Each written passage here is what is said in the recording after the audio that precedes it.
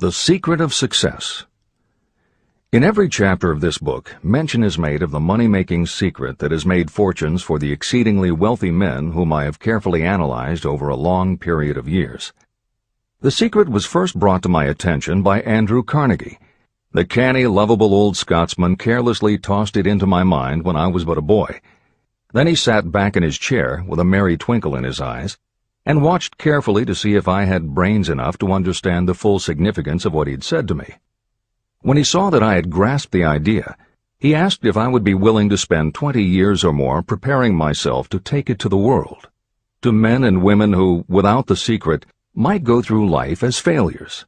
I said I would, and with Mr. Carnegie's cooperation, I have kept my promise. Editor's comments. In 1908, during a particularly down time in the U.S. economy and with no money and no work, Napoleon Hill took a job as a writer for Bob Taylor's magazine. He was hired to write success stories about famous men. Although it would not provide much in the way of income, it offered Hill the opportunity to meet and profile the giants of industry and business, the first of whom was the creator of America's steel industry, multimillionaire Andrew Carnegie, who was to become Hill's mentor. Carnegie was so impressed by Hill's perceptive mind that following their 3-hour interview he invited Hill to spend the weekend at his estate so they could continue the discussion. During the course of the next 2 days, Carnegie told Hill that he believed any person could achieve greatness if they understood the philosophy of success and the steps required to achieve it. "It's a shame," he said, "that each new generation must find the way to success by trial and error when the principles are really clear-cut." Carnegie went on to explain his theory that his knowledge could be gained by interviewing those who had achieved greatness, and then compiling the information and research into a comprehensive set of principles.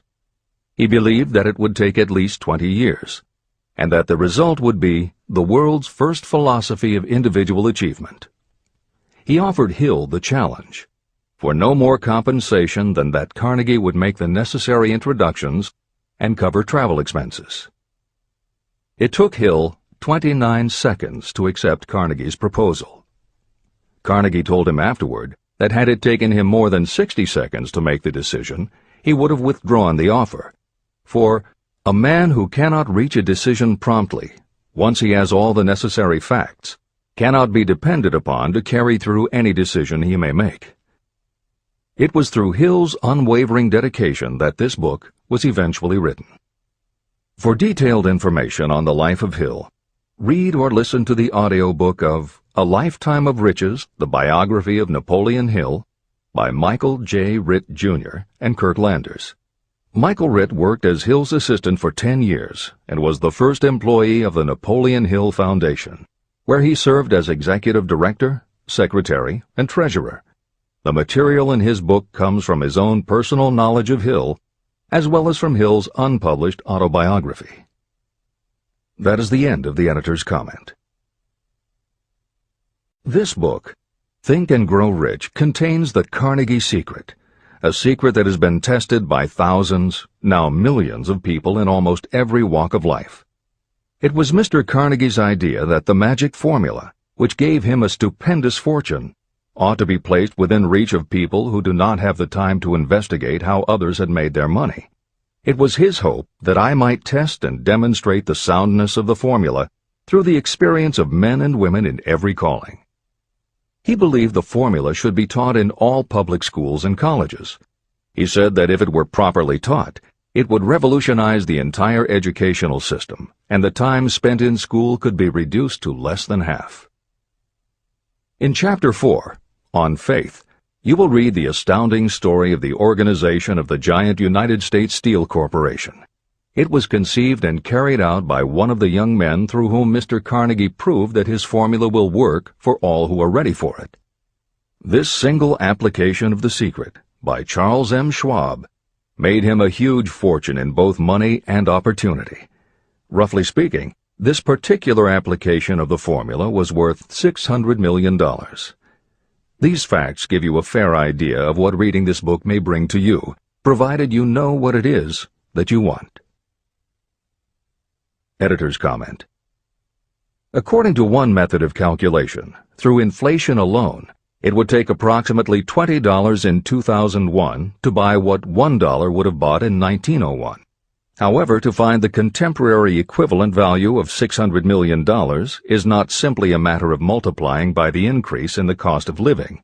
Although there are other factors and variables in calculating buying power, even by conservative estimates, the $600 million would translate into at least $12 billion at the beginning of the 21st century. That's the end of the editor's comment. The secret was passed on to thousands of men and women who have used it for their personal benefit. Some have made fortunes with it. Others have used it successfully in creating harmony in their homes. A clergyman used it so effectively that it brought him an income of upwards of $75,000 a year, approximately $1.5 million in contemporary terms. Arthur Nash, a Cincinnati tailor, used his near-bankrupt business as a guinea pig on which to test the formula. The business came to life and made a fortune for its owners. The experiment was so unique that newspapers and magazines gave it millions of dollars worth of publicity. The secret was passed on to Stuart Austin Weir of Dallas, Texas. He was ready for it, so ready that he gave up his profession and studied law. Did he succeed? You'll read the answer in Chapter 6, Specialized Knowledge. While I was the advertising manager of the LaSalle Extension University, I had the privilege of seeing J.G. Chaplin, president of the university, use the formula so effectively that he made LaSalle one of the great extension schools of this country. The secret is mentioned no fewer than 100 times throughout this book. It has not been directly named, for it seems to work more successfully when it is merely left in sight, where those who are ready and searching for it may pick it up. That is why Andrew Carnegie passed it to me without giving me its specific name. If you are ready to put it to use, you will recognize this secret at least once in every chapter, but you will not find an explanation of how you will know if you are ready. That would deprive you of much of the benefit you will receive when you make the discovery in your own way. If you have ever been discouraged, if you have had difficulties that took the very soul out of you, if you have tried and failed, if you were ever handicapped by illness or physical affliction, the story of my own son's discovery and use of the Carnegie formula may prove to be the oasis in the desert of lost hope for which you have been searching. This secret was extensively used by President Woodrow Wilson during the World War, and by President Roosevelt during the Second World War. It was passed on to every soldier in the training received before going to the front. President Wilson told me it was a powerful factor in raising the funds needed for the war. A peculiar thing about this secret is that those who acquire and use it find themselves literally swept on to success. However, as is often pointed out in this book, there is no such thing as something for nothing. The secret cannot be had without paying a price, although the price is far less than its value. Another peculiarity is that the secret cannot be given away, and it cannot be purchased for money. Unless you are intentionally searching for the secret, you cannot have it at any price. That is because the secret comes in two parts, and in order for you to get it, one of those parts must already be in your possession. The secret will work for anyone who is ready for it. Education has nothing to do with it. Long before I was born, the secret had found its way into the possession of Thomas A. Edison, and he used it so intelligently that he became the world's leading inventor, although he had only 3 months of schooling. The secret was passed on to Edwin C. Barnes, a business associate of Mr. Edison's. He used it so effectively that he accumulated a great fortune and retired from active business while still a young man. You will find his story at the beginning of the next chapter. It should convince you that riches are not beyond your reach, and that no matter where you are in life, you can still be what you wish to be. Money, fame, recognition, and happiness can be had by you if you are ready and determined to have these blessings. How do I know these things? You should have the answer before you finish this book. You may find it in the very first chapter or on the last page. While I was doing the research that I had undertaken at Andrew Carnegie's request, I analyzed hundreds of well-known men. Many of them attributed the accumulation of their vast fortunes to the Carnegie secret. Among these men were Henry Ford. Founder of the Ford Automobile Company, Ford started with no money and little education, yet became one of the most successful self-made businessmen in American history. William Wrigley, Jr., a traveling salesman who found that his customers liked the chewing gum he gave away as a premium better than the goods he sold, so he started his own company. John Wanamaker. Known as the Merchant Prince, he created the world's first department store and was hailed for his innovations in marketing, customer service, and employee benefits. James J. Hill. Known as the Empire Builder, he built the transcontinental Great Northern Railway, encouraged homesteading in the West, then established shipping routes linking America to Asia. George S. Parker. A school teacher who grew tired of fixing his students' pens, he created a new design, founded the Parker Pen Company, and turned a simple idea into a fortune. E. M. Statler. The son of a poor pastor, he started as a bellboy and worked his way up until he was able to start his own chain of Statler hotels, famous for their luxury and service with a smile. Henry L. Doherty. Started at age 12 as an office boy for Columbia Gas, he went on to acquire 53 utilities companies and patented 140 innovations for natural gas and oil production. Cyrus H.K. Curtis.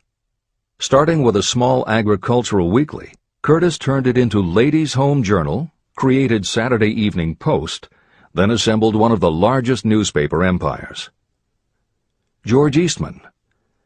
Inventor and founder of the Eastman Kodak Company, he created many of the innovations that popularized photography and transformed the motion picture industry. Charles M. Schwab. The right-hand man of Andrew Carnegie, he was president of Carnegie Steel Company, brokered the deal that formed U.S. Steel, and went on to found Bethlehem Steel.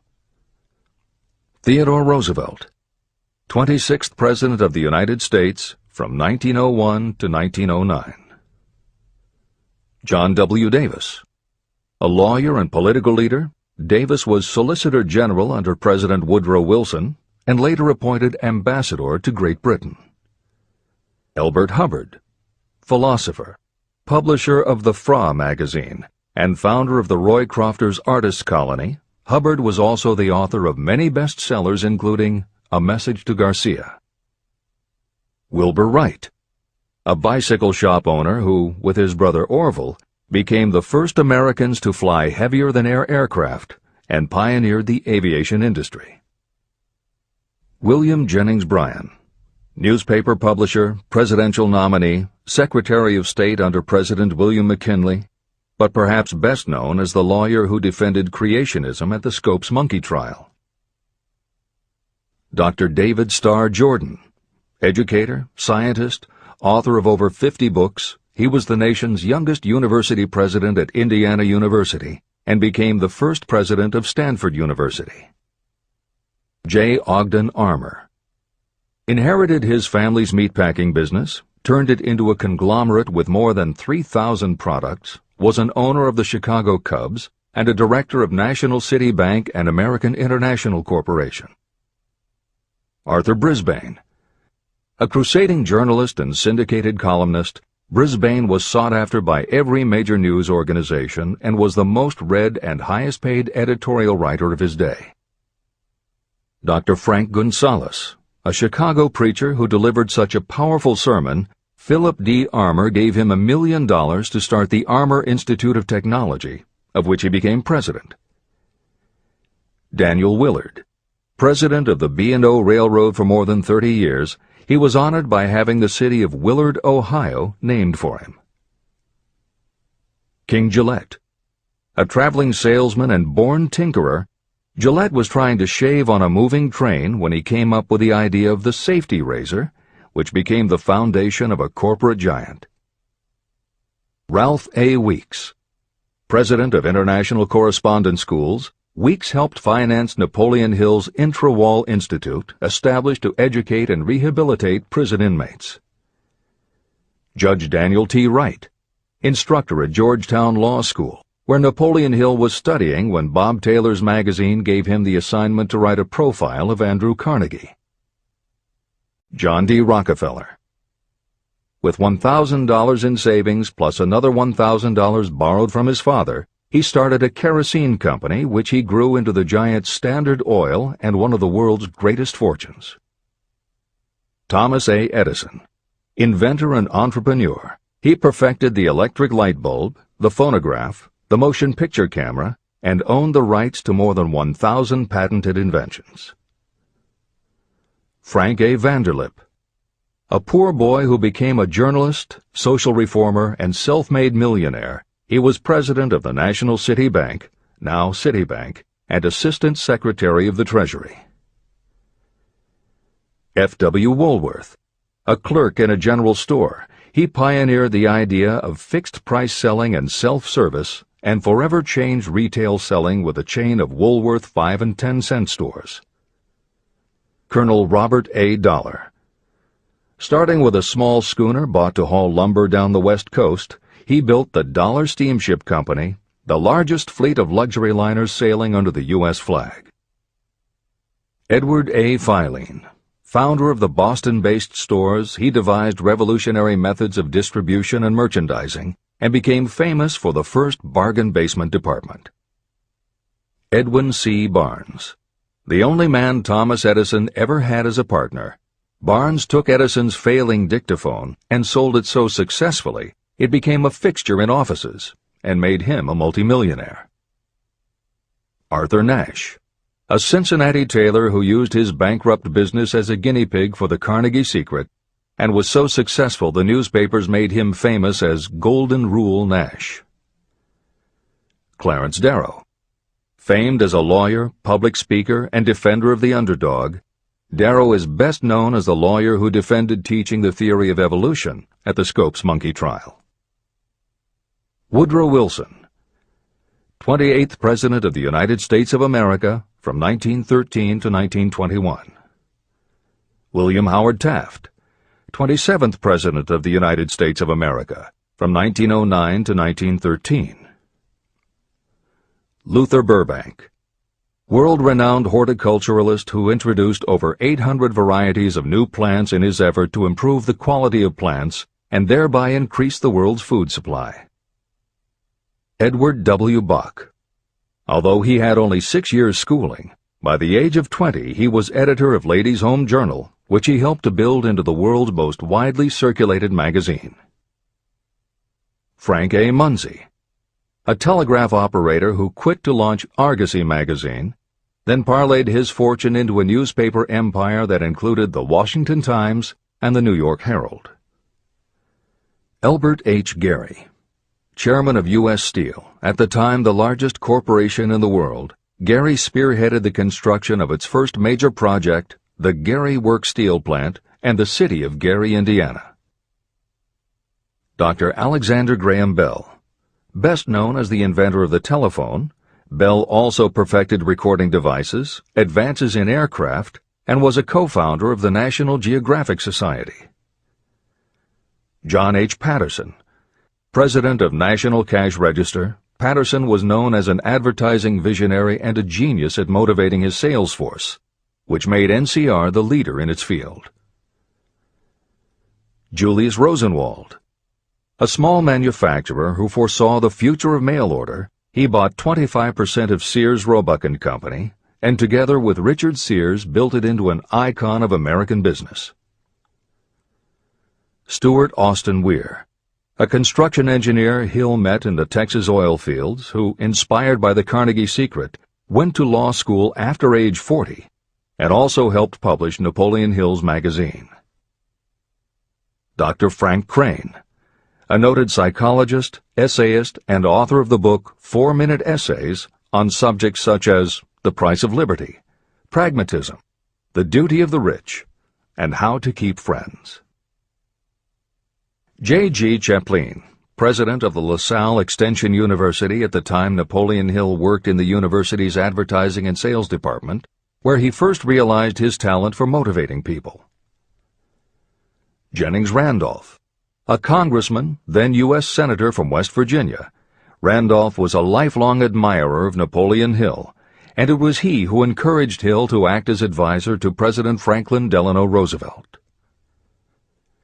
These names represent a small fraction of well-known Americans whose achievements, financial and otherwise, prove that those who understand and apply the Carnegie secret reach high positions in life. Editor's comment. As Napoleon Hill says, the preceding list includes only some of the more than 500 multimillionaires and extraordinarily successful individuals whom Napoleon Hill interviewed prior to writing Think and Grow Rich. It does not include the equally impressive list of people he came in contact with after the publication, nor does it include the names of those who did not have the opportunity to meet Napoleon Hill personally, but who attribute their success to having read this book. It is said that Napoleon Hill and Think and Grow Rich have made more millionaires than any other person in history. It might equally well be said that Napoleon Hill inspired more motivational experts than any other man in history. It is practically impossible to find a motivational speaker who does not draw upon Hill's work. His influence can be seen in the writings of his early peers, Dale Carnegie and Norman Vincent Peale.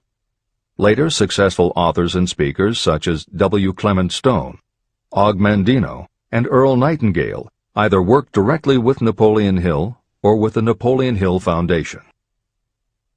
Echoes of Hill's principles can also be found in books by people as diverse as Wally Famous Amos, Mary Kay Ash, Ken Blanchard, Adelaide Bry, Chicken Soup for the Soul authors Jack Canfield and Mark Victor Hansen, Debbie Fields, Shakti Gawain, John Gray, Susan Jeffers, Bruce Jenner, Charlie Tremendous Jones, Tommy Lasorda, Art Linkletter, Joan London, Dr. Maxwell Maltz, James Redfield, Dr. Bernie Siegel, Jose Silva, Brian Tracy, Lillian Vernon, and Dennis Waitley.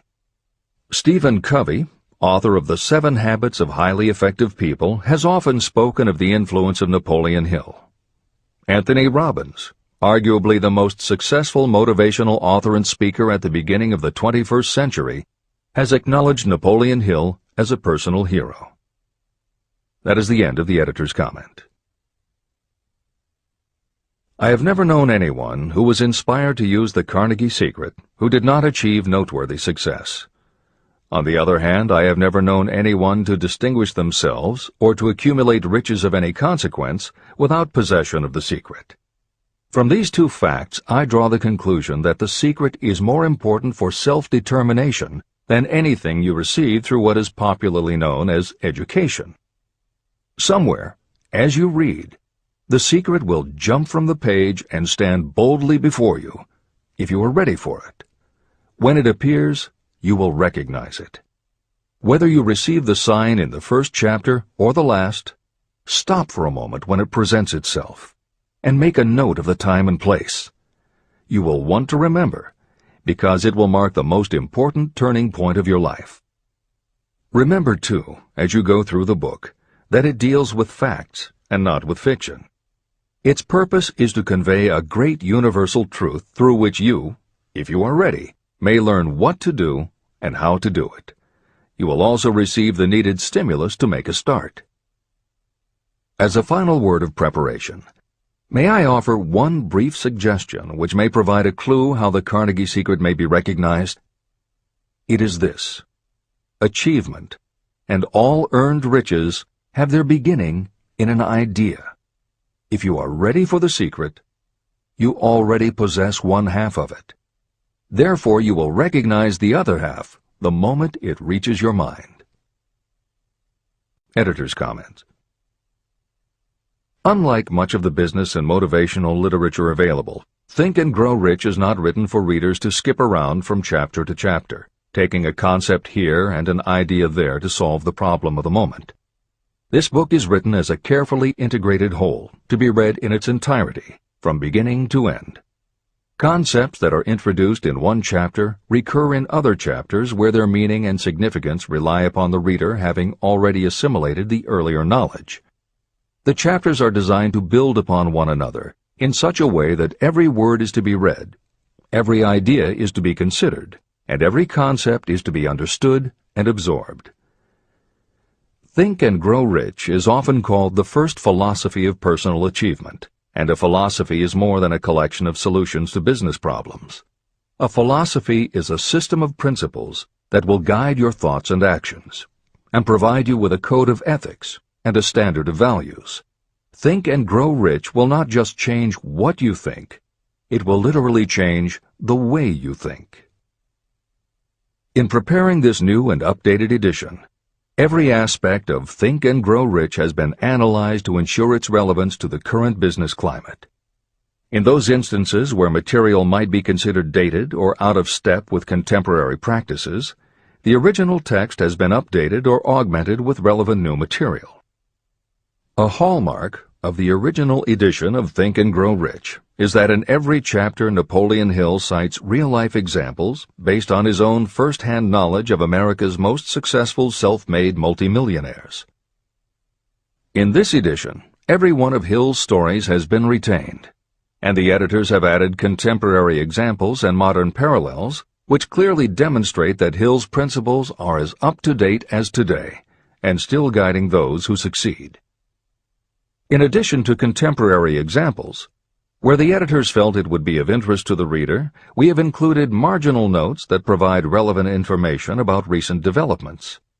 Where applicable, we have also suggested books or other materials that complement various aspects of Napoleon Hill's philosophy. On a more technical note, the editors have approached the written text as we would that of a living author.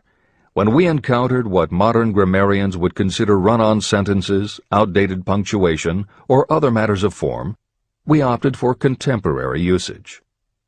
Those readers familiar with earlier editions will note that the chapter numbers have been changed in this edition. Originally, Think and Grow Rich began with an unnumbered chapter, a word from the author. In this edition, that text appears as Chapter 1, and is renamed The Secret of Success. The chapters that follow are renumbered sequentially and proceed in their original order. The chapter that was previously titled The Mystery of Sex Transmutation has been retitled Sexuality, Charisma and Creativity, and the text has been restructured and annotated to reflect the role of women in contemporary society. All editorial commentary is clearly set off in a font and style that is different from the original text. This is the end of the editor's comments.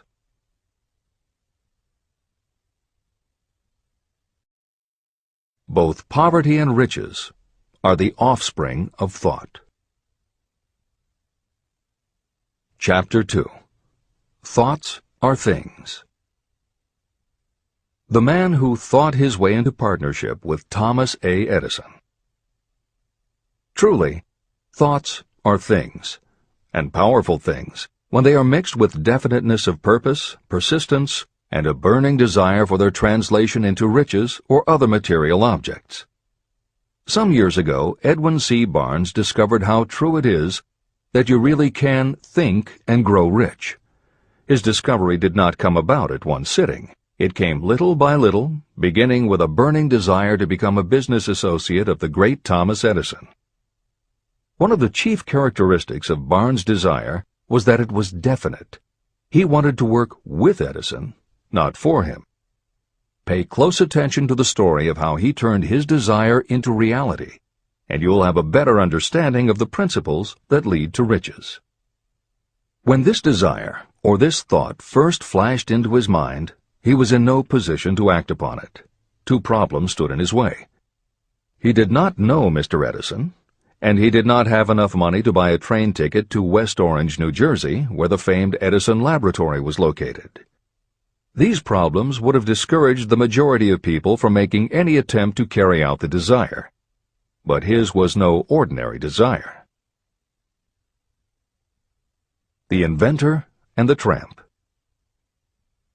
Edwin C. Barnes presented himself at Mr. Edison's laboratory and announced that he had come to go into business with the inventor.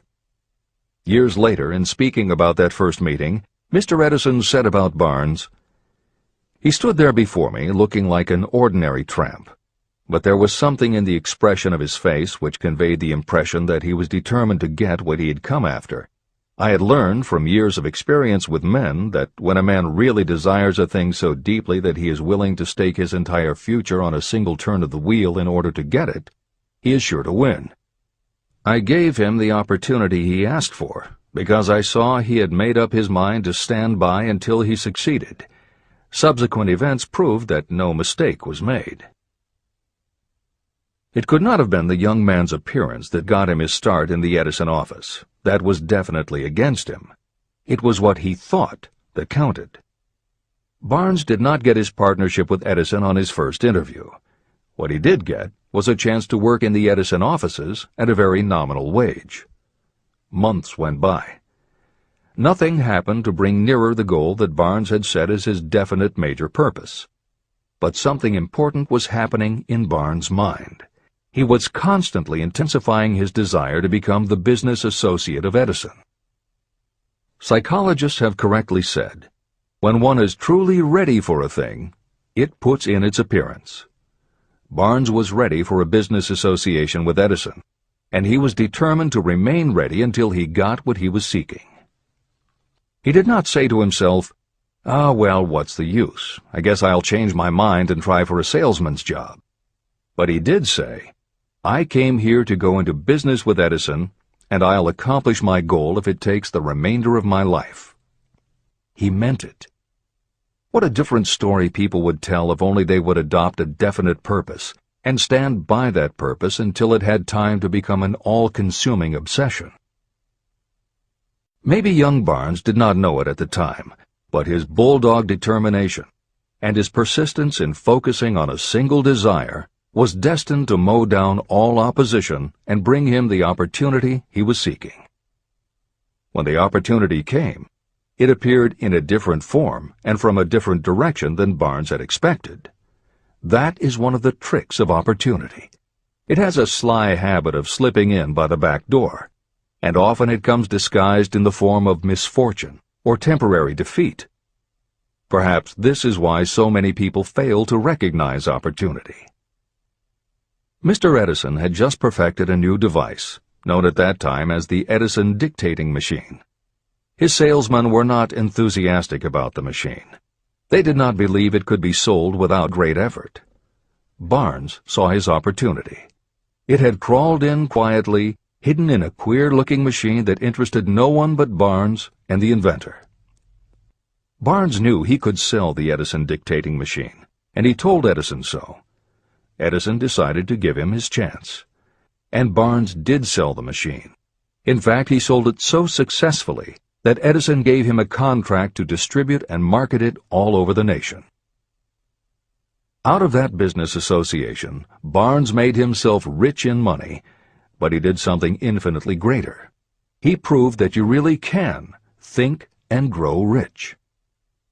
How much actual cash that original desire of Barnes was worth to him, I have no way of knowing. Perhaps it brought him $2 or $3 million. Editor's comment: $3 million in the early years of the 20th century would be comparable to more than $50 million in terms of buying power at the beginning of the 21st century. This is the end of the editor's comment. But the amount becomes insignificant compared with the greater asset he acquired: the definite knowledge that an intangible impulse of thought can be transmuted into material rewards by the application of known principles. Barnes literally thought himself into a partnership with the great Edison. He thought himself into a fortune. He had nothing to start with except knowing what he wanted, and the determination to stand by that desire until he realized it. 3 feet from gold. One of the most common causes of failure is the habit of quitting when you're overtaken by temporary defeat. Every person is guilty of this mistake at one time or another. During the gold rush days, An uncle of my friend R.U. Darby was caught by gold fever, and he went west to Colorado to dig and grow rich. He had never heard that more gold has been mined from the thoughts of men than has ever been taken from the earth. He staked a claim and went to work with pick and shovel. After weeks of labor, he was rewarded by the discovery of the shining ore. He needed machinery to bring the ore to the surface. Quietly, he covered up the mine and returned to his home in Williamsburg, Maryland. He told his relatives and a few neighbors about the strike. They got together the money for the machinery and had it shipped. R.U. Darby decided to join his uncle, and they went back to work the mine. The first car of ore was mined and shipped to a smelter. The returns proved they had one of the richest mines in Colorado. A few more cars of that ore would clear their debts. Then would come the big killing in profits. Down went the drills. Up went the hopes of Darby and Uncle. Then something happened. The vein of gold ore disappeared. They had come to the end of the rainbow, and the pot of gold was no longer there. They drilled on, desperately trying to pick up the vein again, all to no avail. Finally, they decided to quit. They sold the machinery to a junkman for a few $100s and took the train back home. The junkman called in a mining engineer to look at the mine and do a little calculating. The engineer advised that the project had failed because the owners were not familiar with fault lines. His calculation showed that the vein would be found just 3 feet from where the Darbys had stopped drilling. And that is exactly where it was found. The junkman took millions of dollars in ore from the mine because he knew enough to seek expert counsel before giving up. Long afterward, Mr. Darby recouped his loss many times over when he made the discovery that desire can be transmuted into gold. The discovery came after he went into the business of selling life insurance. Never forgetting that he lost a huge fortune because he stopped 3 feet from gold, Darby profited by the experience in his newly chosen field. He simply said to himself, "I stopped 3 feet from gold, but I will never stop because men say no when I ask them to buy insurance." Darby became one of a small group of men who sell over $1 million in life insurance annually. He owed his stickability to the lesson he learned from his quitability in the gold mining business. Before success comes in anyone's life, that person is sure to meet with much temporary defeat, and perhaps some failure. When defeat overtakes a person, the easiest and most logical thing to do is to quit. That is exactly what the majority of people do. More than 500 of the most successful people this country has ever known told me their greatest success came just one step beyond the point at which defeat had overtaken them. Failure is a trickster with a keen sense of irony and cunning. It takes great delight in tripping you just when success is almost within reach. Editor's comments. Napoleon Hill's creed, "Every failure brings with it the seed of an equivalent success," was the inspiration for entrepreneur and motivational speaker Wayne Allen Root to write his book, The Joy of Failure. Published in the late 1990s, it not only tells Wayne's personal story of using his failures as stepping stones to success, he also recounts stories from other successful people, which prove that the rich and famous got to be that way only because of what they learned from their failures. People such as Jack Welch, the hugely successful CEO of General Electric, who early in his career failed dramatically when a plastics plant for which he was responsible blew up. Billionaire Charles Schwab was a failure at school and university, flunking basic English twice due to a learning disability, and then failed on Wall Street more than once before he thought of the idea that grew to make him very rich indeed. Sylvester Stallone, Bruce Willis, Oprah Winfrey, Bill Clinton, Stephen Jobs, Donald Trump, and a host of other equally well-known achievers all had to fail in order to learn the lessons that ultimately made them successes. Every one of them was a failure, but none of them was defeated. Charles F. Kettering, who patented more than 200 inventions including the automobile ignition, the spark plug, Freon for air conditioners and the automatic transmission, said, "From the time a person is 6 years old until he graduates from college, he has to take 3 or 4 examinations a year. If he flunks once, he is out." But an inventor is almost always failing. He tries and fails maybe 1,000 times. If he succeeds once, then he's in. These two things are diametrically opposite. We often say that the biggest job we have is to teach a newly hired employee how to fail intelligently. We have to train him to experiment over and over and to keep on trying and failing until he learns what will work. Failures are just practice shots. This is the end of the editor's comment. A 50-cent lesson in persistence. Shortly after Mr. Darby received his degree from the University of Hard Knocks, he witnessed something that proved to him that no does not necessarily mean no. One afternoon, he was helping his uncle grind wheat in an old-fashioned mill. The uncle operated a large farm on which a number of sharecropper farmers lived. Quietly, the door was opened, and a small child, the daughter of a tenant, walked in and took her place near the door. The uncle looked up, saw the child, and barked at her roughly, "What do you want?" Meekly, the child replied, "My mom says to send her 50 cents. "I'll not do it," the uncle retorted. "Now you run on home." But she did not move. The uncle went ahead with his work, not noticing that she did not leave. When he looked up again and saw her still standing there, he said, "I told you to go on home. Now go, or I'll take a switch to you." But she did not budge.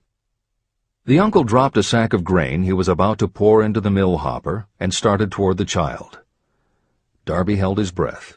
He knew his uncle had a fierce temper. When the uncle reached the spot where the child was standing, she quickly stepped forward 1 step, looked up into his eyes, and screamed at the top of her voice, "My mom's got to have that 50 cents!" The uncle stopped, looked at her for a minute, put his hand in his pocket, took out $50, and gave it to her. The child took the money and slowly backed toward the door, never taking her eyes off the man whom she had just conquered. After she had gone, the uncle sat down on a box and looked out the window into space for more than 10 minutes. He was pondering, with awe, over the whipping he had just taken. Mr. Darby, too, was doing some thinking. This was the first time in all his experience that he had seen a child deliberately master an adult. How did she do it? What happened to his uncle that caused him to lose his fierceness and become as docile as a lamb? What strange power did this child use that made her master of the situation? These questions flashed into Darby's mind, but he did not find the answer until years later, when he told me the story. Strangely, the story of this unusual experience was told to me in the old mill on the very spot where the uncle took his whipping. As we stood there in that musty old mill, Mr. Darby repeated the story and finished by asking, "What can you make of it? What strange power did that child use that so completely whipped my uncle?" The answer to his question will be found in the principles described in this book. The answer is full and complete. It contains enough details and instructions for you to understand and apply the same force that the little child accidentally stumbled upon. Keep your mind alert, and you will learn exactly what strange power came to the rescue of the child. You may catch a glimpse of the power in this chapter, or it may flash into your mind in some later chapter. If you stay alert to the possibility, somewhere you will find the idea that will quicken your receptive powers and place at your command this same irresistible power. It may come in the form of a single idea, or it may come as a complete plan or a purpose. It may even cause you to go back over your past experiences of failure or defeat, and in doing so, it may bring to the surface some lesson by which you can regain all that you lost through defeat. After I had explained to Mr. Darby the power unwittingly used by the little child, he mentally retraced his 30 years as a life insurance salesman. As he did so, it became clear to him that his success was due, in no small degree, to the lesson he had learned from the child. Mr. Darby pointed out, "Every time a prospect tried to bow me out without buying, I saw that child standing there in the old mill, her big eyes glaring in defiance, and I said to myself, I've got to make this sale. The better portion of all sales I have made were made after people had said no." He also recalled his mistake in having stopped only 3 feet from gold. "But," he said, "that experience was a blessing in disguise. It taught me to keep on keeping on, no matter how hard the going may be. A lesson I needed to learn before I could succeed in anything." Mr. Darby's experiences were commonplace and simple enough, yet they held the answer to his destiny in life. In fact, to him the experiences were as important as life itself, and he was able to profit from these 2 important experiences because he analyzed them and found the lesson they taught. But what if you don't see the events of your life as being experiences of such profound significance? And what about the young person who doesn't yet have even minor failures to analyze? Where and how will they learn the art of converting defeats into the stepping stones to opportunity? That is exactly why this book was written, to answer those questions. To convey my answer, I have constructed 13 principles. These principles work individually or together as catalysts. The specific answer that you are looking for may already be in your own mind. Reading these principles may be the catalyst that causes your answer to suddenly come to you as an idea, a plan, or a purpose. One sound idea is all you need to achieve success. These 13 principles contain the best and most practical ways and means of creating ideas. Success consciousness. Before I go any further in the description of these principles, you should know this. When riches begin to come, they come so quickly and in such great abundance that you will wonder where they've been hiding during all those lean years. This is an astounding statement, especially when you take into consideration the popular belief that riches come only to those who work hard and long. When you begin to think and grow rich, you will observe that riches begin with a state of mind, with definiteness of purpose, with little or no hard work. What you need to know now is how to acquire the state of mind that will attract riches. I spent 25 years researching the answer to that question, because I, too, wanted to know how wealthy men become that way. What you will learn is that as soon as you master the principles of this philosophy and begin to apply those principles, your financial status will begin to improve. Everything you touch will begin to transmute itself into an asset for your benefit. Impossible? Not at all. One of the main weaknesses the average person suffers is too much familiarity with the word impossible. We know all the rules that will not work.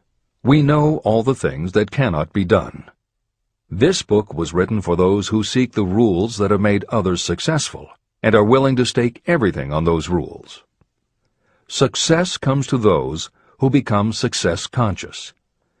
Failure comes to those who allow themselves to become failure conscious. The object of this book is to help you learn the art of changing your mind from failure consciousness to success consciousness. Another weakness is the habit of measuring everything and everyone by your own impressions and beliefs. Some of you reading this will have trouble believing that you can think and grow rich because your thought habits have been steeped in poverty, misery, failure, and defeat. This kind of thinking reminds me of the story about the man who came from China to study at the University of Chicago. One day, President Harper met this young man on campus and stopped to chat with him for a few minutes. He asked what had impressed him as being the most noticeable characteristic of the American people. "Why," the student exclaimed, "the unusual shape of your eyes." It's all a matter of perspective and habit.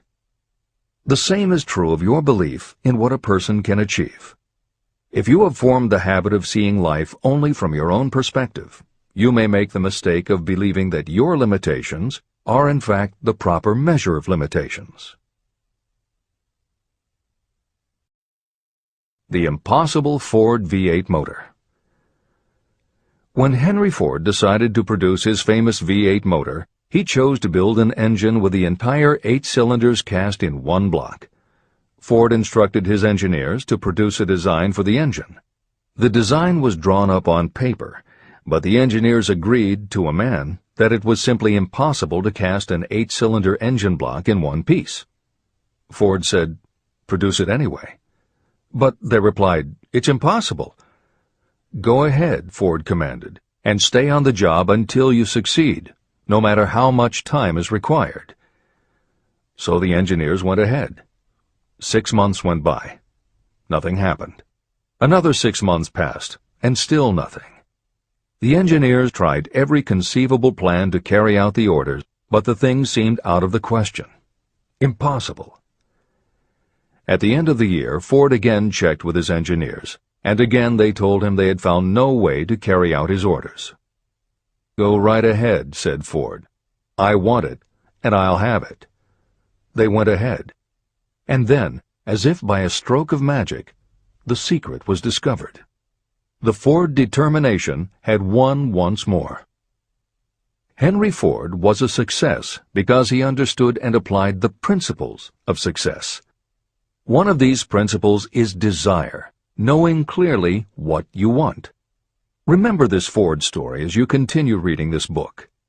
Pick out the lines in which the secrets of his stupendous achievement have been described.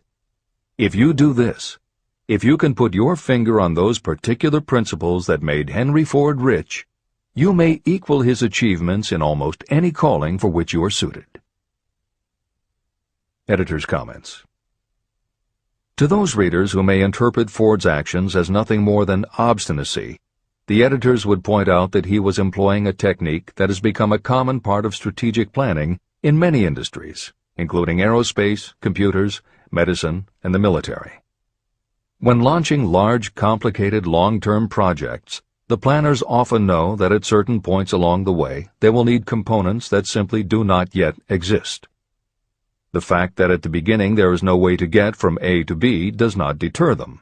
There are many parts of the project they can get started on now, and they just assume that by the time they get to the point where they will need a technology or a device, they will have solved the problem of making it, and they have been proven right time and again. Stated simply, the technique is to clearly know what you want to accomplish, have faith in your ability to do it, and persist until you have accomplished your goal. This is the end of the editor's comments. Why you are the master of your fate.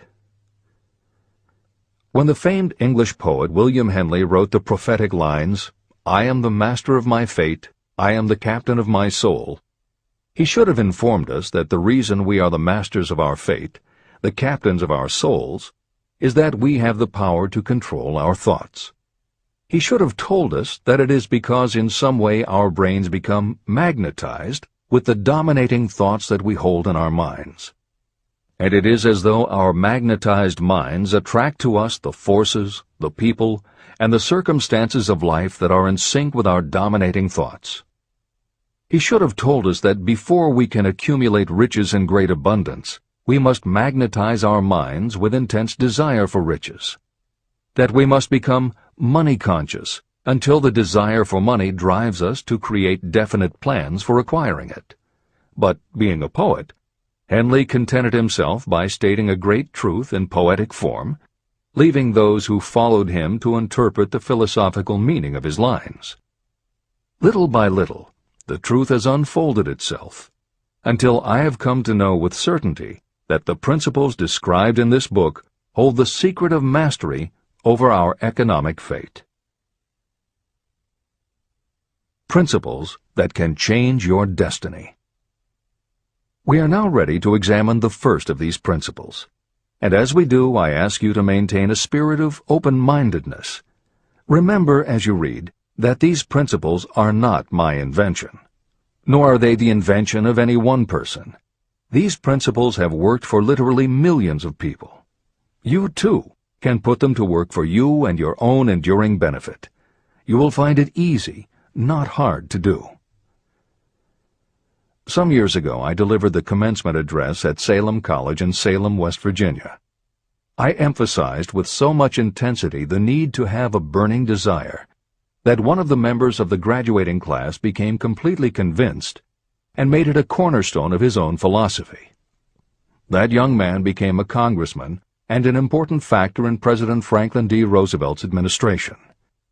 He wrote me a letter in which he so clearly stated his opinion of the principle of desire outlined in the next chapter that I have chosen to publish his letter as an introduction to that chapter. It gives you an idea of the rewards to come. My dear Napoleon, my service as a member of Congress having given me an insight into the problems of men and women, I am writing to offer a suggestion which may become helpful to thousands of worthy people. In 1922, you delivered the commencement address at Salem College when I was a member of the graduating class.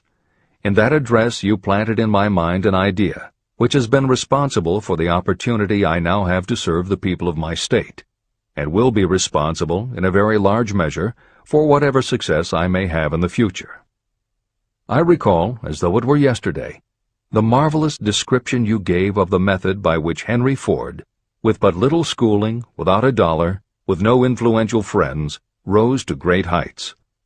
I made up my mind then, even before you had finished your speech, that I would make a place for myself, no matter how many difficulties I had to surmount. Thousands of young people will finish their schooling this year and within the next few years. Every one of them will be seeking just such a message of practical encouragement as the one I received from you. They will want to know where to turn, what to do to get started in life. You can tell them, because you have helped to solve the problems of so many, many people. There are thousands of people in America today who would like to know how they can convert ideas into money. People who must start from scratch, without finances, and recoup their losses. If anyone can help them, you can. If you publish the book, I would like to own the first copy that comes from the press, personally autographed by you. With best wishes, believe me, cordially yours, Jennings Randolph. Since that time in 1922, I watched Jennings Randolph rise to become one of the nation's leading airline executives, a great inspirational speaker, and a United States Senator from West Virginia. 35 years after I made that speech, it was my pleasure to return to Salem College in 1957 and deliver the baccalaureate sermon. At that time, I received an honorary Doctor of Literature degree from Salem College. Editor's comments. As you begin the next chapter, the editors would like to reinforce the earlier statement that what you are reading is not just a collection of theories out of which you can cherry-pick what you like. The 13 principles of success were proven by the real-life experiences of the long list of famous successful people cited earlier by Napoleon Hill. His techniques are also practiced and endorsed by the contemporary experts and authors whom the editors mentioned, following Hill's list. More than 60 million people have purchased copies of the book that you are now holding in your hands. If this book has proven to be that successful, surely you owe it to yourself to give it every chance to work for you too. Read it. Don't question it. Do it. If you don't, if you think that you know better than Napoleon Hill, if you decide to pick and choose the parts that you will believe or follow, then, if you don't succeed, you will never know if your failure lies with this book or with you. This is the end of the editor's comments. Whatever the mind of man can conceive and believe, it can achieve. Chapter 3. Desire. The starting point of all achievement. The first step toward riches.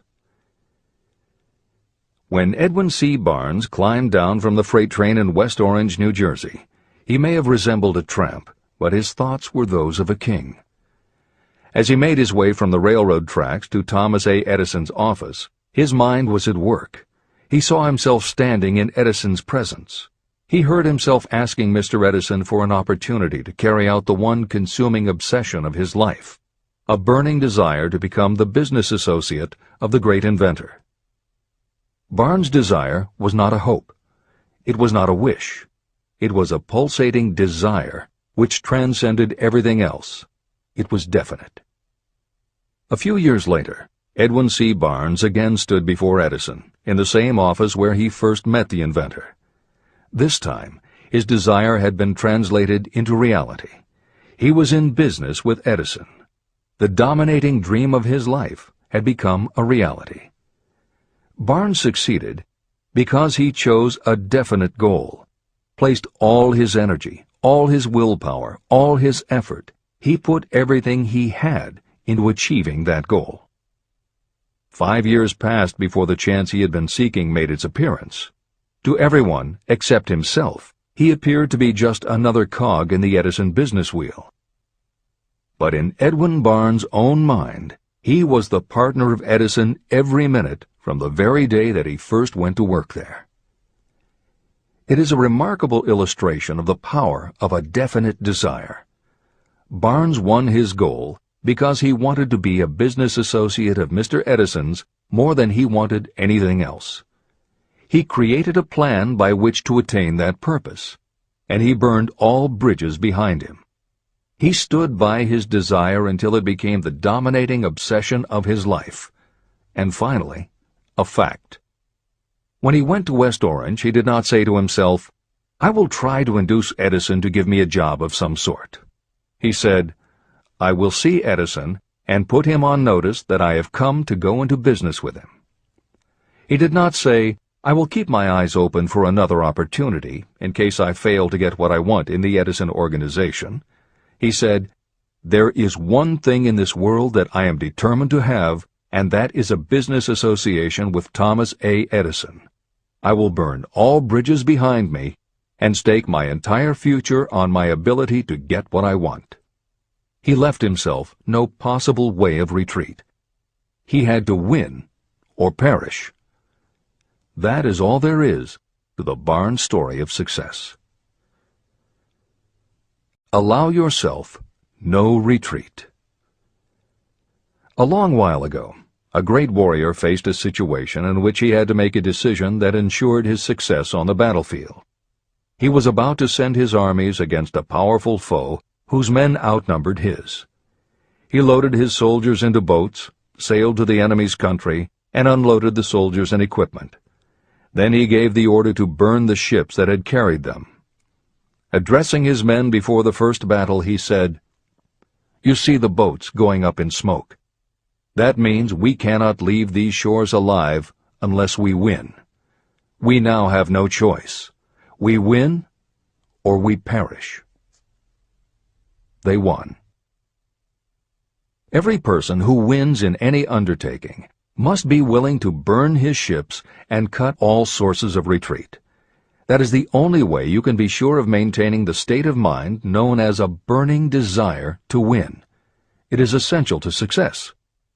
The morning after the Great Chicago Fire, a group of merchants stood on State Street, looking at the smoking remains of what had been their stores. They went into a conference to decide if they would try to rebuild or if they would leave Chicago and start over in a more promising section of the country. They decided to leave. All except one.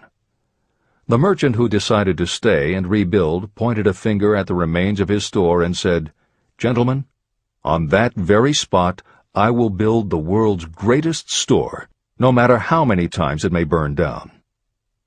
That was in 1871. The store was built. It still stands there today. The Marshall Field's department store is a towering monument to the power of that state of mind known as a burning desire. The easy thing would have been for Marshall Field to do exactly what his fellow merchants did. When the going was hard and the future looked dismal, they pulled up and went where the going seemed easier. Mark well this difference between Marshall Field and the other merchants. It is that difference which distinguishes those who succeed from those who fail. Every human being old enough to understand the value of money wishes for it, but wishing will not bring riches. Desiring riches, with a state of mind that becomes an obsession, then planning definite ways and means to acquire riches, and backing those plans with persistence, a persistence which does not recognize failure. That's what will bring riches. Editor's comments. In other of his writings, Napoleon Hill uses the term definiteness of purpose as being interchangeable with desire. The following explanation is adapted from the Napoleon Hill Foundation's book, Believe and Achieve. Desire, or definiteness of purpose, is more than goal setting. In simplest terms, your desire is your roadmap to achieving an overall career objective. Your goals represent specific steps along the way. Having a desire, or definiteness of purpose for your life, has a synergistic effect on your ability to achieve your goals. As you become better at what you do, you devote all of your resources toward reaching your objective. You become more alert to opportunities, and you reach decisions more quickly. Every action you take ultimately boils down to the question, will this goal help me reach my desire, my overall objective, or won't it? Your purpose will become your life. It will permeate your mind, both conscious and subconscious. This is the end of the editor's comments. 6 ways to turn desire into gold. The method by which your desire for riches can be transmuted into its financial equivalent consists of 6 definite, practical steps. 1. Fix in your mind the exact amount of money you desire. It is not sufficient merely to say, "I want plenty of money." Be definite about the amount. There is a psychological reason for such definiteness explained in subsequent chapters. 2. Determine exactly what you intend to give in return for the money you desire. There is no such reality as something for nothing. 3. Establish a definite date when you intend to possess the money you desire. 4. Create a definite plan for carrying out your desire, and begin at once, whether you are ready or not, to put this plan into action. 5. Now write it out. Write a clear, concise statement of the amount of money you intend to acquire. Name the time limit for its acquisition. State what you intend to give in return for the money, and describe clearly the plan through which you intend to accumulate it. 6. Read your written statement aloud, twice daily. Read it once just before retiring at night, and read it once after arising in the morning. As you read, see and feel and believe yourself already in possession of the money. It is important that you follow the instructions in these 6 steps. It is especially important that you observe and follow the instructions in the 6th step. You may complain that it is impossible for you to see yourself in possession of money before you actually have it. Here is where a burning desire will come to your aid. If you truly desire money so keenly that your desire is an obsession, you will have no difficulty in convincing yourself that you will acquire it. The object is to want money, and to become so determined to have it that you convince yourself you will have it. If you have not been schooled in the workings of the human mind, these instructions may appear impractical. It may help you to know that the information they convey was given to me by Andrew Carnegie, who made himself into one of the most successful men in American history. Carnegie began as an ordinary laborer in the steel mills, but managed, despite his humble beginning, to make these principles yield him a fortune of considerably more than $100 million. Editor's comment. In today's terms, the value of Carnegie's fortune would be at least $20 billion and probably a good deal more. End of editor's comment. It may be of further help to know that the 6 steps were carefully scrutinized by the famed inventor and successful businessman, Thomas A. Edison. He gave his stamp of approval, saying they are not only the steps essential for the accumulation of money, but also for the attainment of any goal. Editor's comments.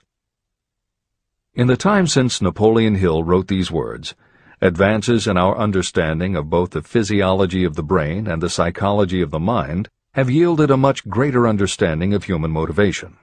Even so, the methods used by modern motivational experts are essentially the same techniques advised by Hill. Research studies confirm that there is sound psychological basis for doing as Hill advises. Be very specific when setting goals.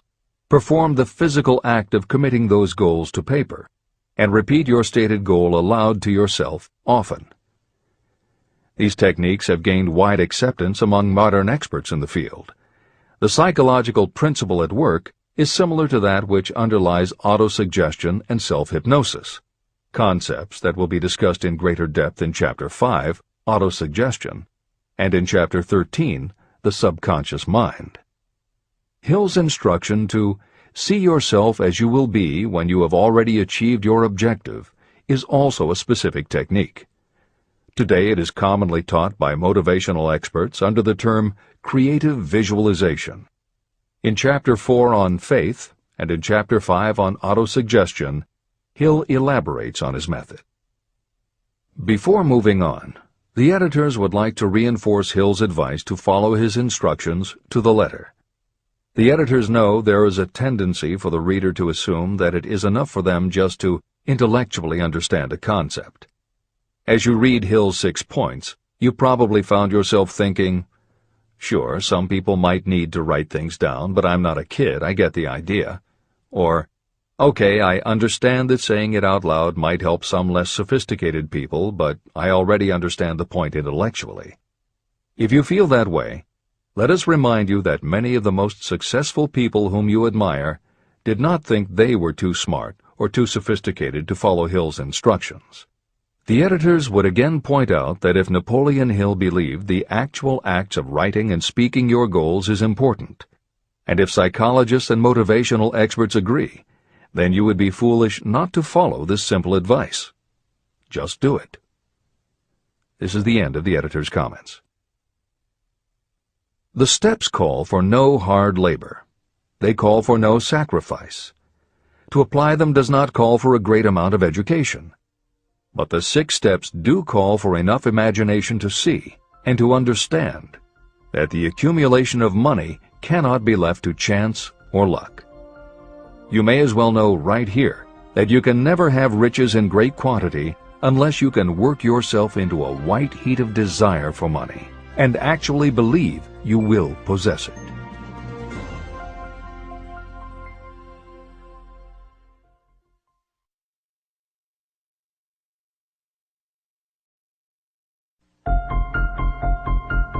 The power of great dreams. If you are in this race for riches, you should be encouraged by the following truth. The world in which we live is demanding new ideas, new ways of doing things, new leaders, new inventions, and new methods, styles, versions, and variations of everything all the time.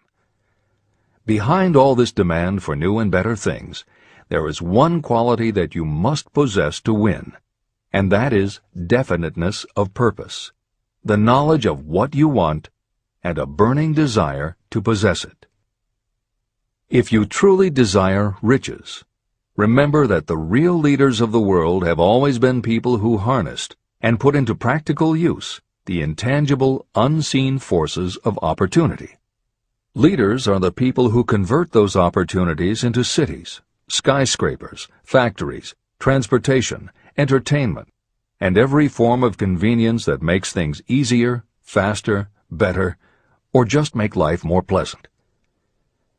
In planning to acquire your share of the riches, don't let anyone put you down for being a dreamer. To win the big stakes in this changing world, you must catch the spirit of the great pioneers, whose dreams have given to civilization all that it has of value. It is that spirit which serves as the lifeblood of our own country, your opportunity and mine to develop and market our talents. A burning desire to be and to do is the starting point from which the dreamer must take off. Dreams are not born of indifference, laziness, or lack of ambition. If the thing you wish to do is right, and you believe in it, go ahead and do it. Never mind what they say if you meet with temporary defeat. They do not know that every failure brings with it the seed of an equivalent success. Marconi dreamed of a system for sending sound from one place to another without the use of wires. It may interest you to know that Marconi's friends had him taken into custody and examined in a psychiatric hospital when he announced he had discovered a principle by which he could send messages through the air.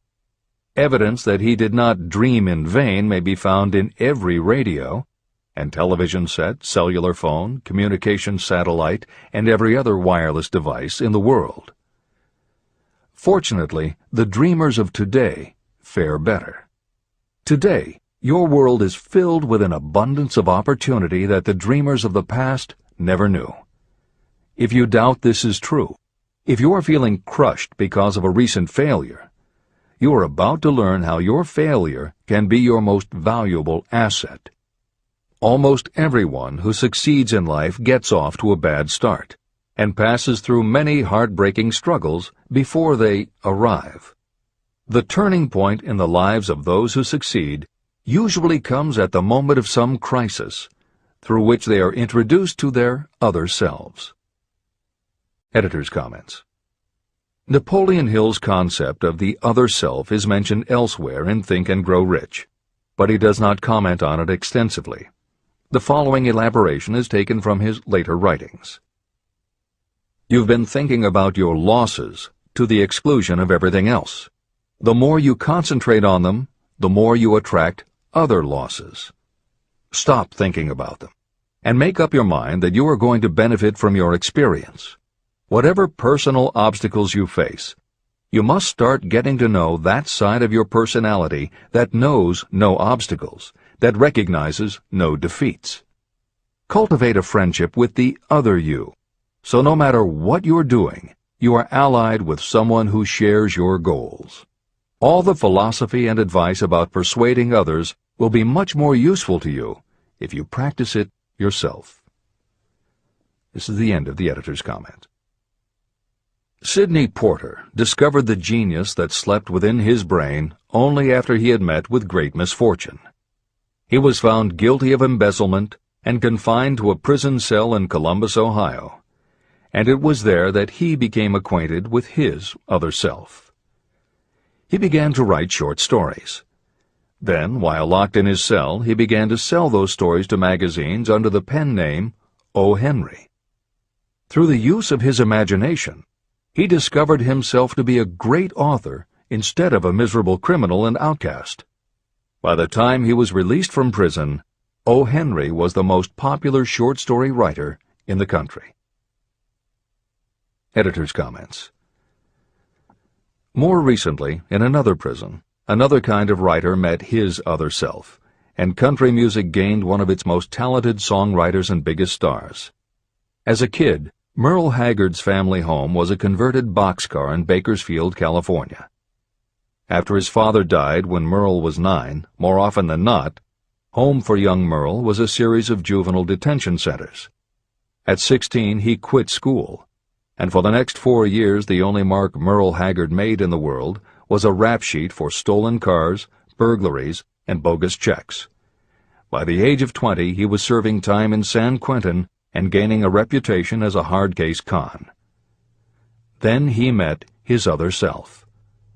Inspired by a concert Johnny Cash played for the inmates, plus conversations with men on death row and the time he spent in solitary confinement, Haggard learned that he had another self, and that self had something to say through his music.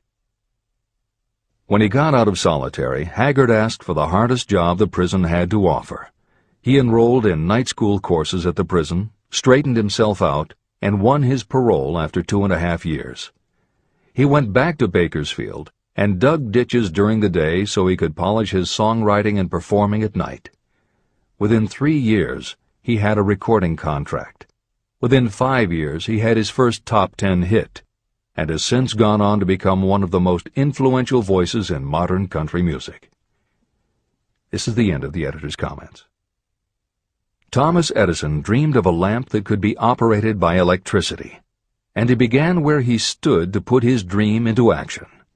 He failed more than 10,000 times. Despite his failures, he stood by that dream until finally he was driven to the discovery of the genius that slept within his brain. Editor's comments. Dean Kamen got to know his other self very early in life. While he was a teenager, Kamen started his own company, building and selling control systems for automated sound and light shows. He was still in high school when he got the contract to automate the Times Square New Year's Eve ball. Though he went on to attend university, he never bothered to graduate because he was too busy working on something he called auto-syringe, the first wearable infusion pump for administering drug therapies. His invention was hailed as a medical landmark, as were many of his other breakthroughs, which include a revolutionary kidney dialysis machine, an insulin pump for diabetics, an improved stent used for heart patients, and more than 150 other devices he has patented. One day, seeing the difficulty a man in a wheelchair was having getting up a curb, Kamen set his mind to creating a device that would liberate people confined to wheelchairs. The result is the iBot, a revolutionary wheel device that uses computers and a system of stabilizing gyroscopes that imitate the working of the human body. It not only goes over curbs, but it will even go up and down stairs, travel over almost any kind of rough ground, and will allow the user to raise themselves eye to eye with a standing person. And it does it all without the user having to get out of the device or needing anyone's assistance. In 2001, Kamen hit the front pages when he introduced the Segway, a one-person people mover based on his iBot technology. It's a two-wheel scooter-like device that zips and zooms forward, backward, left, right, and comes to a stop without the rider doing anything more than barely shifting his or her body. It is so sensitive that it is almost as though it obeys the user's thoughts. The Segway may be a world-changing invention, with possible applications for work and travel that stagger the imagination. As this is being written, the Segway is already being used to navigate large warehouses and is being tested by police departments and postal employees. While traffic cops and City Hall wrangle over whether the Segway belongs on the sidewalk or the road, Dean Kamen is dreaming a new dream. This time, the dream is an invention that may literally bring light to some of the darkest corners of the earth. Kamen has developed a non-polluting electric generator that can use almost anything as fuel. But here's the extraordinary part. He has created a revolutionary closed system so that the engine's heat is used to purify 10 gallons of drinkable water every hour. This amazing invention could bring safe drinking water to parts of the world where contaminated water kills millions, and at the same time, it will provide a source of cheap, reliable electric power. Dean Kamen is not some academic hidden in a lab somewhere. Kamen is an inventor. But like Thomas Edison, he is also an entrepreneur and businessman, creating and marketing devices that are changing the public perception of what an inventor is. This is the end of the editor's comments. Henry Ford, poor and uneducated, dreamed of a horseless carriage. He went to work with what tools he possessed without waiting for opportunity to favor him, and now evidence of his dream belts the entire earth. He put more wheels into operation than any man who ever lived because he was not afraid to back his dreams. Editor's comments. Stephen Jobs and Steve Wozniak, two university dropouts, dreamed of making and selling computers that the average person could use. Like Ford, working with the tools they possessed, they built the first Apple computer in the Jobs family garage. And like Ford, they weren't afraid to back their dreams. After showing their prototype to a local retailer, they got an order for 25 machines. Jobs sold his Volkswagen, and Woz sold his expensive Hewlett-Packard scientific calculator to raise $1,300 to start their new company. They took the money, convinced the local electronics suppliers to grant them a line of credit, and started production of the Apple I. They revolutionized the computer hardware and software industry. Released in 1976 and priced at $666, the Apple I earned them $774,000. 2 years later, they introduced the Apple II, which in the next 3 years earned $140 million. In 1980, Apple went public, and after the first day of trading, the company had a market value of $1.2 billion. Wozniak left the company in 1981, but Jobs pushed through the development of the Macintosh in 1984. In 1985, Jobs left too, but in 1998 he came back to Apple to revitalize the floundering company with the creation of the iMac computers, the animation company Pixar, the iPod, and iTunes. In presenting stories of contemporary successes, the editors have followed Hill's style of using real people to illustrate the principles of success. But Napoleon Hill was granted a rare privilege. Unlike anyone before or after, he had the opportunity to personally meet the most powerful and successful people and learn firsthand the dreams that inspired them, the obstacles that confronted them, and how they found the courage within themselves to overcome their failures. Hill met many of the inventors and the empire builders who laid the foundations of 20th century American industry while they were still news, not history. Then for more than 25 years, he studied the habits and learned the secrets of the next generations who built on the foundations, forged new industries, devised new systems, and dreamed new dreams. It was only because Hill was given such unprecedented access over such a long period that he was able to compare, contrast, analyze, and then formulate a philosophy of achievement based on the real stories of real people who had used these techniques to create their success. Think and Grow Rich revolutionized self-help writing, and to this day is the standard against which all motivational literature is measured. Its success also helped create the market for the thousands of business biographies that tell in detail how the dreams were born, plans were made, frustrations were faced, and triumphs achieved in every sector of modern business. And because this wealth of information is now available with little more than the click of a mouse, you can read, hear, or watch today's greatest entrepreneurs and most successful CEOs confirming in their own words the basic truth behind every one of the principles Napoleon Hill explains in this book. The products or services they sell may be different, but the story of their success is the same. Dreams, followed by failures, followed by lessons learned, then success. For every Henry Ford, Thomas Edison, or O. Henry that Napoleon Hill cites to make a point, today there is a Steve Jobs, Dean Kamen, or Merle Haggard, proving that Hill's points are still valid. This is the end of the editor's comments. There is a difference between wishing for a thing and being ready to receive it.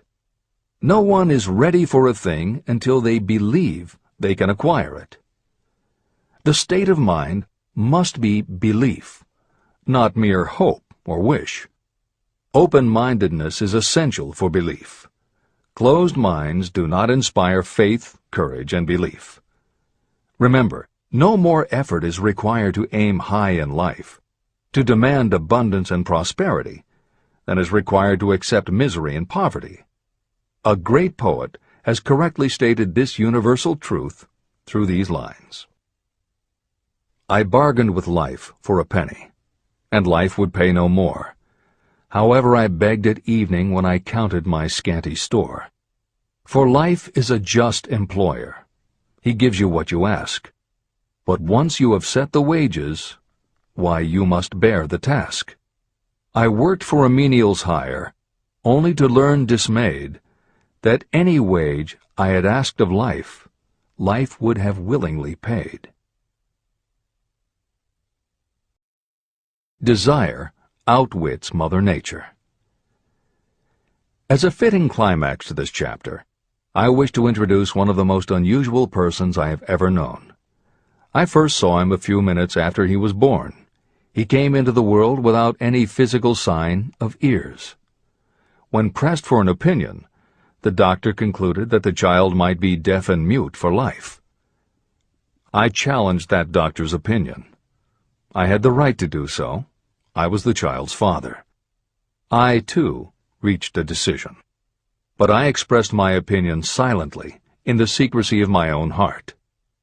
In my own mind, I knew that my son would hear and speak. How? I was sure there must be a way, and I knew I would find it. I thought of the words of the immortal Emerson. The whole course of things goes to teach us faith.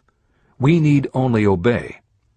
There is guidance for each of us, and by lowly listening, we shall hear the right word. The right word? Desire. More than anything else, I desired that my son should not be deaf and unable to speak. From that desire, I never receded, not for a second. What could I do about it? Somehow, I would find a way to transplant into that child's mind my own burning desire for ways and means of conveying sound to his brain without the aid of ears. As soon as the child was old enough to cooperate, I would fill his mind so completely with a burning desire to hear that nature would, by methods of her own, translate it into physical reality. All this thinking took place in my own mind, but I spoke of it to no one. Every day I renewed the pledge I had made to myself that my son should not be deaf. As he grew older and began to take notice of things around him, we observed that he had a slight degree of hearing. When he reached the age when children usually begin talking, he made no attempt to speak, but we could tell by his actions that he could hear certain sounds slightly. That was all I needed to know. I was convinced that if he could hear, even slightly, he might develop still greater hearing capacity. Then something happened that gave me hope. It came from an entirely unexpected source. We bought a phonograph. When the child heard the music for the first time, he went into ecstasies. He promptly appropriated the machine. On one occasion, he played a record over and over for almost 2 hours, standing in front of the phonograph with his teeth clamped on the edge of the case. The significance of this did not become clear to us until years afterward. At the time, we had never heard of the principle of bone conduction of sound. Shortly after he appropriated the phonograph, I discovered that he could hear me quite clearly when I spoke with my lips touching his mastoid bone at the base of the skull. Having determined that he could hear the sound of my voice plainly, I began immediately to transfer to his mind the desire to hear and speak. When I discovered that my son enjoyed bedtime stories, I went to work creating stories designed to develop in him self-reliance, imagination, and a strong desire to hear. There was one storyline in particular that I emphasized over and over.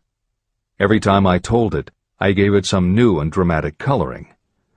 These stories were designed to plant in his mind the thought that his affliction was not a liability, but an asset of great value. As a result of my studies and personal experience, I firmly believe that every adversity brings with it the seed of an equivalent advantage. However, despite my beliefs, I must confess that I did not have the slightest idea how this disability could ever become an asset. He won a new world with 6 cents. As I analyze the experience in retrospect, I can see now that my son's faith in me had much to do with the astounding results. He did not question anything I told him. I sold him on the idea that he had a distinct advantage over his older brother, and that this advantage would reflect itself in many ways. For example, the teachers in school would observe that he had no ears, and because of this they would show him special attention and treat him with extraordinary kindness. And they always did. I also sold him on the idea that when he became old enough to sell newspapers, his older brother had already become a newspaper merchant, he would have a big advantage over his brother. My reasoning was that people would pay him extra money for his wares because they could see that he was a bright, industrious boy, despite the fact that he had no ears. When he was about 7, he showed the first evidence that my method of stimulating his mind was bearing fruit. For several months he begged for the privilege of selling newspapers, but his mother would not give the project her consent. Finally, he took matters in his own hands. One afternoon, when he was left at home with the staff, he climbed through the kitchen window, shinnied to the ground, and set out on his own.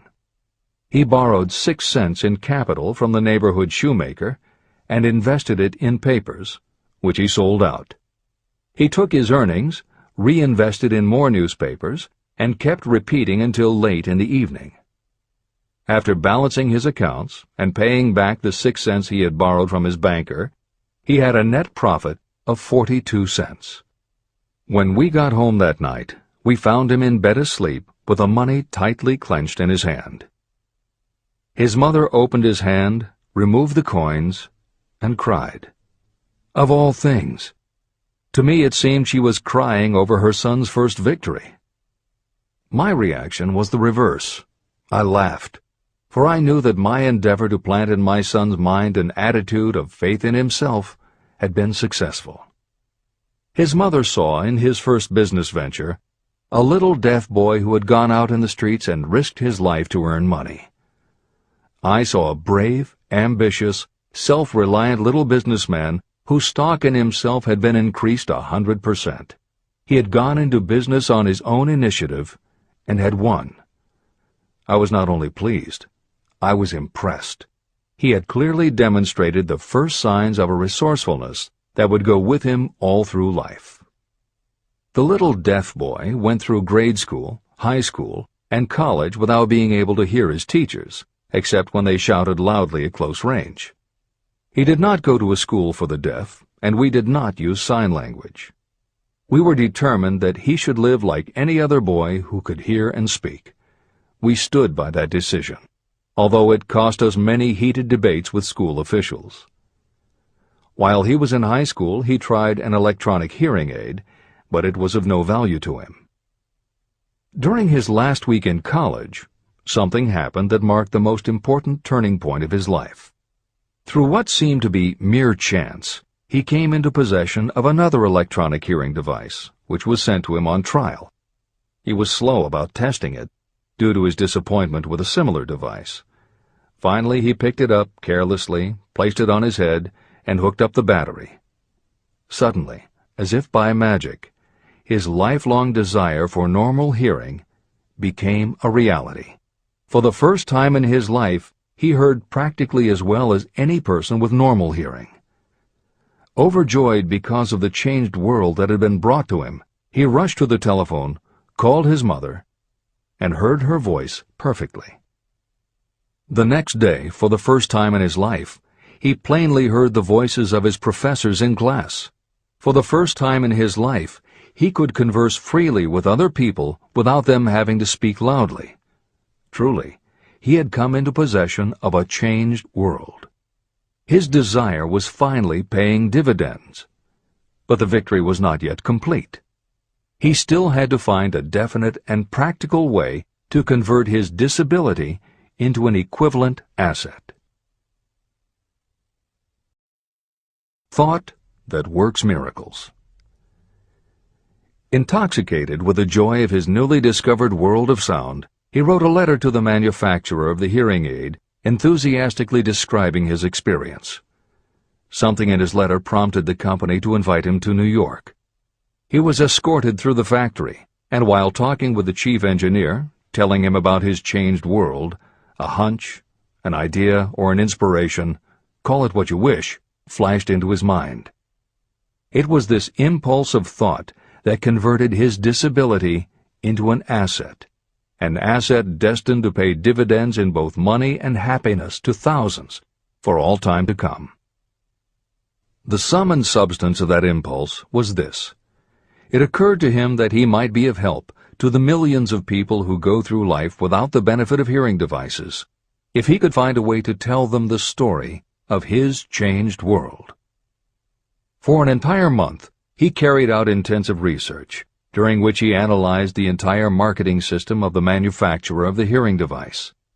Then he created a plan for reaching out to other hearing-impaired people all over the world, to share with them his newly discovered changed world. When this was done, he put in writing a 2-year plan based upon his findings. When he presented the plan to the company, he was instantly given a position for the purpose of carrying out his ambition. Little did he dream when he went to work that he was destined to bring hope and practical relief to thousands of people who, without his help, would have been limited forever by deafness. There's no doubt in my mind that Blair would have been deaf and unable to speak all his life if his mother and I had not managed to shape his mind as we did.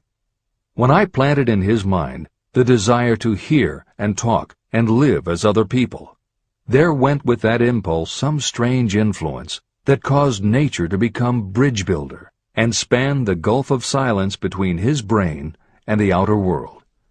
Truly, a burning desire has devious ways of transmuting itself into its physical equivalent. Blair desired normal hearing. Now he has it. He was born with a condition that in those days might easily have sent a person with a less defined desire to the street with a bundle of pencils and a tin cup. The little white lie I planted in his mind when he was a child, by leading him to believe his impaired hearing would become a great asset, has justified itself. I am convinced it is a fact that there is nothing, right or wrong, that belief plus burning desire cannot make real. These qualities are free to everyone. Editor's comments. As Napoleon Hill was finishing this chapter on desire, it was reported that the famed opera singer Madame Schumann-Heink had died. A passage in her obituary struck Hill as being so appropriate to the subject of this chapter that he was moved to comment as follows. End of editor's comment. One short paragraph in the newspaper story about the famed opera singer Madame Schumann-Heink gives the clue to this unusual woman's stupendous success. I quote the paragraph because the clue it contains is none other than desire. Early in her career, Madame Schumann-Heink visited the director of the Vienna Court Opera to have him test her voice. But he did not test it.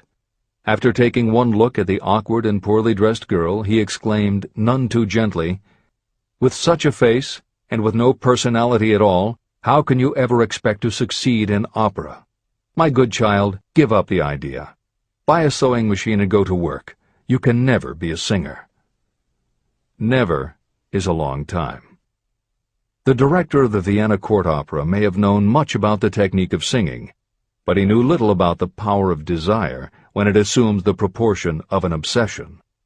If he had known more of that power, he would not have made the mistake of condemning genius without giving it an opportunity. Editor's comments. Although few readers of this edition will be familiar with Madame Schumann-Heink, every reader knows a half-dozen similar stories.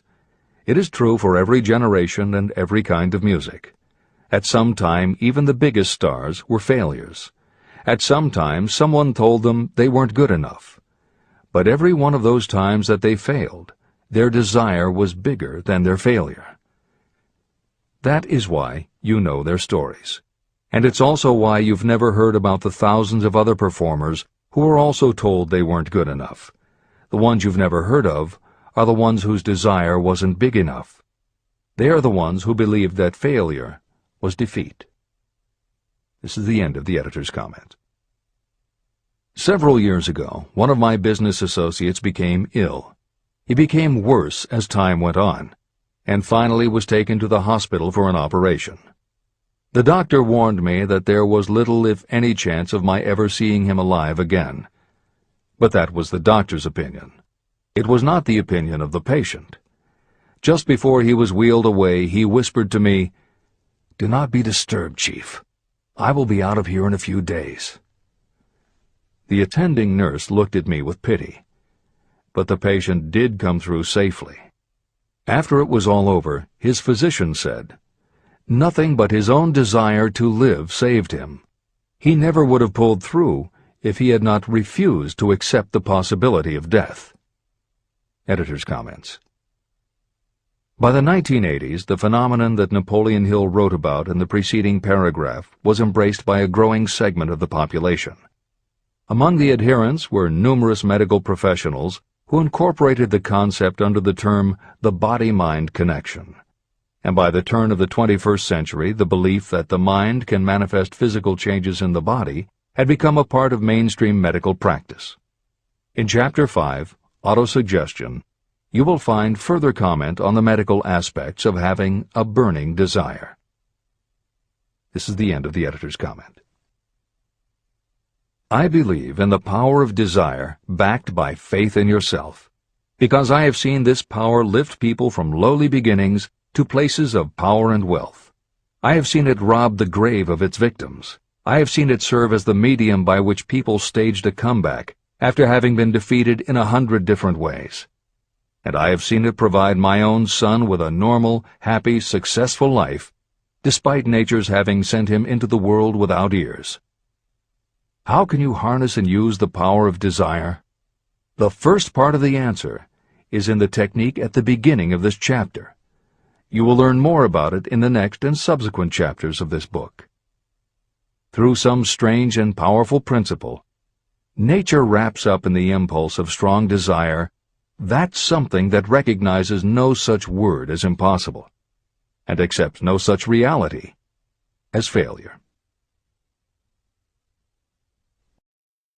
There are no limitations to the mind except those we acknowledge. Chapter 4. Faith in your ability. Visualization of and belief in attainment of desire. The second step toward riches.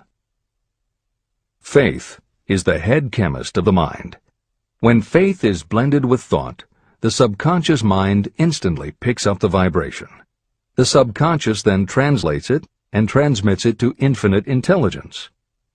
The emotions of faith, love, and sex are the most powerful of all the major positive emotions.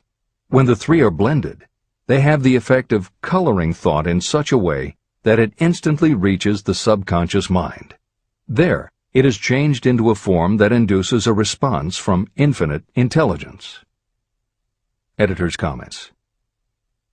In the preceding paragraph, Napoleon Hill uses two terms, faith and infinite intelligence, both of which may convey to the reader a religious connotation that Hill did not intend.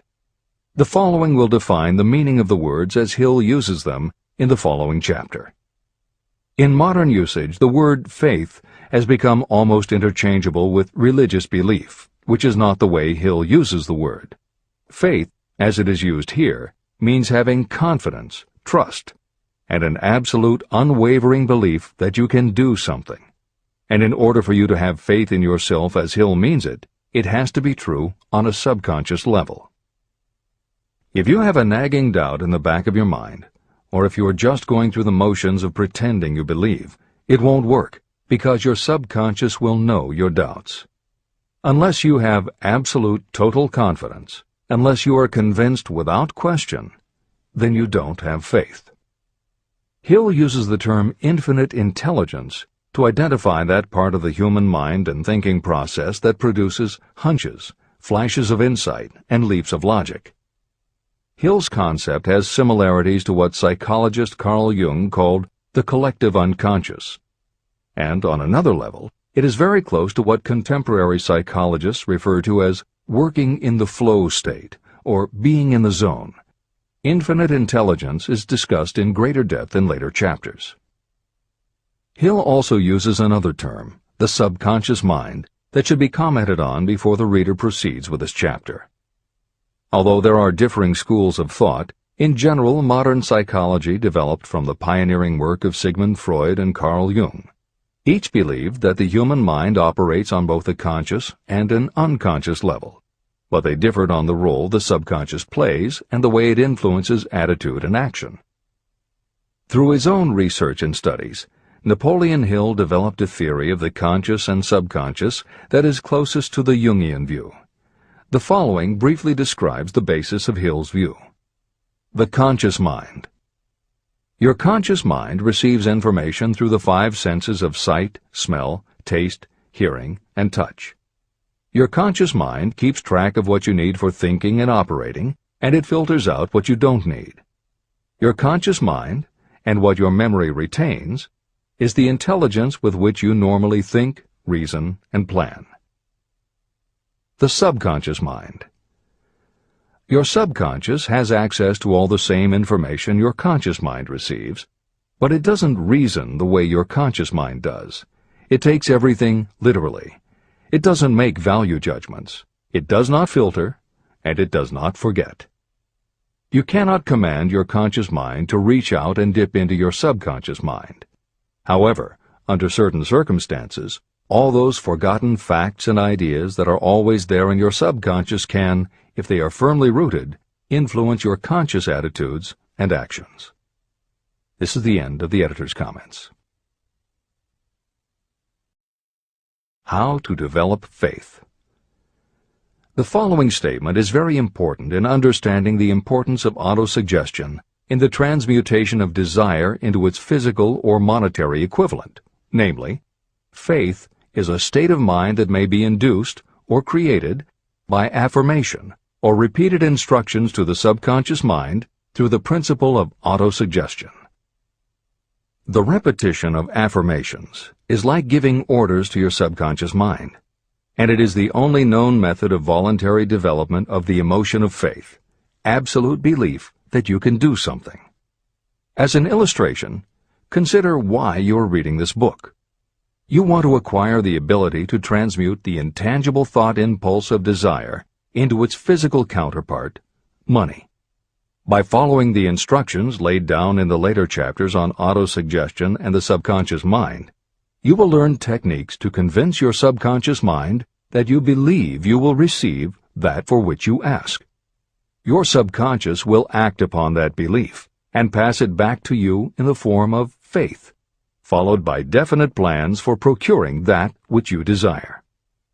Faith in yourself and your abilities is a state of mind that you will be able to develop at will after you have mastered the 13 principles in this book. This is true because faith is a state of mind that will develop naturally within you when you use and apply these principles. The emotions, or the feeling portion of thoughts, are what give your thoughts vitality, life, and action. The emotions of faith, love, and sex, when mixed with any thought impulse, give it even greater action. All thoughts that have been emotionalized, given feeling, and mixed with faith, absolute belief in your ability, begin immediately to translate themselves into their physical equivalent or counterpart. However, this is not only true of thought impulses that have been mixed with faith, but it is true with any emotion, including negative emotions. What this means is that the subconscious mind will translate into its physical equivalent a thought impulse of a negative or destructive nature just as readily as it will act upon thought impulses of a positive or constructive nature. The following statement made by a noted criminologist illustrates the point. When men first come into contact with crime, they abhor it.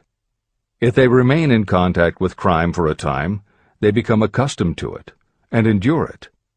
If they remain in contact with it long enough, they finally embrace it and become influenced by it.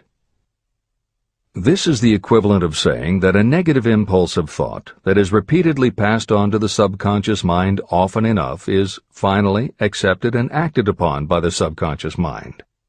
The subconscious then proceeds to translate that impulse into its physical equivalent by the most practical procedure available.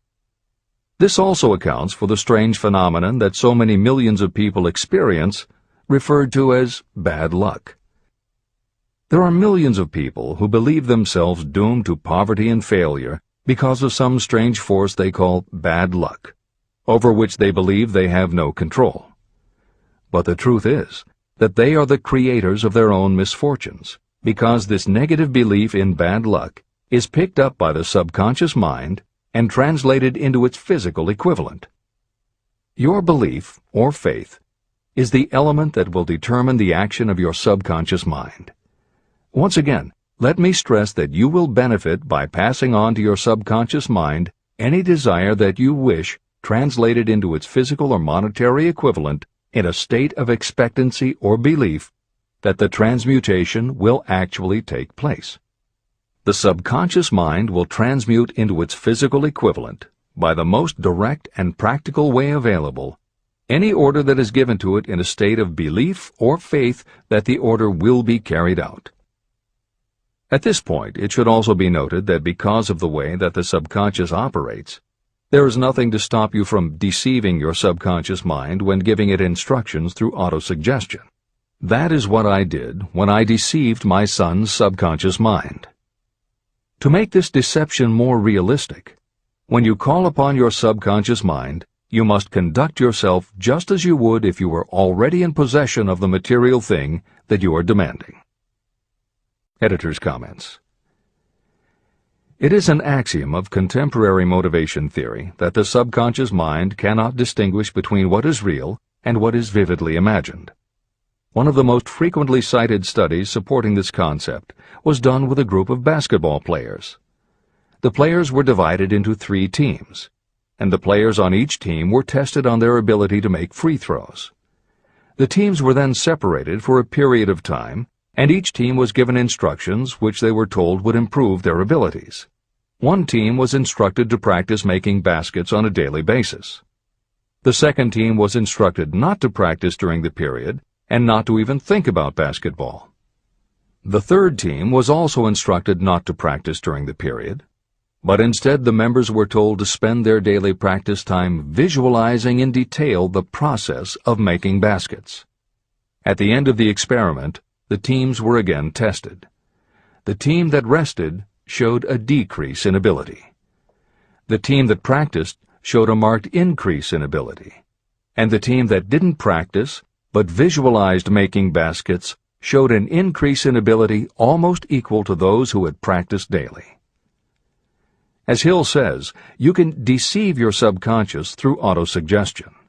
If you convincingly plant an idea in your subconscious will accept and work with the idea as though it were a fact. But the key word is convincingly. If you try to send a message to your subconscious, but in the back of your mind you have a nagging doubt whether it will work, your subconscious will pick that up also. You will have sent mixed messages that cancel each other out. That is why Hill stresses the importance of doing it with faith. Your subconscious will not judge if it is true or false, positive or negative, but it does respond to the power of the input, how emotionalized the thought is. This is the end of the editor's comment. It is essential for you to encourage the positive emotions as the dominating forces of your mind.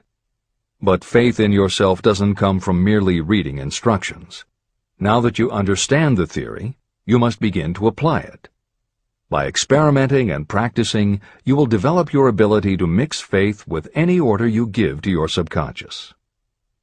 When you have faith in your ability, then you can give your subconscious mind instructions, which it will accept and act upon immediately. When your mind is dominated by positive emotions, it will encourage the state of mind known as faith. Faith in yourself is a state of mind that you can create by autosuggestion. All through the ages, religious leaders have admonished people to have faith. They say to have faith in this, that, and the other dogma or creed, but they have failed to tell people how to have faith. They have not stated that faith is a state of mind that may be induced by self-suggestion. In language that anyone can understand, this book explains the principle through which faith in your ability to accomplish a goal may be developed where it does not already exist. Before we begin, you should be reminded again that faith is the eternal elixir that gives life, power, and action to the impulse of thought. Faith is the starting point of all accumulation of riches. Faith is the basis of all miracles and of all mysteries that cannot be analyzed by the rules of science. Faith is the only known antidote for failure. Faith is the element that, when mixed with desire, gives you direct communication with infinite intelligence. Faith is the element that transforms the ordinary vibration of thought created by the human mind into the spiritual equivalent. Faith is the only way the force of infinite intelligence can be harnessed and used. The magic of self-suggestion. It is a fact that you will come to believe whatever you repeat to yourself, whether the statement is true or false. If you repeat a lie over and over, you will eventually accept that lie as truth. Moreover, you will believe it to be the truth. You are what you are because of the dominating thoughts that you permit to occupy your mind. Thoughts that you deliberately place in your own mind and encourage with sympathy, and with which you mix any one or more of the emotions, constitute the motivating forces that direct and control your every movement, act, and deed. The following sentence is a very significant statement of truth. Thoughts that are mixed with any of the feelings of emotions become like a magnetic force, which attracts other similar or related thoughts. A thought that is magnetized with one of the emotions may be compared to a seed. When it is planted in fertile soil, it germinates, grows, and multiplies itself over and over again. What was originally one small seed becomes countless millions of seeds of the same kind. The human mind is constantly attracting vibrations that are in sync with whatever dominates the mind. Any thought, idea, plan, or purpose that you hold in your mind attracts a host of its relatives. Add these relatives to its own force, and it grows until it becomes the prime motivator of the person in whose mind it has been housed. Now, let us go back to the starting point. How can the original seed of an idea, plan, or purpose be planted in the mind? The answer? Any idea, plan, or purpose may be placed in the mind through repetition of thought. This is why you are asked to write out a statement of your major purpose, or definite chief aim. Commit it to memory, and repeat it out loud day after day until these vibrations of sound have reached your subconscious mind.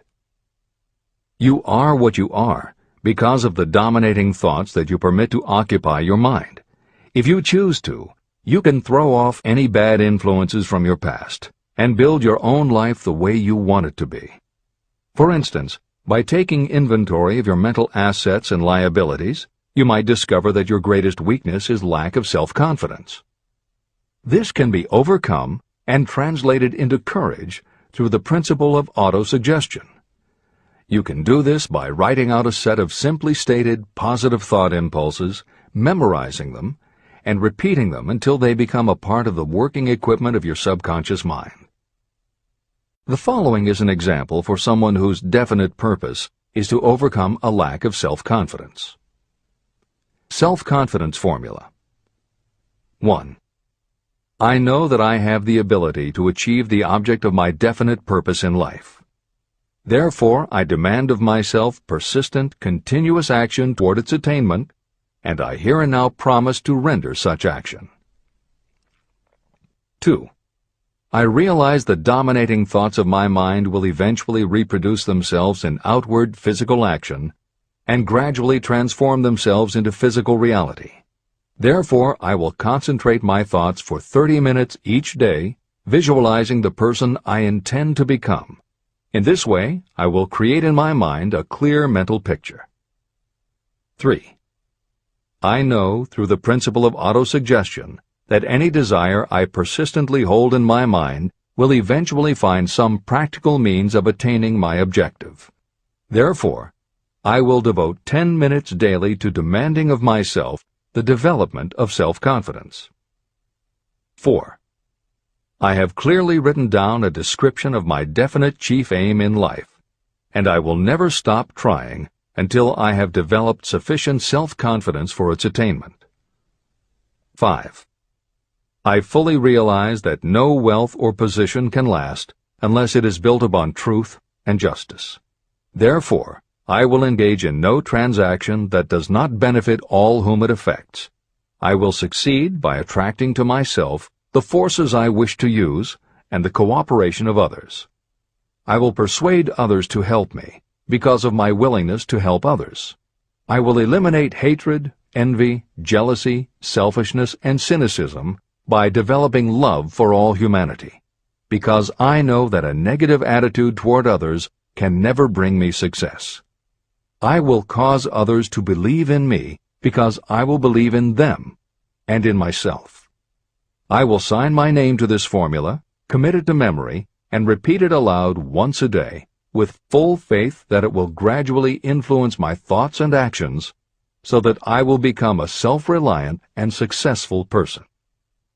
Behind this formula is a law of nature that psychologists call autosuggestion or self-suggestion.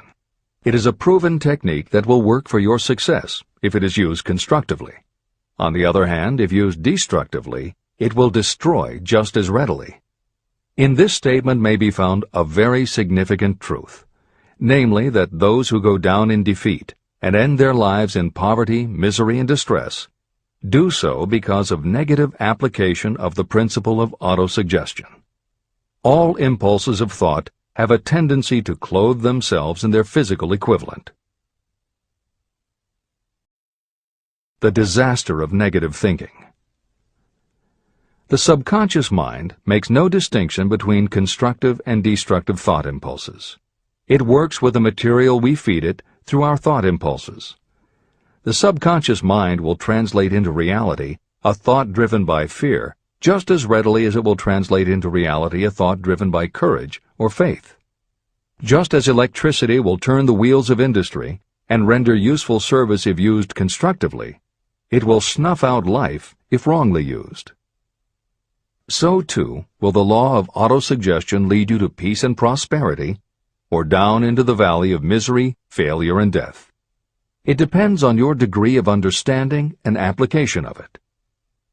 If you fill your mind with fear or doubt, and if you do not believe in your ability to connect with and use the forces of infinite intelligence, then you will not be able to use those forces.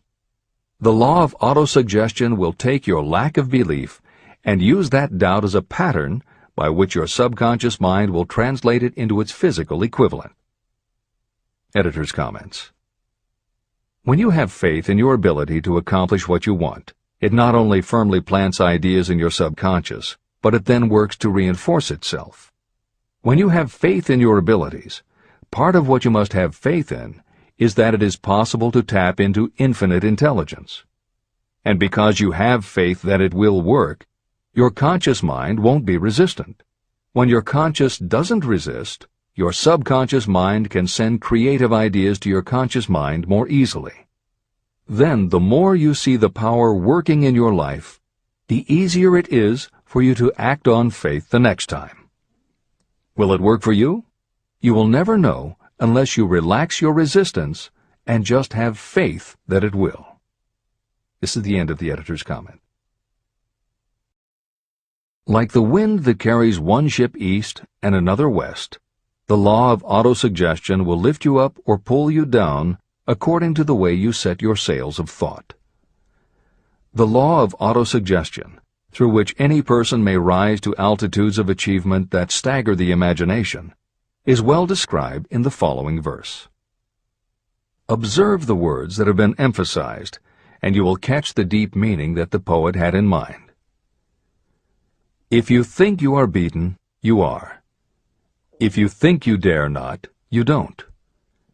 If you like to win, but you think you can't, it is almost certain you won't.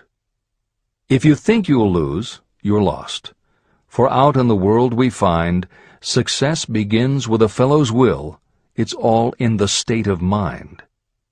If you think you are outclassed, you are. You've got to think high to rise. You've got to be sure of yourself before you can ever win a prize. Life's battles don't always go to the stronger or faster man, but soon or late the man who wins is the man who thinks he can. Editor's comments. As noted at the beginning of this chapter, the way in which Napoleon Hill uses the word faith is meant to have no religious connotation. However, it would be impossible for Hill to write this chapter without acknowledging the power of religious faith. Therefore, in the following two paragraphs, when Hill discusses Jesus Christ and Mahatma Gandhi as exemplifying the power of faith, he is referring to their personal faith, the absolute trust in his beliefs that Jesus exhibited, and Gandhi's total conviction and confidence in his cause. In this way, they perfectly exemplify thought impulse mixed with faith. This is the end of the editor's comment. If you wish evidence of the power of faith, study the achievements of men and women who have employed it. At the head of the list comes the Nazarene. The basis of Christianity is faith, no matter how many people may have perverted or misinterpreted the meaning of this great force.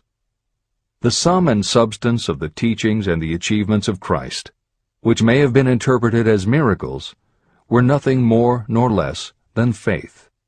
If there are any such phenomena as miracles, they are produced only through the state of mind known as faith. Consider Mahatma Gandhi of India, one of the most astounding examples of the possibilities of faith.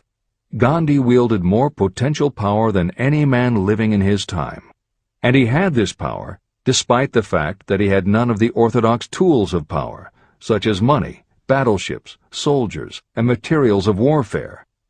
Gandhi had no money, no home. He did not own a suit of clothes, but he did have power. How did he come by that power? He created it out of his understanding of the principle of faith and through his ability to transplant that faith into the minds of 200 million people. Gandhi accomplished the astounding feat of influencing 200 million minds to coalesce and move in unison as a single mind. What other force on earth, except faith, could do as much? How an idea built a fortune. Editor's comment. Although the following story is not exclusively about faith, and it makes no mention of autosuggestion or the subconscious mind, Napoleon Hill included it at this point in every edition of Think and Grow Rich. In fact, as Hill says, this story illustrates at least 6 of the 13 principles of success, but faith is at the center of it.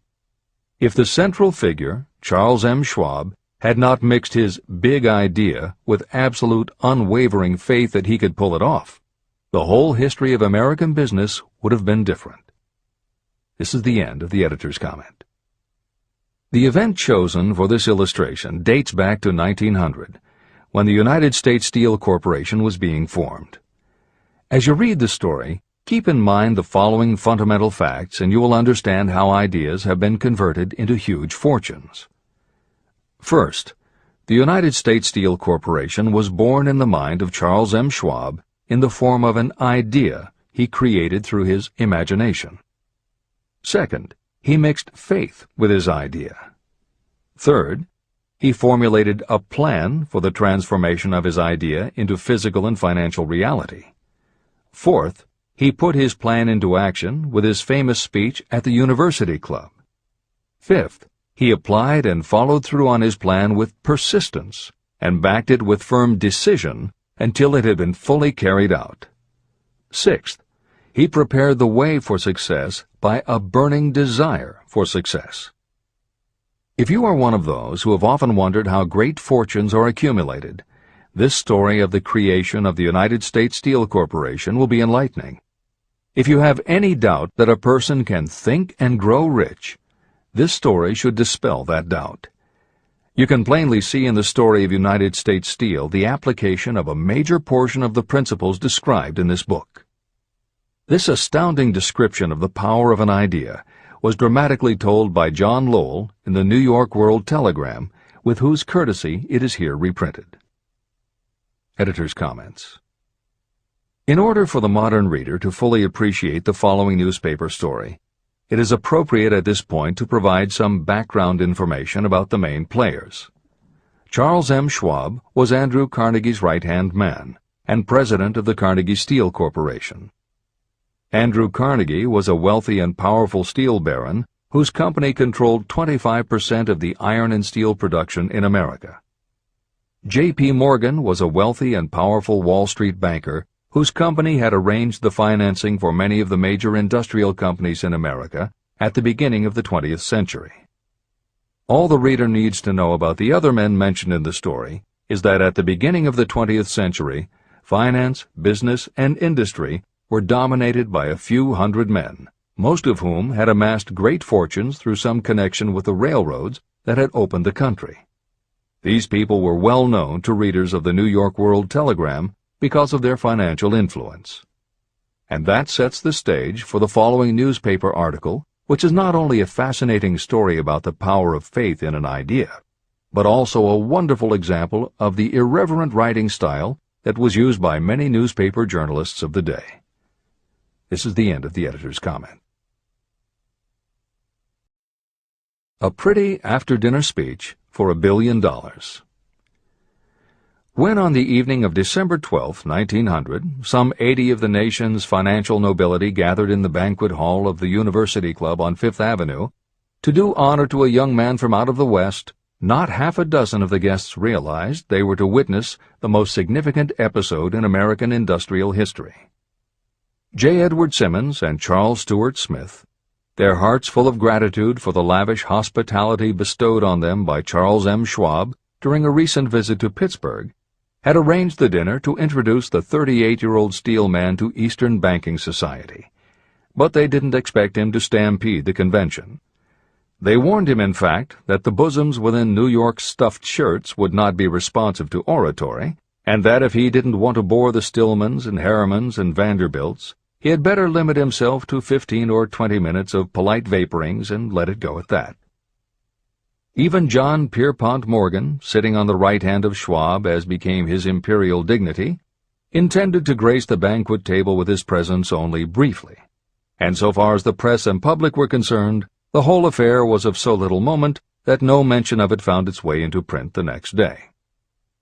So the two hosts and their distinguished guests ate their way through the usual 7 or 8 courses. There was little conversation, and what there was of it was restrained. Few of the bankers and brokers had met Schwab, whose career had flowered along the banks of the Monongahela, and none knew him well. But before the evening was over, they, and with them Money Master Morgan, were to be swept off their feet, and $1 billion baby, the United States Steel Corporation, was to be conceived.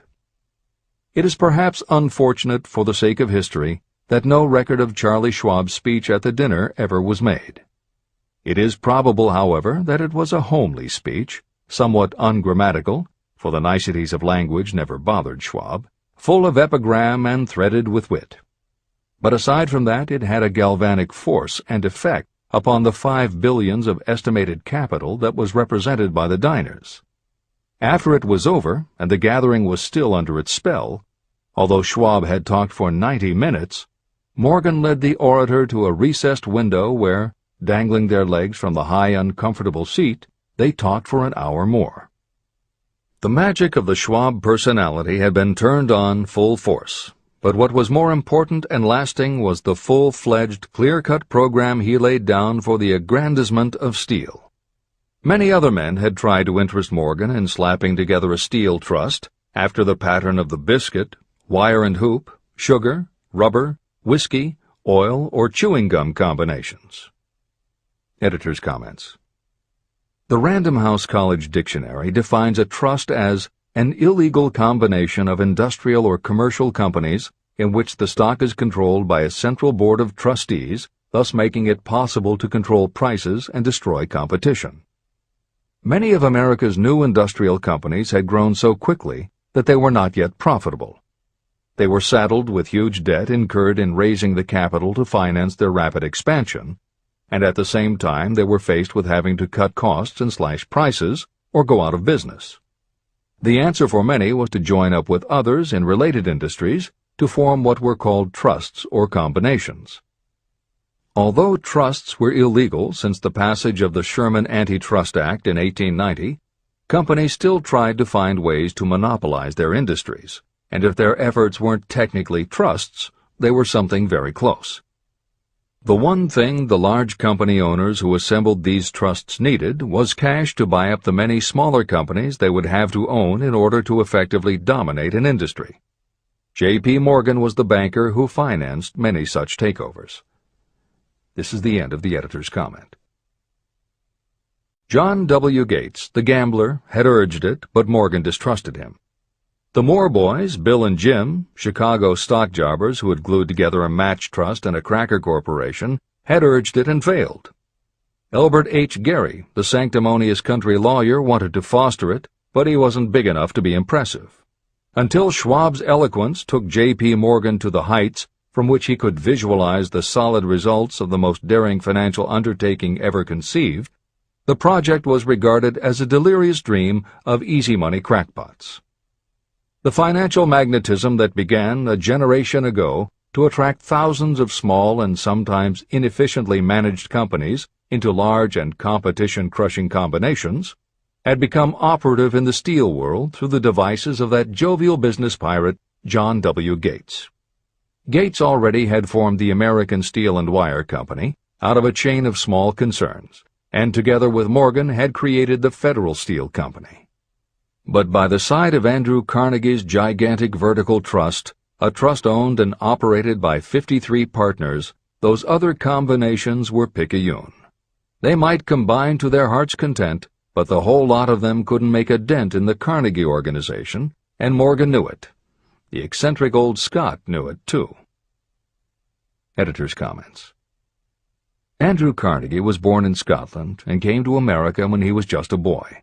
He made his first move to join the elite group of American tycoons when he quit his job as a bobbin boy in a cotton mill, earning $1.20 a week, and got a job as a telegraph messenger boy. He soon taught himself to operate a telegraph key, which got him hired as personal telegrapher and secretary to the head of the Pennsylvania Railroad. It wasn't long before he'd worked his way up the ranks to superintendent of the Pittsburgh division, which in turn put him in a position to become an early investor in the Pullman Company, which became the leading manufacturer of railway cars. Carnegie's investment in Pullman and some successful real estate ventures gave him the capital to go into business for himself. At the end of the Civil War, Carnegie left railroading and started a company that built iron bridges for railroad companies. From building iron bridges, it was a short step to starting his own steel mill, which led him to acquire control of other steel mills, then his own coal fields to supply his smelters, then his own ore boats and rail lines to haul the ore and coal. Because of Carnegie's vertical integration and his use of the most up-to-date manufacturing methods, he was able to sell top-grade steel at the lowest price. He managed to drop the price of steel from $140 a ton to $20 a ton. By 1899, the Carnegie Steel Company controlled about 25% of the iron and steel production in America. The smaller steel manufacturers couldn't compete with Carnegie, so they went to J.P. Morgan for help. He arranged for the financing, and a wide-ranging alliance was put together of companies that were in the business of manufacturing products made from steel. Part of the deal was that they would not buy steel from Carnegie. Andrew Carnegie was not about to be put out of business by a collection of small companies. He announced that he would buy or build his own manufacturing companies to produce finished goods made of steel. This is the end of the editor's comments, and the New York World Telegram story continues. From the magnificent heights of Skibo Castle he had viewed, first with amusement and then with resentment, the attempts of Morgan's smaller companies to cut into his business. When the attempts became too bold, Carnegie's temper was translated into anger and retaliation. He decided to duplicate every mill owned by his rivals. Hitherto, he hadn't been interested in wire, pipe, hoops, or sheet. Instead, he was content to sell such companies the raw steel and let them work it into whatever shape they wanted. Now, with Schwab as his chief and able lieutenant, he planned to drive his enemies to the wall. So it was that in the speech of Charles M. Schwab, Morgan saw the answer to his problem of combination. A trust without Carnegie, giant of them all, would be no trust at all, a plum pudding, as one writer said, without the plums. Schwab's speech on the night of December 12, 1900, undoubtedly carried the inference, though not the pledge, that the vast Carnegie enterprise could be brought under the Morgan tent. He talked of the world future for steel, of reorganization for efficiency, of specialization, of the scrapping of unsuccessful mills and concentration of effort on the flourishing properties, of economies in the ore traffic, of economies in overhead and administrative departments, of capturing foreign markets. More than that, he told the buccaneers among them wherein lay the errors of their customary piracy.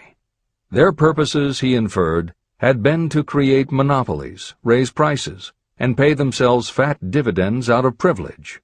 Schwab condemned the system in his heartiest manner. The short-sightedness of such a policy, he told his hearers, lay in the fact that it restricted the market in an era when everything cried for expansion.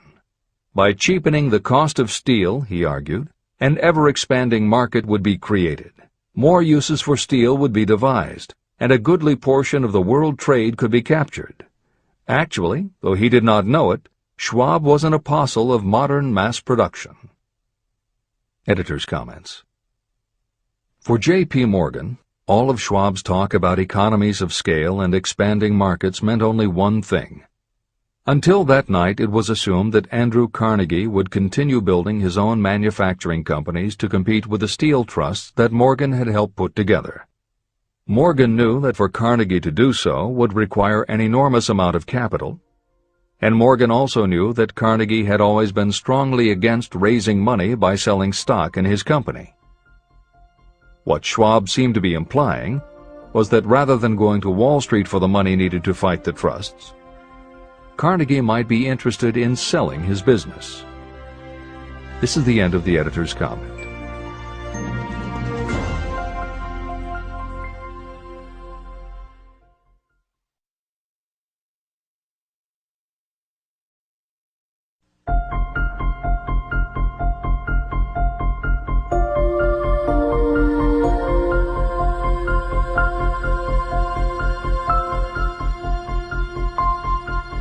New York World Telegram story continues.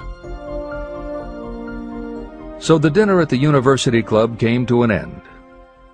Morgan went home to think about Schwab's rosy predictions. Schwab went back to Pittsburgh to run the steel business for Andrew Carnegie, while Gary and the rest went back to their stock tickers to fiddle around in anticipation of the next move. It was not long coming.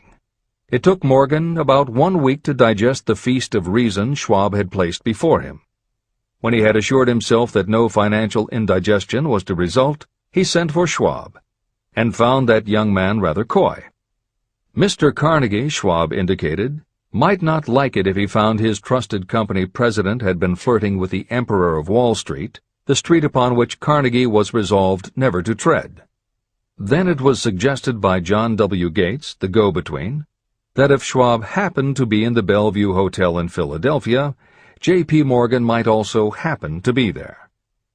When Schwab arrived, however, Morgan was inconveniently ill at his New York home, and so on the elder man's pressing invitation, Schwab went to New York and presented himself at the door of the financier's library.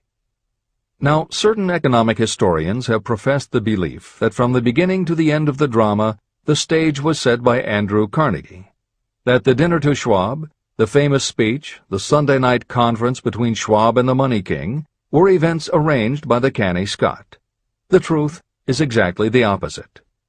When Schwab was called in to consummate the deal, he didn't even know whether the little boss, as Andrew was called, would so much as listen to an offer to sell, particularly to a group of men whom Andrew regarded as being endowed with something less than holiness.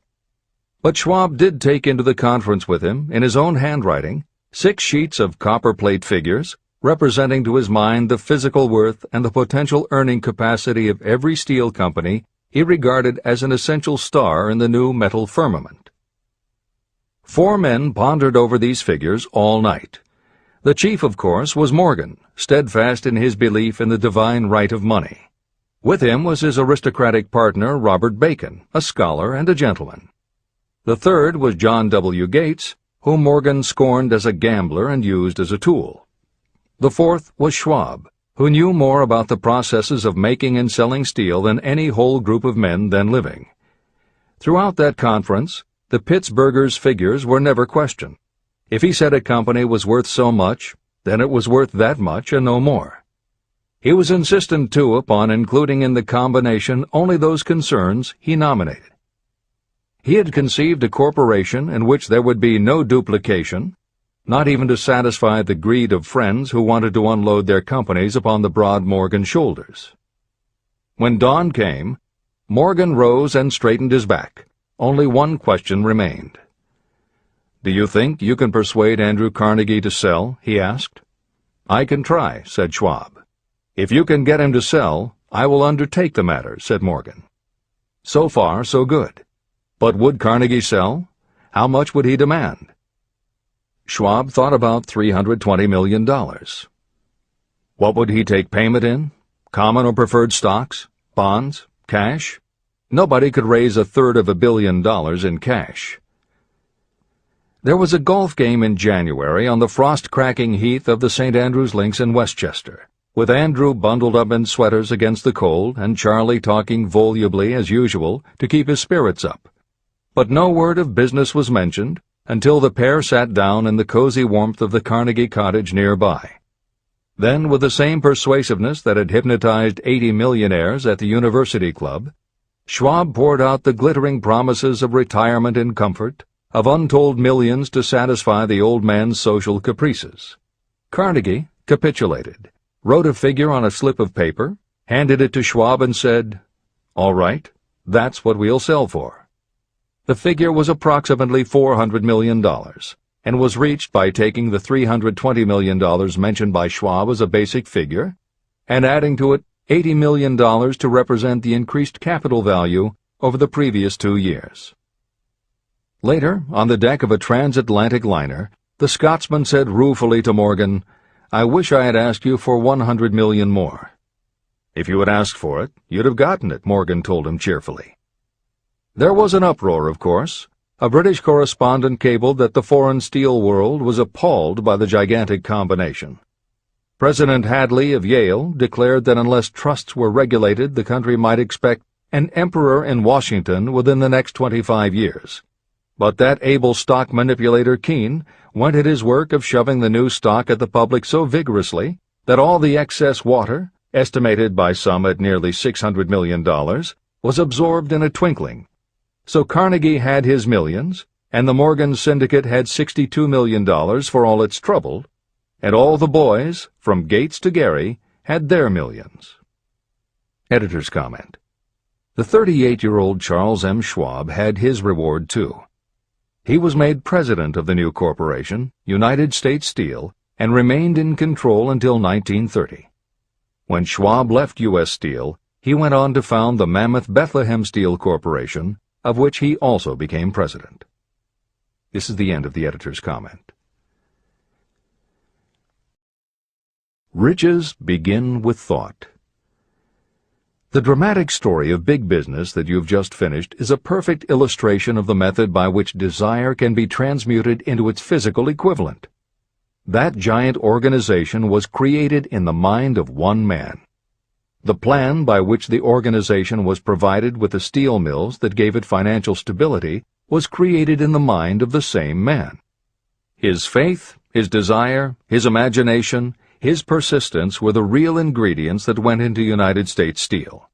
The steel mills and equipment acquired by the corporation, after it had been brought into legal existence, were incidental. However, careful analysis reveals that the appraised value of the properties acquired by the corporation increased in value by an estimated $600 million, approximately $12 billion today. The increase in value of the assets is attributable to the mere transaction that consolidated them under one management.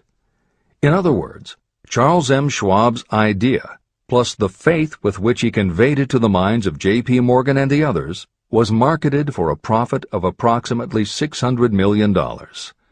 Not an insignificant sum for a single idea.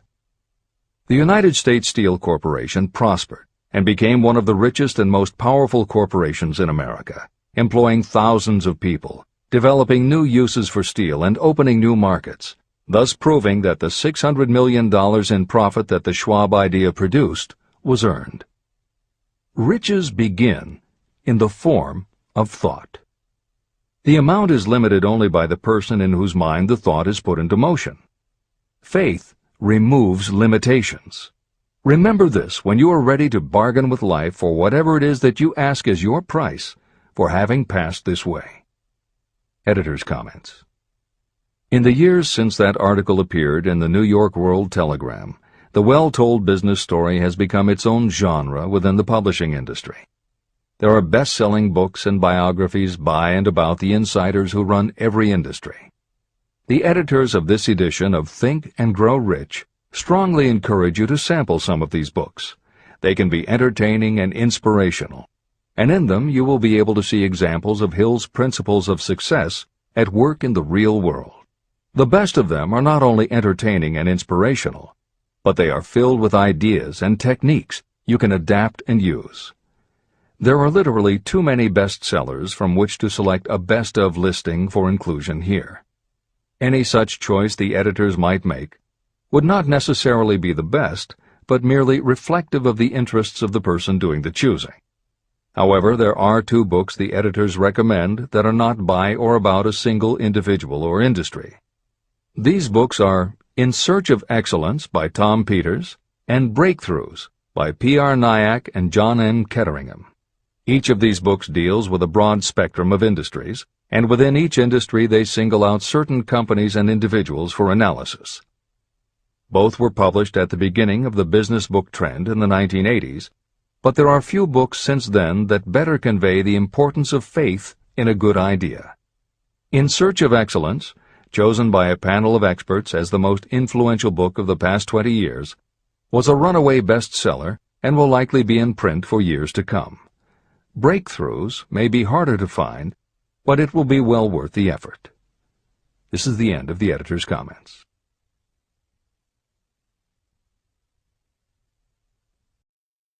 A quitter never wins, and a winner never quits. Chapter 5.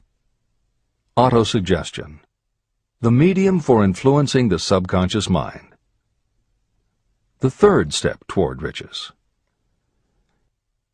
Autosuggestion is a term that applies to all suggestions and all self-administered stimuli that reach your mind through the 5 senses. Stated in another way, autosuggestion is self-suggestion. It is the way of communicating between that part of the mind where conscious thought takes place and that which serves as the seat of action for the subconscious mind. Through the dominating thoughts that you permit to remain in your conscious mind, it doesn't matter whether these thoughts are negative or positive, the principle of autosuggestion reaches the subconscious mind and influences it with these thoughts. Nature has built human beings so that we can have control over the material that reaches our subconscious mind through our 5 senses. However, this does not mean that we always exercise this control. In the great majority of instances, we do not exercise it, which explains why so many people go through life in poverty. Recall what I said about the subconscious mind resembling a fertile garden, in which weeds will grow if the seeds of more desirable crops are not sown. Autosuggestion is the way you may feed your subconscious on creative thoughts. Or you can, by neglecting it, permit thoughts of a destructive nature to find their way into this rich garden of the mind. Editor's comments. Numerous psychological studies and experiments with hypnotherapy have validated Napoleon Hill's concept that a person's subconscious mind retains everything that person ever experienced. Studies also support the theory that the subconscious is non-judgmental. It does not filter or interpret, it simply processes information literally and stores it. For those readers who may be dubious about the subconscious, or that thoughts stored below the level of consciousness can exert enough influence to affect attitude and behavior, the following explanation should alleviate any such doubts. There is no doubt about the existence of the conditions known by the psychological terms fixations, phobias, and compulsive behaviors. These conditions occur when a child has learned something in such a powerful or dramatic way that the knowledge becomes firmly planted in the child's subconscious mind. Then, even as the child grows to adulthood and the conscious mind learns to understand that information from a mature point of view, because the childhood learning experience was so powerful, the subconscious still retains the childhood understanding of the information. The result is a fixation, phobia, or compulsive behavior that causes a response rooted in childhood, which does not make logical sense to the adult's conscious mind. That is because it does not come from the conscious. It comes from the subconscious belief that was so emotionalized it overrides the adult's logical conscious mind. Hill's theory is based on exactly the same psychological principles. Thoughts do remain stored in the subconscious. They remain just as they were when they were input, and the more highly emotionalized the thoughts are when they are input, the more influence they exert on attitude and behavior. It is this aspect of the subconscious that will allow you to use autosuggestion as a tool with which to input the positive thoughts that will help you achieve the success you desire. This is the end of the editor's comments. See and feel money in your hands. You were instructed in the last of the 6 steps described in Chapter 3 on Desire to read aloud twice daily the written statement of your desire for money. You were also directed to see and feel yourself already in possession of the money.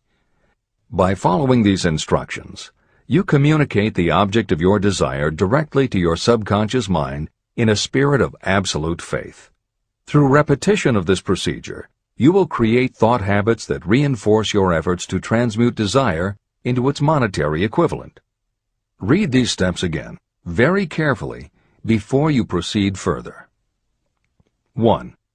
Fix in your mind the exact amount of money you desire. It is not sufficient merely to say, "I want plenty of money." Be definite about the amount. 2. Determine exactly what you intend to give in return for the money you desire. There is no such reality as something for nothing. 3. Establish a definite date when you intend to possess the money you desire. 4. Create a definite plan for carrying out your desire and begin at once, whether you are ready or not, to put this plan into action. 5. Now write it out. Write a clear, concise statement of the amount of money you intend to acquire, name the time limit for its acquisition, state what you intend to give in return for the money, and describe clearly the plan through which you intend to accumulate it. 6. Read your written statement aloud, twice daily. Read it once just before retiring at night, and read it once after arising in the morning. As you read, see and feel and believe yourself already in possession of the money.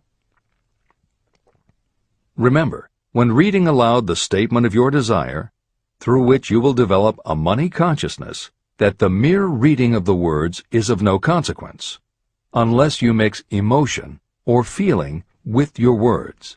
Your subconscious mind recognizes and acts only upon thoughts that have been well mixed with emotion or feeling. This is a fact of such importance as to warrant repetition in practically every chapter. The lack of understanding of this is the main reason the majority of people who try to apply the principle of autosuggestion get no desirable results. Plain, unemotional words do not influence the subconscious mind.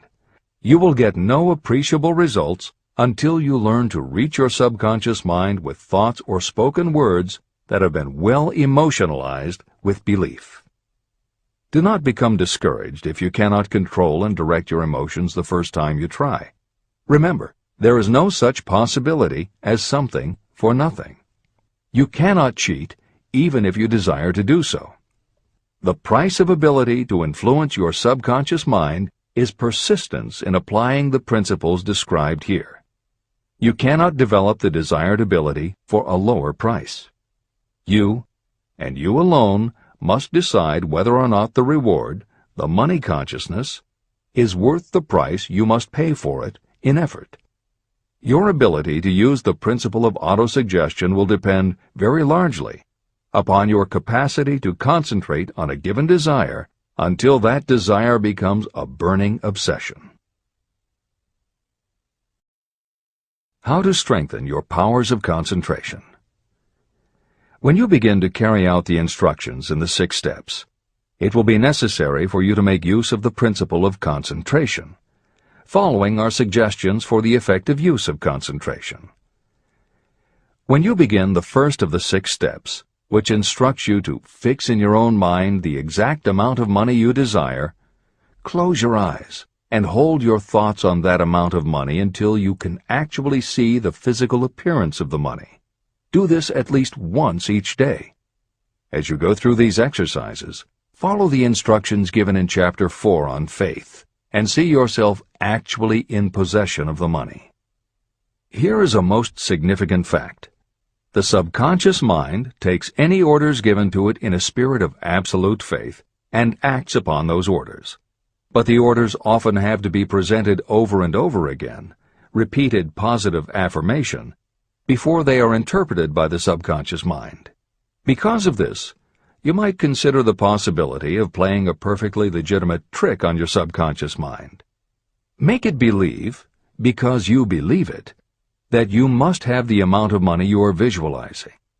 Make it believe that this money is already awaiting your claim, so the subconscious mind must hand over to you practical plans for acquiring the money that is yours.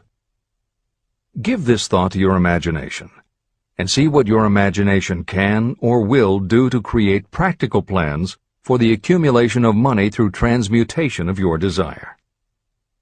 Do not wait for a definite plan through which you will exchange services or merchandise in return for the money you are visualizing.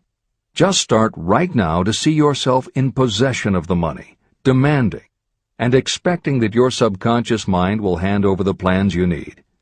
Be on the alert for these plans, and when they appear, put them into action immediately. When the plans appear, they will probably flash into your mind in the form of an inspiration or intuition from infinite intelligence. Treat it with respect and act upon it as soon as you receive it. In the fourth of the 6 steps, you are instructed to create a definite plan for carrying out your desire and begin at once to put this plan into action. Do the same thing here. Close your eyes and create in your mind a vivid image of you carrying out the instructions. Do not trust to your reason when creating your plan for accumulating money through the transmutation of desire. Your reasoning faculty may be lazy, and if you depend entirely upon it to serve you, it may disappoint you. When visualizing the money you intend to accumulate, see yourself rendering the service or delivering the merchandise you intend to give in return for this money. This is important. Editor's comments. The basic principle underlying autosuggestion is closely related to self-hypnosis, and both techniques played an important role in the development of modern psychology. Although all 3 concepts, autosuggestion, hypnosis, and psychology, had to overcome initial public skepticism, unfortunately, autosuggestion and hypnotism were hampered by events that further delayed their acceptance. Hypnosis was an integral part of the therapies used by the major figures in the development of psychology, including Sigmund Freud, Carl Jung, and William James. It fell out of favor as a therapeutic method when stage magicians began to use the technique in their acts. People found it difficult to give serious consideration to a method that was being used in theaters and nightclubs to make members of the audience do ridiculous things for comic effect. Autosuggestion encountered a similar problem. French psychiatrist Émile Coué was the best-known early advocate of autosuggestion. A contemporary of Sigmund Freud, Coué operated a clinic that treated patients diagnosed with psychosomatic ailments, individuals who have convinced themselves they are ill and even show symptoms but do not actually have a disease.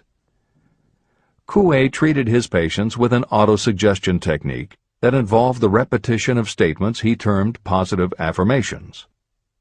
Coué devised a general, non-specific phrase that would give the subconscious a positive instruction, but was open enough that it did not tell the subconscious how to do it. The positive affirmation was, "Every day, in every way, I am getting better and better." And he instructed his patients to repeat the phrase several times a day. Improvements among his patients happened so quickly and dramatically that his method became the talk of medical and scientific circles, and the use of the phrase practically became a movement in Europe. Word of the success Coué was having with his method spread to America, and he was soon booked to do a lecture tour. At one of his early speaking engagements, a cynical newspaper reporter made a joke of the technique, calling it, "Hell's bells, I'm well." The joke followed Coué wherever he spoke, and the press coverage was so negative he canceled his tour and returned to practice in Europe. Serious scientists and therapists continued to work with autosuggestion. But just as had happened when stage magicians cast doubt upon the efficacy of hypnosis, Coué's method of positive affirmation fell out of favor with the general public. It took the openness of the latter part of the 20th century before the techniques of hypnosis and autosuggestion gained general acceptance once again. Today, if you go on the Internet, there are over 40,000 web links featuring positive affirmations, and numerous bestsellers have been written on the subject. Virtually every newspaper, magazine, and television news program regularly features stories on the crucial role the mind plays in personal growth and achievement. Techniques based on autosuggestion have fostered countless best-selling books, audiobooks, and video programs.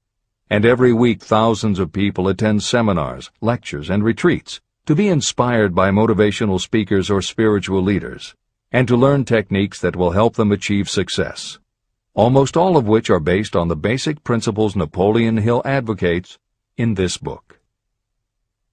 When Hill instructs the reader to close your eyes and hold your thoughts on that amount of money until you can actually see the physical appearance of the money, he is in fact describing the autosuggestion technique most widely taught by contemporary motivational experts.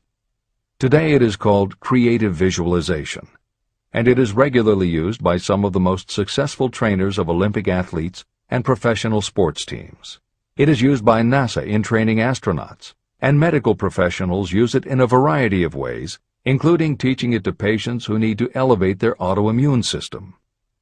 Using visualization effectively is much more than simply daydreaming about something you would like to have or a goal you would like to achieve. Visualization is a specific technique that involves the use of imagination, creativity, vivid imagery, and affirmations, all focused on creating something you wish to manifest in reality. Napoleon Hill identified the practice of visualization and wrote about it as early as 1928 in his first bestseller, Law of Success. Since then, many other psychologists, medical professionals, motivational speakers, and authors have developed systems based on the same principles. Dr. Maxwell Maltz, a noted plastic surgeon, found that often it was as important for his patients to change their inner perception of themselves as it was to change their outer appearance. Dr. Maltz's landmark bestseller, Psycho-Cybernetics, draws heavily on visualization as a way to increase self-esteem and improve a wide range of abilities.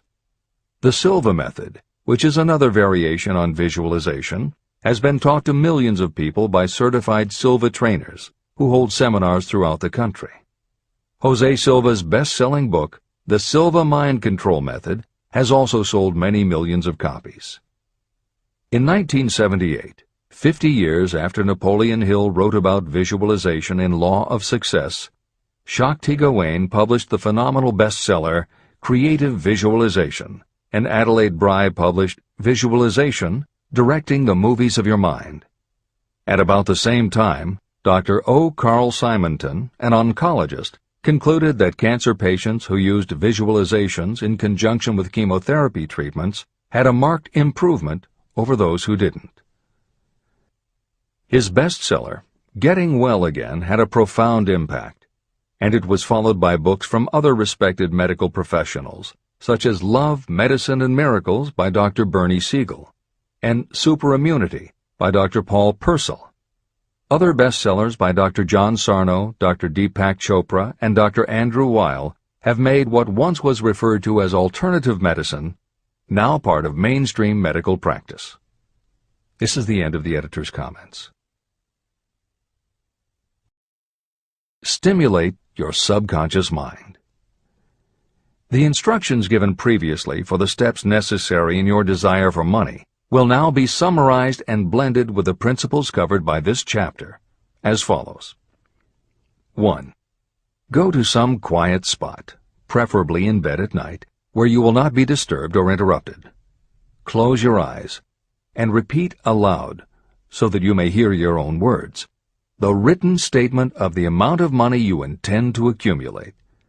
Be specific about the time limit for its accumulation, and a description of the service or merchandise you intend to give in return for the money. As you carry out these instructions, see yourself already in possession of the money. For example, suppose that you intend to accumulate $50,000 by the 1st of January, 5 years from now, and that you intend to give your personal services as a salesperson in return for the money. Your written statement of your purpose should be similar to the following. By the first day of January, I will have in my possession $50,000, which will come to me in various amounts from time to time during the interim. In return for this money, I will give the most efficient service of which I am capable. I will give the fullest possible quantity and the best possible quality of service as a salesperson of, and describe the service or merchandise you intend to sell. I believe that I will have this money in my possession. My faith is so strong that I can now see this money before my eyes. I can touch it with my hands. It is now awaiting transfer to me at the time and in the proportion that I deliver the service in return for it. I am awaiting a plan for getting this money, and I will follow that plan when it is received. 2. Repeat this program night and morning until you can see in your imagination the money you intend to accumulate. 3. Place a written copy of your statement where you can see it night and morning, and read it just before retiring and upon rising until it has been memorized. Editor's comments. The following is another suggestion, adapted from Hill's later writings, which appear in Napoleon Hill's Keys to Success. Surround yourself with books, pictures, mottos, and other suggestive devices. Pick things that symbolize and reinforce achievement and self-reliance. Constantly add to your collection, and move things to new places where you can see them in a different light and in association with different things. I had a friend who was a realtor who kept her $1 Million Club certificate over her desk to remind herself of what she was capable. One day she took it down to dust and set it on top of a newspaper. When she picked it up again, she saw beneath it an article about the new football coach who had been hired at the university. Guess who bought a house she had been struggling to sell? This is the end of the editor's comments. Remember, as you carry out these instructions, that you are applying the principle of autosuggestion for the purpose of giving orders to your subconscious mind.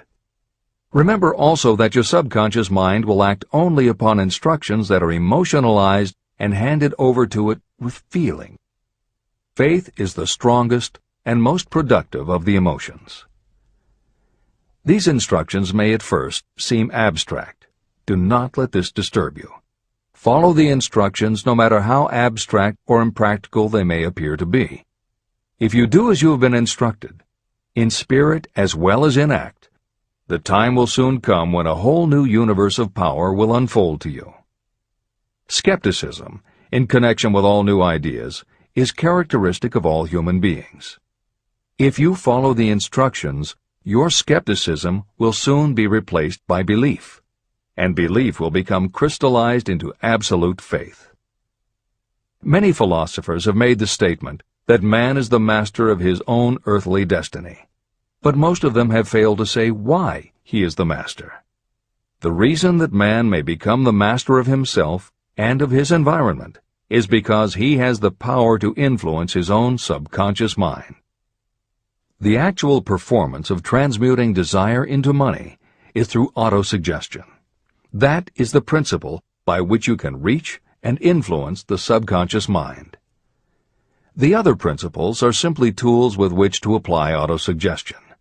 Keep this thought in mind, and you will at all times be conscious of the important part the principle of autosuggestion is to play in your efforts to accumulate money through the methods described in this book.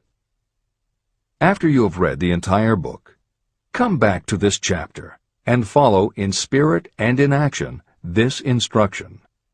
Read the entire chapter aloud once every night until you become thoroughly convinced that the principle of autosuggestion is sound and that it will accomplish for you all that has been claimed for it. As you read, underscore with a pencil every sentence that impresses you. Follow the foregoing instruction to the letter, and it will open the way for a complete understanding and mastery of the principles of success. Every adversity, every failure, and every heartache carries with it the seed of an equivalent or a greater benefit. Chapter 6. Specialized Knowledge. Personal Experiences or Observations. The fourth step toward riches. There are two kinds of knowledge. One is general, the other is specialized. General knowledge, no matter how great in quantity or variety it may be, is of little use in the accumulation of money. The faculties of the great universities possess practically every form of general knowledge known to civilization. Most of the professors have little money. They specialize in teaching knowledge, but they do not specialize in the organization or the use of knowledge. Knowledge will not attract money unless it is organized and directed through practical plans for the specific purpose of accumulating money. Lack of understanding of this fact has been the source of confusion to millions of people who falsely believe that knowledge is power. It is nothing of the sort. Knowledge is only potential power. It becomes power only when and if it is organized into definite plans of action and directed to a definite end. The missing link in all systems of education is that educational institutions fail to teach their students how to organize and use the knowledge after they have acquired it. Many people made the mistake of assuming that because Henry Ford had little schooling, he was not a man of education. Those who made this mistake did not understand the real meaning of the word educate. That word is derived from the Latin word educo, meaning to educe, to draw out, or to develop from within. An educated person is not necessarily one who has an abundance of general or specialized knowledge. An educated person is one who has so developed the faculties of their mind that he or she may acquire anything they want, or its equivalent, without violating the rights of others. During the World War, a Chicago newspaper published editorials in which, among other statements, Henry Ford was called an ignorant pacifist. Mr. Ford objected to the statements and sued the paper for libeling him. When the suit was tried in the courts, the attorneys for the paper called Mr. Ford to the witness stand for the purpose of proving to the jury that he was ignorant. They asked Mr. Ford a great variety of questions. All of them intended to prove that while he might possess considerable specialized knowledge about manufacturing automobiles, he was in the main ignorant. Mr. Ford was asked such questions as, who was Benedict Arnold, and how many soldiers did the British send over to America to put down the rebellion of 1776? In answer to the last question, Mr. Ford replied, I do not know the exact number of soldiers the British sent over, but I have heard that it was a considerably larger number than ever went back. Finally, Mr. Ford became tired of this line of questioning. In reply to a particularly offensive question, he leaned over, pointed his finger at the lawyer who had asked the question, and said, If I should really want to answer the foolish question you have just asked, or any of the other questions you have been asking me, let me remind you that I have a row of electric push buttons on my desk, and by pushing the right button I can summon to my aid men who can answer any question I desire to ask concerning the business to which I am devoting most of my efforts. Now, will you kindly tell me why I should clutter up my mind with general knowledge for the purpose of being able to answer questions when I have men around me who can supply any knowledge I require? That answer floored the lawyer. Every person in the courtroom realized it was the answer not of an ignorant man, but of a man of education. Any person is educated who knows where to get knowledge when they need it and how to organize that knowledge into definite plans of action.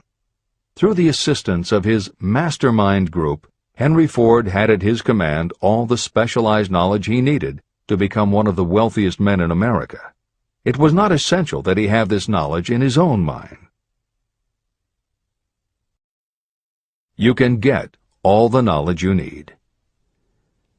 Before you can transmute your desire into money, you will require specialized knowledge of the service, merchandise, or profession that you intend to offer in return for fortune. Perhaps you may need much more specialized knowledge than you have the ability or the inclination to acquire. If this is true, you may bridge your weakness through the aid of your mastermind group. The mastermind is defined as coordination of knowledge and effort in a spirit of harmony between two or more people for the attainment of a definite purpose. The larger meaning of the mastermind group is explained in greater detail in later chapters. Editor's comments. After reading Hill's definition of the mastermind, many people may assume that he is describing teamwork. That would not be correct. The following explanation is adapted from the Napoleon Hill Foundation's book, Believe and Achieve. Teamwork can be achieved by any group, even one whose members have disparate interests, because all it requires is cooperation. In teamwork, people might simply be cooperating because they like the leader or out of a sense of duty. Some team members will give 100% to any team that pays them enough, but they have little concern about the objective. And sometimes there is good teamwork because different members have different agendas. A board of directors may disagree, even be unfriendly, and still run a business successfully. Musical groups are made up of notoriously self-centered people who work as a team if it will help them get ahead.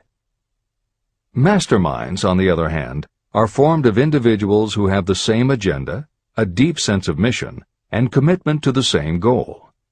Masterminds represent the highest order of thinking by a group of knowledgeable people, each contributing their absolute best according to their abilities, expertise, and background. If you have ever been a part of a meeting when everything just clicked and ideas built upon other ideas, with each member contributing until out of the group activity came the best possible idea or solution, that was a mastermind at work. Napoleon Hill believed that you must make the mastermind experience a regular part of your life if you really want to succeed. How to select the right people for your mastermind will be discussed further in Chapter 11, The Power of the Mastermind. This is the end of the editor's comment. The accumulation of great fortunes calls for power, and power is acquired through highly organized and intelligently directed specialized knowledge. That knowledge does not, necessarily, have to be in the possession of the person who accumulates the fortune. This should give hope and encouragement to those who want to accumulate a fortune, but don't have the necessary education to supply such specialized knowledge. People sometimes go through life suffering from inferiority complexes because they are not people of education. The person who can organize and direct a mastermind group of people who possess the knowledge needed is just as much a person of education as any other individual in the group. Thomas A. Edison had only 3 months of schooling during his entire life, but he did not lack education. Neither did he die poor. Henry Ford had less than a 6th grade schooling, but he managed to do pretty well by himself financially. Albert Einstein was working as a clerk in a patent office when he began to develop his world-altering scientific theories. Editor's comments. Had Einstein been born today, he might have been diagnosed in his early years as having attention deficit disorder. As a child, he was slow to learn to talk. As a student, he showed little promise and was expelled from at least one school. But what Einstein could do was to focus his concentration on a goal of his choice. His famous theories were the result of thought experiments that took place inside his mind. It is said that the breakthrough which led him to the theory of relativity came not from specialized knowledge of physics or mathematics, but from his ability to imagine what would happen if he were riding on a beam of starlight through space. This is the end of the editor's comments. Specialized knowledge is among the most plentiful and the cheapest forms of service that may be had. If you doubt this, consult the payroll of any university. It pays to know how to purchase knowledge, and it pays to know where to look. First of all, decide the sort of specialized knowledge you require and the purpose for which it is needed. To a large extent, your major purpose in life, the goal toward which you are working, will help determine what knowledge you need. Your next move requires that you have accurate information concerning dependable sources of knowledge. The more important of these are your own experience and education, experience and education available through cooperation of others, Mastermind Alliance, colleges and universities, public libraries, and even easier, the Internet, special training courses, through night schools and home study courses in particular. As knowledge is acquired, it must be organized and put into use for a definite purpose through practical plans. Knowledge has no value except for what can be gained from its application toward some worthy end. Successful people never stop acquiring specialized knowledge related to their major purpose, business, or profession. Those who are not successful usually make the mistake of believing that the knowledge-acquiring period ends when you finish school. The truth is that schools do little more than teach you how to acquire practical knowledge. Editor's comments.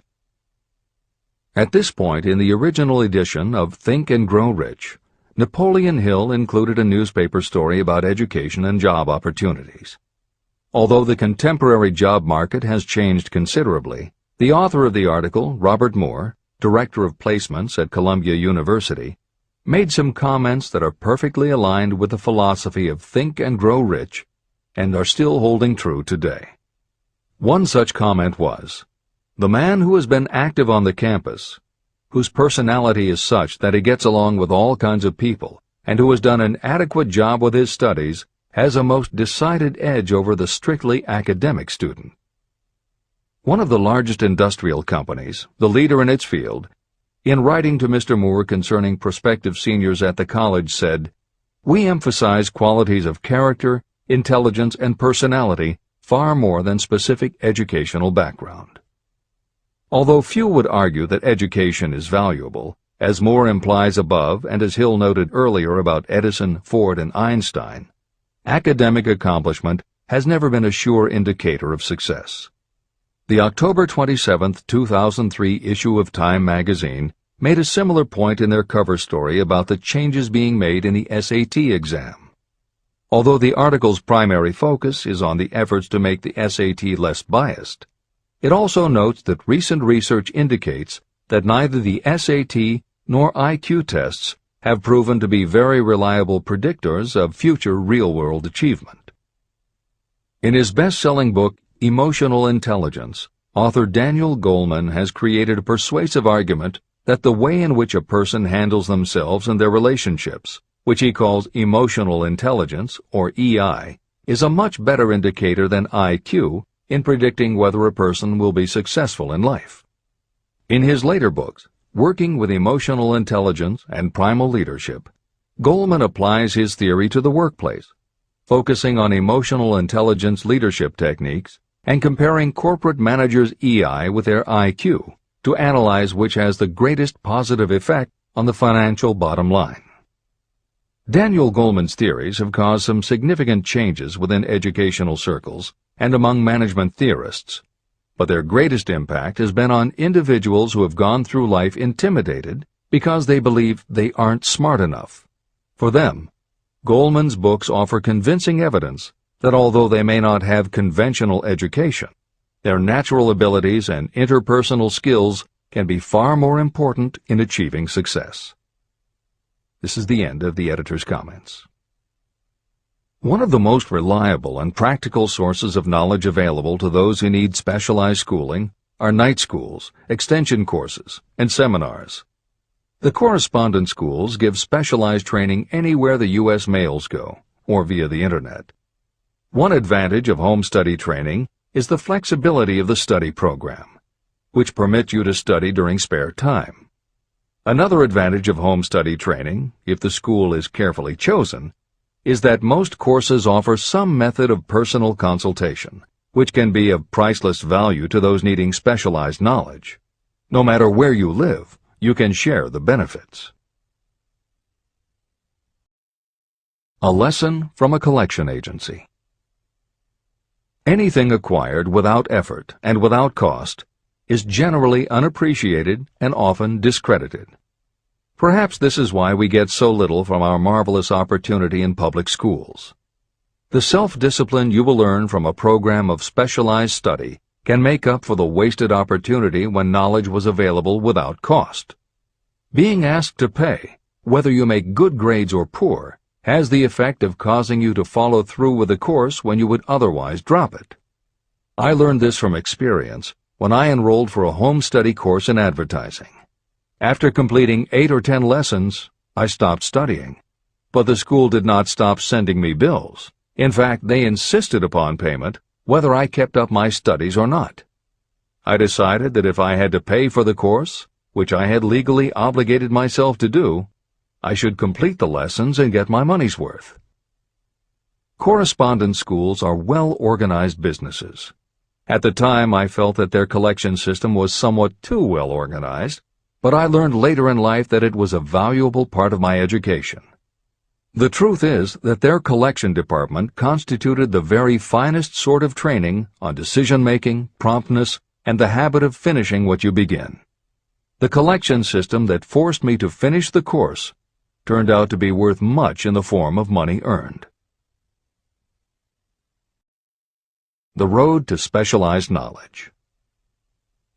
We have in this country what is said to be the greatest public school system in the world. One of the strange things about human beings is that they value only that which has a price. The free schools of America and the free public libraries do not impress people because they are free. This is the major reason why so many people find it necessary to acquire additional training after they finish school and go to work. It is also one of the major reasons why employers give greater consideration to employees who take specialized training courses. They have learned that those who have the ambition to give up a part of their spare time to studying at home have in them those qualities that make for leadership. There is one weakness in people for which there is no remedy. It is the universal weakness of lack of ambition. People who give up some of their spare time to take courses seldom remain at the bottom very long. By taking such courses, they open the way for the upward climb, remove many obstacles from their path, and attract the interest of those who have the power to help them. The home study method of training is especially suited to people who have already started working. They often find that after having left school, they still need additional specialized knowledge, but cannot spare the time to go back to school. Stuart Austin Weir was a construction engineer. He followed this line of work until the Depression hit and severely limited the construction business. He took inventory of himself and decided to change his profession to law. He went back to school and took special courses to prepare himself as a corporation lawyer. He completed his training, passed the bar examination, and quickly built a lucrative law practice as a patent attorney. Just to keep the record straight, and to anticipate the excuses of those who will say, "I couldn't go to school because I have a family to support," or "I'm too old," I will add that Mr. Weir was past 40 and married when he went back to school.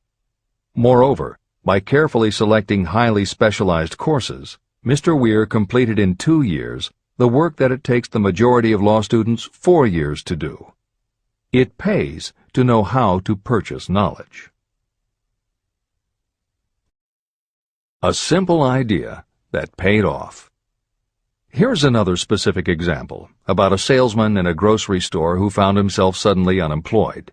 Having had some bookkeeping experience, he took a special course in accounting, familiarized himself with all the latest bookkeeping and office equipment, and went into business for himself. Starting with a grocer for whom he had formerly worked, he made contracts with more than 100 small merchants to keep their books at a very nominal monthly fee.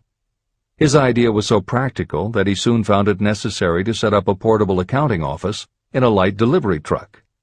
He now has a fleet of these bookkeeping offices on wheels. He employs a large staff of assistants who provide small merchants with accounting services equal to the best that money can buy at very nominal cost. Specialized knowledge plus imagination were the ingredients that went into this unique and successful business. Last year, the owner of that business paid income taxes of almost 10 times as much as was paid by the grocery store that fired him. Editor's comments. It would be impossible to write a contemporary book about success without including the story of Bill Gates. And although the connection between the world's wealthiest man and Hill's story about a man who started a mobile accounting business may not be immediately obvious, the fact is that this is a very apt place to include the story of Microsoft. Just as with the mobile accountant, The two defining characteristics of Bill Gates' success are specialized knowledge and imagination. Everyone had recognized at an early age that Bill Gates was a very bright student, but he had little interest in anything other than science and math. And when the mothers group at his school arranged for the students to learn about computing, that became his passion. By the time he was 13, he taught himself computer programming, and throughout high school and his years at university, his life revolved around computer clubs and odd jobs working for companies that had something to do with computers. Although at various times he toyed with the idea of a career in science or law, it is probably fair to say that while he was still in school, Bill Gates knew, in general terms, what his burning desire in life would be. He paid little attention to general knowledge, but devoted himself to assembling the specialized knowledge he would need to achieve his definite major purpose. Gates' burning desire heated up the day his friend and fellow computer club member Paul Allen bought a copy of the January 1975 issue of Popular Electronics. On the cover was a picture of an inexpensive desktop computer, the Altair 8800, which could be built from a kit. Gates and Allen knew in their gut that there were other students just like them who would love to get their hands on one of these things. At the time, it took a lot of imagination to foresee the impact computers might have on the average person. And even though they didn't own an Altair, they decided they could write a computer program for it. That took even more imagination. They contacted Ed Roberts, the founder of the company that made the Altair, and pitched their idea. Roberts told them he was getting offers from all over, and his policy was that whoever wrote it first would get the job. For the next 2 months, they tore apart the manual, gleaning the specialized knowledge they would need to write the program. They were the first to deliver a workable operating system, and Roberts bought it from them for $3,000 plus a royalty on sales. With their vision of the future burning in their imaginations, Gates and Allen used the advance and their royalties to launch a company that would be in the business of writing computer programs. They named their new company Microsoft and called old friends from their high school computer club to staff it. Bill Gates was 19 and Paul Allen was only a few years older. They and about 9 of their friends started writing programs for Apple Computer, Commodore, and anyone else who would contract with the company for their services. For the next 5 years, Bill Gates and Paul Allen had their share of imaginative ideas, but mostly they concentrated on learning the specialized knowledge needed to run and grow a successful business. Then in 1980, IBM, which had finally decided to get into the small computer business, needed help getting up to speed. They approached Microsoft to write an operating system for the new computer venture. Once again, specialized knowledge and imagination were the qualities that guided Bill Gates. In their imagination, Gates and Allen could see an even bigger future than before, and through specialized knowledge of what computers were capable of, they knew the role they could play in that future. They then made 2 business moves that are the foundation of the Microsoft success. First, because IBM had such a tight schedule, Gates went to a computer programmer, Tim Patterson, and bought from him a rudimentary but already developed operating system. Gates then set to work modifying the system, and he renamed it MS-DOS, for Microsoft Disk Operating System. The other move that was crucial to their success was the negotiation with IBM. They started from the position that they would not sell an operating system to IBM. What they would do was license the system to IBM in exchange for a royalty on every copy sold with an IBM computer. And it would not be an exclusive license, which meant that Microsoft could also license the system to other computer companies. If you were to continue to track the history of Microsoft, you would find those same qualities: a burning desire, an idea, specialized knowledge, and imagination behind each move Bill Gates made and continues to make, just as they were behind the success of the man who started the mobile accounting business. This is the end of the editor's comments. The beginning of the successful mobile accounting business was an idea. I know this is true because I was the one who gave him that idea. Now I'd like to pass on the story of another idea. and it was my accountant friend who indirectly suggested this one to me. When I first proposed the accounting idea to him, he said, "I like the idea, but I would not know how to turn it into cash." In other words, he did not know how to market his bookkeeping knowledge after he had acquired it. So, with the aid of a young woman copywriter, a very attractive presentation was prepared describing the advantages of the new system of bookkeeping. The brochure told the story of this new business so effectively that its owner soon had more accounts than he could handle. There are thousands of people all over the country who need the services of a merchandising specialist capable of preparing an attractive way to market personal services. This idea was born of the necessity to solve a specific problem. But it did not stop by serving merely one person.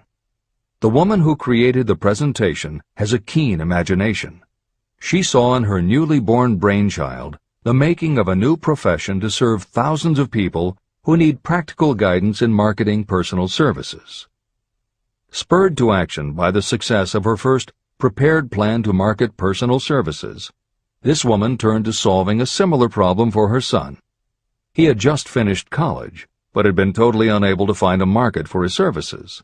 The plan she created for him was the best example of merchandising personal services I have ever seen. When the presentation had been completed, it contained nearly 50 pages of beautifully typed, properly organized information. It told the story of her son's natural abilities, schooling, personal experiences, and a great variety of other information.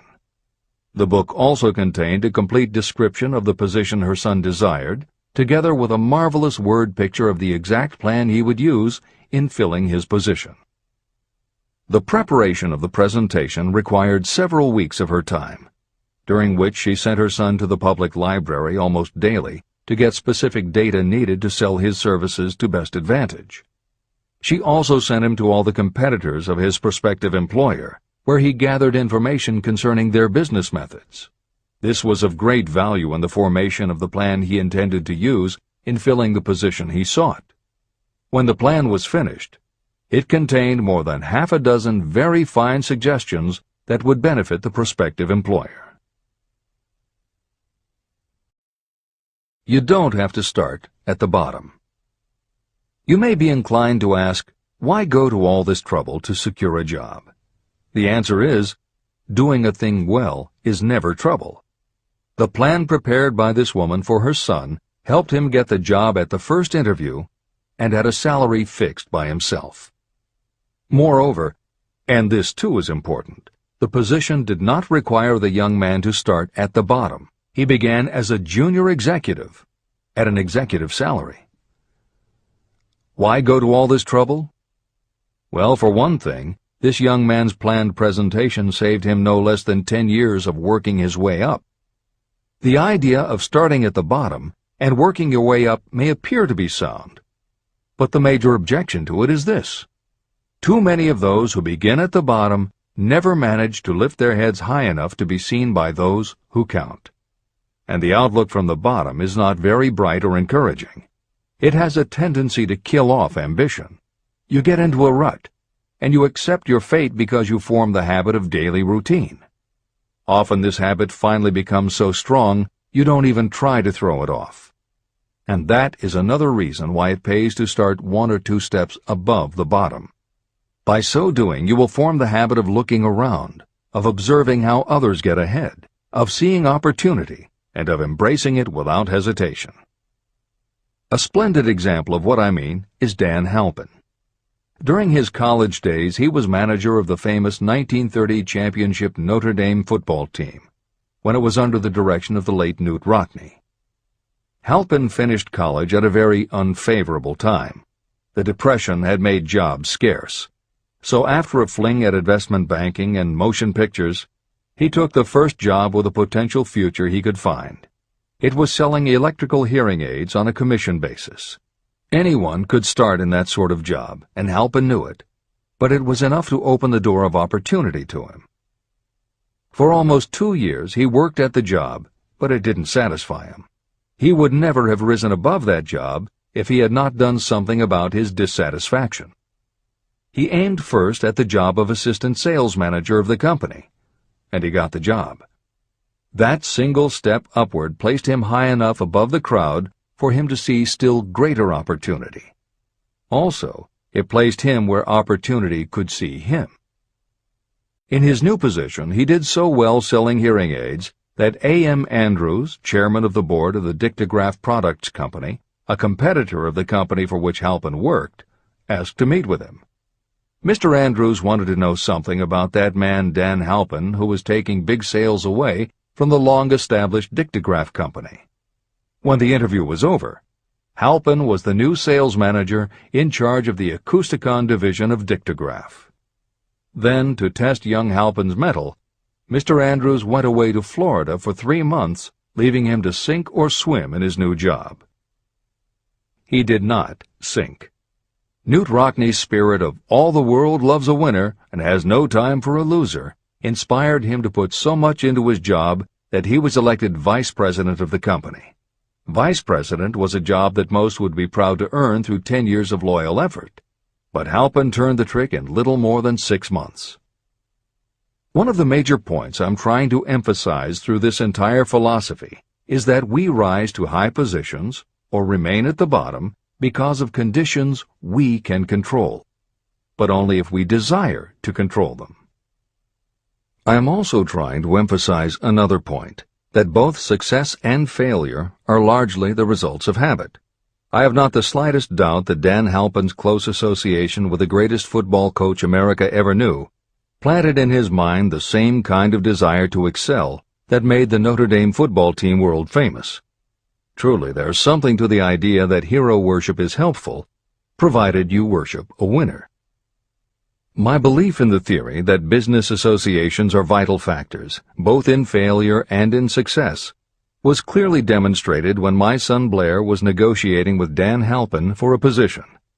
Mr. Halpin offered him a beginning salary of about 1/2 what he could have gotten from a rival company. I brought parental pressure to bear and encouraged Blair to accept the job with Mr. Halpin. I believe that close association with people who refuse to compromise with circumstances is an asset that can never be measured in terms of money.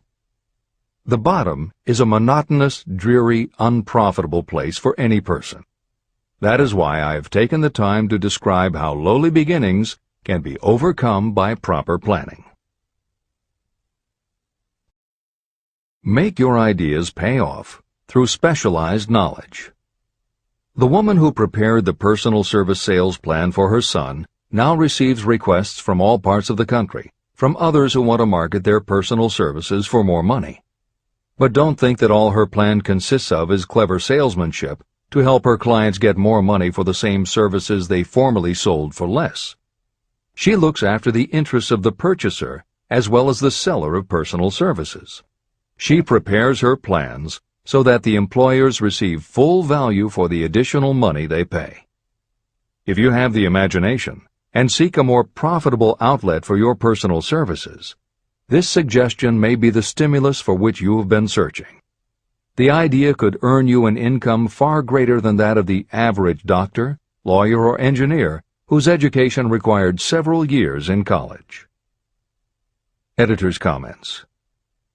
Mary Kay Ash was literally researching and writing down specialized knowledge when the idea for a new business was born in her imagination.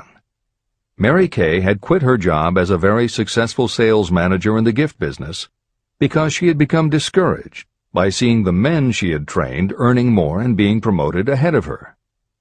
She decided to write an advice book for career women, but as she assembled the knowledge women would need to get ahead, she realized she was writing a business plan for the kind of business she would like to run.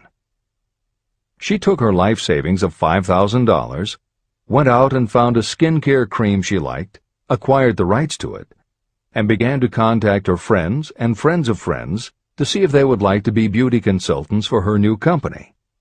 But what she was offering wasn't just a chance to sell skincare products. It was a very imaginative combination of philosophy and opportunity that gave women the chance to achieve both personal satisfaction and financial success. The company showed a modest profit in its first year and continued to grow each year until, by the beginning of the 21st century, There are over 1 million independent beauty consultants in 30 countries with wholesale sales of more than $1.5 billion. 3 times Mary Kay Cosmetics was named as one of the 100 best companies to work for in America, and Lifetime Television Network named Mary Kay the businesswoman of the century. She became one of the most in-demand motivational speakers and the best-selling author of 3 books. Neil Balter also started his company based on specialized knowledge and imagination. He got his specialized knowledge from his job as a carpenter's apprentice. His imagination came into play the day he was hired by a customer who wanted to clear up a messy closet by having shelves installed. Now that kind of job must have been offered to thousands of carpenters, but not one of them had the imagination to see in it what Neil Balter saw. When he finished the work, Balter didn't just see nicely fitted shelves. He saw that he had created a solution for a problem that was common to every household in America. He took the money he earned from the job and started his own business, California Closet Company, which specialized in shelves and fittings designed to attractively organize closet space for maximum efficiency. But Balter's imagination didn't stop once he had his own business up and running. Now he could imagine an even bigger operation.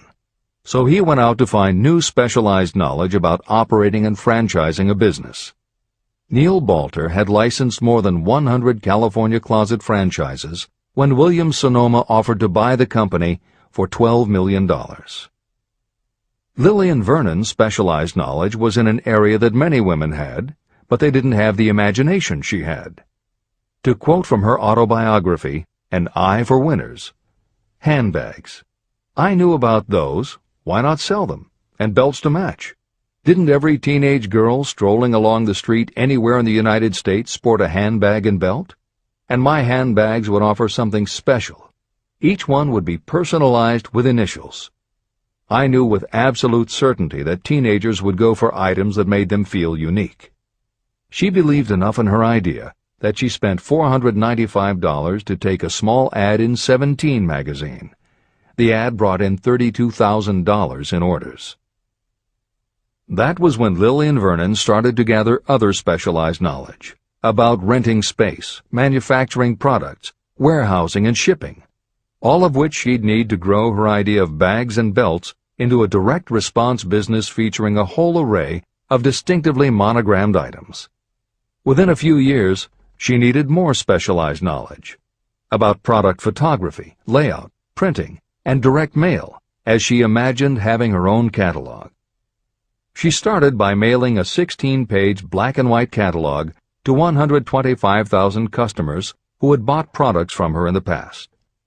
At the beginning of the 21st century, Lillian Vernon was still picking the merchandise and overseeing the design of her catalogs, many of which now run well over 100 full-color pages, are mailed to millions of people many times each year, and generate approximately $250 million in annual sales. There is another story about gathering specialized knowledge that is so good we will use it to conclude this editorial comment. It actually comes from the Napoleon Hill archives, and although he did not include it in Think and Grow Rich, he often used it as an example in his lectures and seminars. There was a young man who started out working for the railroad in 1893. As a machinist at 5 cents an hour. He was always taking courses and learning what he could about steam engines, and by 1905 he had worked his way up through the ranks until he was superintendent of motive power for Chicago Great Western in Olwine, Iowa. Then he did something that must have made his friends think he had taken leave of his senses. He was attending the Chicago Automobile Show when a red and white locomobile caught his attention. He put up his life savings of $700 and convinced a friend to co-sign a loan for $4,300 so he could buy the car. He promptly took it home, put it into a shed, jacked it up, and proceeded to take it apart piece by piece. Then he put it back together again. Then he took it apart and put it back together again. After doing that a few more times, he had learned what he wanted to know. And that was how Walter P. Chrysler gathered the specialized knowledge he needed to get himself out of railroading and into the automobile business. This is the end of the editor's comment. There is no fixed price for sound ideas. Behind all ideas is specialized knowledge. But remember, specialized knowledge is more abundant and more easily acquired than ideas. Because of this truth, there are ever-increasing opportunities for the person capable of helping men and women sell their personal services. Capability means imagination, the one quality needed to combine specialized knowledge with ideas to create organized plans that will yield riches. If you have imagination, this chapter may present you with an idea that is the beginning of the riches you desire. Remember, the idea is the main thing. Specialized knowledge may be found just around the corner. Any corner.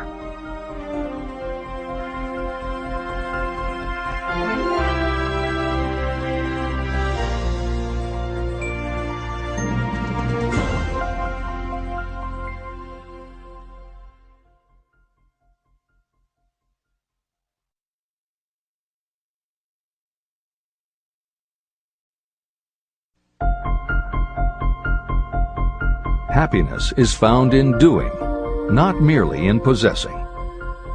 Chapter 7. Imagination, the workshop of the mind. The fifth step toward riches. The imagination is literally the workshop where all plans are created. It is where the impulse, the desire, is given shape, form, and action through the aid of the imaginative faculty of the mind. It has been said that we can create anything that we can imagine. Through the aid of imagination, we have discovered and harnessed more of nature's forces during the past 50 years than during the entire history of the human race previous to that time. And even with all we have accomplished, we have come nowhere near the limit of what we are capable. Our only limitation, within reason, lies in the development and use of our imagination. The human imagination offers so much possibility. It is as though we have merely discovered that we have an imagination and have just started to use it in a very elementary way. Two forms of imagination. The imaginative faculty functions in two forms. One is known as synthetic imagination, and the other as creative imagination. Editor's comments. In modern usage, the word synthetic has taken on a negative connotation, implying that something is artificial, not the real thing. Today the word synthesized, which is defined as something made up from component parts, would better describe what Hill had in mind and has been substituted here accordingly. This is the end of the editor's comment. Synthesized imagination. Through this faculty, you arrange old concepts, ideas, or plans into new combinations. Synthesized imagination does not create anything. It merely works with the material of experience, education, and observation with which it is fed. It is the faculty used by most inventors, with the exception of those geniuses who draw upon the creative imagination when they cannot solve problems through synthesized imagination. Creative imagination. Through the faculty of creative imagination, the finite human mind has direct communication with infinite intelligence, the faculty through which hunches and inspirations are received. It is by this faculty that all basic or new ideas are handed over to mankind. It is through this faculty that we pick up vibes from other people, and in that way one individual may tune in or communicate with the subconscious minds of others. This concept is explained in greater detail later. The creative imagination works automatically, but only when your conscious mind is motivated, energized, and working at such a high rate that it becomes very perceptive and receptive, such as when the conscious mind is stimulated through the emotion of a strong desire. The great leaders of business, industry, and finance, and the great artists, musicians, poets, and writers became great because they developed the faculty of creative imagination. Editor's comment. At this point, it should be noted that both kinds of imagination are equally valuable to you, and they work together so seamlessly it is often hard to tell where one ends and the other begins. For instance, when Jeff Bezos created the idea of Amazon.com, was it synthesized imagination or creative imagination? At the time, Many people were getting onto the idea of the Internet as a sales medium. From this, it could be concluded that he was drawing upon experience, education, and observation, which would mean he was using synthesized imagination. But why did he decide to sell books? Was that synthesized or creative? Did that idea come out of something in his subconscious that just felt like books were the right thing? And what about that name? Calling a bookstore Amazon didn't make sense to anyone but Bezos, but it certainly caught the public's attention. How important was the name in the store's success? Was that choice creative or synthesized? Now take it a step further. What about eBay? Amazon had already shown that you could sell a lot of goods on the Internet. When Pierre Omidyar hit on the idea of selling things on the Internet by turning it into an auction house, what part was synthesized and what part was creative? The answer is, it doesn't matter. Whether you are consciously assembling the parts of a plan, or if subconsciously the pieces fall into place and suddenly hit you in a flash of inspiration, all that matters is that you are putting your imagination to work. And the more you use it, the better both the synthesized and the creative will work for you. This is the end of the editor's comment. Desire is a thought, an impulse. It is nebulous and ephemeral. It is abstract and of no value until it has been transformed into its physical counterpart. While the synthesized imagination is the one that will be used most frequently in the process of transforming desire into money, there will be circumstances and situations that demand the use of the creative imagination as well. Both the synthesized and the creative imagination become more alert and receptive with use. And though your imaginative faculty may have become weak through lack of use, you can revive it. Just as any muscle or organ of the body develops the more it is used, your imagination also becomes more receptive in direct response to the amount that you use it. Use your synthesized imagination. First, let us focus attention on the development of the synthesized imagination. This is the faculty that you will use more often in converting desire into money. Transformation of the intangible impulse of desire into the tangible reality of money calls for the use of a plan or plans. To make plans, you must use your imagination. Mainly, this will require you to use your synthesized imagination as you draw upon your experience, your education, and your observations. Editor's comment.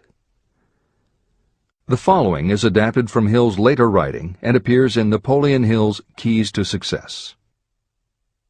An excellent example of synthesized imagination is Edison's invention of the light bulb. He began with one recognized fact that other people had discovered. A wire could be heated by electricity until it produced light. The problem was that the intense heat quickly burned the wire out, and the light never lasted more than a few minutes. Edison failed more than 10,000 times in his attempt to control this heat. When he found the method, it was by applying another common fact that had simply eluded everyone else. He realized that charcoal is produced by setting wood on fire, covering it with soil, and allowing the fires to smolder. The soil permits only enough air to reach the fire to keep it burning without blazing, and that way the wood isn't burned up. When Edison recognized this fact, his imagination immediately associated it with the idea of heating the wire. He placed the wire inside a bottle, pumped out most of the air, and produced the first incandescent light. It burned for 8.5 hours. Everything that Edison used to make the electric light was widely known, but the way he synthesized the knowledge changed the world and made him a very wealthy man. W. Clement Stone called the process the R2A2 formula: recognize and relate, assimilate and apply. If you do that with everything you see, hear, think, and experience, it will give you a new way of looking at familiar things. If you do that, you can achieve what others believe is impossible. Later in this chapter, you will read of other fortunes that grew from even simpler synthesized ideas, and these stories should lead you to conclude that the combination of ideas is nothing that you couldn't have thought of yourself. That alone should start your own imagination synthesizing ideas. However, Even though these stories will inspire you, and you will be anxious to get started, this is not yet the point for you to start making plans. Here, and throughout Think and Grow Rich, Napoleon Hill reminds the reader that this book is meant to be read all the way through before beginning to put the philosophy into practice. There are other ideas to be assimilated from later chapters that will influence your imagination and therefore affect the plans you may develop. This is the end of the editor's comments. Read the entire book through, then come back to this chapter and begin to put your imagination to work on the building of a plan for transforming your desire into money. Examples and instructions for creating plans are given in almost every chapter. Carry out the instructions that are best suited to your needs and put your plan in writing. The moment you complete this, you will have definitely given concrete form to your intangible desire. Now, read that sentence once more in a slightly different way. The moment I put my plan in writing, I will have definitely given concrete form to my desire. Now read it aloud and realize what you are telling yourself. Desire is only a thought. Through synthesized imagination, your experience, education, and observations will give it shape, form, and action. From the moment you follow those instructions and write out your desire and your plan, you will have actually taken the first of a series of steps that will enable you to convert the thought into its physical counterpart. Editor's comments. Synthesized imagination plays a role in every phase of a business plan. In fact, some of the most successful companies actually get started from synthesized imagination. When an entrepreneur, drawing upon his or her education, experience, and observations, takes an idea from one source and gives it a new application. That is exactly what happened with Ruth Handler. She and her husband, along with another partner, had started a small manufacturing company which had evolved into toy manufacturing. The success of their business depended on coming up with new toy ideas. Watching her young daughter at play, Ruth Handler noticed that she was fascinated with cutout books that featured teenage girl or career women paper dolls that she could cut out clothes for. She also knew that little girls loved to play dress-up in grown-up clothes. These ideas, drawn from Ruth Handler's education, experience, and observations, synthesized themselves in her imagination and came together as a new idea. Ruth Handler announced that they should make a lifelike teenage girl doll. Not a paper doll, but a real three-dimensional grown-up doll with a woman's figure, and they could also make grown-up clothes to fit it, so that girls could play dress-up with the doll. In honor of the source of inspiration, Ruth Handler named the new doll after her daughter, Barbie. As obvious as it seems now, until Ruth Handler, no one had the imagination to make and market a doll that looked like a woman, and certainly no one had ever made endless collections of tiny women's fashions for a doll to wear. Previously, we mentioned Jeff Bezos creating Amazon by combining the idea of a bookstore with the Internet, and Pierre Omidyar doing the same thing with auctions when he launched eBay. Mary Kay Ash took the idea of women running their own businesses and added the idea of door-to-door sales. Anita Roddick took the trend of all-natural ingredients, combined it with cosmetics, and created the body shop empire. Bernard Marcus and Arthur Blank took the concept of the supermarket, combined it with hardware, and created Home Depot. Thomas Stemberg and Leo Kahn did the same thing with office supplies and launched Staples. Once the connections are made, it may seem obvious, but making these supposedly obvious connections has brought success to many people. Napoleon Hill says imagination is like a muscle that can be strengthened through use. Just as there are specific exercises that will build and improve physical muscles, specific exercises have been developed to improve and build imagination. And it is commonly accepted that creativity developed in one area will affect your creativity in others. Dr. Edward de Bono, one of the most highly regarded experts in the field, has written more than 25 books, including the bestsellers Lateral Thinking and 6 Thinking Hats, that are literally designed to make you think. Dr. Betty Edwards' bestseller, Drawing on the Right Side of the Brain, uses drawing techniques to awaken creativity. Dr. Gabrielle Rico's bestseller, Writing the Natural Way, uses a technique called clustering as a way to break writer's block. And Tony Buzan uses a similar method for opening your mind that he terms mind mapping. In their bestseller, Super Learning, Sheila Ostrander and Lynn Schroeder show ways to use classical music. And Roger Von Eck suggests puzzles and riddles as stimuli in A Whack on the Side of the Head. This is the end of the editor's comments. Tapping into creative imagination. The earth on which you live, you yourself, and every other material thing are the result of evolutionary change, through which bits of matter have been organized and arranged in an orderly fashion. As far as science has been able to determine, the entire universe consists of but two things, matter and energy. Moreover, and this statement is of stupendous importance, this earth, every one of the billions of individual cells of your body, and every subatomic particle of matter began as an intangible form of energy. Through the combination of energy and matter has been created everything perceptible, from the largest star in the heavens down to and including man himself. Desire is a thought impulse. Thought impulses are forms of energy. When you begin the process of acquiring money by using the thought impulse of desire, you are drafting into your service the same stuff that nature used in creating this earth, as well as every material form in the universe, including your body and your brain, in which the thought impulses function. Editor's comments. Although recent developments in physics, gauge theory, string theory, membrane theory, and others, have advanced our understanding of matter and energy, Hill's preceding description remains in accord with modern science. The newer theories are variations on and refinements of the basic concept that everything in the universe is either space, time, matter, or energy. And as Einstein stated, energy and matter are in fact different forms of the same thing. As Hill says, everything from the stars to the solar system to the earth, to you, your brain, and that little spark called a thought, are all the same stuff.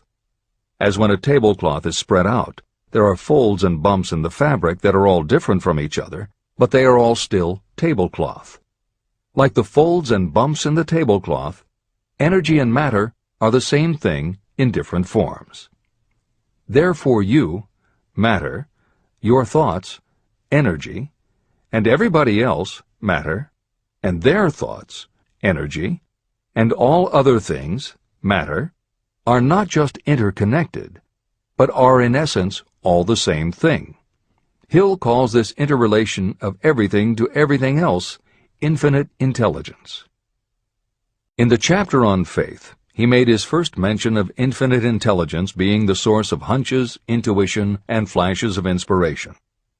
In the chapter on autosuggestion, he proposed that the subconscious mind is the connection with infinite intelligence.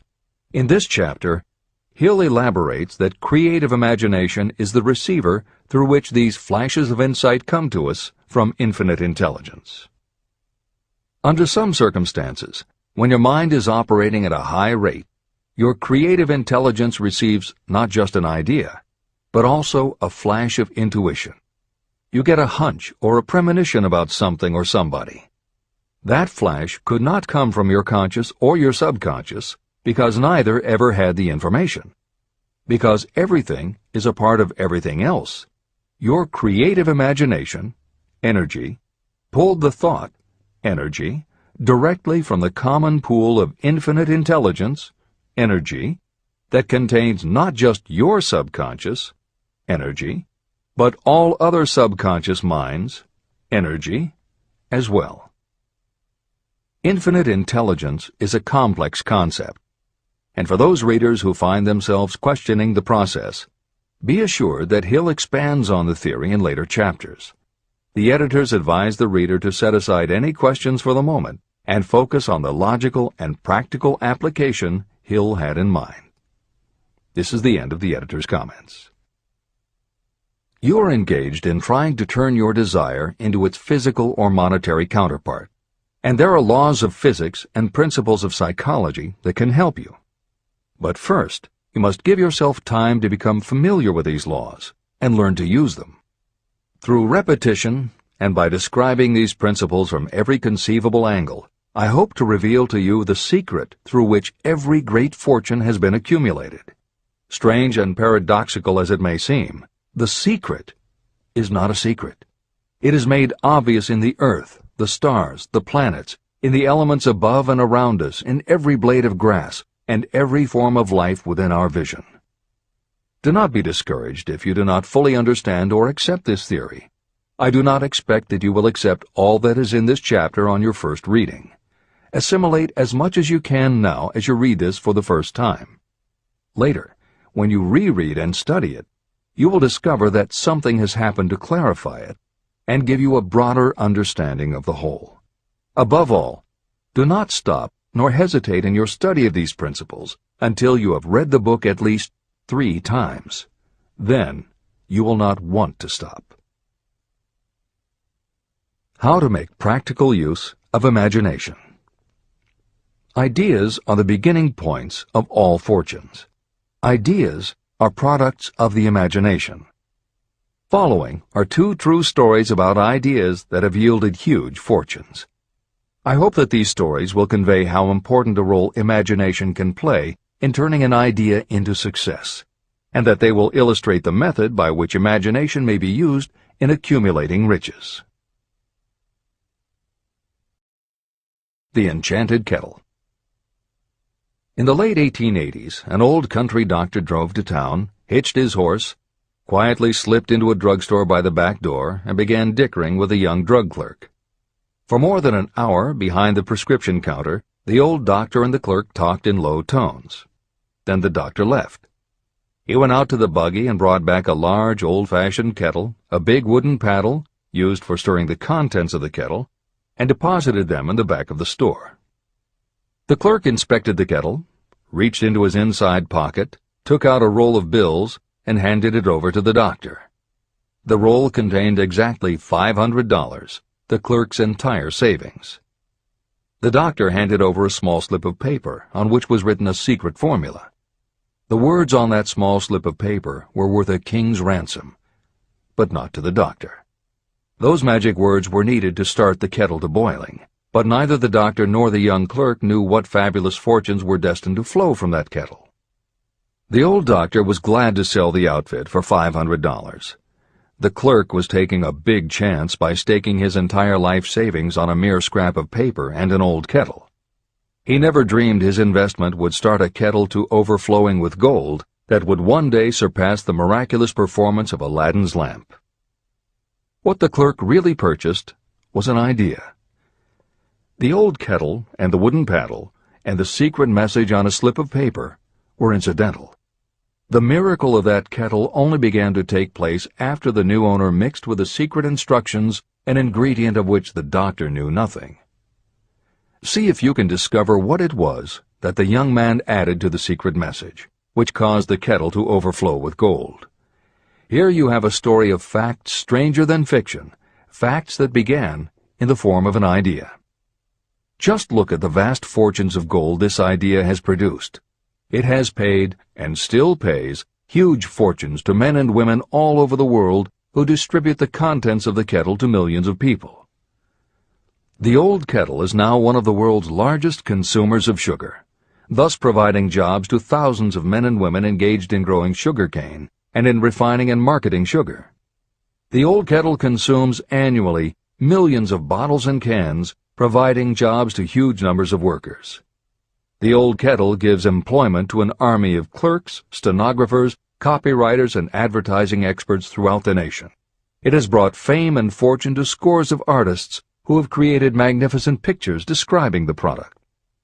The old kettle has converted Atlanta, which was a small southern city, into the business capital of the South, where it now benefits, directly or indirectly, every business and practically every resident of the city.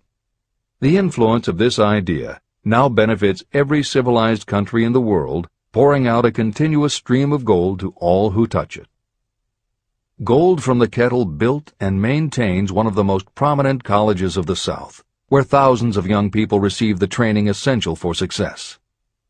If the product of that old brass kettle could talk, it would tell thrilling tales in every language, tales of love, of business, of professional men and women who are daily being stimulated by it. I am sure of at least one such tale of romance, for I was a part of it, and it all began not far from the very spot on which the drug clerk purchased the old kettle. It was there that I met my wife, and it was she who first told me of the enchanted kettle. It was the product of that kettle we were drinking when I asked her to accept me for better or worse. Whoever you are, wherever you may live, whatever your occupation, just remember every time you see the words Coca-Cola that its vast empire of wealth and influence grew out of a single idea. And that idea, the mysterious ingredient the drug clerk, Asa Candler, mixed with a secret formula, was imagination. Stop and think of that for a moment. Keep in mind that the steps to riches described in this book are the very same principles through which the influence of Coca-Cola has been extended to every city, town, village, and crossroads of the world. Now here's the most important thing to remember.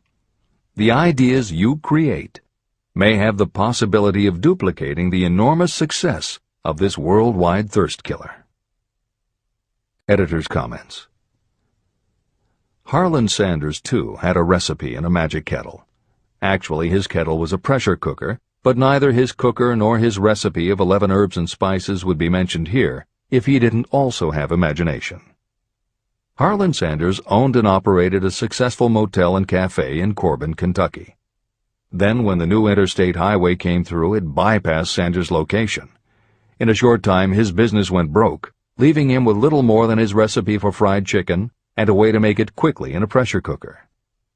At 62 years of age, the Colonel, as people called him, had to find a new way to make a living. That's when the magic ingredient, imagination, came in. He decided he wasn't going to sell fried chicken anymore. Instead, he would sell his method for making it. He packed his recipe and cooker into the back of his car and hit the road to demonstrate his fried chicken to other restaurant owners. In the first 2 years, he managed to sell 5 franchises. 2 years later, he'd sold 200.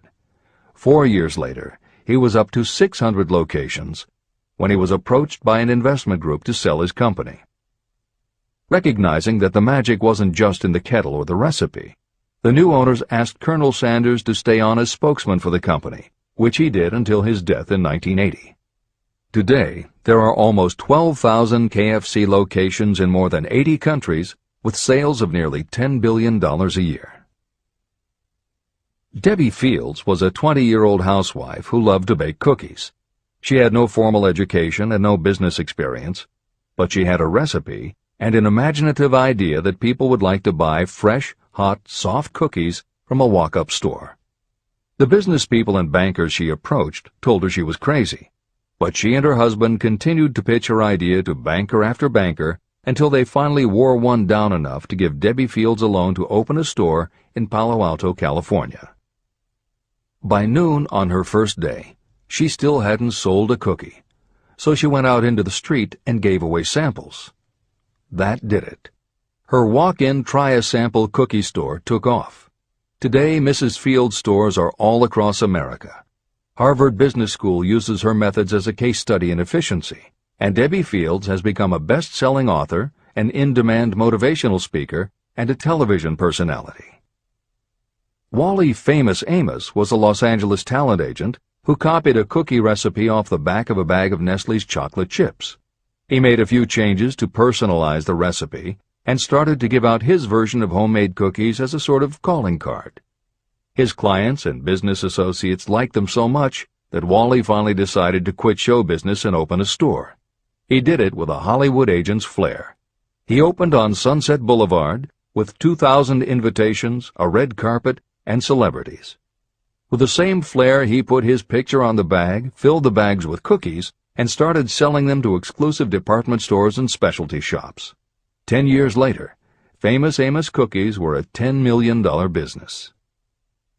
Ray Kroc was over 50 and selling milkshake mixers when he heard about a hamburger stand in California, owned by Dick and Mac McDonald, that was doing great business. He packed his car and headed to San Bernardino to check it out. What he saw was a sit-down restaurant that had a limited menu featuring a good hamburger recipe, and they were serving them faster than any place he'd ever seen. Figuring that if there were more places like this, he could sell them a lot of milkshake mixers, Kroc pitched the McDonald brothers on the idea of opening some more McDonald's. They were interested, but they didn't know who they could get to open the new restaurants. This time, it was a recipe and a magic griddle, but it still needed the extra ingredient, imagination. On the spot, Ray Kroc offered to go into business with them and open the restaurants himself. According to the signs on the golden arches, Ray Kroc's imagination paid off in billions of hamburgers sold.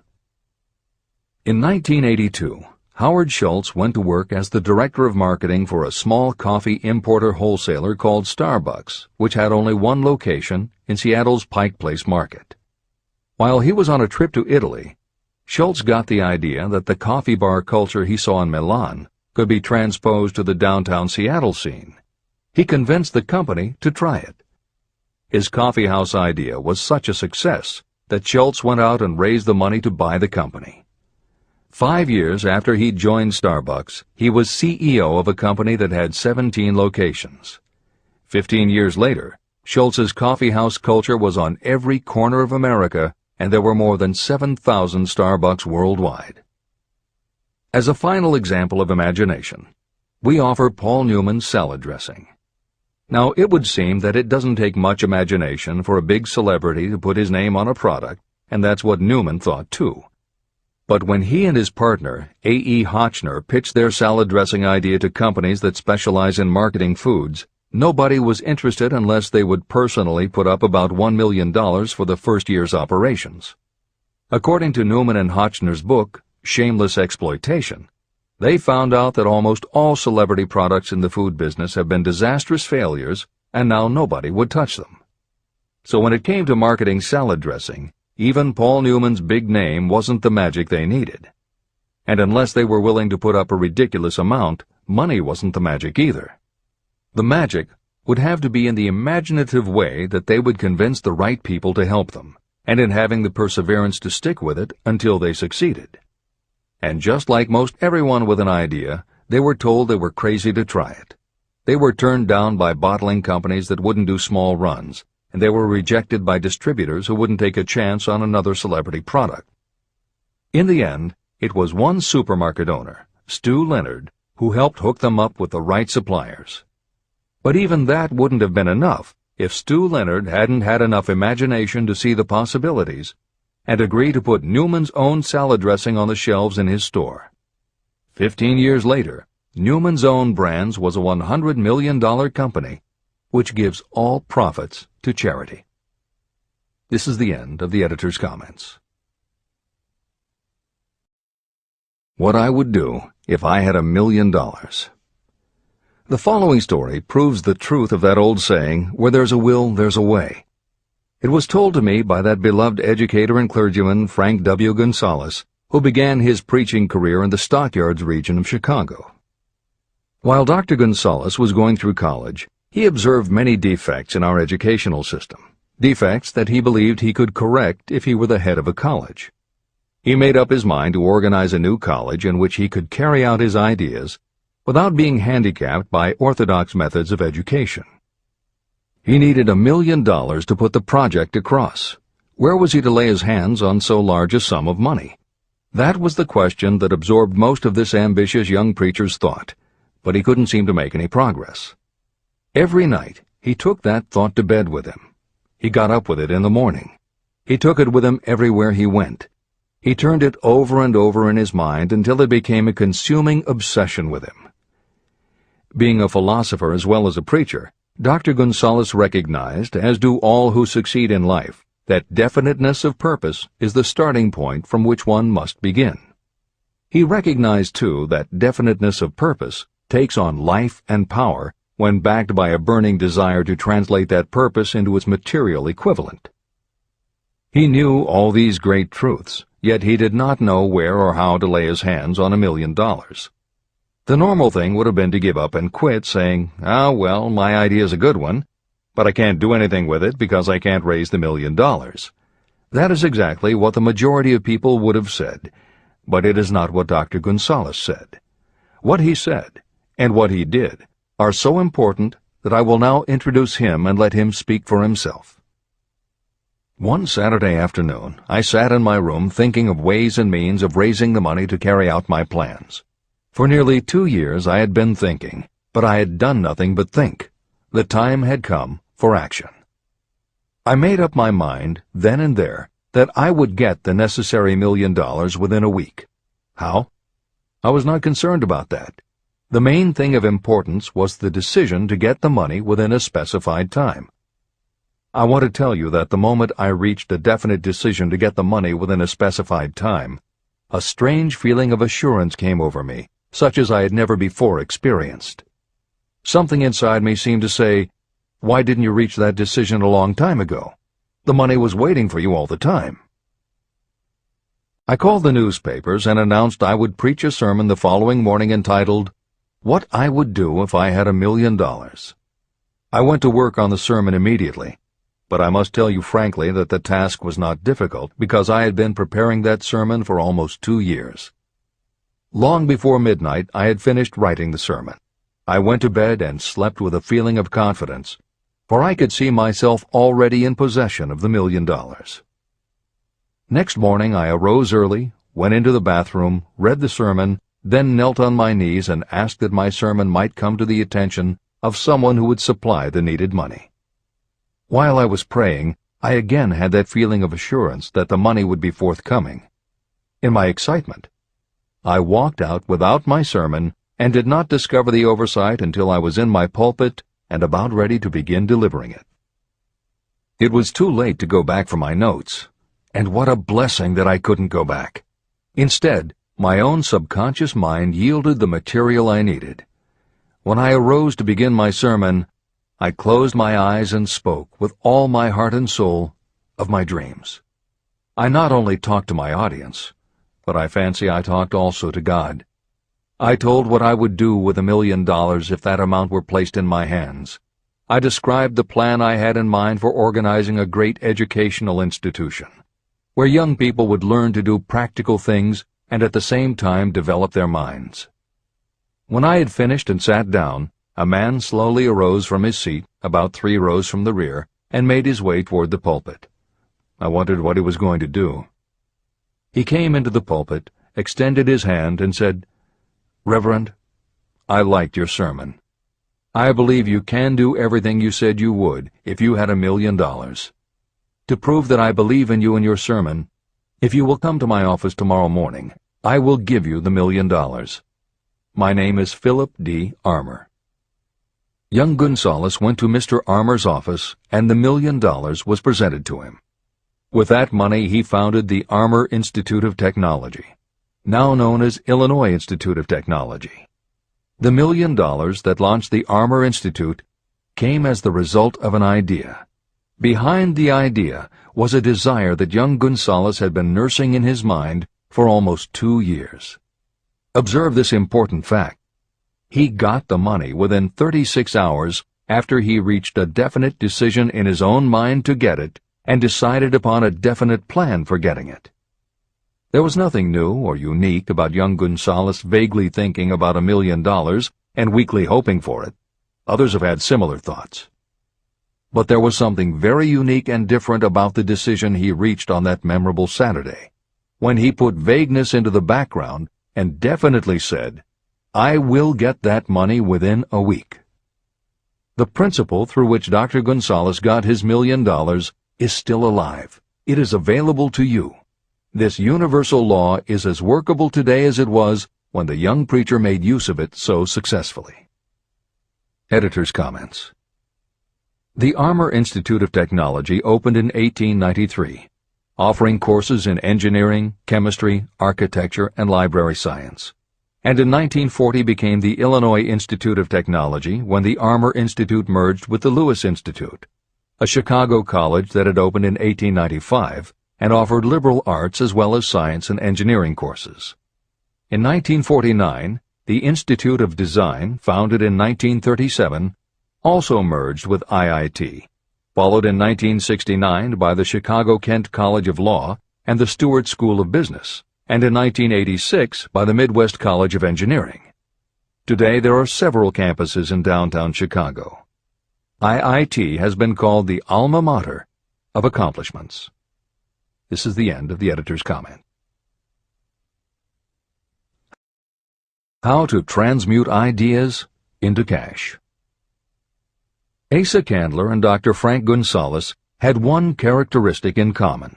Both knew the astounding truth that ideas can be transmuted into cash through the power of definite purpose plus definite plans. If you are one of those who believe that hard work and honesty alone will bring riches, you can forget it. It is not true. Riches, when they come in huge quantities, are never the result of hard work alone. Riches come, if they come at all, in response to definite demands based upon the application of definite principles, and not by chance or luck. Generally speaking, an idea is a thought that prompts you to action because it appeals to your imagination. All master salespeople know that ideas can be sold where merchandise cannot. Ordinary salespeople do not know this. That is why they are ordinary. A publisher of low-priced books made a discovery that has been worth much to publishers. He learned that many people buy titles and not the contents of books. By merely changing the name of one book that was not moving, his sales of that book jumped upward more than 1 million copies. The inside of the book was not changed in any way. He merely ripped off the cover and put on a new cover with a title that had box office appeal. That, as simple as it may seem, was an idea. It was imagination. Editor's comment. For those readers who think that replacing the cover of a book is just too simple, or that they couldn't do it anyway because they are not book publishers, the editors would point out that if you had had that simple idea before the publisher did, he probably would have been glad to sell you those failed books at pennies on the dollar. Then you could have been the one to change the cover, and suddenly you would have been the publisher of a bestseller. However, the idea of replacing the covers wouldn't have meant a thing if you didn't also have ideas about how to market and promote that flashy new cover. And that is Hill's point. Coca-Cola was a recipe, a creative idea. But it would have stayed just a recipe if Asa Candler hadn't also had other creative ideas to market it and the faith in himself to carry through on those ideas. Spence Silver was a chemist working for 3M when, by accident, he created a glue that wasn't very sticky. Needless to say, 3M was not much interested in glue that didn't stick, and Silver's invention was shelved as a failure. But Silver liked his glue, so for 5 years he kept demonstrating it to anyone who would listen. Nobody did, until Arthur Fry, who worked in the tape division at 3M, found that when he was at choir practice, he kept losing his place in the hymnal because the pieces of paper he used to mark his place slipped down or fell out of the book. A little of Silver's not very sticky glue on the slips of paper, and they stayed where he wanted them, then peeled off easily when he was done. That was the eureka moment. They had just invented the world's best bookmark, Post-its. But that's not the end of the story, or the end of the imaginative ideas that were needed to make Post-its happen. Fry would also need perseverance. First, he had to convince the engineers to solve production problems, and to do it, he knocked a hole in his basement wall so he could install a prototype of the production equipment. He stuck with it, and finally, 2 years later, 3M gave the project to their marketing department. The marketing experts put together ads and brochures selling this sticky notepad idea and rolled it out in a 4-city test. The results were a disaster. Nobody got it, so nobody bought it. Who would pay money for scratch paper? The Post-it project was about to be scrapped when Jeffrey Nicholson and Joseph Ramey added their imaginations. Like Silver and Fry, Nicholson and Ramey had faith in the idea because they saw how people in their office fell in love with these little sticky pieces of paper once they started working with them. So Nicholson and Ramey went to Richmond, Virginia, one of the 4 test cities that had failed, and they went up and down the business district, going into offices and giving pads of Post-its to receptionists, secretaries, and anyone else who would listen. Whereas 3M's conventional marketing machinery had failed, Giving Post-its to the people who would actually use them did the trick. Once those Richmond office workers started to use Post-its, it didn't seem like a bad idea at all to pay for scratch paper. They got it, and they bought it. The Richmond test turned from failure to success, and soon Post-its were sticking to everything around the world. Here's another simple idea that imagination turned into success. The story began with a man whose problem was just the opposite of spent silvers. This man had something that stuck too well. George de Mestral was a Swiss mountaineer who went hunting one day with his dog. But when they got home, they were both covered with burrs. The burrs were so difficult to remove that de Mestral put them under a magnifying glass to learn why. He saw that they were covered with tiny hooks which attached themselves to fur and fabric. That was when the flash hit. If burrs stuck where you didn't want them, why couldn't you put tiny hooks on things so they would stick where you did want them? Like everyone else mentioned in this book, de Mestral had an imaginative idea, but that was just the beginning. He also had the faith in himself to keep going when people laughed at his idea, which many did, until he eventually found a French textile plant that would help him do what he wanted. However, even when they finally worked out a way to use cotton fabric to make what they called locking tape, they couldn't afford to mass-produce it. And that's when de Mestral accidentally discovered that when you sew nylon under infrared light, it naturally made little hooks. Now they could manufacture it economically. All they needed was a name. One side was fuzzy like velvet, and the other side was crochet, the French word for hook. Take half vel and half crow, combine it with imagination. The result is Velcro, and a Swiss mountaineer becomes a business tycoon. The Sony Corporation once tried to make a very small stereo tape recorder that would work with standard-size cassettes, but they couldn't do it. They could make a small playback machine, but at the time the electronics needed to also make it a recording machine just couldn't be made small enough. They concluded that the design was a failure.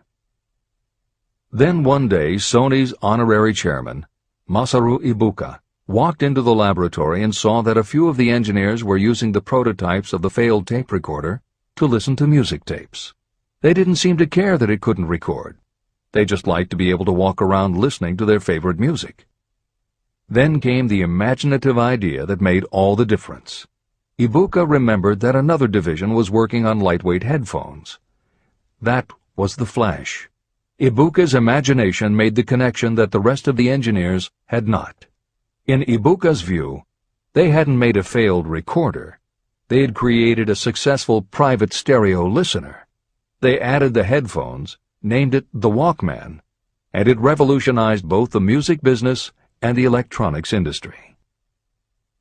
Clarence Saunders was a grocery clerk in a small southern retail store. One day he was standing with a tray in his hands waiting his turn in a cafeteria. He had never earned more than $20 a week before then, and no one had ever noticed anything about him that indicated unusual ability, but something took place in his mind as he stood in the line of waiting people that put his imagination to work. That was when he came up with the idea that this same self-serve concept would also work at the grocery store. Clarence Saunders took the idea to his boss. Naturally, his boss told him he was crazy. So Clarence Saunders quit his job, went out and did what he needed to do to raise the money, and opened the first self-serve grocery store. He called it Piggly Wiggly, and Clarence Saunders, the $20-a-week grocery clerk, rapidly became the multi-million-dollar chain store groceryman of America. Sylvan Goldman was the owner of a number of Piggly Wiggly stores in Oklahoma, and like any good businessman, he spent a lot of time watching his customers go up and down the aisles, putting their choices into their baskets or net shopping bags. One night, while trying to figure out how to get his customers to buy more at one time, he found himself staring at a basket sitting on the seat of a wooden folding chair. Eureka! He called in his mechanic, Fred Young. They put some wheels on the bottom of the legs, added another basket below the seat, and the shopping cart was born. As this edition is being readied for publication, there are about 35 million shopping carts in America, and approximately 1.25 million new carts are sold each year. Thomas Stemberg, whom we also mentioned earlier, was another supermarket executive who watched his customers as they shopped. By this time, shopping carts were well established in supermarkets, and it was because his customers were pushing shopping carts up and down the aisles that he got his flash of inspiration. He was so sure of his idea that he convinced another supermarket executive, Leo Kahn, to join him. Together, they took the supermarket concept and applied it to selling office supplies.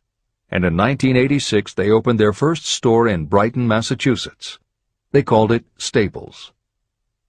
In 1989, they took the company public, and 10 years later there were more than 1,000 Staples stores with revenues exceeding $7 billion.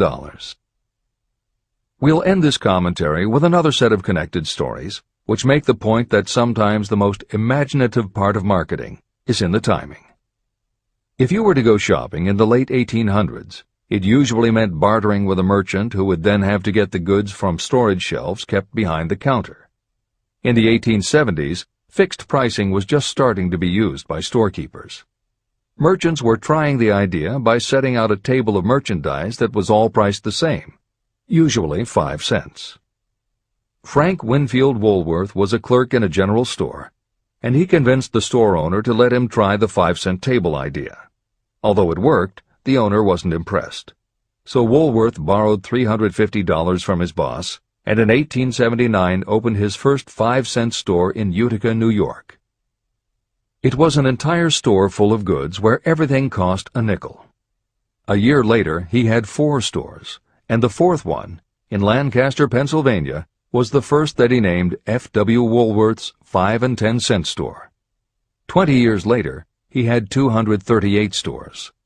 By the time of his death in 1919, there were over 1,000 F.W. Woolworth locations. He had established the first nationwide chain of general merchandise stores, and he had built the tallest building in New York City as his headquarters. The Woolworth Company stayed true to the original idea and didn't carry any merchandise that cost more than a dime until 1932, when the top price was raised to 20 cents.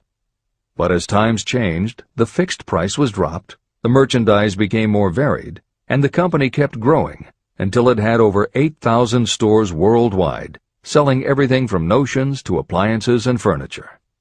Then in the 1960s and 1970s, something started to happen. The mood of America was changing, but the Woolworth stores weren't. And that was when Sam Walton opened the first Walmart in Rogers, Arkansas, in 1962. Walton got into the retail business after the Second World War, when his father-in-law loaned him the money to buy a franchise Butler Brothers store in Bentonville, Arkansas. By 1962, Sam and his brother Bud owned 16 variety stores in Arkansas, Missouri, and Kansas. It was in these stores that Sam Walton first started adding the magic ingredient of imagination.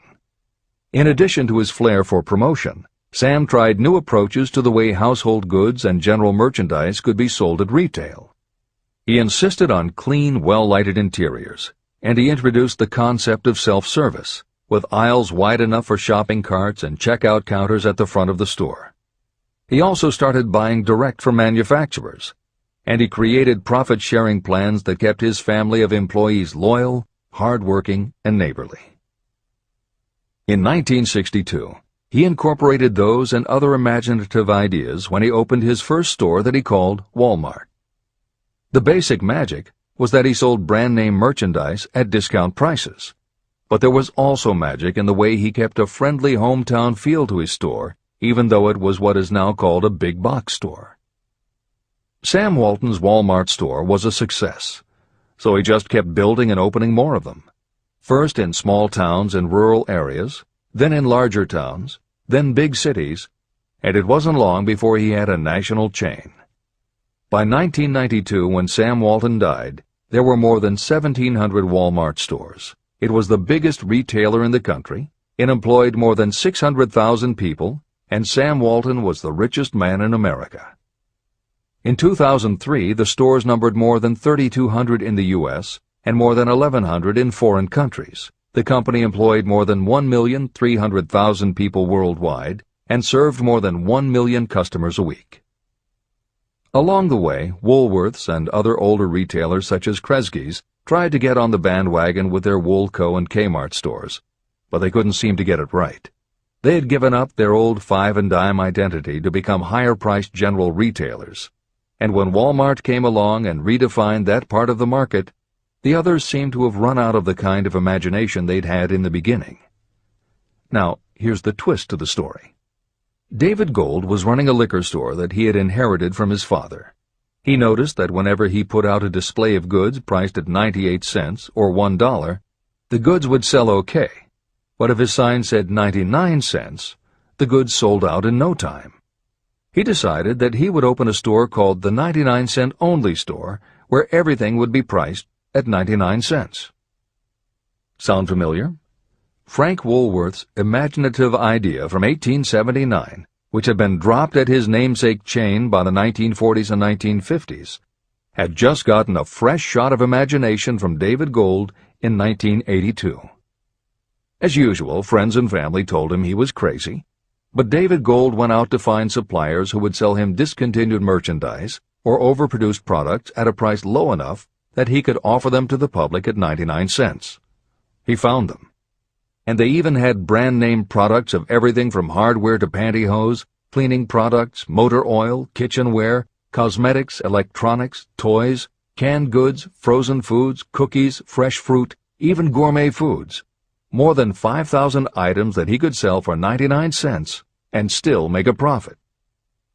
David Gold opened his first well-lighted, brightly colored green and fuchsia wide-aisle store in Inglewood, California in 1982. By 2003, he had 142 stores in California, Nevada, and Arizona, and he was listed on the Forbes 400 as having earned a personal fortune estimated at more than $650 million. As Napoleon Hill wrote elsewhere about the creation of Piggly Wiggly, where in this story do you see the slightest indication of something that you could not duplicate? The plan, which made millions of dollars for its originator, was a very simple idea that anyone could have adopted, yet considerable imagination was required to put the idea to work in a practical sort of way. The more simple and easily adapted an idea is, the greater is its value, as no one is looking for ideas that are involved with great detail or are in any way complicated. This is the end of the editor's comments. There is no standard price on ideas. The creator of ideas sets his or her own price, and if they are smart, they get it. The story of practically every great fortune starts with the day when a creator of ideas and a seller of ideas got together and worked in harmony. Carnegie surrounded himself with men who could do what he could not do, men who created ideas and men who put ideas into operation, and that was what made him and the others fabulously rich. Millions of people go through life hoping for favorable breaks. Perhaps a favorable break can get you an opportunity, but the safest plan is not to depend upon luck. It was a favorable break that gave me the biggest opportunity of my life, but more than 20 years of determined effort had to be devoted to that opportunity before it became an asset. The break consisted of my good fortune in meeting and gaining the cooperation of Andrew Carnegie. On that occasion, Carnegie planted in my mind the idea of organizing the principles of achievement into a philosophy of success. Millions of people have profited by the discoveries made in the years of research, and fortunes have been accumulated through the application of the philosophy. The beginning was simple. It was an idea that anyone might have developed. The favorable break came through Carnegie. But what about the determination, definiteness of purpose, and the desire to attain the goal, and the persistent effort of all those years of research? It was no ordinary desire that survived disappointment, discouragement, temporary defeat, criticism, and the constant reminding that I was wasting my time. It was a burning desire, an obsession. When the idea was first planted in my mind by Mr. Carnegie, it was coaxed, nursed, and enticed to remain alive. Gradually, the idea became a giant under its own power, and it coaxed, nursed, and drove me. Ideas are like that. First you give life and action and guidance to ideas. Then they take on a power of their own and sweep aside all opposition. Ideas are intangible forces. but they have more power than the physical brains that give birth to them. They have the power to live on after the brain that creates them has returned to dust. Tell the world what you intend to do, but first, show it. Chapter 8. Organized Planning. The crystallization of desire into action. The sixth step toward riches. You have learned that everything we create or acquire begins in the form of desire. Desire is taken on the first lap of its journey from the abstract to the concrete in the workshop of the imagination, where plans for its transition are created and organized. In Chapter 3, Desire, you were instructed to take 6 practical steps to begin translating your desire for money into its monetary equivalent. One of the steps you must take is the formation of a definite, practical plan or plans through which this transformation may be made. Following are the basic instructions for making practical plans. Ally yourself with a group of as many people as you may need for the creation and carrying out of your plan or plans for the accumulation of money, making use of the mastermind principle. Compliance with this instruction is absolutely essential. Do not neglect it. Editor's comment: the Mastermind Alliance is built of 2 or more minds working actively together in perfect harmony toward a common goal.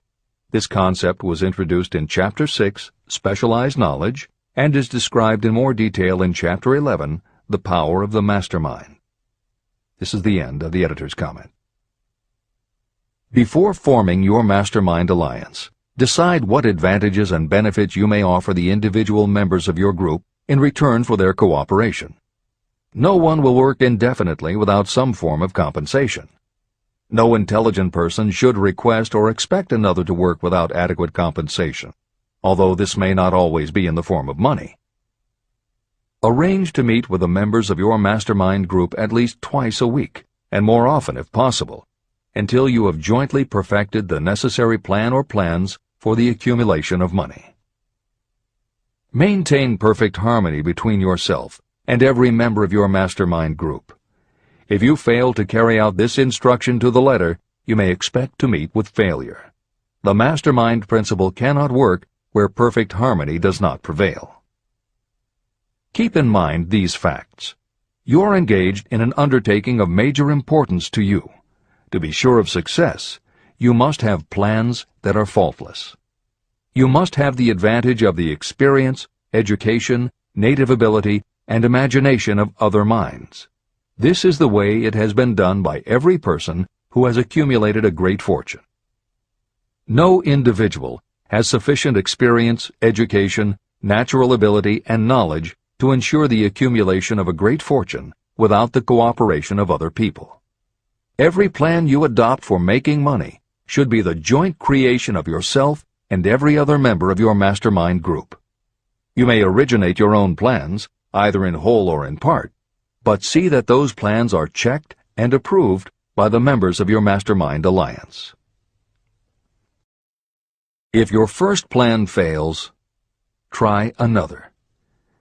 If the first plan that you adopt does not work successfully, replace it with a new plan. If this new plan fails to work, replace it with still another, and so on, until you find a plan that does work. Right here is the point at which the majority of people meet with failure, because of their lack of persistence in creating new plans to take the place of those that fail. The most intelligent person living cannot succeed in accumulating money, or in any other undertaking, without plans that are practical and workable. Just keep this fact in mind, and remember when your plans fail that temporary defeat is not permanent failure. It may only mean that your plans have not been sound. Build other plans. Start all over again. Temporary defeat should mean only one thing: the certain knowledge that there is something wrong with your plan. Millions of people go through life in misery and poverty because they lack a sound plan through which to accumulate a fortune. Your achievement can only be as good as the plans you make. You are never whipped until you quit in your own mind. James J. Hill, who was the greatest railroad builder of them all, met with temporary defeat when he first tried to raise the capital needed to build the Great Northern Railroad from the east to the west. But he turned defeat into victory through new plans. Henry Ford met with temporary defeat not only at the beginning of his automobile career, but even after he had gone a long way toward the top. But he, too, created new plans and went marching on to financial victory. We see people who have accumulated great fortunes, but we often recognize only their triumph, and we overlook the temporary defeats that they had to surmount before arriving. No follower of this philosophy can reasonably expect to accumulate a fortune without experiencing temporary defeat. When defeat comes, accept it as a signal that your plans are not sound. Rebuild those plans and set sail once more toward your goal. If you give up before your goal has been reached, you're a quitter. A quitter never wins, and a winner never quits. Write this sentence on a piece of paper in letters an inch high and place it where you will see it every night before you go to sleep and every morning before you go to work. When you begin to select members for your mastermind group, choose those who do not take defeat seriously. Some people foolishly believe that only money can make money. This is not true. Desire, transmuted into its monetary equivalent through the principles in this book, is the way money is made. Money, of itself, is nothing but inert matter. It cannot move, think, or talk, but it can hear when someone who desires it calls it to come. Intelligent planning is essential for success in any undertaking designed to accumulate riches. Following are detailed instructions to those who must begin the accumulation of riches by selling personal services. It should encourage you to know that practically all the great fortunes began either from selling personal services or from the sale of ideas. When you think about it, what else except ideas and personal services can you give in return for riches if you don't have products or property? Leaders and followers. Broadly speaking, there are two types of people in the world. One type is known as leaders, and the other as followers. Decide at the outset whether you intend to become a leader in your chosen calling or remain a follower. The difference in compensation is vast. The follower cannot expect to make as much as a leader, although some followers make the mistake of thinking they should. It is no disgrace to be a follower. On the other hand, it is no credit to remain a follower. Most great leaders began as followers. They became great leaders because they were intelligent followers. With few exceptions, the person who cannot follow a leader intelligently cannot become an efficient leader. The person who can follow a leader most efficiently is usually the person who develops into leadership most rapidly. An intelligent follower has many advantages, including the opportunity to acquire knowledge from the leader. The major attributes of leadership. The following are important factors of leadership. 1. Unwavering courage based upon knowledge of yourself and your occupation. No follower wishes to be dominated by a leader who lacks self-confidence and courage. Certainly no intelligent follower will be dominated by such a leader for very long. 2. Self-control. The person who cannot control himself can never control others. Self-control sets a strong example for your followers, which the more intelligent followers will emulate. 3. A keen sense of justice. Without a sense of fairness and justice, no leader can command and retain the respect of their followers. 4. Definiteness of decision. Those who waver in decisions show that they are not sure of themselves and therefore cannot lead others successfully. 5. Definiteness of plans. Successful leaders must plan their work and work their plans. Leaders who move by guesswork, without practical definite plans, are like a ship without a rudder. Sooner or later, they will land on the rocks. 6. The habit of doing more than paid for. One of the penalties of leadership is the necessity of the leaders to willingly do more than they require of their followers. 7. A pleasing personality. Leadership calls for respect. Followers will not respect a leader who does not grade high on all of the factors of a pleasing personality. 8. Sympathy and understanding. Successful leaders must be in sympathy with their followers. Moreover, they must understand them and their problems. 9. Mastery of detail. Successful leadership calls for mastery of the details of the leader's position. 10. Willingness to assume full responsibility. Successful leaders must be willing to assume responsibility for the mistakes and the shortcomings of their followers. If a leader tries to shift this responsibility, that leader will not remain the leader. If one of your followers makes a mistake or is incompetent, you must consider that it is you who failed. 11. Cooperation. The successful leader must understand and apply the principle of cooperative effort and be able to induce followers to do the same. Leadership calls for power, and power calls for cooperation. There are two forms of leadership. The first, and by far the most effective, is leadership by consent of and with the sympathy of the followers. The second is leadership by force, without the consent and sympathy of the followers.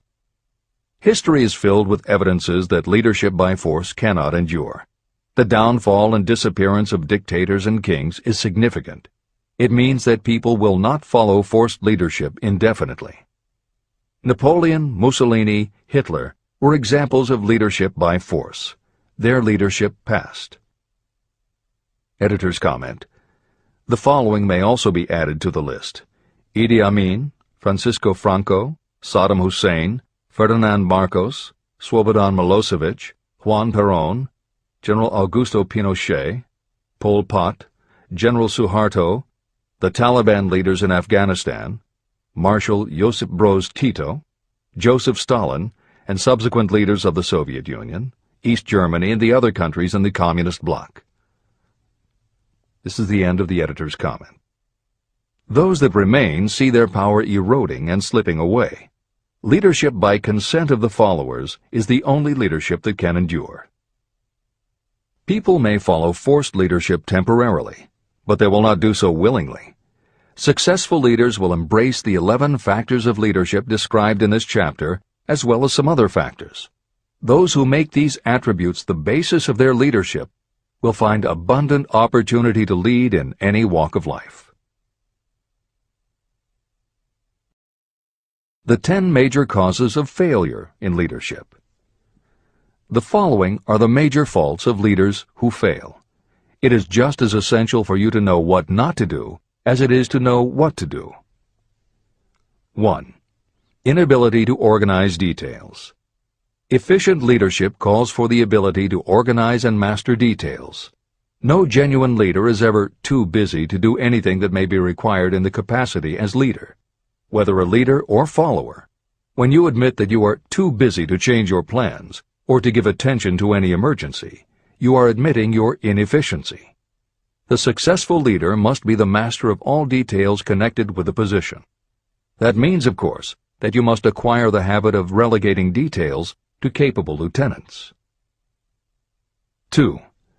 Unwillingness to render humble service. Truly great leaders are willing, when occasion demands, to perform any sort of labor that they would ask another to perform. The greatest among ye shall be the servant of all is a truth that all able leaders observe and respect. 3. Expectation of pay for what they know, instead of what they do with what they know.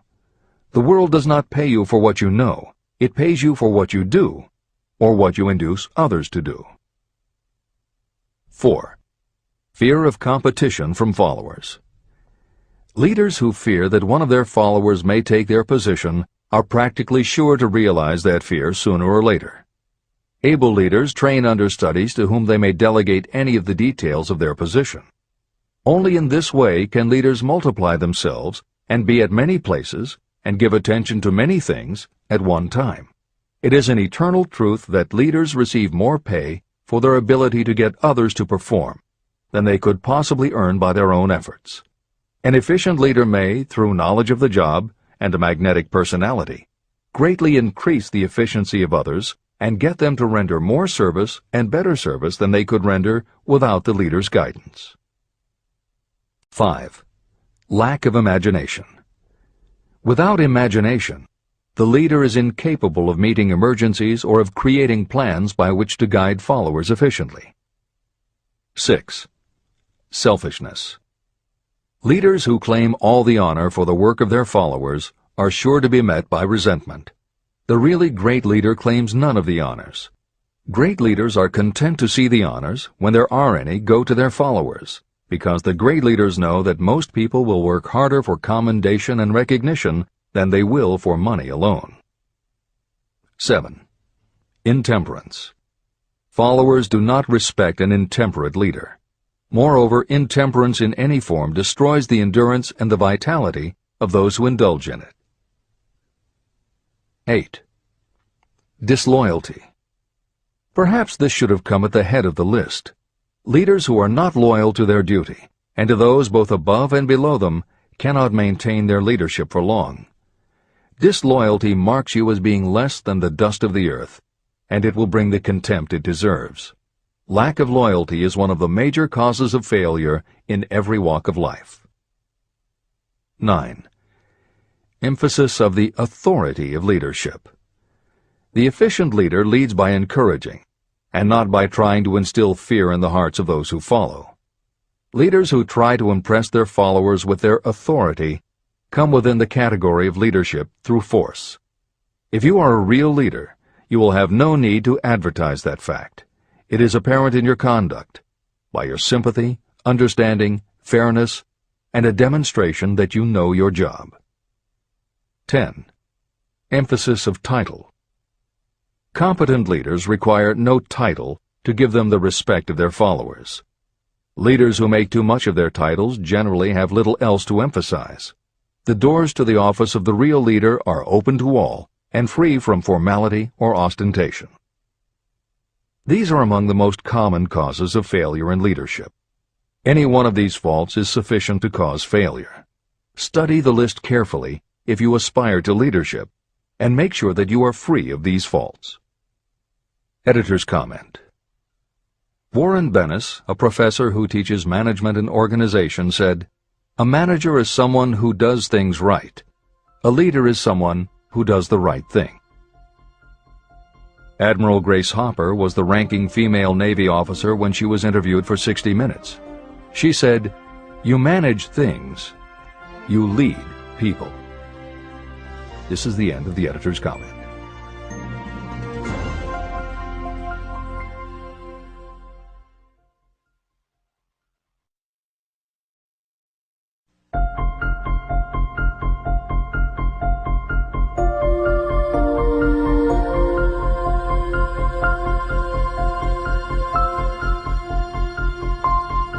When and how to apply for a position. The information described here is the net result of many years of experience, during which thousands of men and women were helped to market their services effectively. Editor's comment. The Internet, email, and faxed resumes have radically changed the way employers search for new employees, and the way that most people apply for jobs. However, Think and Grow Rich was never intended for most people. It was written for those who want to stand out. If you are such a person, the editors of this revised and updated edition strongly advise that you give serious thought to each of the following suggestions about how to apply for a position and how to prepare a resume. If you are tempted to think the suggestions are too obvious, simplistic, or out of date, we assure you they are not. In those instances where it is appropriate to update the material, we have added commentary. This is the end of the editor's comment. 1. Employment agencies. Care must be taken to select only reputable companies that can show adequate records of achievement of satisfactory results. Editor's comment. As anyone in the job market knows, Today, employment agencies range from companies that supply temporary office help to headhunters who connect high-level executives with companies seeking experienced management talent. If you are seeking a mid to upper-level position, the old adage that you get what you pay for is particularly true. This is the end of the editor's comment. 2. Advertising in newspapers, trade journals, magazines. Classified advertising may produce satisfactory results for those applying for entry-level, clerical, or salaried positions. For those seeking executive positions, a well-written and well-designed display ad, though more expensive, may be more desirable. The copy should be prepared by an expert who understands how to inject sufficient selling qualities to produce replies. Editor's comment. For individuals, the display ad approach is not very common in the contemporary job market. But for that reason, if you are sure of the position you want, a well-written and well-designed ad selling yourself and placed in the right trade paper or industry journal might be just the thing to get the attention you want. However, if you attempt this approach, be prepared that it will be an expensive experiment. In effect, you will have gone into the advertising business, and it is a rule of thumb in advertising that a single ad rarely sells anything. It usually requires multiple exposures before the buyer, the potential employer, is motivated to buy, hire, a product, you. This is the end of the editor's comment. 3. Personal letters of application. These should be directed to particular firms or individuals that could need the kind of service or experience you have to offer. Letters should be neatly typed always and signed by hand. You should include a complete resume or outline of your qualifications. Both the letter of application and the resume should be prepared by an expert. Editor's comment. In the contemporary job market, sending a letter of application when no job has been advertised can in fact be a very successful approach. But this is only for those who truly know what they want and will take the time to prepare a convincing presentation. Managers in a position to hire always have an eye out for good prospective employees. If they receive a well-constructed and intriguing presentation that clearly states you are interested in a position whenever one is available, it will not be thrown away. And the first thing good managers do when a position comes open is go to their files. When that happens, if your presentation made a good and convincing impression, it will be there. The only question is, are you willing to make yourself available when they are ready for you? If you are just blanketing everyone with a stock letter in hopes of getting a job, it very likely won't work. This approach is not for someone looking for a job. This approach is only for those who really want a specific career. This is the end of the editor's comment. 4. Application in person. In some instances, it may be more effective if the applicant personally offers his or her services to prospective employers, in which event a complete written statement of qualifications for the position should be presented, as prospective employers will often wish to discuss your record with associates. Editor's comment. Asking for an interview when no job has been advertised is an even stronger statement that you know what you want and you are serious about working in a particular industry. If you pursue this approach, keep in mind that you are asking someone to give you their time. Some managers will not be receptive because it does not fit into their company's business practice, and some managers will just find it an annoyance.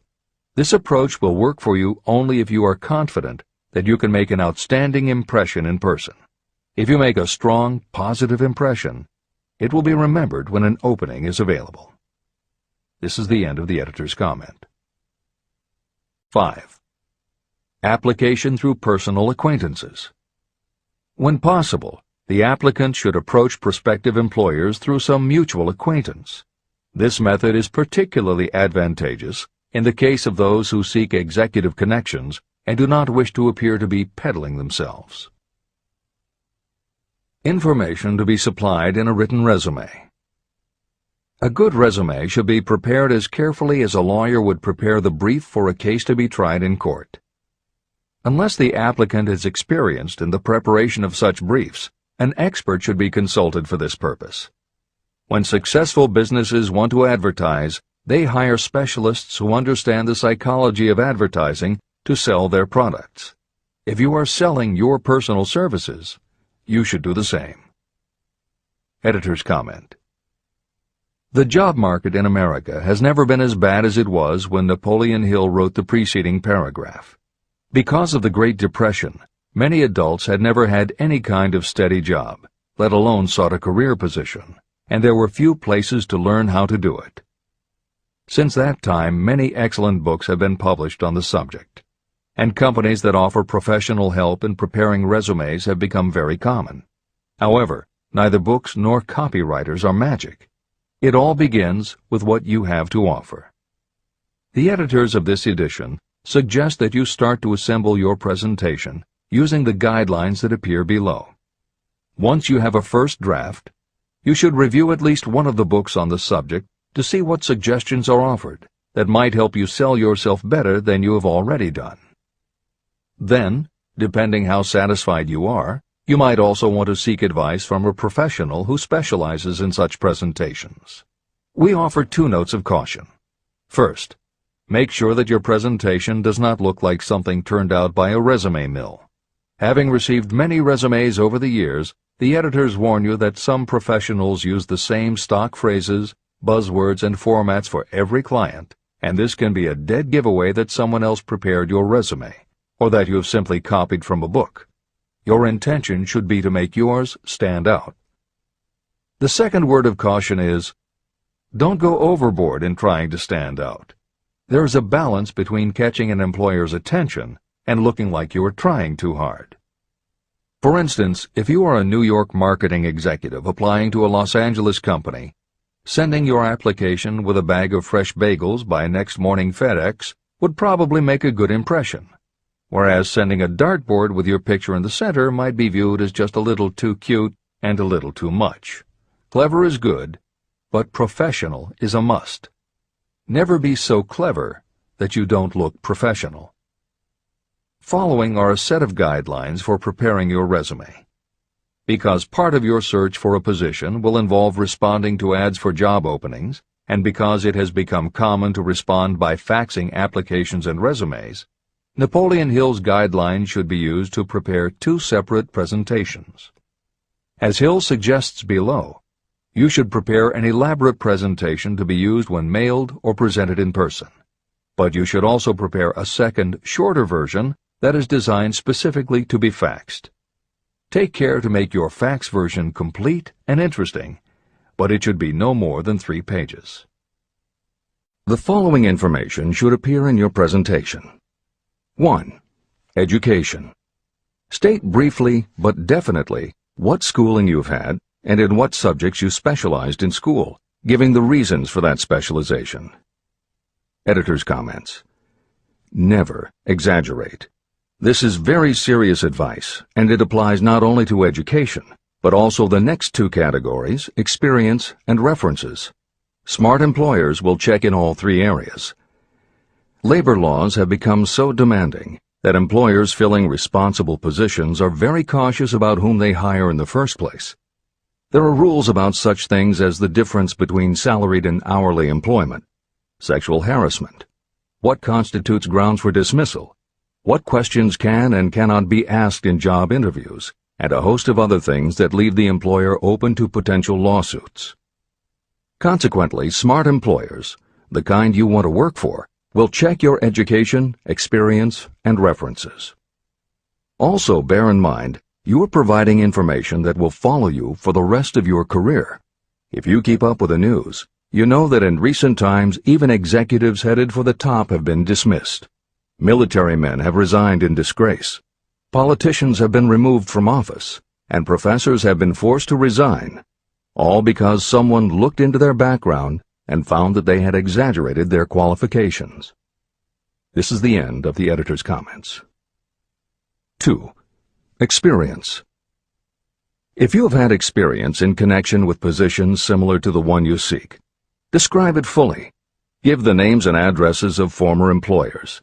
Be sure to clearly point out any special experience you may have had that would equip you to fill the position you seek. 3. References. Practically every business firm wants to know as much as possible about the background of prospective employees who seek positions of responsibility. Attach copies of letters from former employers, from teachers under whom you studied, and from prominent people whose judgment may be relied upon. 4. Photograph of yourself. Include a recent professional photograph of yourself as a part of your presentation. Editor's comment. In the contemporary job market, this is not a common practice at all. However, from personal experience, the editors of this edition know it can be advantageous. We have received only one such job application, but unquestionably it was the photograph that prompted us to ask the applicant to come in for an interview. If you are confident that your appearance makes a good, professional impression, you may want to consider this unusual approach. There is the danger that you may be seen as vain or self-centered, but it could also be the thing that gives you an edge. This is the end of the editor's comment. 5. Apply for a specific position. Never apply for just a job. That indicates you lack specialized qualifications. 6. State your qualifications for the particular position for which you apply. Give full details why you believe you are qualified for the particular position you seek. This is the most important detail of your application. It will determine, more than anything else, what consideration you receive. 7. Offer to go to work on probation. This may appear to be a radical suggestion, but experience has proved that it seldom fails to win at least a trial. If you are sure of your qualifications, a trial is all you need. Incidentally, such an offer indicates that you have confidence in your ability to fill the position you seek. It is most convincing. Make it clear that your offer is based on your confidence in your ability to fill the position, your confidence in your prospective employer's decision to employ you after the trial period, and your determination to have the position. Editor's comments. As you will learn in Chapter 10, when you read the story of Napoleon Hill's application to Rufus Ayers, Hill gives this advice based on his personal experience. Unfortunately, this is one of those instances where times may have changed so much that the approach is rarely applicable. In today's environment, modern labor laws and business practice may prevent an employer from taking you up on your offer. However, today many companies do have internship programs that allow an employer to test drive employees to see how well they might fit in. This is the end of the editor's comment. 8. Knowledge of your prospective employer's business. Before applying for a position, do sufficient research to familiarize yourself thoroughly with that business and indicate the knowledge you have acquired in this field. This will be impressive because it indicates that you have imagination and a real interest in the position you seek. Editor's comment. When you do this, and you certainly should, bear in mind that you will be talking with people who really know the business. Even by researching extensively, at best you will only know about their business. If you try to appear too knowledgeable or familiar, it may backfire and reveal that you have only a superficial view of the business. Unless you are already working in the particular industry and have insights based on experience, do not be presumptuous. Use your knowledge to indicate that you have taken the time to educate yourself and that you really are interested, but don't try to tell a prospective employer how you would run the business. This is the end of the editor's comment. Remember that it is not the lawyer who knows the most law, but the one who best prepares his case who wins. If your case is properly prepared and presented, your victory will have been more than half won at the outset. Do not be afraid of making your presentation too long. Employers are just as much interested in purchasing the services of well-qualified applicants as you are in securing employment. In fact, the success of most successful employers is due to their ability to select well-qualified lieutenants.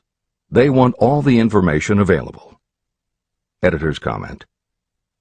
As noted above, when faxing a resume, it should be no more than 3 pages and should state that you will be pleased to provide a more detailed resume if required. This is the end of the editor's comment. Remember another thing. Neatness in the preparation of your resume and application will indicate that you are a painstaking person. Successful salespeople groom themselves with care. They understand that first impressions are lasting. Your presentation is your sales rep. Give it a good suit of clothes, so it will stand out in bold contrast to anything else your prospective employer ever saw. If the position you seek is worth having, it is worth going after with care. More important, if you sell yourself in a manner that shows off your individuality, you probably will receive more money from the very start than you would if you applied for employment in the usual conventional way. When your resume package has been completed, you should prepare individual and personalized copies for each company or person to whom it will be presented. This personal touch is sure to command attention. Have it neatly typed, proofread, printed, and properly bound on the finest paper you can obtain. Your photograph should be mounted and included on one of the pages. Prepare a separate binding with the proper company name inserted if it is to be shown to more than one company. If you seek employment through an employment agency, have the agent use copies of your presentation in marketing your services. This will help to gain preference for you, both with the agent and the prospective employers. I've helped to prepare presentations for clients that were so striking and out of the ordinary that they resulted in the employment of the applicant without a personal interview. If you want similar results, follow the instructions to the letter, improving upon them however your imagination suggests. Editor's comments. Today, every office supply store offers a wide variety of paper stock, folders, binders, and presentation materials that can be put together in a way that is both unique and professional looking. With all of those possibilities available, if you simply present standard sheets of paper stapled in the corner, the response will very likely be standard too. If you apply a little creativity, you should have no trouble preparing a presentation that is tailored to the company to which you are applying, appropriate for the position you seek, and reflective of your personality and style. This is the end of the editor's comments. How to get the exact position you desire. Everyone enjoys doing the kind of work for which he or she is best suited. An artist loves to work with paints, a craftsman with his or her hands, a writer loves to write. Those with less definite talents have their preferences for certain fields of business and industry. If America does anything well, it offers a full range of occupations. 1. Decide exactly what kind of a job you want. If the job doesn't already exist, perhaps you can create it. 2. Choose the company or individual for whom you wish to work. 3. Study your prospective employer as to policies, personnel, and chances for advancement. 4. By analysis of yourself, your talents, and your capabilities, figure what you can offer. Plan specific ways and means of giving advantages, services, developments, or ideas that you believe you can successfully deliver. 5. Forget about a job. Forget whether or not there is an opening. Forget the usual routine of, "Have you got a job for me?" Concentrate on what you can give. 6. Once you have your plan in mind, put it on paper in neat form and in full detail. 7. Present it to the proper person with authority, and the rest will come automatically. Every company is looking for people who can give something of value, whether it is ideas, services, or connections. Every company has room for the person who has a definite plan of action that is to the advantage of that company. This procedure may take a few days or weeks of extra time, but the difference in income, in advancement, and in gaining recognition will save years of hard work at small pay. It has many advantages, the main one being that it will often save you from 1 to 5 years of your time in reaching a chosen goal. Every person who starts, or gets in halfway up the ladder, does so by deliberate and careful planning. The new way of marketing services. Men and women who market their services must recognize the change that has taken place in connection with the relationship between employer and employee. The future relationship should be more in the nature of a partnership, consisting of the employer, the employee, and the public they serve. In the past, employers and employees have bartered among themselves, not considering that in reality they were bargaining at the expense of the third party, the public they served. Both the employer and the employee should consider themselves as fellow employees whose business it will be to serve the public efficiently. Editor's comment.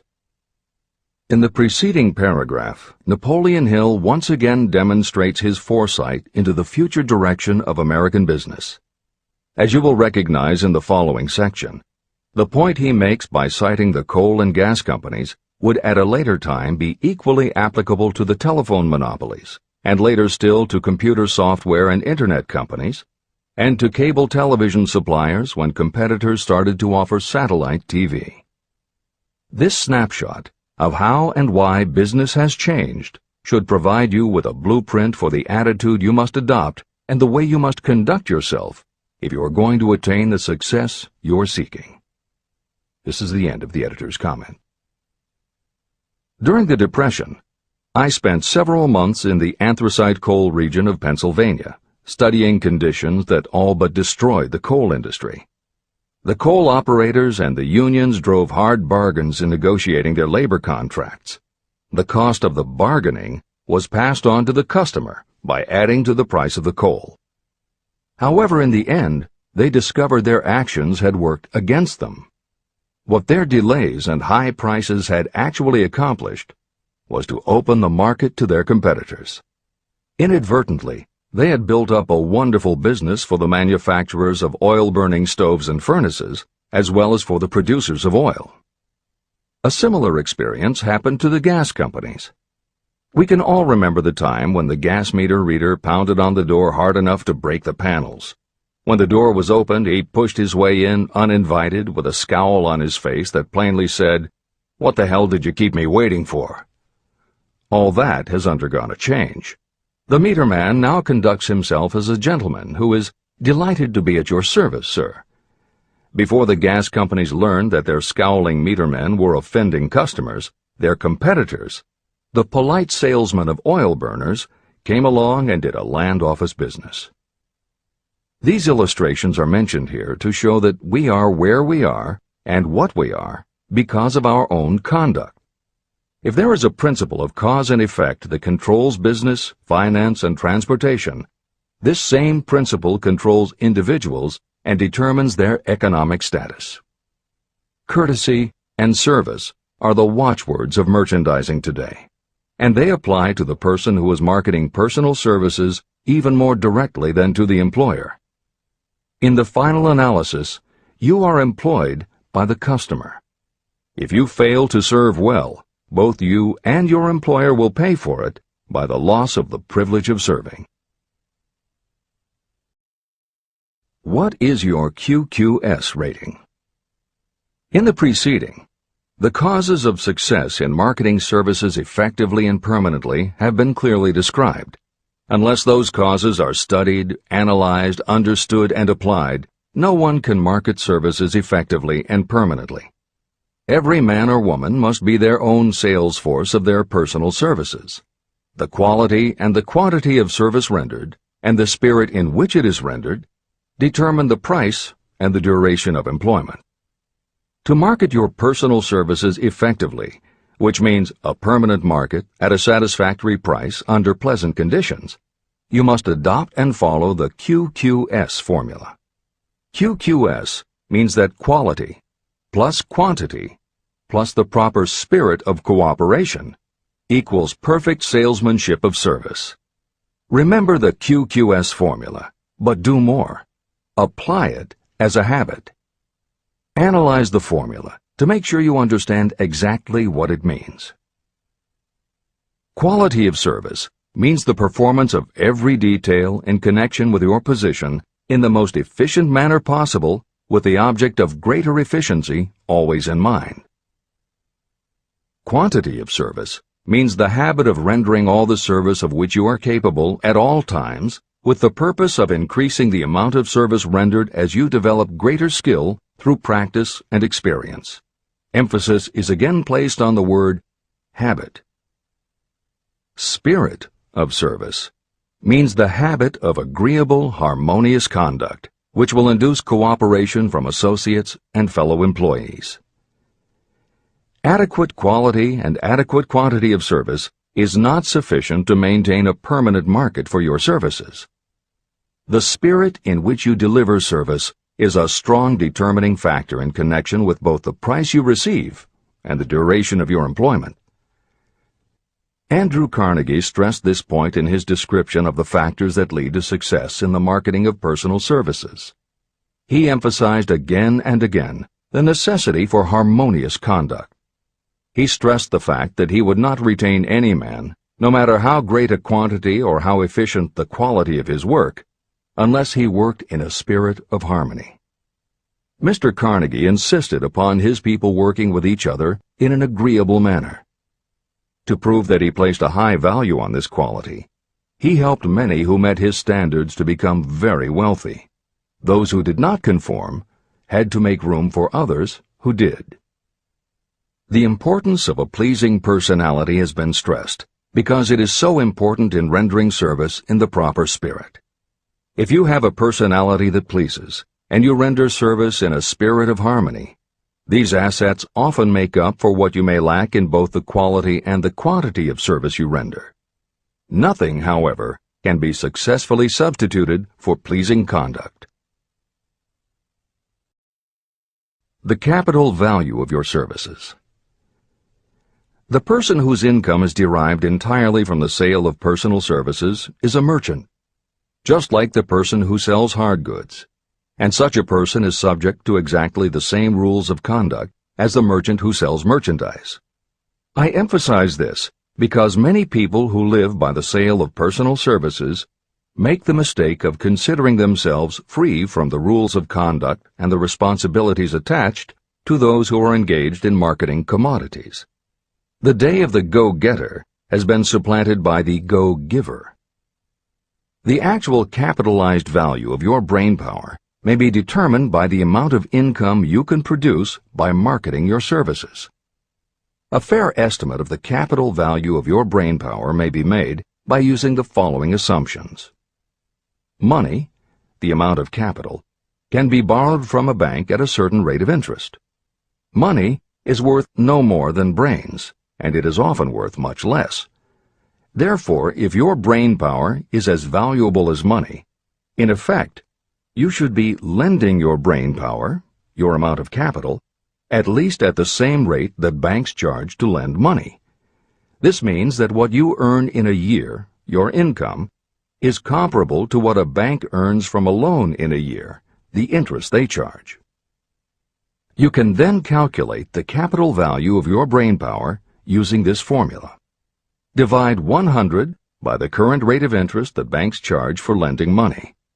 Then multiply the result by the amount of your annual income. As an example, assume that the current interest rate is 5%. Assume your annual income is $50,000. The formula would be as follows. 100 divided by 5 equals 20, and 20 multiplied by 50,000 equals $1 million. Therefore, if you lend out your brainpower, your capital, at the same rate as the bank lends money, 5% interest, your brainpower is worth $1 million. Competent brains, if effectively marketed, represent a much more desirable form of capital than the money that is required to conduct a business dealing in commodities. This is true because brains are a form of capital that cannot be permanently depreciated by economic depressions, nor can this form of capital be stolen or spent. Moreover, the money that is essential for the conduct of business is as worthless as a sand dune until it has been mixed with efficient brains. The 31 major causes of failure. Life's greatest tragedy consists of men and women who earnestly try and fail. The tragedy lies in the overwhelmingly large majority of people who fail as compared with the few who succeed. I have had the privilege of analyzing several thousand men and women, 98% of whom were classed as failures. My analysis proved that there are 13 major principles through which people accumulate fortunes. Each of the 13 principles of success has its own chapter in this book. And there are 31 major reasons for failure. The 31 causes of failure are listed below. As you go through the list, measure yourself point by point. It will help you to discover how many of these causes of failure stand between you and success. 1. Unfavorable hereditary background. There is little, if anything, that can be done for people who are born with a deficiency in brain power. This is the only one of the 31 causes of failure that may not be easily corrected by any individual. My philosophy can offer only one method of bridging this weakness, through the aid of the mastermind. 2. Lack of a well-defined purpose in life. There is no hope of success for the person who does not have a central purpose or definite goal at which to aim. 98 out of every 100 of those whom I have analyzed had no such aim. Perhaps this was the major cause of their failure. 3. Lack of ambition to aim above mediocrity. I can offer no hope for those who are so indifferent they do not want to get ahead in life and are not willing to pay the price. 4. Insufficient education. This is a handicap that may be overcome with comparative ease. Experience has proven that the best educated people are often those who are self-made or self-educated. It takes more than a college degree to make you a person of education. Any person who is educated has learned to get whatever they want in life without violating the rights of others. Education consists not so much of knowledge, but of knowledge effectively and persistently applied. You are paid not merely for what you know, but for what you do with what you know. 5. Lack of self-discipline. Discipline comes through self-control. This means that you must control all negative qualities. Before you can control conditions, you must first control yourself. Self-mastery is the hardest job you will ever tackle. If you do not conquer yourself, you will be conquered by yourself. By stepping in front of a mirror, you may see both your best friend and your greatest enemy. 6. Ill health. No person may enjoy outstanding success without good health. Many of the causes of ill health are subject to mastery and control. These, in the main, are overeating of foods not conducive to health, wrong habits of thought or negative thinking, wrong use of and overindulgence in sex, lack of proper physical exercise, an inadequate supply of fresh air due to improper breathing. 7.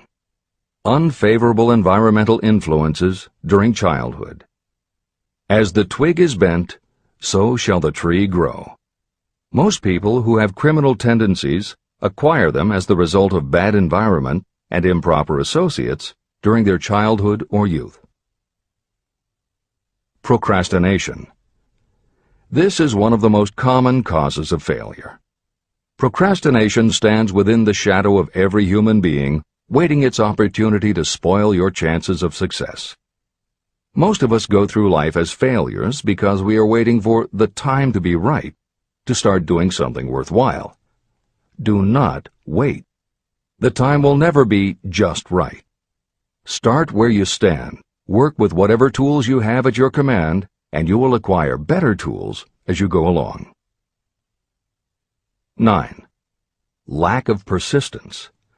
Most of us are good starters, but poor finishers of everything we begin. People are prone to give up at the first signs of defeat. There is no substitute for persistence.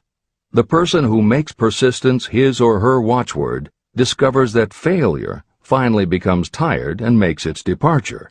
Failure cannot cope with persistence. 10. Negative personality. There is no hope of success for the person who repels people through a negative personality.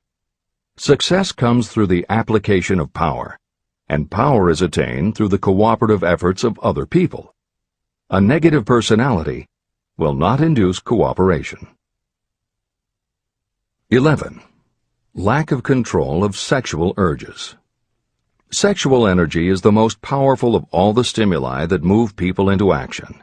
Because it is the most powerful of the emotions, if it is controlled, it can be converted into other creative channels.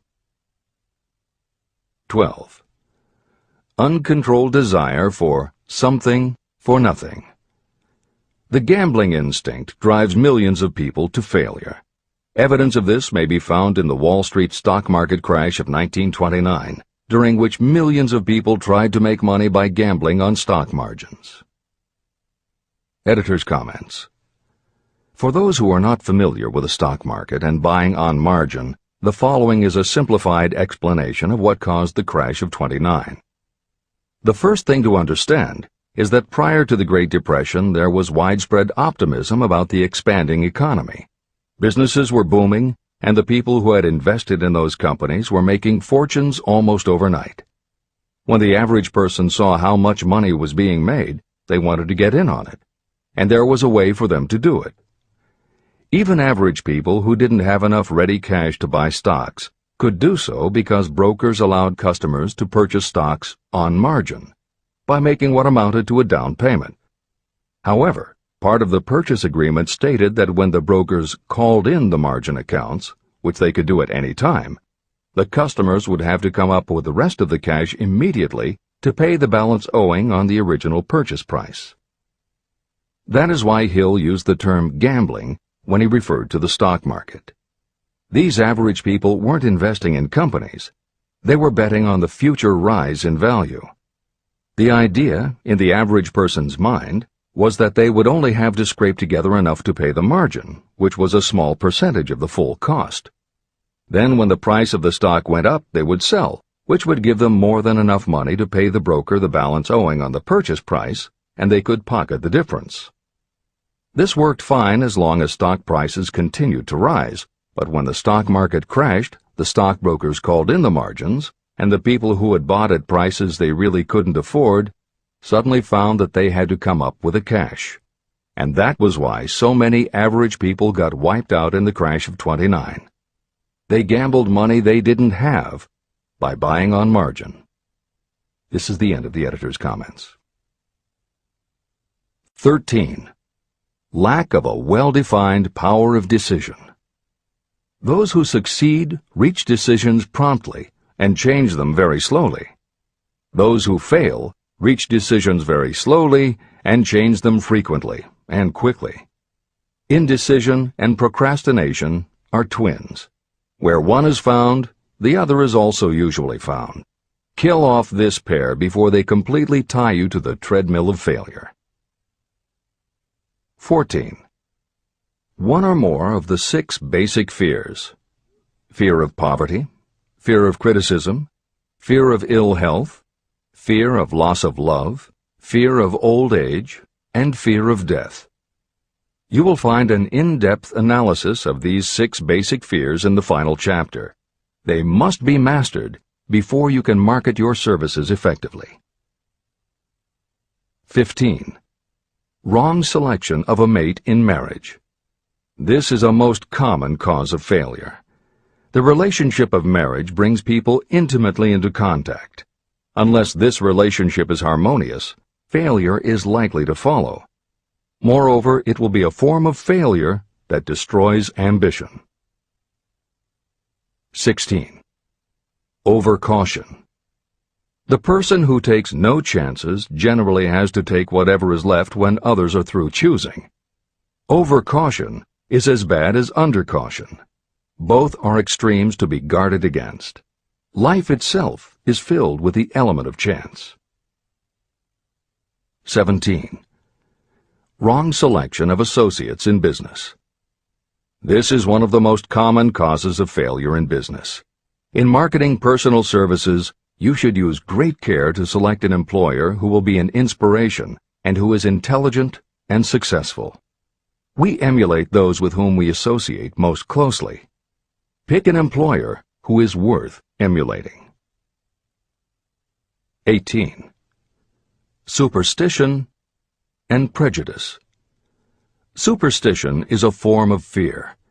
It is also a sign of ignorance. Successful people keep open minds and are afraid of nothing.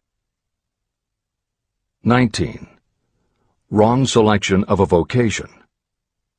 You cannot have outstanding success in work that you do not like. The most essential step in the marketing of personal services is that of selecting an occupation into which you can throw yourself wholeheartedly. Although money or circumstances may require you to do something you don't like for a time, no one can stop you from developing plans to make your goal in life a reality. Editor's comments.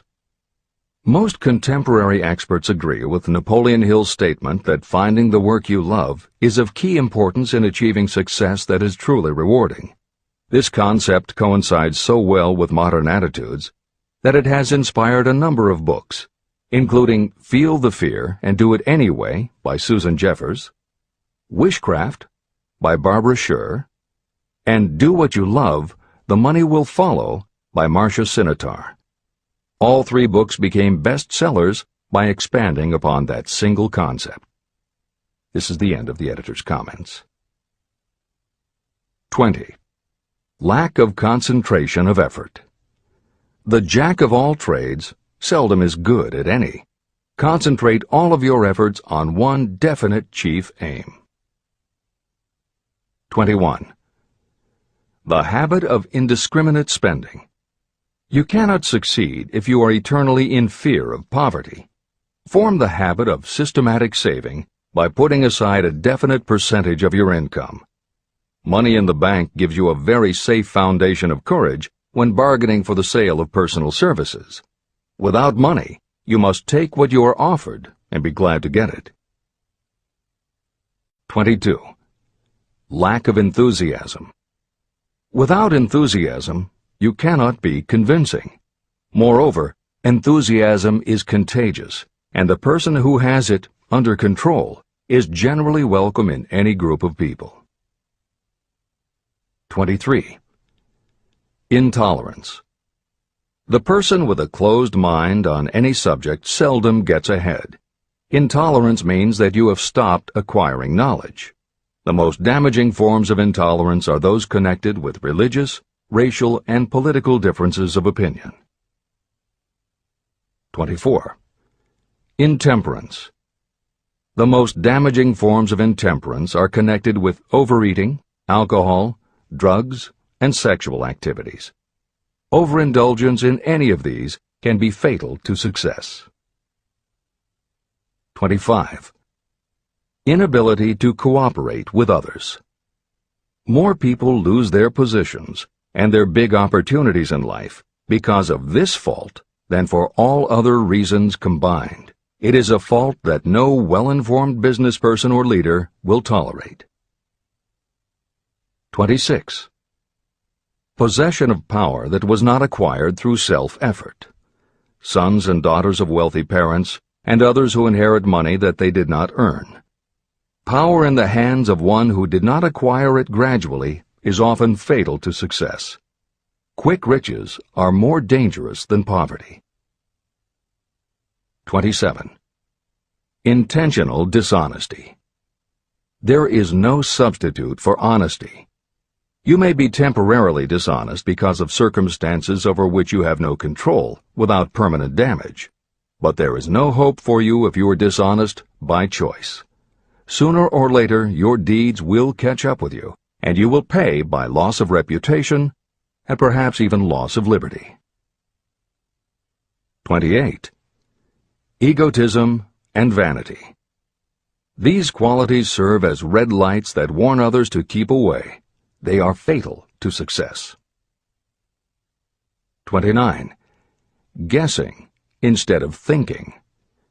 Most people are too indifferent or lazy to acquire facts with which to think accurately. They prefer to act on opinions created by guesswork or snap judgments. 30. Lack of capital. This is a common cause of failure among those who start out in business for the first time. You must have a sufficient reserve of capital to absorb the shock of your mistakes and to carry you over until you have established a reputation. 31. Here, name any particular cause of failure from which you have suffered that has not been included in the foregoing list. Contained in these 31 major causes of failure is the description of practically every person who tries and fails.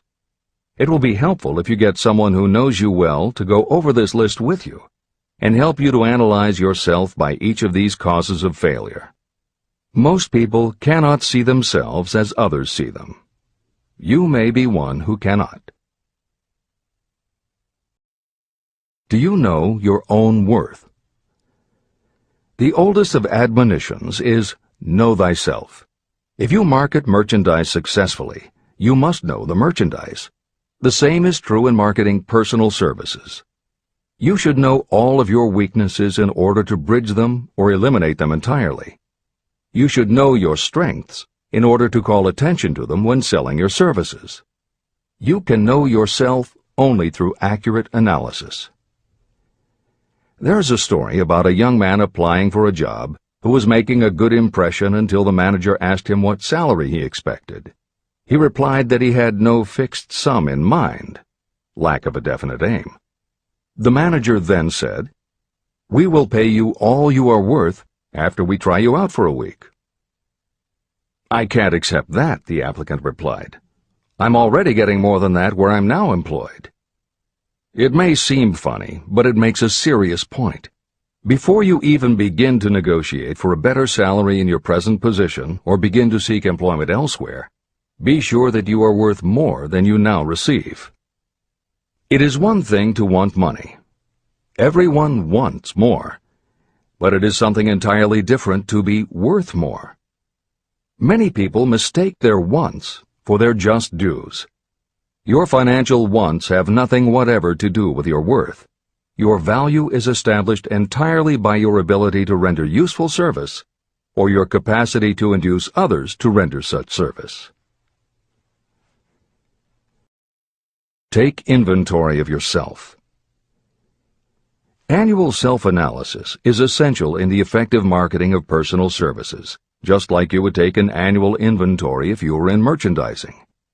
Moreover, your yearly analysis should show a decrease in your faults and an increase in your virtues.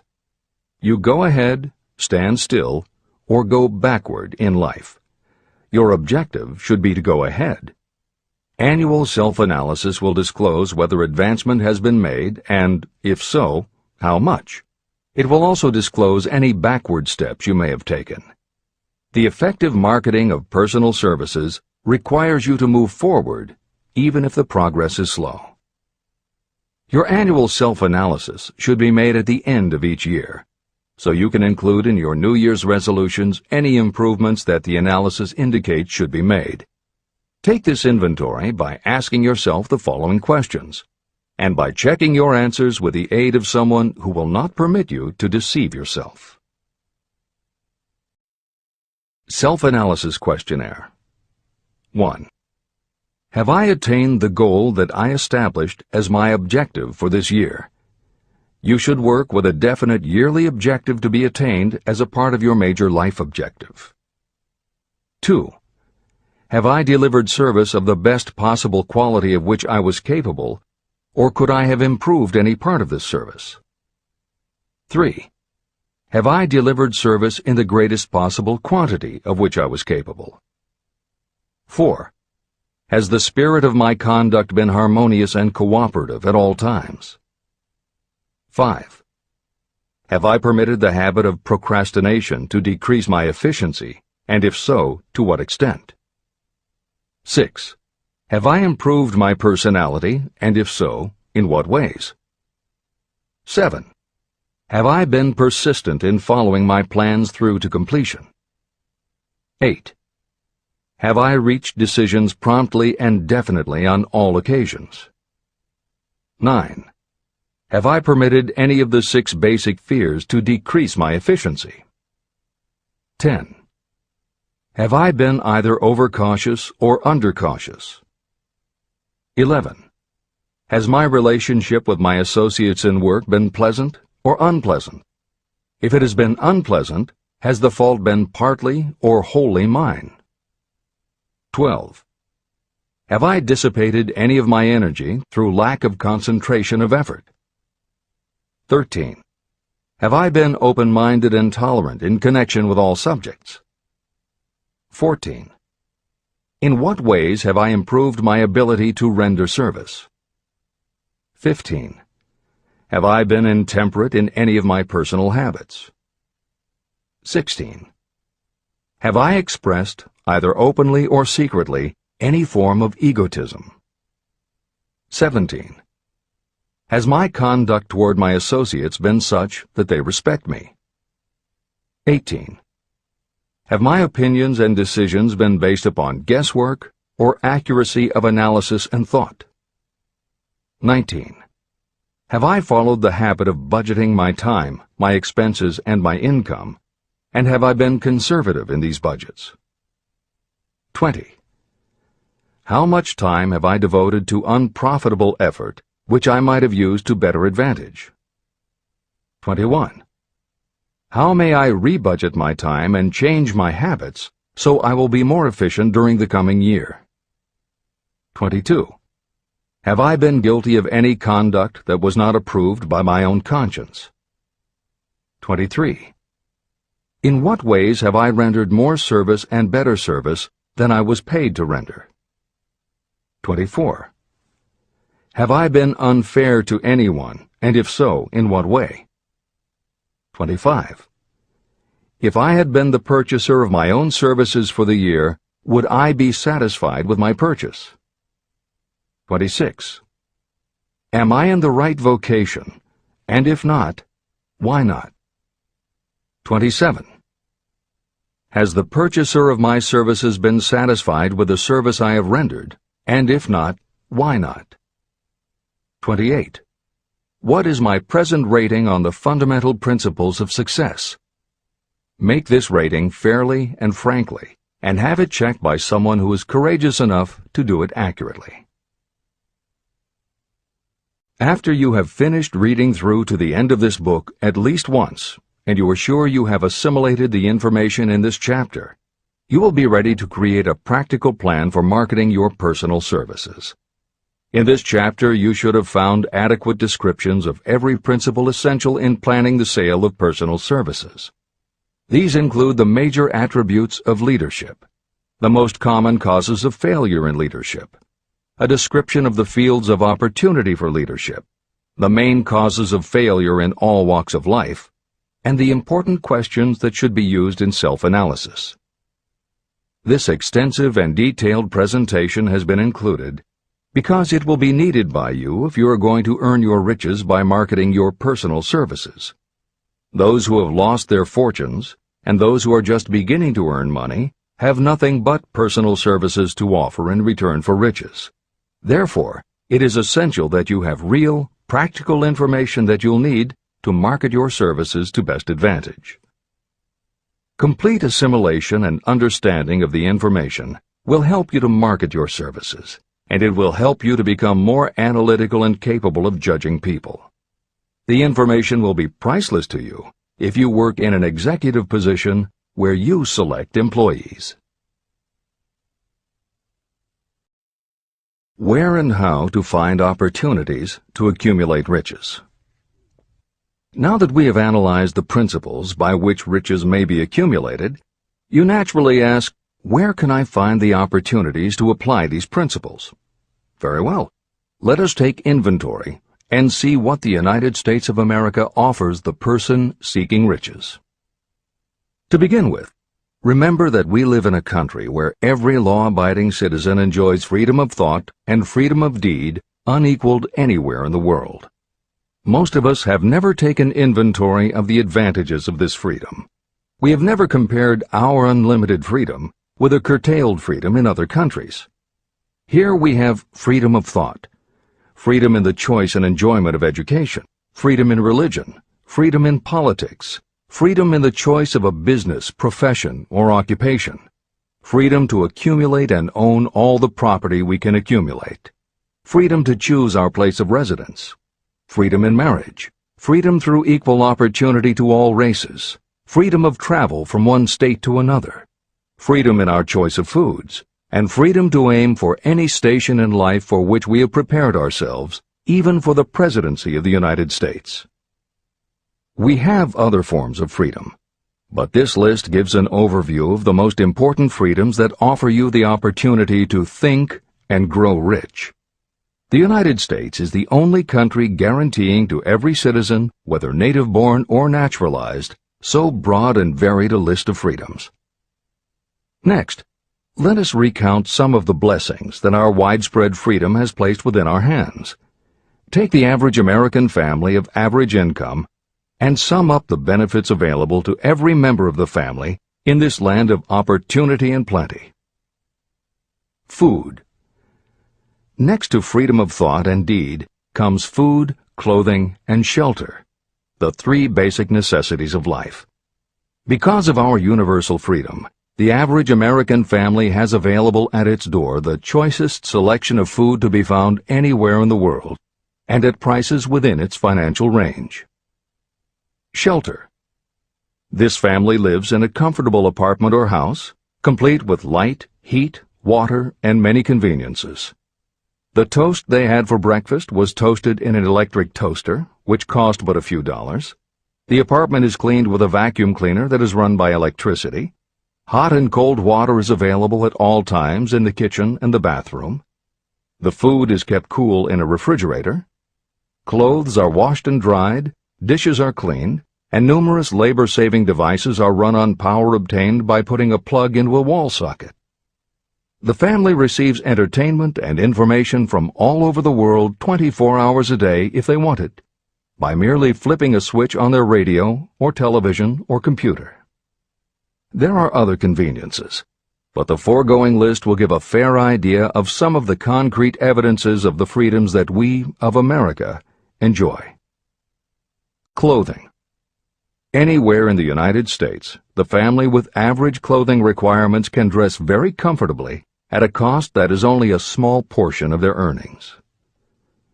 Only the three basic necessities of food, clothing, and shelter have been mentioned. The average American also has other options and advantages that are available in return for reasonable effort. The average American has security of property rights not found in any other country in the world.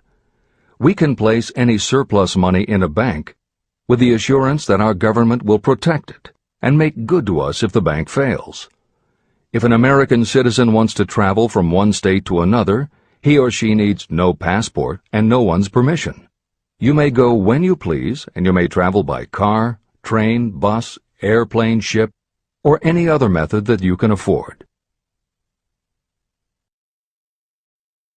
The miracle that has provided these blessings. We often hear politicians proclaiming the freedom of America when they solicit votes, but they seldom take the time or trouble to analyze the source of this freedom. Having no axe to grind, no grudge to express, and no ulterior motives, I will give you a frank analysis of that mysterious, abstract, greatly misunderstood something that gives to every citizen of America more blessings, more opportunities to accumulate wealth, and more freedom of every nature than may be found in any other country. I have the right to analyze the source and nature of this unseen power because I know, and have known for more than half a century, many of the men who organized that power, and many who are now responsible for its maintenance. The name of this mysterious benefactor of mankind is capital.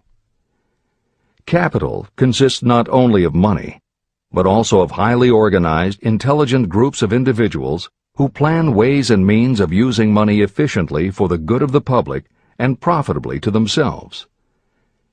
These groups consist of scientists, educators, chemists, inventors, business analysts, publicists, transportation experts, accountants, lawyers, doctors, and other men and women who have highly specialized knowledge in all fields of industry and business. They pioneer, experiment, and blaze trails in new fields of endeavor. They support colleges, hospitals, schools, build good roads, publish newspapers, pay most of the cost of government, and take care of the many details essential to human progress. Stated briefly, the capitalists are the brains of civilization because they supply the entire fabric of which all education, enlightenment, and human progress consist. Money without brains is always dangerous. Properly used, it is the most important essential of civilization. To give you an idea of how important organized capital is, try to imagine that it is your job to provide and prepare a simple family breakfast, but you have to do it without the aid of capital. To supply the tea, you would have to make a trip to China or India. Unless you are an excellent swimmer, you would become rather tired before making the round trip. Then, too, another problem would confront you. What would you use for money, even if you had the physical endurance to swim the ocean? To supply sugar, you would have to take another swim to the Caribbean islands, or a long walk to the sugar beet section of Utah. But even then you might come back without the sugar, because organized effort and money are necessary to produce sugar, to say nothing of what is required to refine, transport, and deliver it to the breakfast table anywhere in the United States. Eggs you could obtain easily enough from nearby farms, but you might have a very long walk to Florida or California and back before you could serve grapefruit juice. You would have another long walk to Kansas or one of the other wheat-growing states when you went after wheat bread. Dry cereal would have to be omitted from the menu because it would not be available except through the labor of a trained group of workers and suitable machinery, all of which call for capital. After resting, you could take off for another little swim down to South America, where you would pick up a couple of bananas. On your return, you could take a short walk to the nearest farm having a dairy and pick up some butter and cream. Then your family would be ready to sit down and enjoy breakfast. Seems absurd, doesn't it? Well, the procedure described would be the only possible way these simple items of food could be delivered if we had no capitalistic system. The capital cornerstone of our lives. The sum of money required for the building and maintenance of the planes, trucks, trains, and cargo ships used in the delivery of that simple breakfast is so huge that it staggers imagination. It runs into billions of dollars. Not to mention the armies of trained employees required to run all those planes, trucks, ships, and trains. But transportation is only a part of the requirements of modern civilization in capitalistic America. Before there can be anything to haul, something must be grown from the ground, or manufactured and prepared for market. This calls for more billions of dollars for equipment, machinery, packaging, marketing, and to pay the wages of millions of men and women. Transportation systems do not spring up from the earth and function automatically. They come in response to the call of civilization. They come through the labor and ingenuity and organizing ability of people who have imagination, faith, enthusiasm, decision, and persistence. These men and women are known as capitalists. They are motivated by the desire to build, construct, achieve, render useful service, earn profits, and accumulate riches. And because they render service without which there would be no civilization, they earn for themselves great riches. Just to keep the record simple and understandable, I will add that these capitalists are the same men and women who are often denounced as the greedy establishment or Wall Street. I'm not attempting to present a case for or against any group or any system of economics. The purpose of this book, a purpose to which I have faithfully devoted more than half a century, is to present to anyone who wants the knowledge the most dependable philosophy through which individuals may accumulate riches in whatever amounts they desire. The reasons I have analyzed the economic advantages of the capitalistic system are: 1. To point out that all who seek riches must recognize and adapt themselves to the system that controls all approaches to fortunes, large or small. 2. To present the side of the picture opposite to the one portrayed by politicians and demagogues and the media, who often refer to organized capital as if it were something poisonous. This is a capitalistic country. It was developed through the use of capital. We who claim the right to partake of the blessings of freedom and opportunity, we who seek to accumulate riches here, should know that neither riches nor opportunity would be available to us if organized capital had not provided these benefits. There is only one dependable method of accumulating and legally holding riches, and that is by rendering useful service. No system has ever been created by which anyone can legally acquire riches through mere force of numbers, or without giving in return an equivalent value of one form or another. Your opportunities in the midst of riches. America provides all the freedom and all the opportunity to accumulate riches that any honest person may require. When you go hunting for game, you select hunting grounds where game is plentiful. When you are seeking riches, the same rule naturally applies. If it is riches you are seeking, do not overlook the possibilities of a country whose citizens are so rich that women alone spend billions of dollars each year for cosmetics and other beauty products. Do not be in too big a hurry to get away from a country whose men willingly, even eagerly, hand over more billions of dollars annually for football, basketball, baseball, and all the related products that go with these and other sporting events. Only a few of the luxuries and non-essentials have been mentioned, but remember that the business of producing and marketing these few products gives regular employment to many millions of men and women, who receive for their services many millions of dollars monthly, and spend it freely for both the luxuries and the necessities. Especially, remember that behind all this exchange of merchandise and personal services is an abundance of opportunity to accumulate riches. Here our American freedom comes to your aid. There is nothing to stop you or anyone from engaging in any portion of the effort necessary to carry on these businesses. If you have superior talent, training, experience, you may accumulate riches in large amounts. Those not so fortunate may accumulate smaller amounts. Anyone may earn a living in return for a very nominal amount of labor. So there you are. Opportunity has spread its wares before you. Step up to the front, select what you want, create your plan, put the plan into action, and follow through with persistence. Capitalistic America will do the rest. You can depend on this much. Capitalistic America ensures every person the opportunity to render useful service and to collect riches in proportion to the value of the service. The system denies no one this right. But it does not and cannot promise something for nothing. The system itself is irrevocably controlled by the law of economics, which neither recognizes nor tolerates for long getting without giving.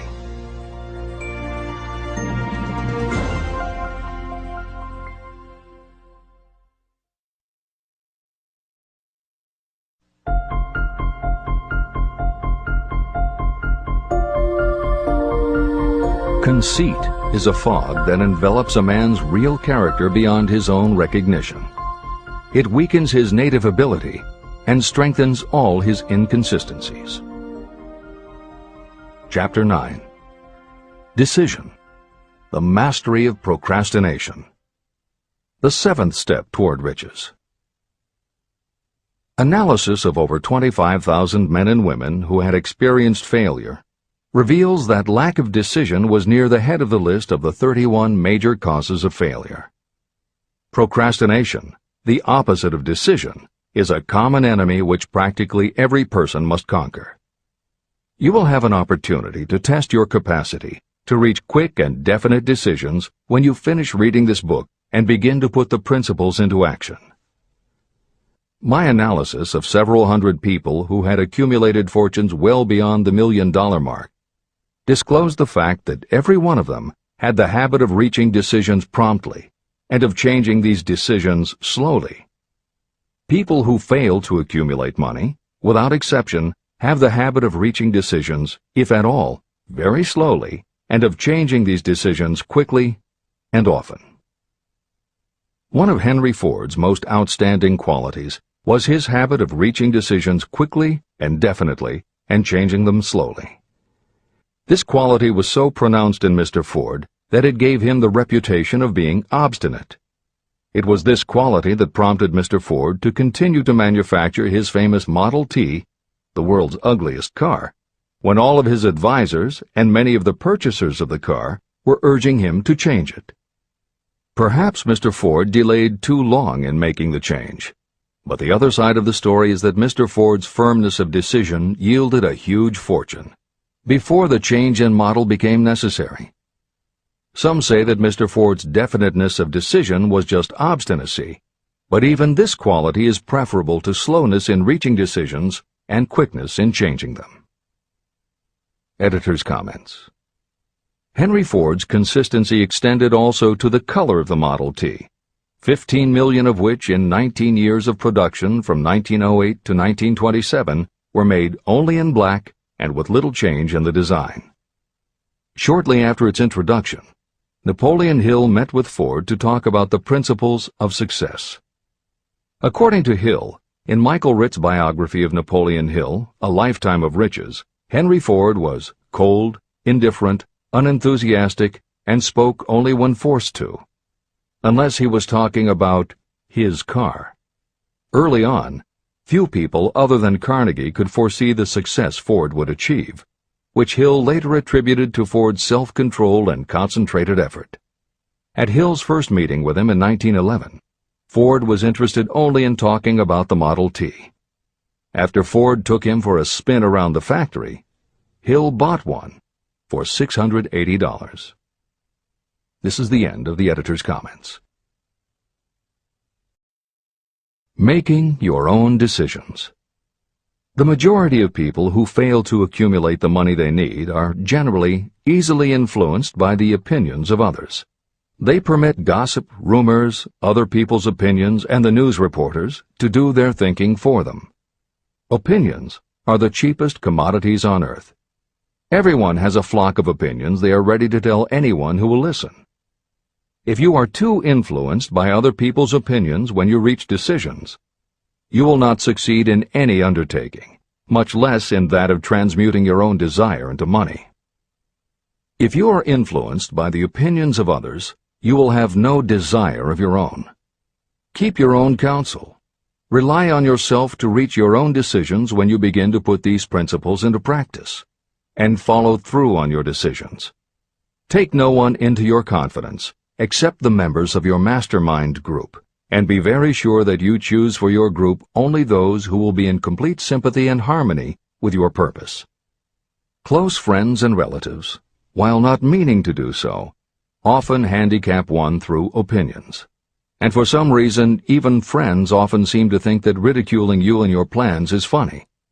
Thousands of men and women carry inferiority complexes with them all through life because some well-meaning but ignorant person destroyed their confidence through opinions or ridicule.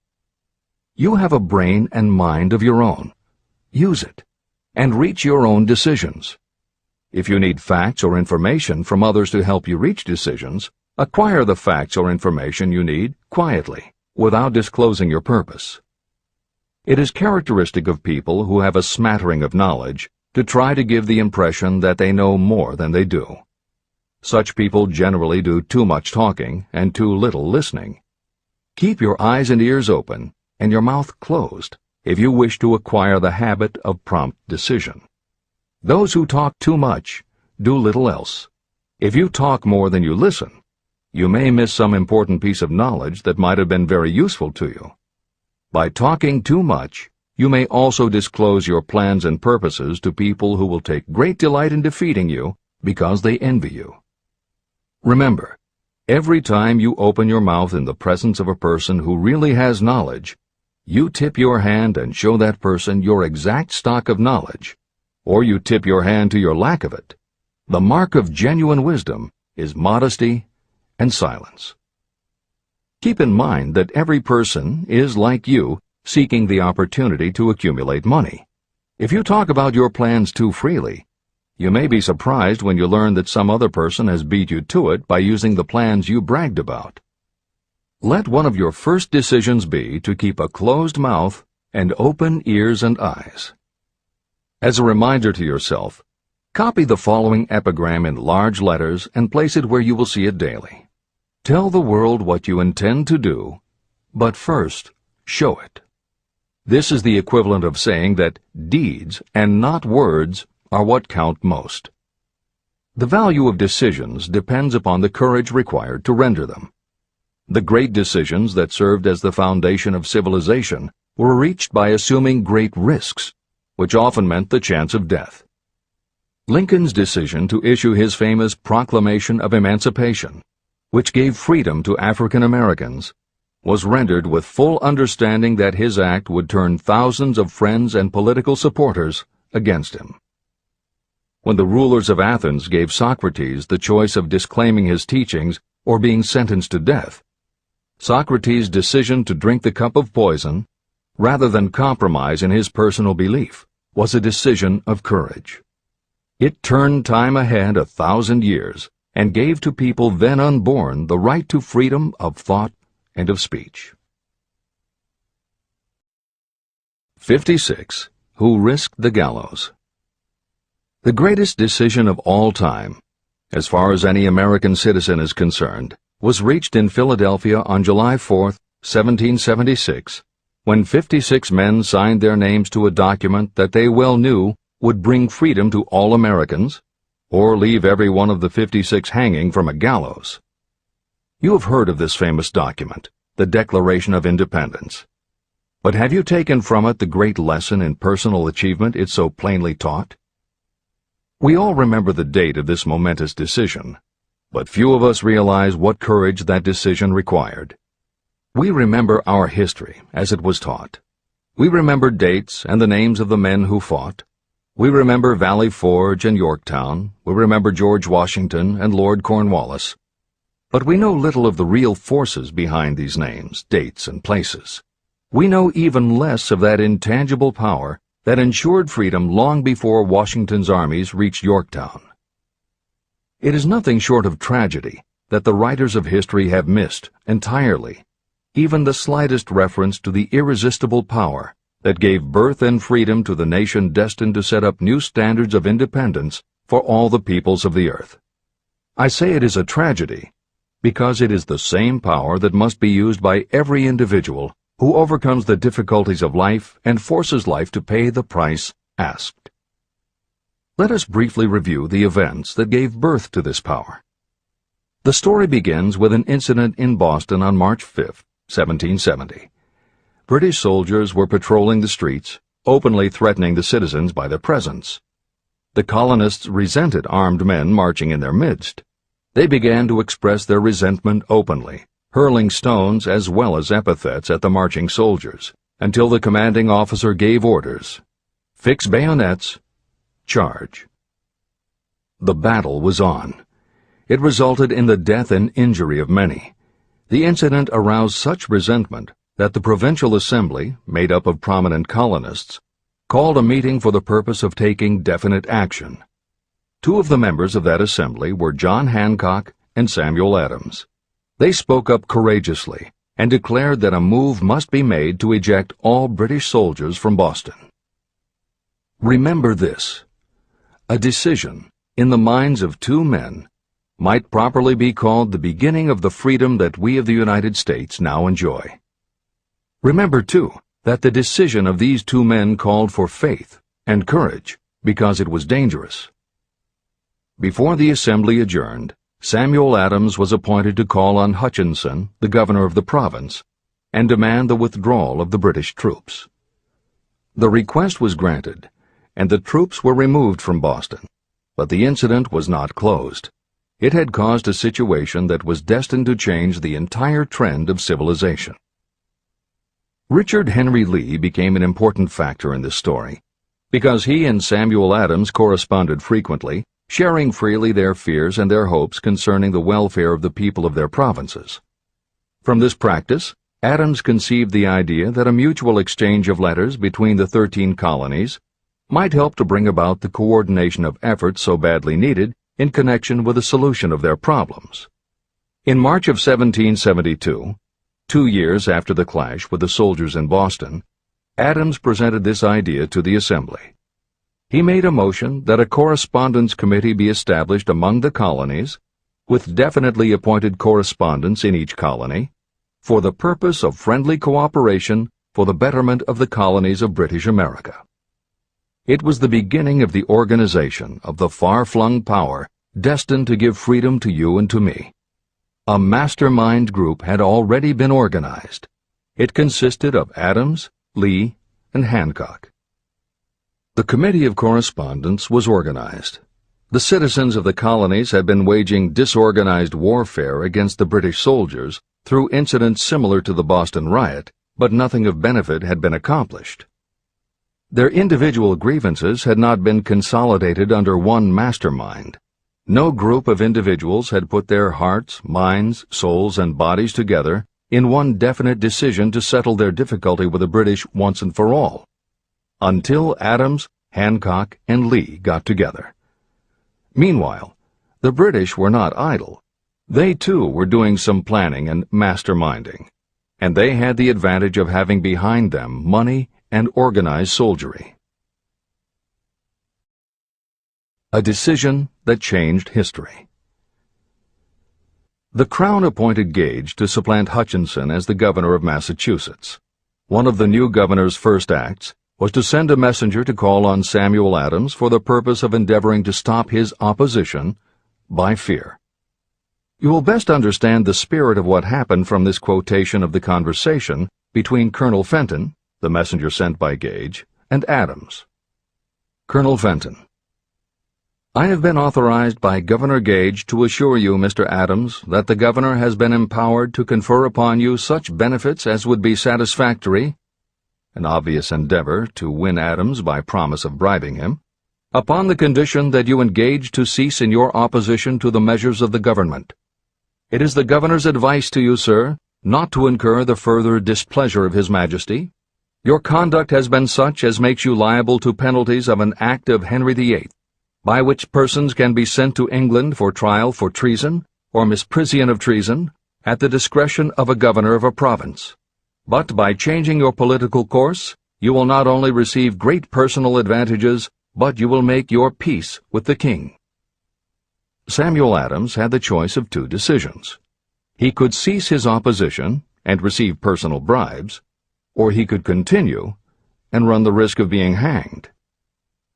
Clearly, the time had come when Adams was forced to reach, instantly, a decision that could have cost his life.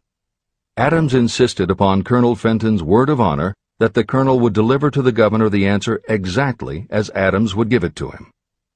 Adams' answer: Then you may tell Governor Gage that I trust I have long since made my peace with the King of Kings. No personal consideration shall induce me to abandon the righteous cause of my country.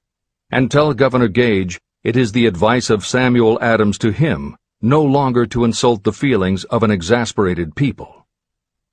When Governor Gage received Adams' caustic reply, he flew into a rage and issued a proclamation that read, I do hereby, in His Majesty's name, offer and promise His most gracious pardon to all persons who shall forthwith lay down their arms and return to the duties of peaceable subjects, excepting only from the benefit of such pardon Samuel Adams and John Hancock, whose offenses are of too flagitious a nature to admit of any other consideration but that of condign punishment. Adams and Hancock were on the spot. The threat of the irate governor forced the two men to reach another decision, equally as dangerous. They hurriedly called a secret meeting of their staunchest followers. After the meeting had been called to order, Adams locked the door, placed the key in his pocket, and informed all present that it was imperative that a Congress of the colonists be organized, and that no man should leave the room until the decision for such a Congress had been reached. Great excitement followed. Some weighed the possible consequences of such radicalism. Some expressed grave doubt as to the wisdom of so definite a decision in defiance of the Crown. Locked in that room were two men immune to fear, blind to the possibility of failure. Hancock, and Adams. Through the influence of their minds, the others were induced to agree that, through the Correspondence Committee, arrangements should be made for a meeting of the First Continental Congress to be held in Philadelphia, September 5, 1774. Remember this date. It is more important than July 4, 1776. If there had been no decision to hold a Continental Congress, there could have been no signing of the Declaration of Independence. Before the first meeting of the new Congress, another leader, in a different section of the country, was deep in the throes of publishing a summary view of the rights of British America. He was Thomas Jefferson, of the province of Virginia, whose relationship to Lord Dunmore, representative of the Crown in Virginia, was as strained as that of Hancock's and Adams with their governor. Shortly after his famous Summary of Rights was published, Jefferson was informed that he was subject to prosecution for high treason against His Majesty's government. Inspired by the threat, one of Jefferson's colleagues, Patrick Henry, boldly spoke his mind, concluding his remarks with a sentence that shall remain forever a classic. "If this be treason, then make the most of it." It was such men as these who, without power, without authority, without military strength, without money, sat in solemn consideration of the destiny of the colonies, beginning at the opening of the First Continental Congress and continuing at intervals for 2 years, until on June 7, 1776, Richard Henry Lee arose, addressed the chair, and to the startled assembly made this motion: "Gentlemen, I make the motion that these united colonies are, and of right ought to be, free and independent states, that they be absolved from all allegiance to the British Crown, and that all political connection between them and the state of Great Britain is, and ought to be, totally dissolved." The most momentous decision ever placed on paper. Lee's astounding motion was discussed fervently and at such length that he began to lose patience. Finally, after days of argument, he again took the floor and declared in a clear, firm voice, "Mr. President, we have discussed this issue for days. It is the only course for us to follow. Why then, sir, do we longer delay? Why still deliberate? Let this happy day give birth to an American republic. Let her arise, not to devastate and to conquer, but to re-establish the reign of peace and of law." Before his motion was finally voted upon, Lee was called back to Virginia because of serious family illness. But before leaving, he placed his cause in the hands of his friend, Thomas Jefferson, who promised to fight until favorable action was taken. Shortly thereafter, the President of the Congress, Hancock, appointed Jefferson as chairman of a committee to draw up a Declaration of Independence. Long and hard the committee labored on a document that would mean, when accepted by the Congress, that every man who signed it would be signing his own death warrant should the colonies lose in the fight with Great Britain that was sure to follow. The document was drawn, and on June 28th, the original draft was read before the Congress. For several days it was discussed, altered, and made ready. On July 4th, 1776, Thomas Jefferson stood before the Assembly and fearlessly read the most momentous decision ever placed on paper. When in the course of human events it becomes necessary for one people to dissolve the political bands which have connected them with another, and to assume among the powers of the earth the separate and equal station to which the laws of nature and of nature's God entitled them, a decent respect to the opinions of mankind requires that they should declare the causes which impel them to the separation. When Jefferson finished, the document was voted upon, accepted, and signed by the 56 men, every one staking his own life upon his decision to write his name. By that decision came into existence a nation destined to bring to mankind forever the privilege of making decisions. Analyze the events that led to the Declaration of Independence, and be convinced that this nation, which now holds a position of commanding respect and power among all nations of the world, was born of a decision created by a mastermind consisting of 56 men. Note well the fact that it was their decision that ensured the success of Washington's armies, because the spirit of that decision was in the heart of every soldier who fought with him, and served as a spiritual power which recognizes no such thing as failure. Note also, with great personal benefit, that the power that gave this nation its freedom is the same power that must be used by every individual who becomes self-determining. This power is made up of the principles described in this book. It will not be difficult to detect in the story of the Declaration of Independence at least 6 of these principles: desire, decision, faith, persistence, the mastermind, and organized planning. Know what you want, and you will generally get it. Throughout this philosophy, you will find the suggestion that thought, backed by strong desire, will transmute itself into its physical equivalent. The story of the founding of America and the story of the organization of the United States Steel Corporation are perfect examples of the method by which thought makes this astounding transformation. In your search for the secret of the method, do not look for a miracle, because you will not find it. You will find only the eternal laws of nature. These laws are available to every person who has the faith and the courage to use them. They may be used to bring freedom to a nation or to accumulate riches. Those who reach decisions promptly and definitely know what they want and generally get it. The leaders in every walk of life decide quickly and firmly. That is the major reason why they are leaders. The world has a habit of making room for the people whose words and actions show that they know where they are going. Indecision is a habit that usually begins when a person is young. It becomes more and more of a habit as the youth goes through grade school, high school, and even through college without definiteness of purpose. The habit of indecision goes with the student into the occupation he or she chooses. Generally, a young person just out of school seeks any job that can be found. Young people take the first job they can find because they have fallen into the habit of indecision. The vast majority of people working today are in the positions they hold because they lack the definiteness of decision to plan a definite position and the knowledge of how to choose an employer. Definiteness of decision always requires courage, sometimes very great courage. The 56 men who signed the Declaration of Independence staked their lives on the decision to affix their signatures to that document.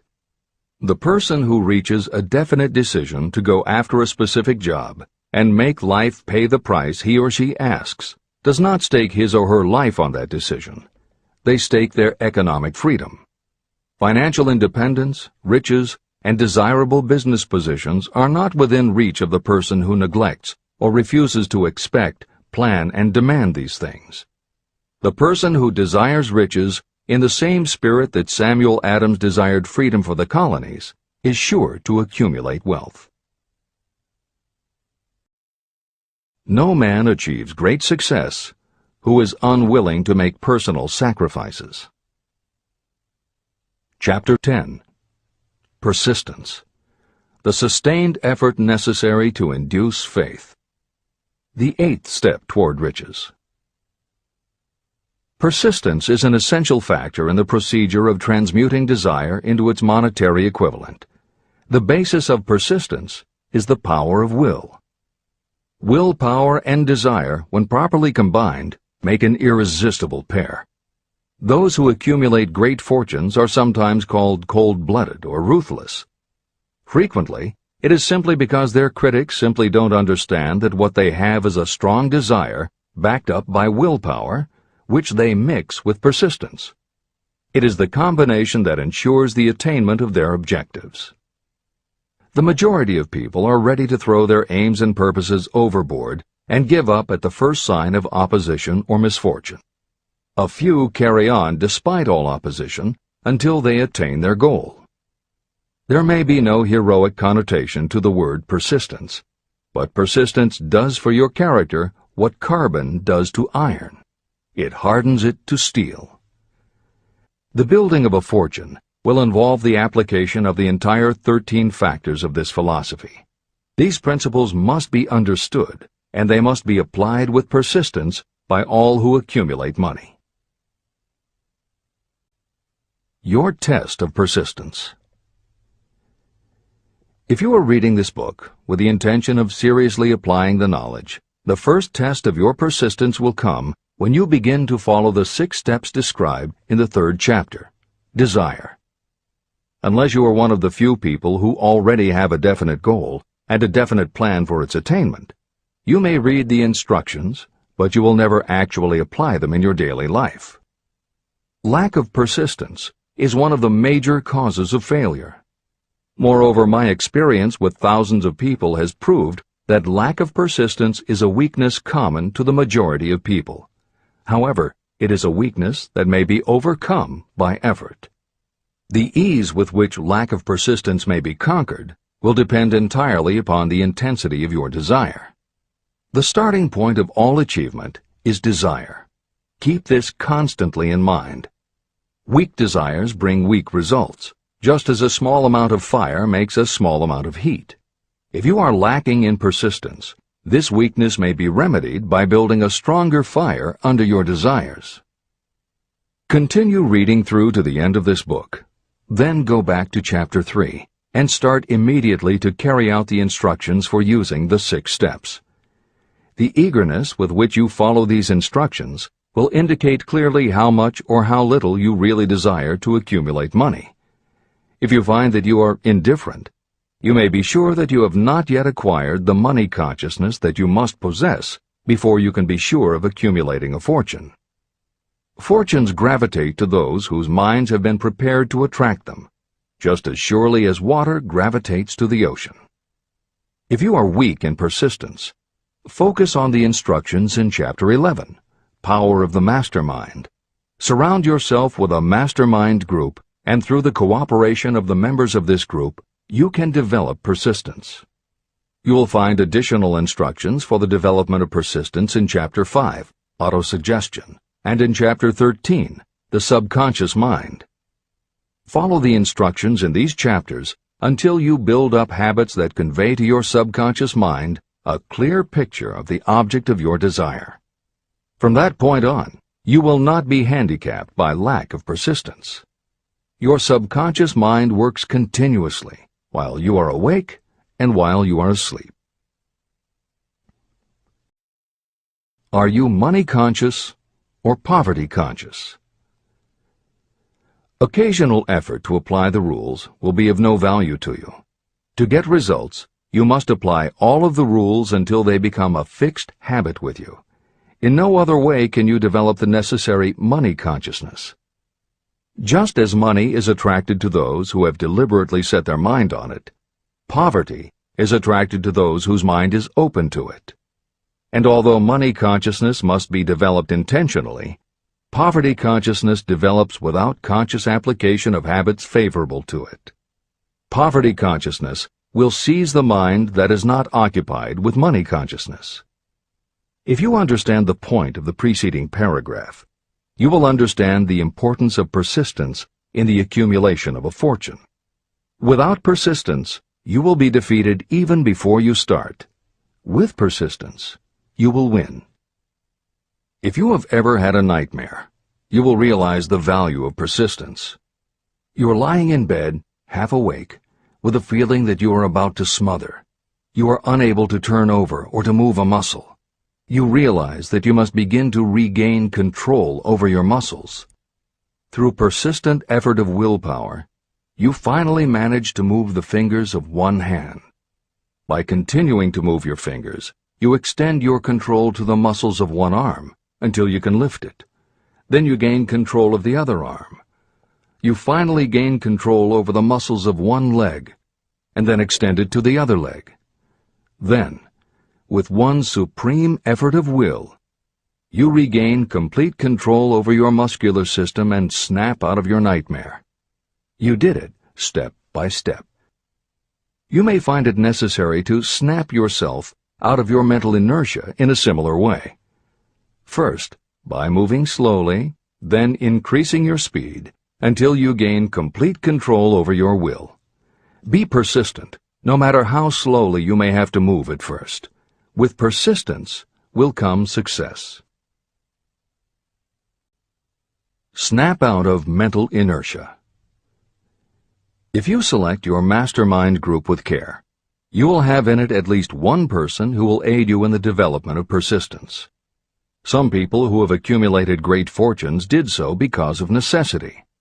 They developed the habit of persistence because circumstances forced them to become persistent. Those who have cultivated the habit of persistence seem to enjoy insurance against failure. No matter how many times they are defeated, they finally arrive up toward the top of the ladder. Sometimes it appears that there is a hidden guide whose duty is to test us through all sorts of discouraging experiences.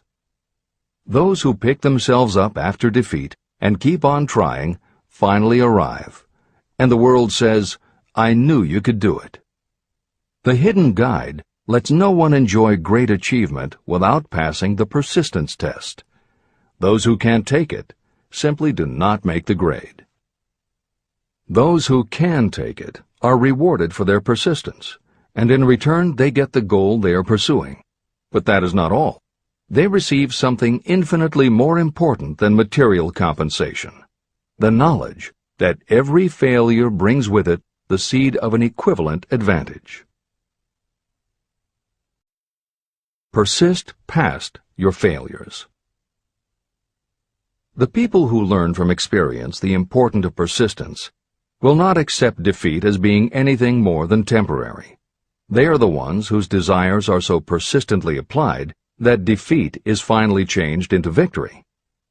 We see that an overwhelmingly large number of people go down in defeat, never to rise again. We also see the few who take the punishment of defeat as an urge to greater effort. But what we do not see, what most of us never suspect of existing, is the silent but irresistible power that comes to the rescue of those who fight on in the face of discouragement. If we speak of this power at all, we call it persistence and let it go at that. One thing is sure: if you do not have persistence, you will not achieve noteworthy success in any calling. As I am writing these lines, I can look out the window and see, less than a block away, the great mysterious Broadway, the graveyard of dead hopes and the front porch of opportunity. From all over the world, people have come to Broadway seeking fame, fortune, power, love, or whatever it is that human beings call success. Once in a great while, someone steps out from the long procession of seekers, and the world hears that another person has conquered Broadway. But Broadway is not easily nor quickly conquered. Broadway acknowledges talent, recognizes genius, and pays off in money only after a person has refused to quit. The secret is always inseparably attached to one word: persistence. Editor's comments. Today we think of making it on Broadway in terms of the theater, but here Napoleon Hill uses Broadway as a metaphor for the New York arts, publishing, and entertainment industries in general. In the original edition of Think and Grow Rich, Hill used this introduction to tell of Fannie Hurst, one of the best-selling authors of the day, who pounded the streets of New York for 4 years and received 36 rejection slips from one publisher alone before her persistence paid off and she finally got published. Although Napoleon Hill chose Fannie Hurst to illustrate his point about overcoming poverty and adversity, he knew all about both from personal experience. Hill's own story is one of very humble beginnings and devastating failures that would have defeated most people. It was only through his extraordinary persistence that the original edition of the book you hold in your hands was published. And for that reason, the editors of this edition have included this brief biography of Napoleon Hill. The following is adapted from A Lifetime of Riches, the biography of Napoleon Hill, written by Michael J. Ritt, Jr. and Kirk Landers, and also draws upon Napoleon Hill's first bestseller, his 4-volume masterwork, Law of Success. In it, Hill told of the 7 turning points in his own life, and those excerpts told in his words are told in the first person. Born into poverty in the backwoods of Virginia, young Nap, as he was called, was the local gun-toting troublemaker. He would probably have ended up a criminal had his widowed father not met and married Martha Ramey Banner.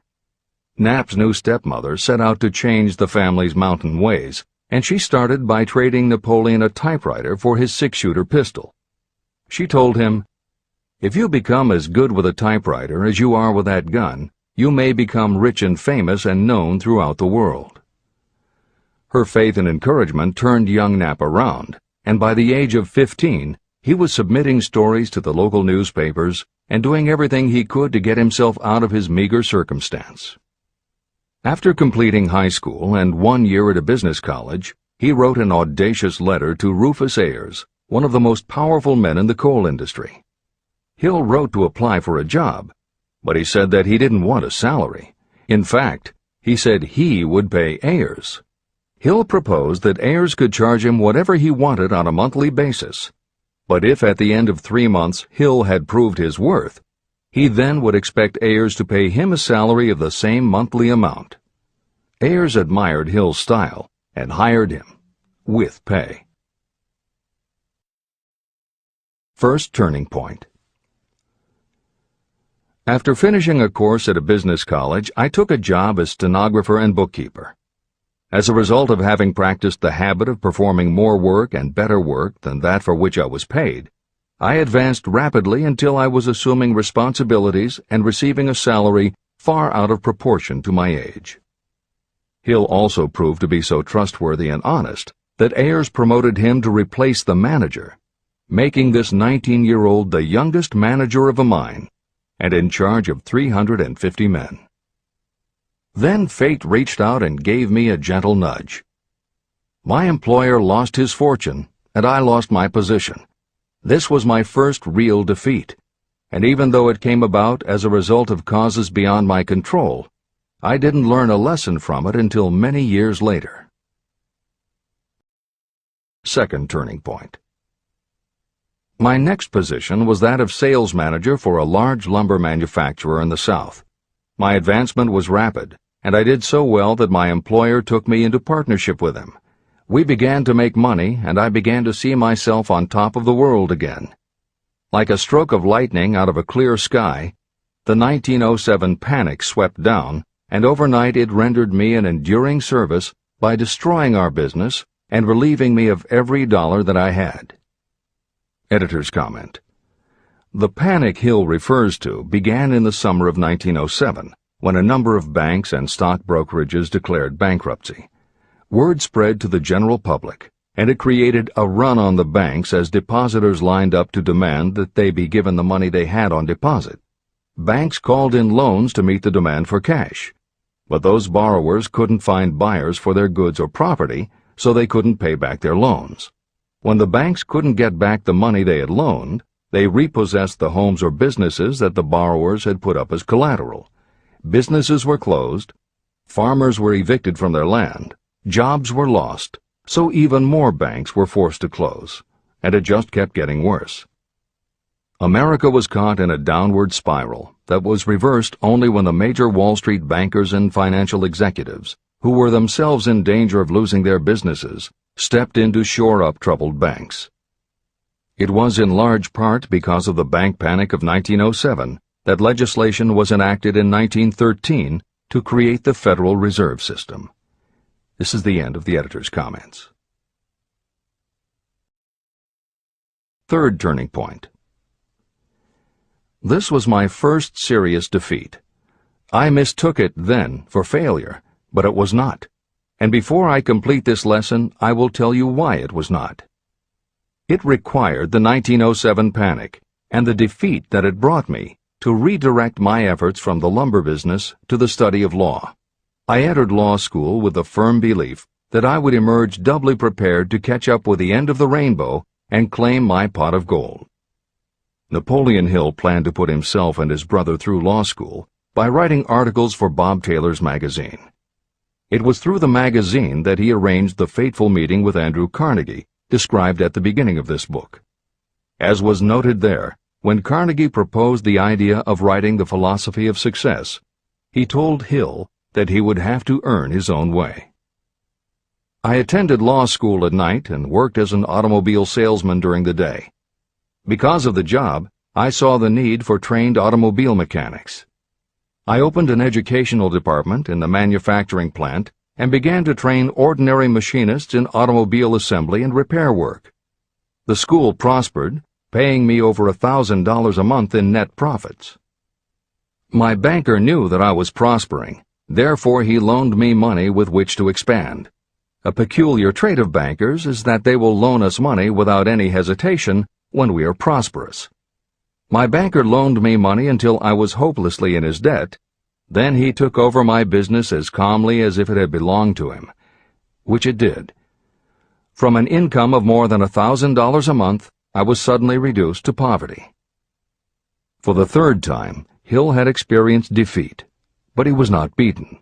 He got another job, and all the while continued to work on the Carnegie Project. Fourth turning point, 1912. Because my wife's family had influence, I secured the appointment as assistant to the chief counsel for one of the largest coal companies in the world. I was among friends and relatives, and I had a position that I could keep for as long as I wished without exerting myself. What more did I need? Nothing, I was beginning to say to myself. Then, without consultation with my friends and without warning, I resigned. This was the first turning point that was of my own selection. It was not forced upon me. I quit that position because the work was too easy and I was performing it with too little effort. This move proved to be the next most important turning point of my life, although it was followed by 10 years of effort that brought almost every conceivable grief the human heart can experience. I selected Chicago as my new field of endeavor. I made up my mind that if I could gain recognition in Chicago, in any honorable sort of work, it would prove that I had something that might be developed into real ability. Fifth turning point. My first position in Chicago was that of advertising manager for a large correspondence school. I did so well that the president of the school induced me to resign my position and go into the candy manufacturing business with him. We organized the Betsy Ross Candy Company, and I became its first president. The business grew rapidly, and soon we had a chain of stores in 18 different cities. They did so well, in fact, Hill's partners decided they wanted to take over the business. They had Hill arrested on a false charge, and then offered to withdraw the charge if he would turn over to them his interest in the business. Outraged at the suggestion, Hill refused. When the case went to court, his partners failed to appear for the hearing. Hill sued them for malicious damage to his character. The judge's ruling completely vindicated Hill and allowed him the option to have his partners thrown in jail. Being arrested seemed at the time a terrible disgrace, even though the charge was false. It was not a pleasant experience, and I would not wish to go through a similar experience again, but I must admit that it was worth all the grief it cost me, because it gave me the opportunity to find out that revenge was not a part of my makeup. Sixth turning point.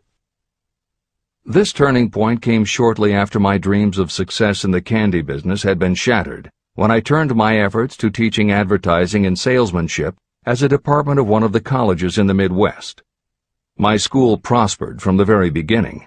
I had a resident class and also a correspondence school through which I was teaching students in nearly every English-speaking country. It was 1917, and in April of that year President Woodrow Wilson declared the United States would enter the war against Germany. Hill contacted the president, who he had previously met through Andrew Carnegie, and offered his services to help the war effort. Hill was given the position of creating public relations materials and helping to sell war bonds. When not operating his school, he threw himself into his war work, for which he insisted that he be paid only $1 a year. Then came the second military draft, and it practically destroyed my school, as it caught most of those who were enrolled as students. At one stroke, I charged off more than $75,000 in tuition fees. Once more, I was penniless. Despite the fact that Hill had to scrape just to get by, he continued to work for President Wilson and continued to refuse to take any compensation. Though Hill had a family to support, and the ridicule of his relatives put a tremendous strain on relations, he also continued to work on the Carnegie Project. Hill later said, "Believe me, there were times when between the needling of my relatives and the hardships I endured, it was not easy to maintain a positive mental attitude and persevere. Sometimes in barren hotel rooms, I almost believed my family was right. The thing that kept me going was my conviction that one day I would not only successfully complete my work, but also be proud of myself when it was finished." Seventh turning point. To describe the seventh of the turning points in my life, I must go back to November 11th, 1918. Armistice Day, the end of the World War. The war had left me without a penny, as I have already said, but I was happy to know that the slaughter had ceased and reason was about to reclaim civilization. The time had come for another turning point. I sat down at my typewriter, and to my astonishment, my hands began to play a tune on the keyboard. I had never written so rapidly or so easily before. I did not plan or think about what I was writing. I just wrote whatever came into my mind. What Hill wrote was a long essay in which he described a new idealism based on the golden rule that he thought could emerge from the war. He declared that he would help spread the word, and promised that somehow he was going to find the money to launch a new magazine to be called Hill's Golden Rule.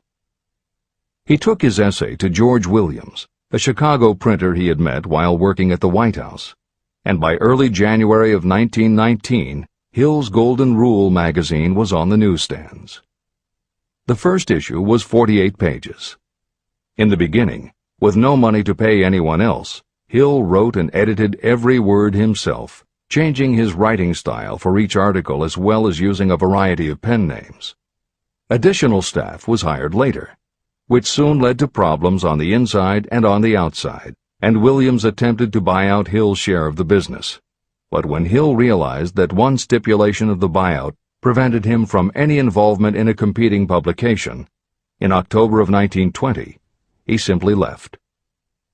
By April of 1921, he had raised the money for a new publication, Napoleon Hill's magazine, the foundation of which was again the Golden Rule. But it also expanded into presenting many of the principles of success that would become the basis of Hill's later books. The magazine's acceptance and success also led to Hill's success as a speaker and motivator, which led to even greater success for the magazine. At the same time, Napoleon Hill was working with one of the inmates of a penitentiary to develop a correspondence course, which he took to the prisons to encourage prisoner rehabilitation. Most everything Hill did during this time was successful, and the success of the prison program was significant. But the greed of two members of the board of directors, one of whom was the prison chaplain, eventually led in 1923 to the demise of not only the educational rehabilitation programs, but also the magazine and numerous other successful offshoot ventures. The bleak irony, as Michael Ritt notes in A Lifetime of Riches, was that few enterprises in the 1920s could have been more idealistic or humanitarian in concept. Yet in seeking to stir goodness in men's souls, these enterprises had stirred mean-spirited men to a bloodlust that destroyed everything. Without his magazine, Hill went back to teaching and lecturing, which led to an introduction to a crusading newspaper publisher, Don Mellett, who offered to help Hill publish the results of his work on the Carnegie Project. At this same time, Mellett learned that Prohibition gangsters were selling narcotics and bootleg liquor to school children in Canton, and members of the local police force were being bribed to do nothing about it. Mellett was outraged and wrote an expose in his Canton Daily News, while Hill contacted the governor to implement a state investigation of the corrupt police department. A week before Hill and Mellett were to finalize the financing for the publication of Hill's book, Don Mellett was ambushed outside his home and assassinated by a gangster and a renegade cop. They tried to kill Hill, too, but through pure luck he escaped and fled to the Smoky Mountains, where he remained holed up in a backwoods shack for most of a year. Destitute and in fear for his life, he lapsed into a state of deep depression. Then, in one extraordinary night of self-analysis, he willed himself out of his depression and resolved to finish the challenge Carnegie had posed almost 20 years earlier. Hill went to Philadelphia, convinced a publisher to put up the money, then worked night and day for almost 4 months to finish the manuscript. In March of 1928, Hill published the results of his efforts, a multi-volume masterwork entitled Law of Success. No one had ever seen anything like it. It was a phenomenon, a runaway bestseller. A little over a year later, while Hill was finally enjoying the fruits of his long labors, the stock market crash of '29 hit. The bottom fell out of everything, including the market for books. Though he never gave up on his vision, like the rest of America, Hill struggled through the Depression. He lectured, he wrote, and he taught in every way he could, but it was very hard to preach personal achievement to a country that had lost faith in itself. Napoleon Hill made it his personal mission to turn the tide by creating a variety of self-help programs, but it became disappointingly apparent that it was going to take more than one man to do it. When Franklin Delano Roosevelt was elected president, he reached out to Hill. Though Napoleon Hill was an avowed capitalist, he believed enough in the ultimate goal of FDR's policies that he committed himself to helping the new administration. Throughout the Depression years, he became a close confidant of the president's, helping to guide Roosevelt in his efforts to revitalize America. It is said that it was Hill who gave FDR the famous line, "We have nothing to fear but fear itself." And though Hill was dead broke, just as he had done for President Wilson, he refused to accept more than $1 a year for his efforts. In 1937, as America was finally beginning to see glimmerings of hope that the Great Depression might end, Hill convinced his publisher that America now needed a book to help shake off the mental and emotional stigma of those terrible times. He was right. They released Think and Grow Rich to such resounding success that it sold well over 1 million copies even before the Depression ended. At this writing, it has sold more than 60 million copies worldwide, and to this day it still sells more than 1 million copies a year in its various editions. Take your own persistence inventory. Persistence is a state of mind, therefore, it can be cultivated. Like all states of mind, persistence is based upon definite causes, among them these. Definiteness of purpose. Knowing what you want is the first and most important step toward the development of persistence. A strong motive will force you to surmount difficulties. Desire. It is comparatively easy to acquire and maintain persistence in pursuing the object of intense desire. Self-reliance. Belief in your ability to carry out a plan encourages you to follow the plan through with persistence. Self-reliance can be developed through the principle described in Chapter 5, Autosuggestion. Definiteness of plans. Organized plans, even ones that may be weak or impractical, encourage persistence. Accurate knowledge.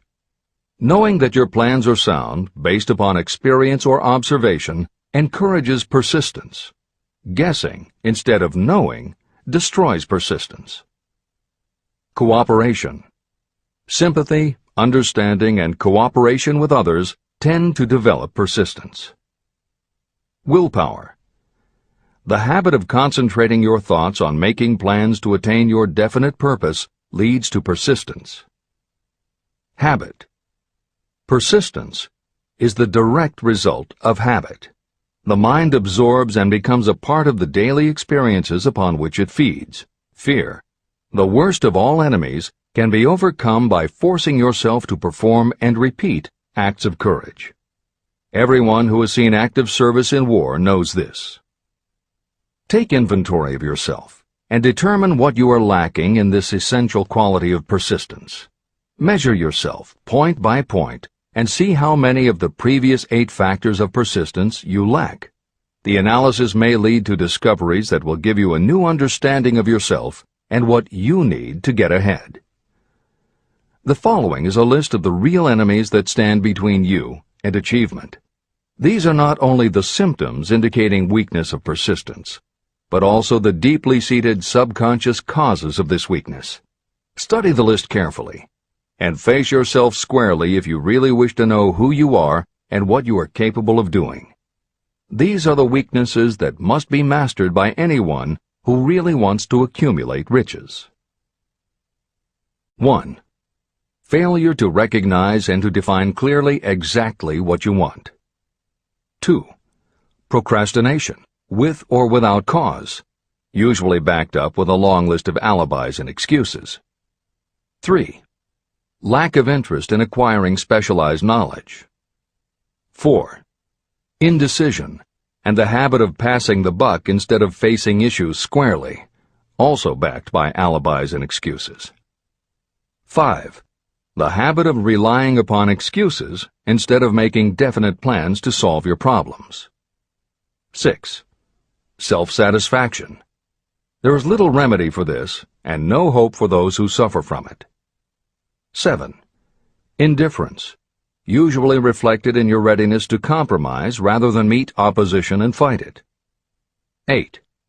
The habit of blaming others for your mistakes and accepting circumstances as being unavoidable. 9.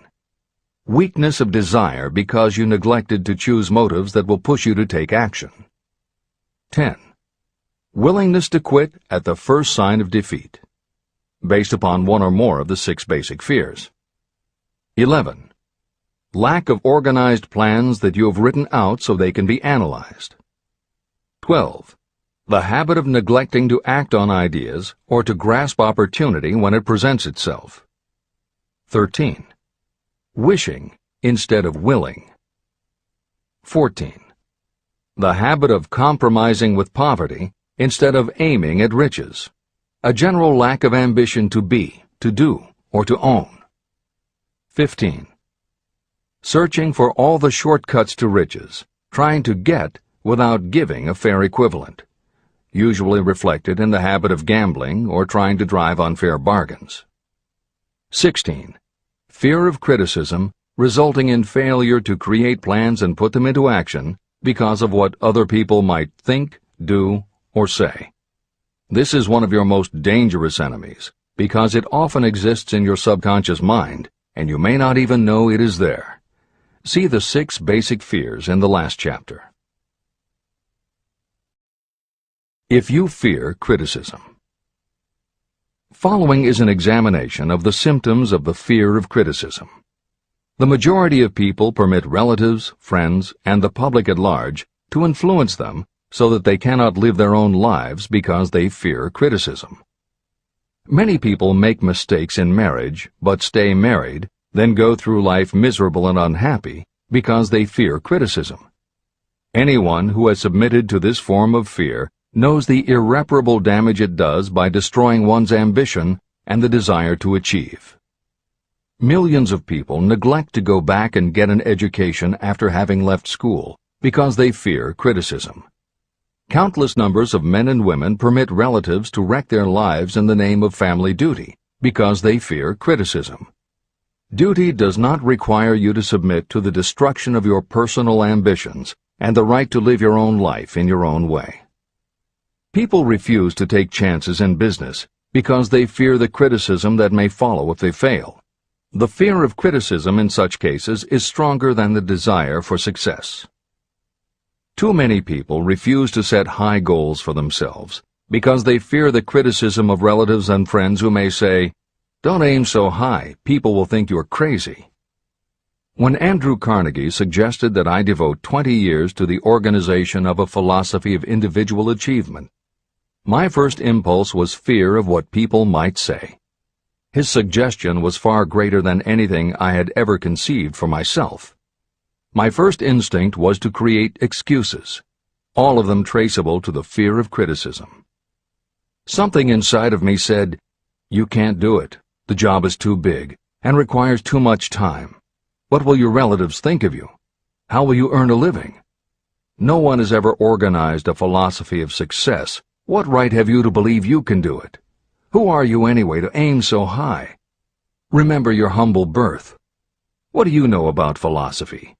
People will think you are crazy, and they did. Why hasn't some other person done this before now? These and many other questions flashed into my mind. It seemed as if the whole world had suddenly turned its attention to me with the purpose of ridiculing me into giving up all desire to carry out Mr. Carnegie's suggestion. Later in life, after having analyzed thousands of people, I discovered that most ideas are stillborn. To grow, ideas need the breath of life injected into them through definite plans of immediate action. The time to nurse an idea is at the time of its birth. Every minute it lives gives it a better chance of surviving. The fear of criticism is what kills most ideas that never reach the planning and action stage. Breaks can be made to order. Many people believe that success is the result of lucky breaks. There may be something to that, but if you depend upon luck, you will almost surely be disappointed. The only break anyone can afford to rely on is a self-made break. These come through the application of persistence. The starting point is definiteness of purpose. Editor's comments.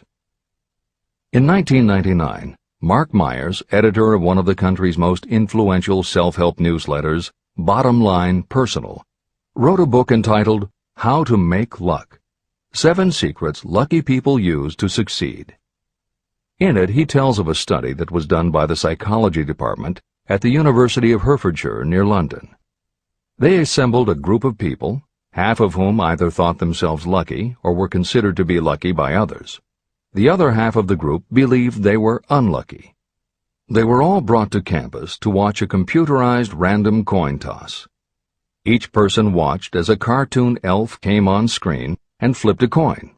Each was asked to call heads or tails. The results of the experiment proved that the unlucky group guessed right approximately the same number of times as the lucky group. In follow-up interviews, the researchers concluded that the only difference between so-called lucky and unlucky people was that the lucky people tended to remember the good things that had happened in their lives, and those that thought they were unlucky tended to dwell on the bad things. The scientific fact is that luck, in terms of calling a coin toss, spinning a wheel, or turning a card, is completely random, and there's nothing we can do about it. All we can control is what we say and do. Everything else that happens to us depends upon the actions of others and the random world in which we live. Then why do some people seem to be so lucky and get all the lucky breaks? Myers says it is because, unlike luck, lucky breaks are something you can control, and lucky people, whether they know it or not, have taken specific steps to make their good luck. You can influence lucky breaks in 2 ways.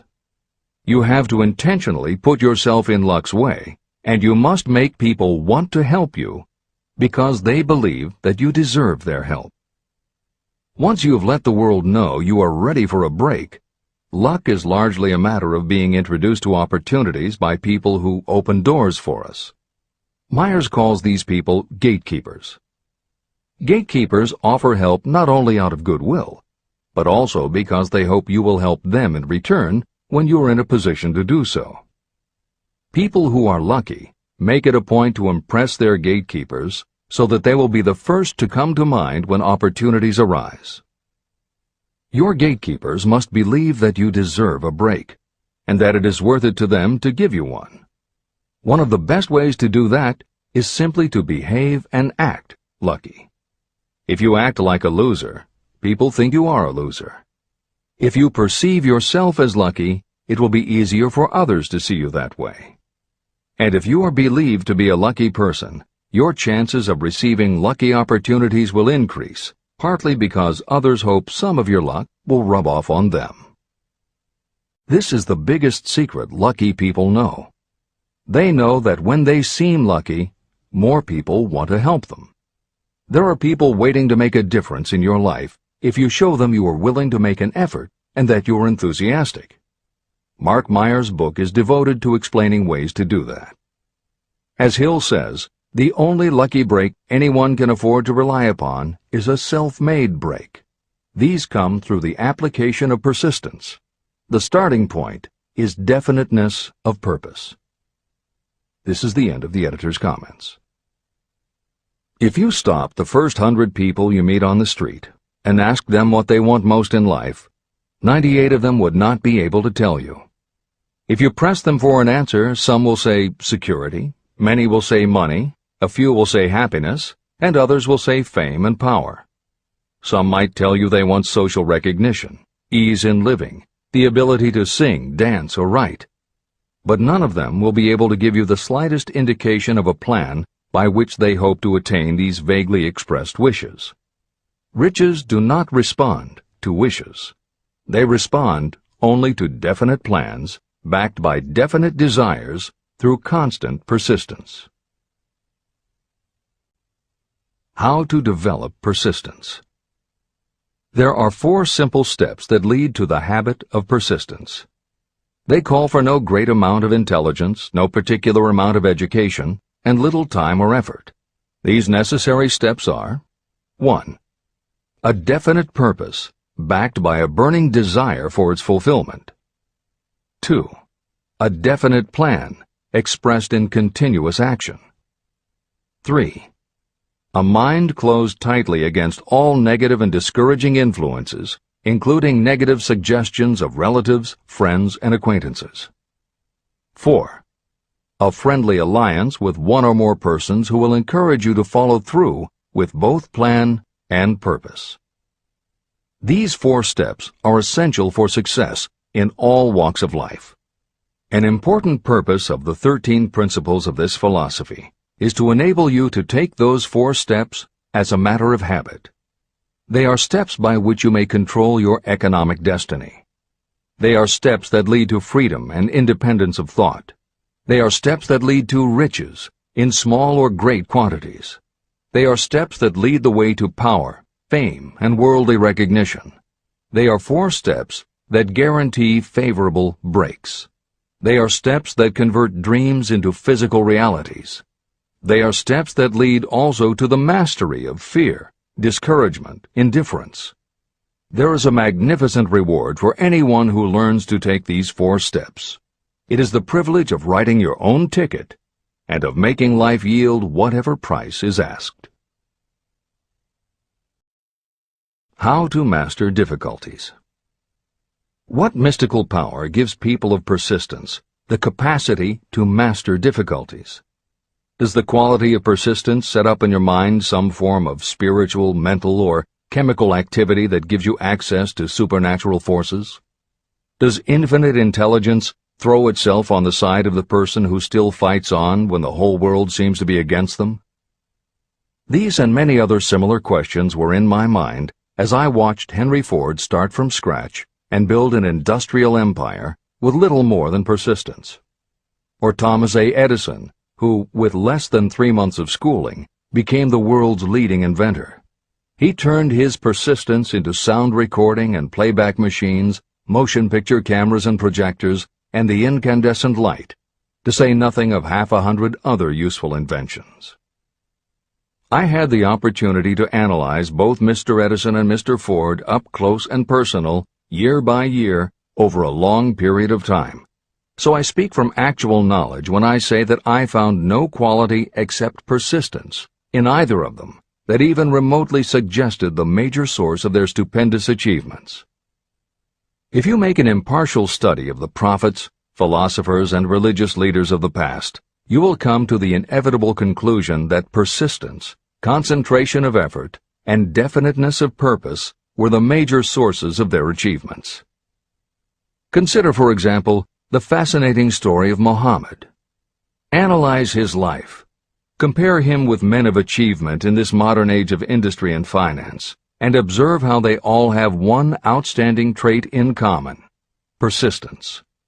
If you want to understand more about the power of persistence and how it works, I strongly suggest that you read a biography of Muhammad. Editor's comments. At the beginning of the 21st century, there was an increased interest in Islam due to the attacks on the World Trade Center and the subsequent war on terror. Consequently, the modern reader will have no difficulty finding a number of very good books about Muhammad. At the time that Hill was writing the first edition of Think and Grow Rich, one of the best biographies of Muhammad was written by Esad Bey, who was born in Baku, Azerbaijan, the son of a Jewish businessman named Nusenbaum. Later, he changed his name when he converted to Islam. During the Russian Revolution, he fled his home for Berlin, where he lived until the rise of Hitler again forced him to move, first to Austria and then finally to Italy. It is believed by some that this man, known as Esad Bey, also wrote under another pen name, Kurban Said, and was in fact the author of the acclaimed Azerbaijani novel, Ali and Nino. That Napoleon Hill was very impressed with this particular biography of Muhammad is clear from his recommendation, which follows. I strongly suggest that you read a biography of Muhammad, especially the one by Esad Bey. This brief review of that book, which appeared in the Herald Tribune, will provide a preview of the rare treat in store for those who take the time to read the entire story of one of the most astounding examples of the power of persistence known to civilization. The Last Great Prophet. Reviewed by Thomas Sugru. Muhammad was a prophet, but he never performed a miracle. He was not a mystic. He had no formal schooling. He did not begin his mission until he was 40. When he announced that he was the messenger of God, bringing word of the true religion, he was ridiculed and labeled a lunatic. Children tripped him, and women threw filth upon him. He was banished from his native city, Mecca, and his followers were stripped of their worldly goods and sent into the desert after him. When he had been preaching 10 years, he had nothing to show for it but banishment, poverty, and ridicule. Yet before another 10 years had passed, he was dictator of all Arabia, ruler of Mecca, and the head of a new world religion which was to sweep to the Danube and the Pyrenees before exhausting the impetus he gave it. That impetus was threefold: the power of words, the efficacy of prayer, and man's kinship with God. His career never made sense. Muhammad was born to impoverished members of a leading family of Mecca. Because Mecca, the crossroads of the world, home of the magic stone called the Kaaba, great city of trade and the center of trade routes, was unsanitary, its children were sent to be raised in the desert by Bedouins. Muhammad was thus nurtured, drawing strength and health from the milk of nomad, vicarious mothers. He tended sheep and soon hired out to a rich widow as leader of her caravans. He traveled to all parts of the Eastern world, talked with many men of diverse beliefs, and observed the decline of Christianity into warring sects. When he was 28, Khadijah, the widow, looked upon him with favor and married him. Her father would have objected to such a marriage, so she got him drunk and held him up while he gave the paternal blessing. For the next 12 years, Muhammad lived as a rich and respected and very shrewd trader. Then he took to wandering in the desert.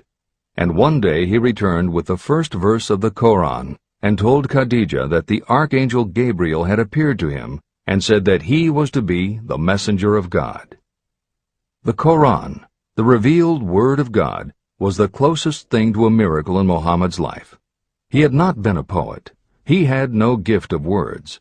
Yet the verses of the Koran, as he received them and recited them to the faithful, were better than any verses which the professional poets of the tribes could produce. This, to the Arabs, was a miracle. To them, the gift of words was the greatest gift. The poet was all-powerful. In addition, the Koran said that all men were equal before God, that the world should be a democratic state, Islam. It was this political heresy, plus Muhammad's desire to destroy all the 360 idols in the courtyard of the Kaaba, which brought about his banishment. The idols brought the desert tribes to Mecca, and that meant trade. So the businessmen of Mecca, the capitalists, of which he had been one, set upon Muhammad. Then he retreated to the desert and demanded sovereignty over the world. The rise of Islam began. Out of the desert came a flame which would not be extinguished.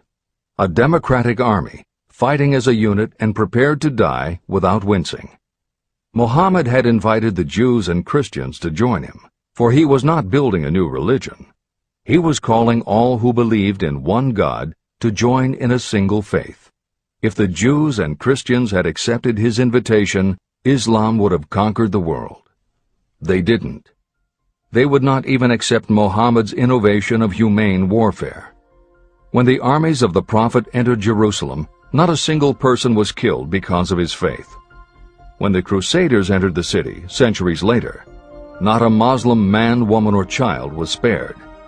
But the Christians did accept one Muslim idea, the place of learning, the university.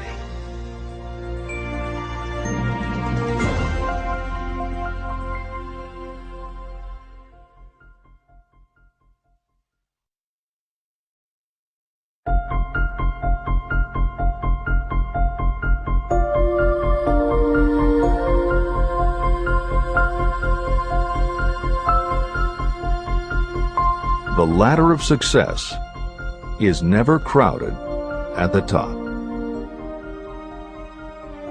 Chapter 11. Power of the Mastermind, the Driving Force. The ninth step toward riches. Power is essential for success in the accumulation of money. Plans are useless without sufficient power to turn them into action. This chapter will describe the method by which an individual may attain and apply power. Power may be defined as organized and intelligently directed knowledge. Power, as the term is used here, refers to organized effort, sufficient to enable an individual to transmute desire into its monetary equivalent. Organized effort is produced through the coordination of effort of two or more people who work toward a definite end in a spirit of harmony. Power is required to accumulate money. Power is necessary to keep the money after it has been accumulated. How can power be acquired? If power is organized knowledge, let us examine the sources of knowledge. Infinite intelligence.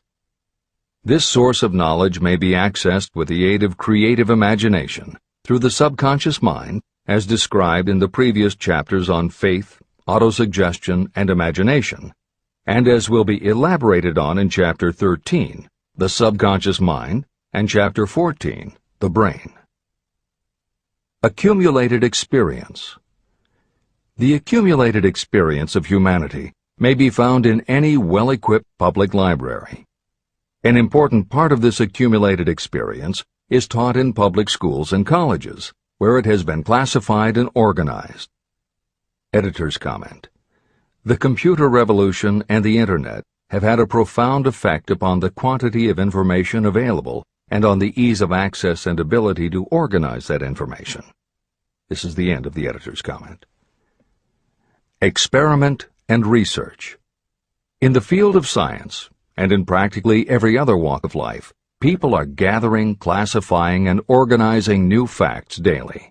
This is the source to which you must turn when knowledge is not available through accumulated experience. Here, too, the creative imagination must often be used.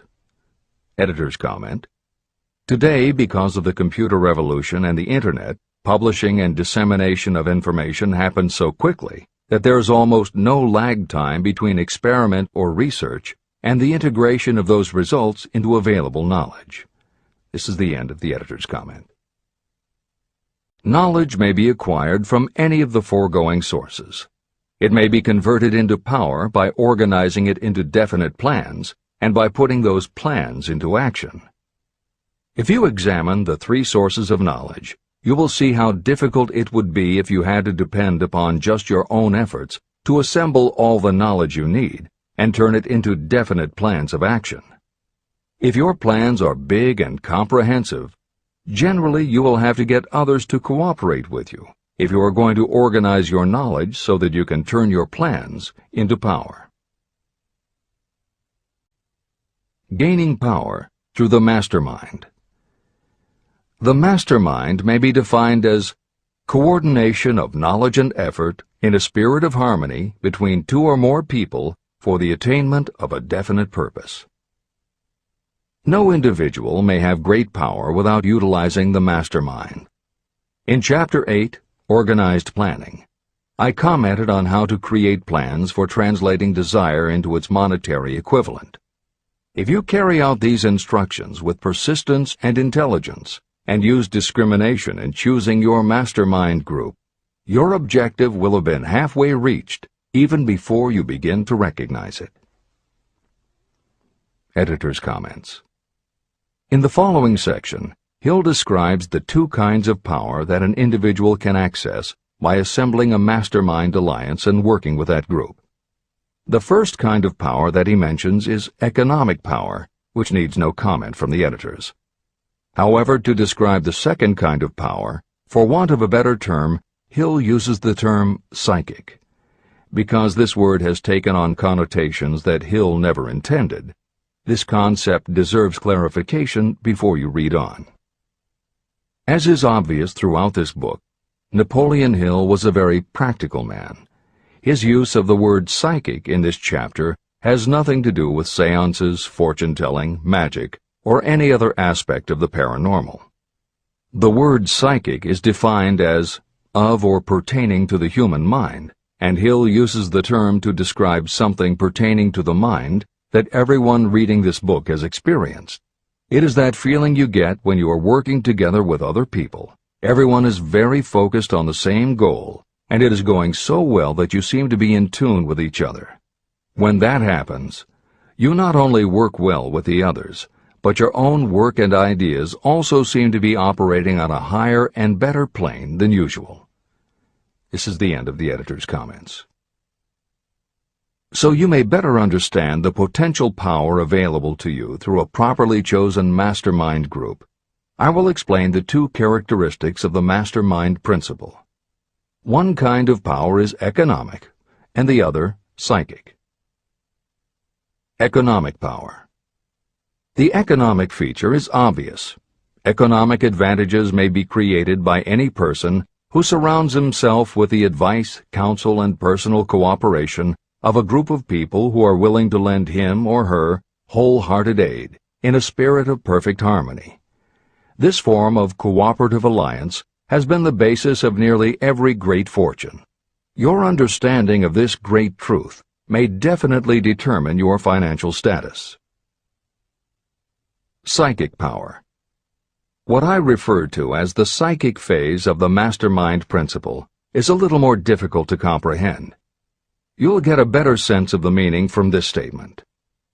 No two minds ever come together without creating a third, invisible, intangible force, which may be likened to a third mind. The human mind is a form of energy. When the minds of two people are coordinated in a spirit of harmony, the energy of each mind seems to pick up on the energy of the other mind, which constitutes the psychic phase of the mastermind. The mastermind principle, or rather the economic feature of it, was first called to my attention by Andrew Carnegie. Discovery of this principle was responsible for the choice of my life's work.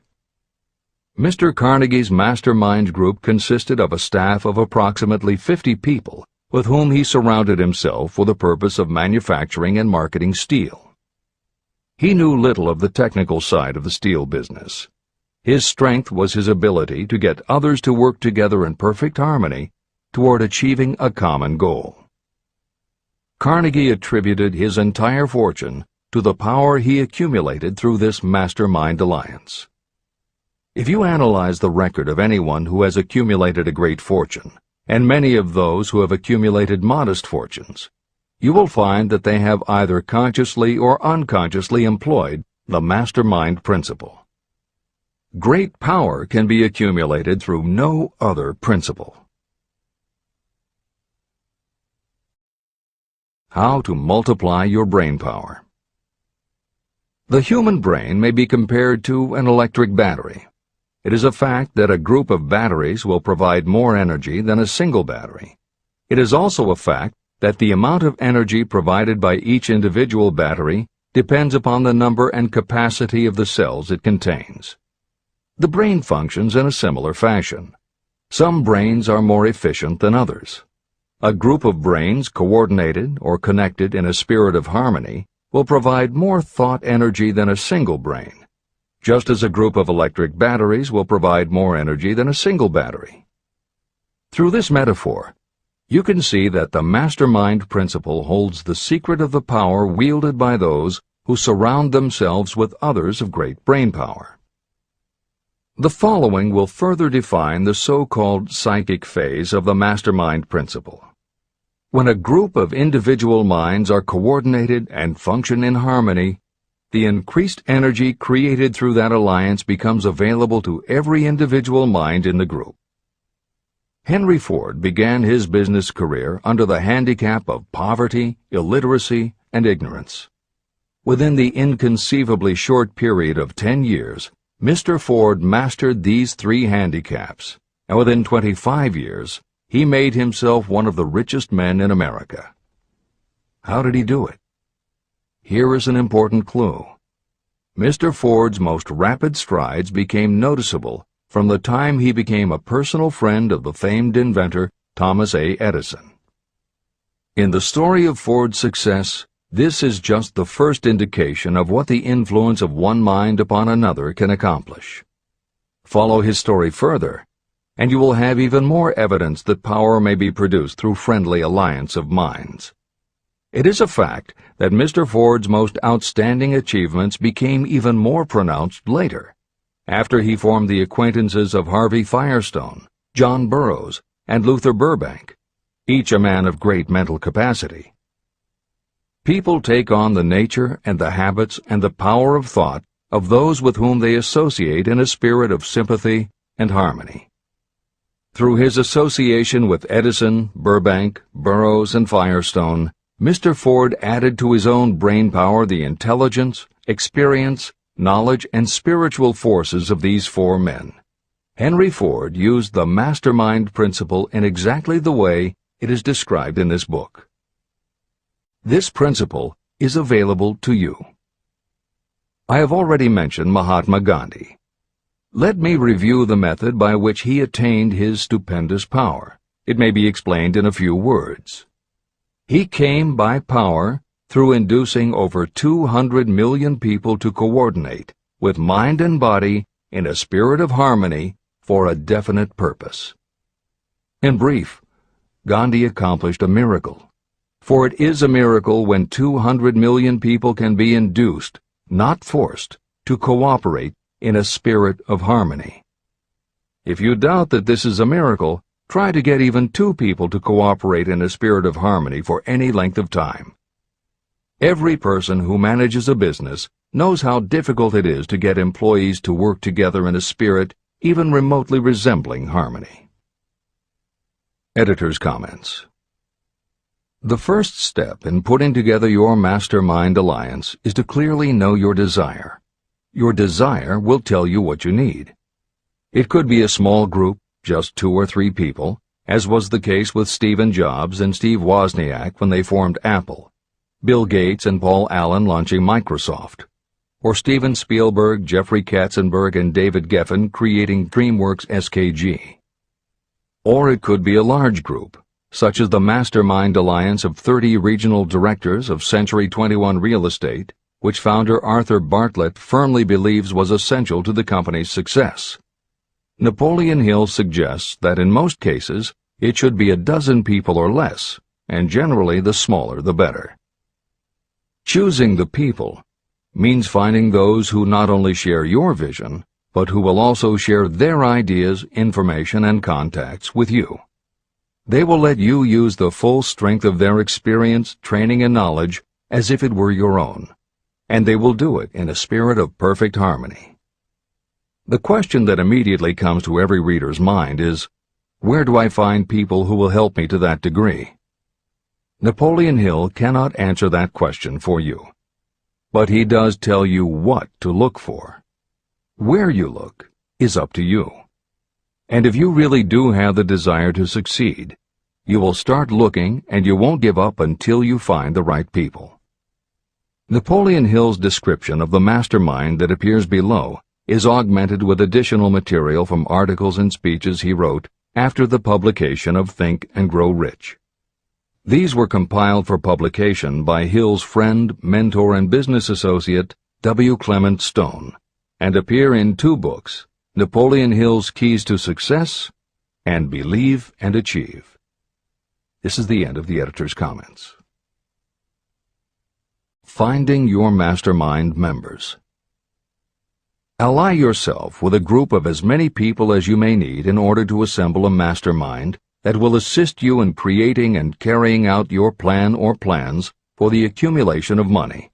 Compliance with this instruction is absolutely essential. Choose to associate with people who share common values, goals, and interests, yet who each have a strong desire to contribute to the overall effort. Trial and error will be part of the process, but there are 2 qualities to keep foremost in your mind. The first is ability to do the job. Do not select people for your alliance merely because you know them and like them. Such people are valuable to you because they improve the quality of your life, but they are not necessarily suited to a mastermind alliance. Your best friend may not be the most knowledgeable marketing professional, but perhaps he or she can introduce you to someone who is. The second quality is the ability to work in a spirit of harmony with others. There must be a complete meeting of minds without any reservations. Personal ambition must be subordinate to the achievement of the purpose of the alliance. This includes your own. You must also insist upon confidentiality. Some people can give away an idea simply because they love to talk. You don't need them in your group. Attune yourself to every member of the group. Try to imagine how you would react in a given situation if you were in his or her shoes. Pay attention to body language. Sometimes facial expressions and movements say far more about what a person feels than the words that come out of his or her mouth. Be sensitive to what is not being said. Sometimes what is left out is far more important than what is included. Don't try to force the group along too quickly. Allow for those who want to test ideas by playing devil's advocate. Compensating your mastermind. Before forming your mastermind alliance, decide what advantages and benefits you may offer the individual members of your group in return for their cooperation. No one will work indefinitely without some form of compensation. No intelligent person should request or expect another to work without adequate compensation. Wealth will obviously have the most appeal to your members. Be fair and generous in your offer. Recognition and self-expression may be just as important as money to some of your members. Remember that in such partnerships, the principle of going the extra mile, doing more and better than paid for, is especially important. As the leader, you should set an example for the others to follow. Each member must agree at the outset on the contribution each will make, and on the division of benefits and profits. Otherwise, be assured that dissension will arise, you will have wasted everyone's time, you will ruin friendships, and your venture will be destroyed. Meeting with your mastermind. Arrange to meet with the members of your mastermind group at least twice a week, and more often if possible, until you have jointly perfected the necessary plan or plans for the accumulation of money. The first meeting will be involved in sorting out strengths and weaknesses, and in fine-tuning your plans. Your alliance must be active to do any good. Establish specific responsibilities and action steps to be taken.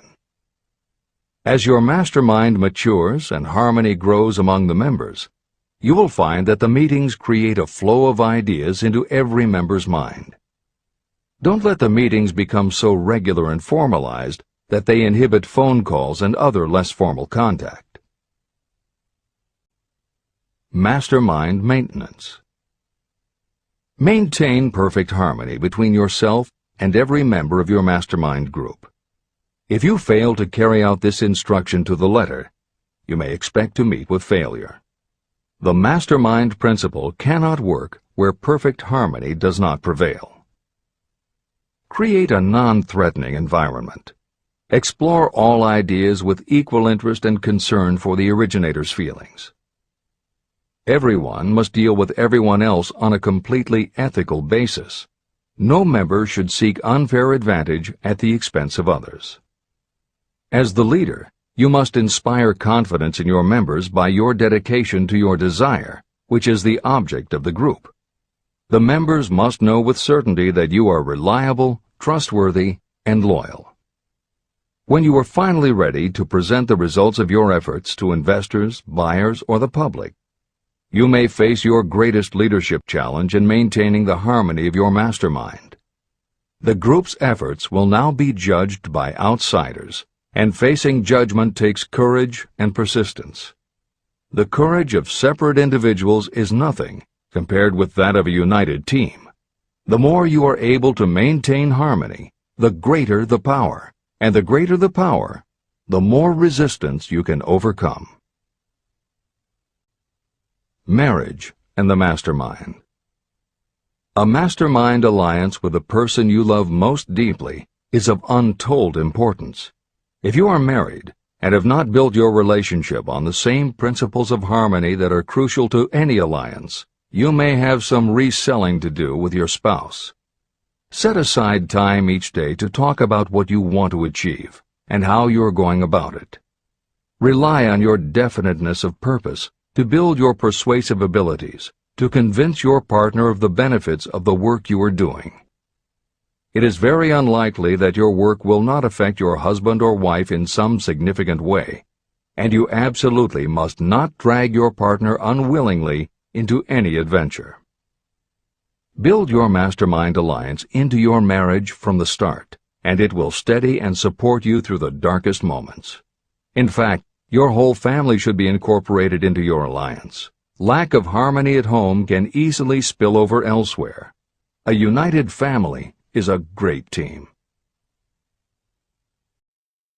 The mastermind and infinite intelligence. The list of sources from which you can get power is headed by infinite intelligence. When two or more people coordinate in a spirit of harmony and work toward a definite objective, they place themselves in position to absorb power directly from that great universal storehouse that I refer to as infinite intelligence.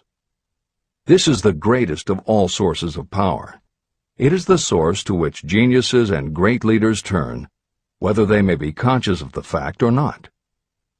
In Chapter 13, The Subconscious Mind, and Chapter 14, The Brain, the methods for accessing infinite intelligence will be described in greater detail.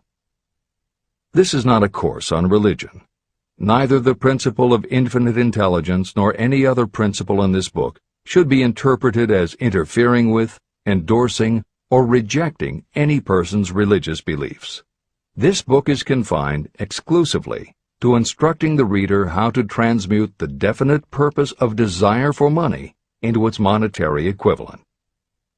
Read, and really think about what you are reading. Soon the entire subject will unfold, and you will see it in perspective. At this point, you are only seeing the detail of the individual chapters. Editor's comments. This chapter would not be complete without commenting on a mastermind that came into being almost 15 years after the first publication of Think and Grow Rich. Napoleon Hill's own mastermind alliance with multimillionaire businessman and philanthropist W. Clement Stone.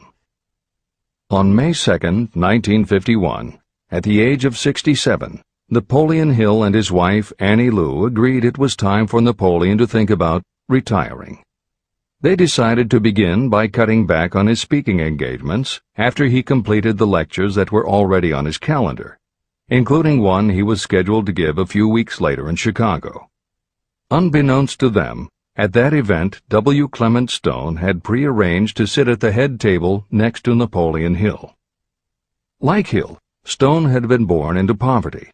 At the age of 6, he started selling newspapers to help pay the rent, and by 13, he owned his own stand. By 16, he was selling insurance, and by 20, he'd managed to scrape together $100, which he used to start his own insurance agency. Stone was a consummate salesman and motivator, and his company was growing very nicely. Then in 1938 he read Think and Grow Rich, and was so inspired by it that he bought a copy for every one of his employees, and continued to do so for each new person who joined his company. Over the years, this amounted to thousands of copies. When Stone was introduced to Hill, he told him about all the copies he had purchased of Think and Grow Rich, and said that he firmly believed it was Hill's book that had transformed his sales force and turned his company from modest to extraordinary success. Napoleon Hill and W. Clement Stone found that they were in such complete accord that by the end of their first meeting, Hill had decided to postpone his retirement and join with Stone in a venture dedicated to creating a better world for this and future generations. Within a year, they launched Napoleon Hill Associates. They published new books by Hill, including How to Raise Your Own Salary and The Master Key to Riches. They reissued Hill's earlier bestsellers, and they co-authored a new bestseller, Success Through a Positive Mental Attitude. They also launched Success Unlimited magazine, created PMA Science of Success home study courses, made television programs, radio shows, a documentary film entitled A New Sound in Paris, which showed the amazing changes that happened when the entire town of Paris, Missouri, adopted the Napoleon Hill philosophy. And they both crisscrossed America speaking, teaching, giving interviews, and spreading the philosophy to as many people as possible. In addition to his work with Napoleon Hill Associates, Hill also consulted to W. Clement Stone's company, Combined Insurance Company of America. Hill designed and implemented a new training program for the sales force, which was so successful he astounded the business world by helping Stone grow his company from $30 million in assets to $100 million in less than 10 years. When W. Clement Stone passed away in 2002, his company, now known as Aon Corporation, had revenues of $2 billion a year. W. Clement Stone had personally given more than $275 million to various charitable and philanthropic organizations. There has perhaps never been a greater example of coordination of knowledge and effort in a spirit of harmony between two or more people for the attainment of a definite purpose. The sheer volume of work and scope of influence achieved in a 10-year period by Napoleon Hill and W. Clement Stone leaves little question as to the power and importance of a mastermind alliance. This is the end of the editor's comments. The power of positive emotions. Money is shy and elusive. It must be wooed and won by methods not unlike those used by a determined lover. And the power you use in the wooing of money is not greatly different from what you use to attract the one you love. It is the power of positive emotion. That power, when successfully used in the pursuit of money, must be mixed with faith. It must be mixed with desire. It must be mixed with persistence. It must be applied through a plan, and that plan must be set into action. When money comes in large quantities, it flows to the one who accumulates it as easily as water flows downhill. There exists a great unseen stream of power, which may be compared to a river that flows in two directions. One side flows in one direction, carrying all who get into that side of the stream onward and upward to wealth. The other side flows in the opposite direction, carrying all who are unfortunate enough to get into it and can't pull themselves out downward to misery and poverty. Everyone who has accumulated a great fortune has recognized the existence of this stream of life. It consists of one's thinking process. Positive emotions form the side of the stream that carries you to fortune. Negative emotions form the side that carries you down to poverty. This is a point of great importance to the person who is following this book with the object of accumulating a fortune. If you are caught in the side of the stream of power that leads to poverty, this book will serve as an oar by which you may propel yourself over into the other side of the stream. But it can serve you only through application and use. Merely reading and passing judgment on it, either one way or another, will be of no benefit to you. Poverty and riches can change places. But when riches take the place of poverty, the change only happens through well-conceived and carefully executed plans. The same is not true of poverty. Poverty needs no plan. It needs no one to help it because it is bold and ruthless. Riches are shy and timid. They have to be attracted.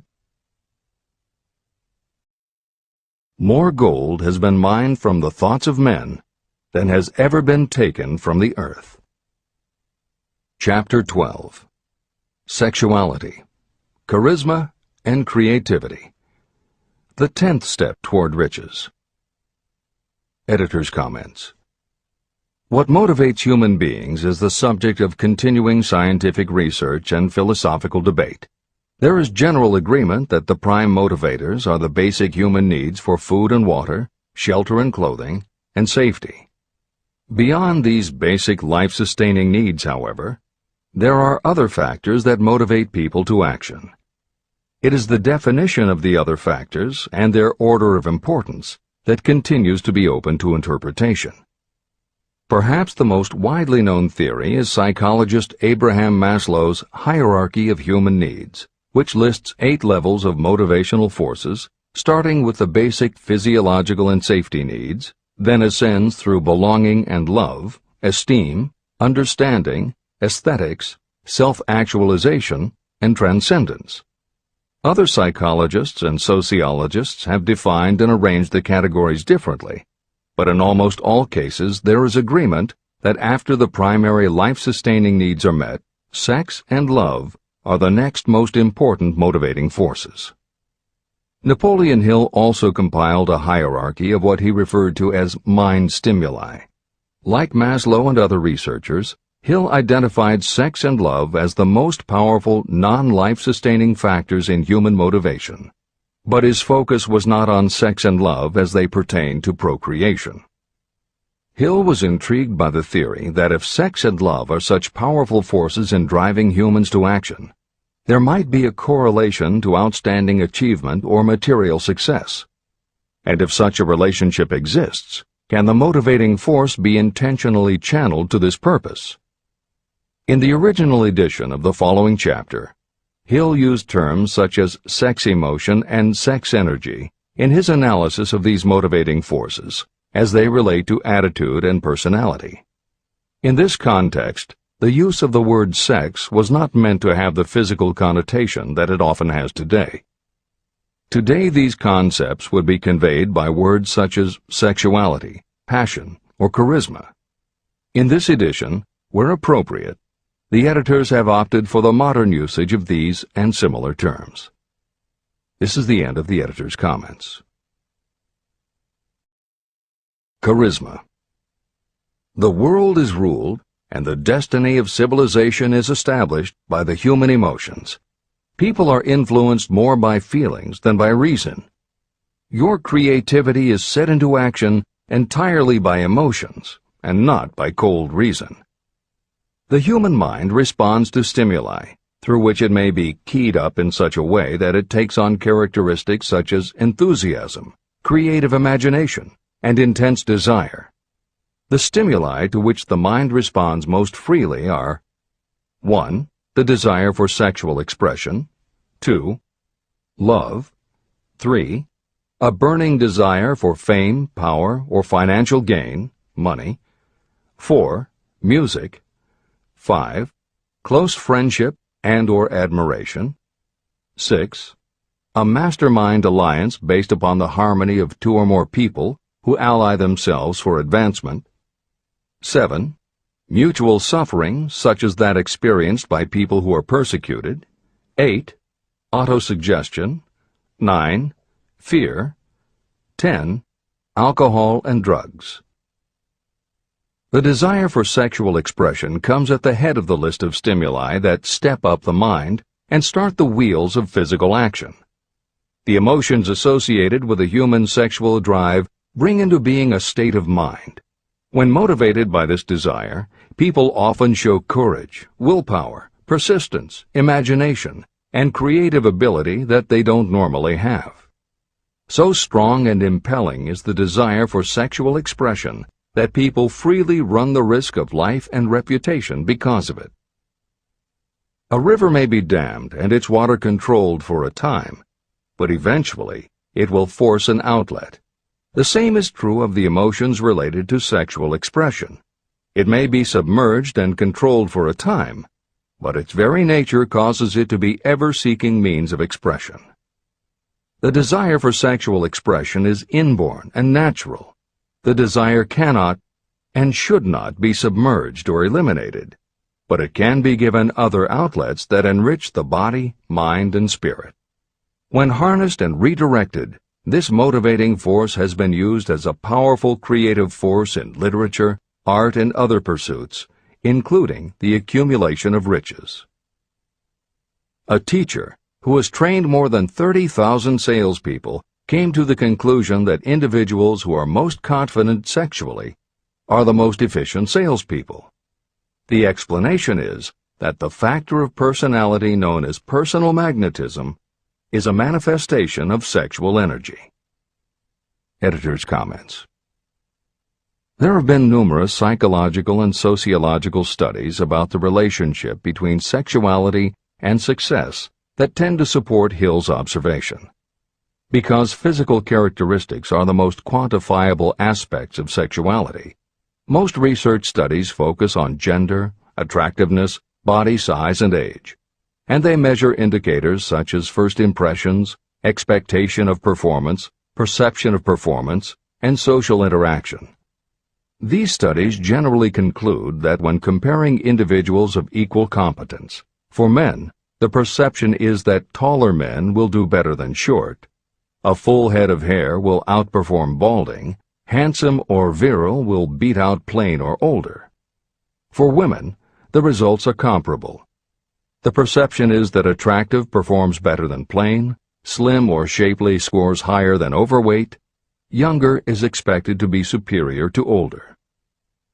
These observations about physical sexuality may seem obvious, but they lead to a conclusion that is very significant. Obviously, not all people who succeed are tall and virile or attractive and shapely. It is also a fact that the success of those who are short, balding, plump, or plain isn't always due to superior skill or luck.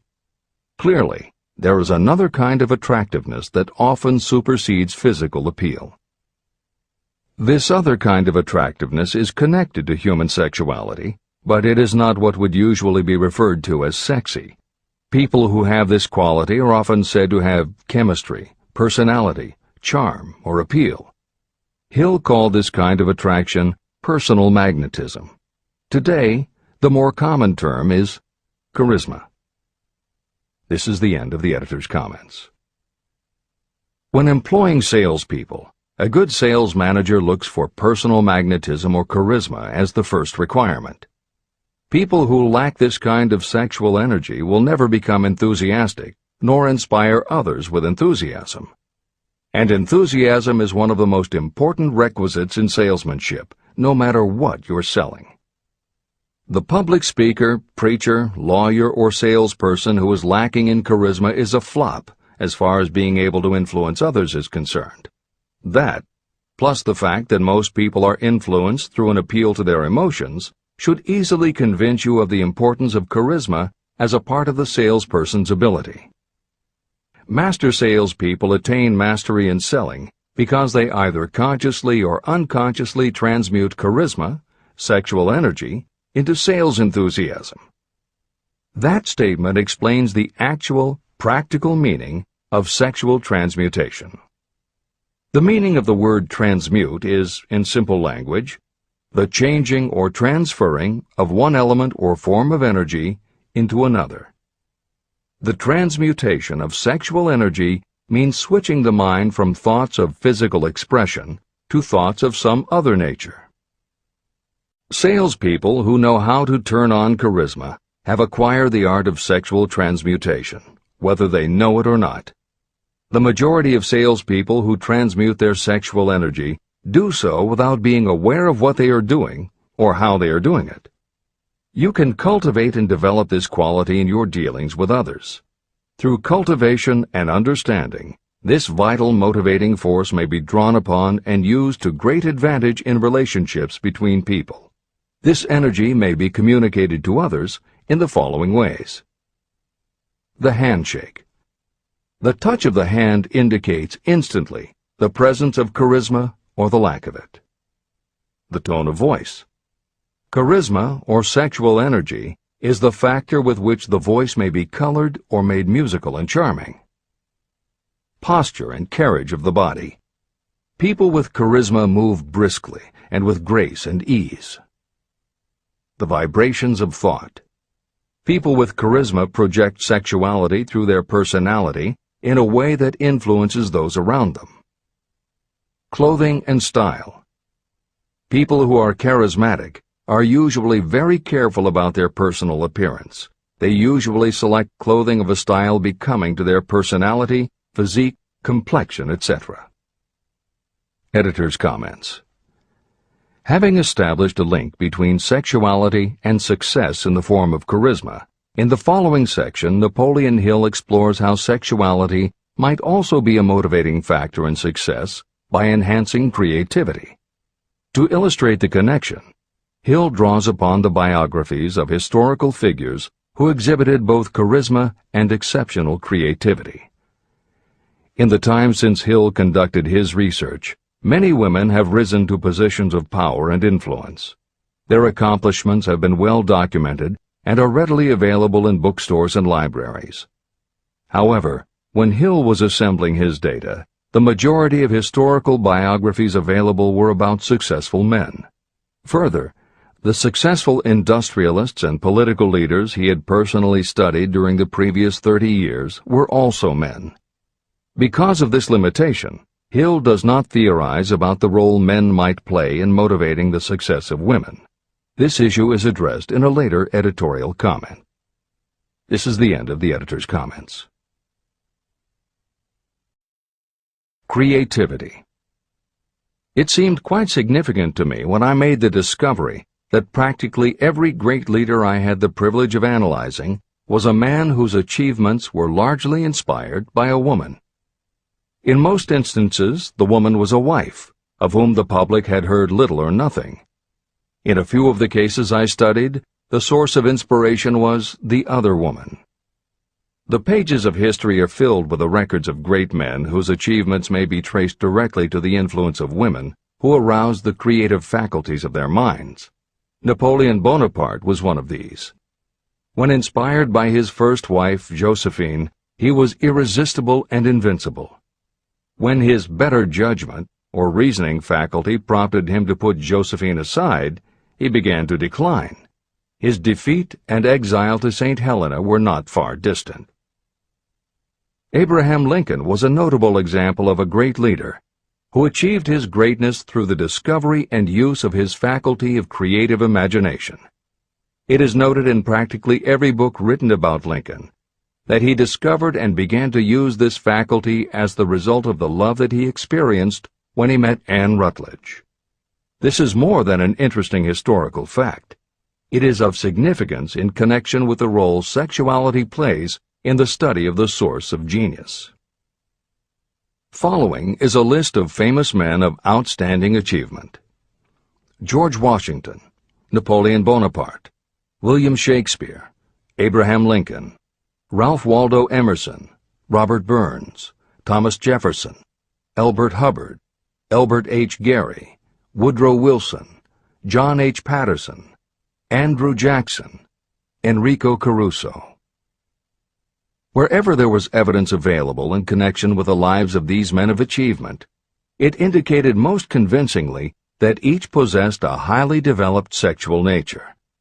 An analysis of the information taken from biographies and historical writings leads to the following conclusions. 1.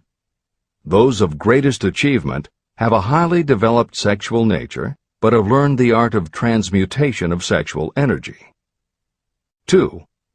Those who have accumulated great fortunes and achieved outstanding recognition in literature, art, industry, architecture, and the professions were motivated by the influence of a mate or lover. When driven by these emotions, people become gifted with a superpower for action. If you understand this, you will also understand that sexual transmutation contains the secret of creative ability. Editor's comments. As noted previously, although Hill's analysis focused on men, today there is a wide range of biographies about women who have succeeded in every aspect of life, including business, politics, religion, sports, entertainment, and the arts. Bearing in mind that biographical information is always subjective, the reader can now find ample material from which to draw a conclusion as to whether Hill's theory about sexuality as a motivating force is equally evident in women. Napoleon Hill had to do an in-depth analysis of biographies in searching for indications that the subject's sexuality had a correlation to their success. Today, we just turn on the television, and we're inundated with intimate details about both men and women suggesting that the best and the brightest are apparently also the sexiest. Although scandals aren't usually cited as scientific proof, the exposés of some of the biggest entertainment and sports stars, high-profile CEOs of major companies, numerous politicians, and even a few presidents, all make at least a common-sense case for Hill's theory about the correlation between sexuality and success. This is the end of the editor's comments. Obviously, this does not mean that everyone who is highly sexed is a genius. People attain the status of a genius only when and if they stimulate their minds so that they can draw upon the forces available through the creative faculty of the imagination. Although it is the most important of the stimuli or motivators, the mere possession of sexual energy is not sufficient to produce a genius. The energy must be transmuted from desire for physical contact into some other form of desire and action before it will lift one to the status of a genius. Genius and creative imagination. A definition of genius might be someone who has discovered how to increase the intensity of thought to the point where that person can freely communicate with sources of knowledge not available through the ordinary rate of thought. This definition should prompt some questions in the mind of anyone reading this book. The first question should be, how may one communicate with sources of knowledge that are not available through ordinary thought? The next question should be, are there known sources of knowledge that are available only to geniuses, and if so, what are these sources and exactly how may they be reached? In the following, I will offer methods so that you can experiment and prove to yourself that this is true. By doing so, you will have the answer to both questions. Editor's comment. Humans perceive things through the 5 senses of sight, smell, taste, hearing, and touch. Another kind of perception, as when you have a feeling about something, was discussed in the chapters on desire, faith, and autosuggestion. This kind of perception is often referred to as the 6th sense, and in the following Hill explores the relationship between sexuality, motivation, creative imagination, and the 6th sense. This is the end of the editor's comment. The reality of a 6th sense has been fairly well established. This 6th sense is creative imagination. The faculty of creative imagination is something the majority of people never use during an entire lifetime, and if they do use it, it usually happens by mere accident. Only a small number of people deliberately use their creative imagination for a specific purpose. Those who do use this faculty voluntarily and with understanding of its functions are geniuses. Creative imagination is the direct link between your finite mind and what I have termed infinite intelligence. All revelations and all discoveries of basic or new principles in the field of invention take place through the faculty of creative imagination. When ideas, concepts, or hunches flash into your mind, they can only have come from one or more of the following sources. 1. From the mind of some other person who has just released the thought, idea, or concept through conscious thought. 2. Your subconscious mind, which stores every thought and impression that ever reached your brain through any of the 5 senses. 3. From another person's subconscious storehouse. 4. Infinite intelligence. There are no other possible sources from which inspired ideas or hunches may be received. When brain action has been stimulated through one or more of the 10 mind stimulants listed at the beginning of this chapter, it has the effect of lifting you far above the horizon of ordinary thought. It permits you to envision distance, scope, and quality of thoughts not available on the lower plane, such as when you are solving routine problems of business. When you are lifted to a higher level of thought through mind stimulation, it is as though you have taken off in an airplane. You can now see over and beyond the horizon that limits your vision when you are on the ground. Not only that, but while you are on this higher level of thought, you are not even aware of such things as the problems of gaining the 3 basic necessities of food, clothing, and shelter. You are in a world of thought in which the ordinary workaday thoughts have been removed, just as the hills and valleys that obstruct your vision on the ground don't interfere when you are in an airplane. While on this exalted plane of thought, the creative faculty of the mind is given freedom for action. The way has been cleared for the 6th sense to function. It becomes receptive to ideas that could not reach the individual under any other circumstances. The 6th sense is the faculty that marks the difference between a genius and an ordinary individual. Developing your creative imagination. A mind stimulant is any influence that will either temporarily or permanently increase the intensity of thought. The previously mentioned 10 major stimulants are those most commonly resorted to. Through these sources you may commune with infinite intelligence, enter the storehouse of your subconscious mind, or perhaps even that of another person. That is all there is to genius. The more you use your creative faculty, the more alert and receptive it becomes to factors originating outside your conscious mind. And the more this creative faculty is used, the more you will rely upon it for your thoughts and ideas. This faculty can be cultivated and developed only through use. What we generally refer to as our conscience operates entirely through the faculty of the 6th sense. The great artists, writers, musicians, and poets become great because they acquire the habit of relying upon the still small voice that speaks from within, through their creative imagination. Anyone with a keen imagination knows that some of their best ideas come through so-called hunches.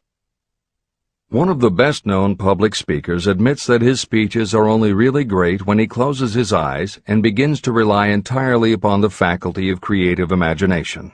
When asked why he closed his eyes just before the climax of his speech, he replied, "I do it because then I speak through ideas that come to me from within."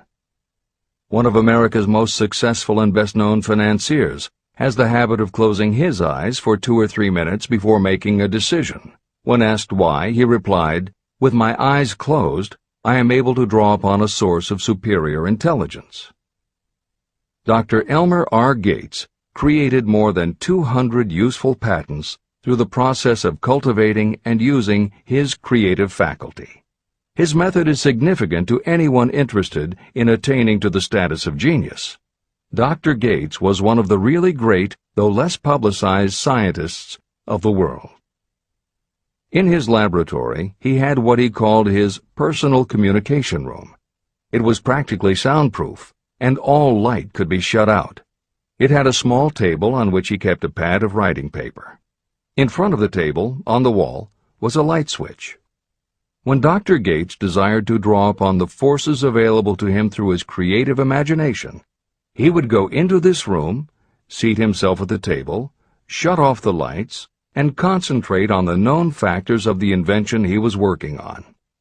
He would stay in that position until ideas began to flash into his mind in connection with the unknown factors of the invention.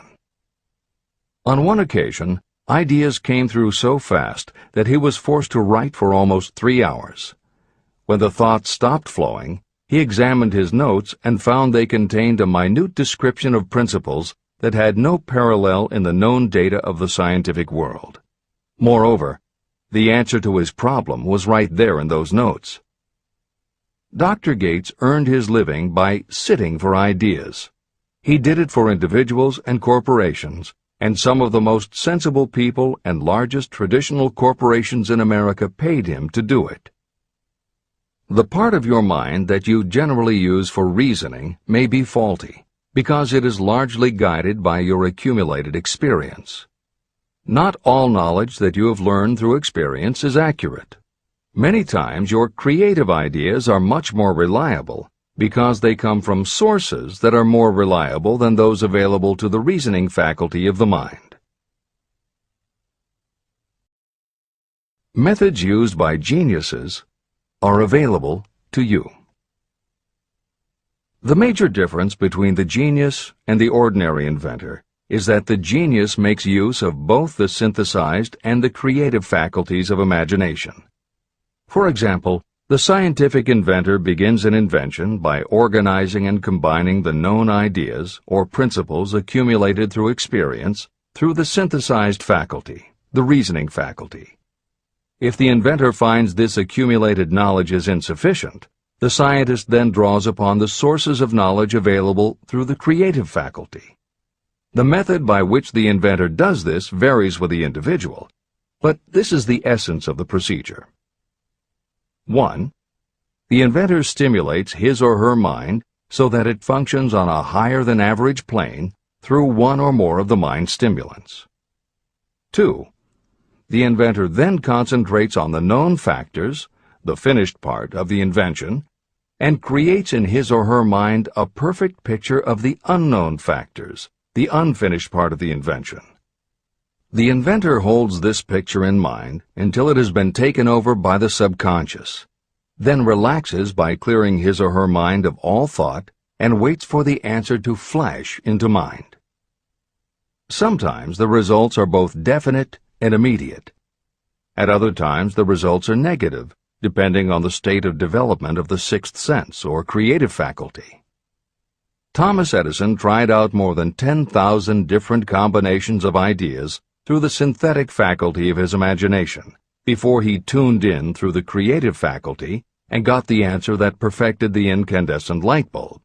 His experience was similar when he produced the phonograph. Editor's comments.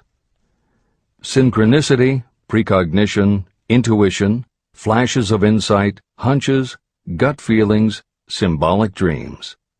These are all aspects of the phenomena Napoleon Hill was describing in his two correlated terms, creative imagination and infinite intelligence.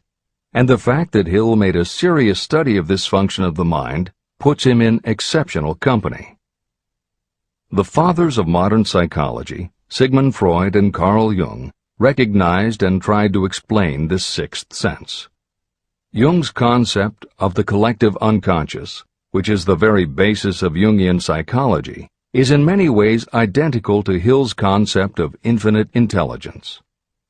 Scientists from Archimedes to Newton to Einstein to the team of Watson and Crick, who determined the structure of DNA, all conceded that intuition was instrumental in their discoveries.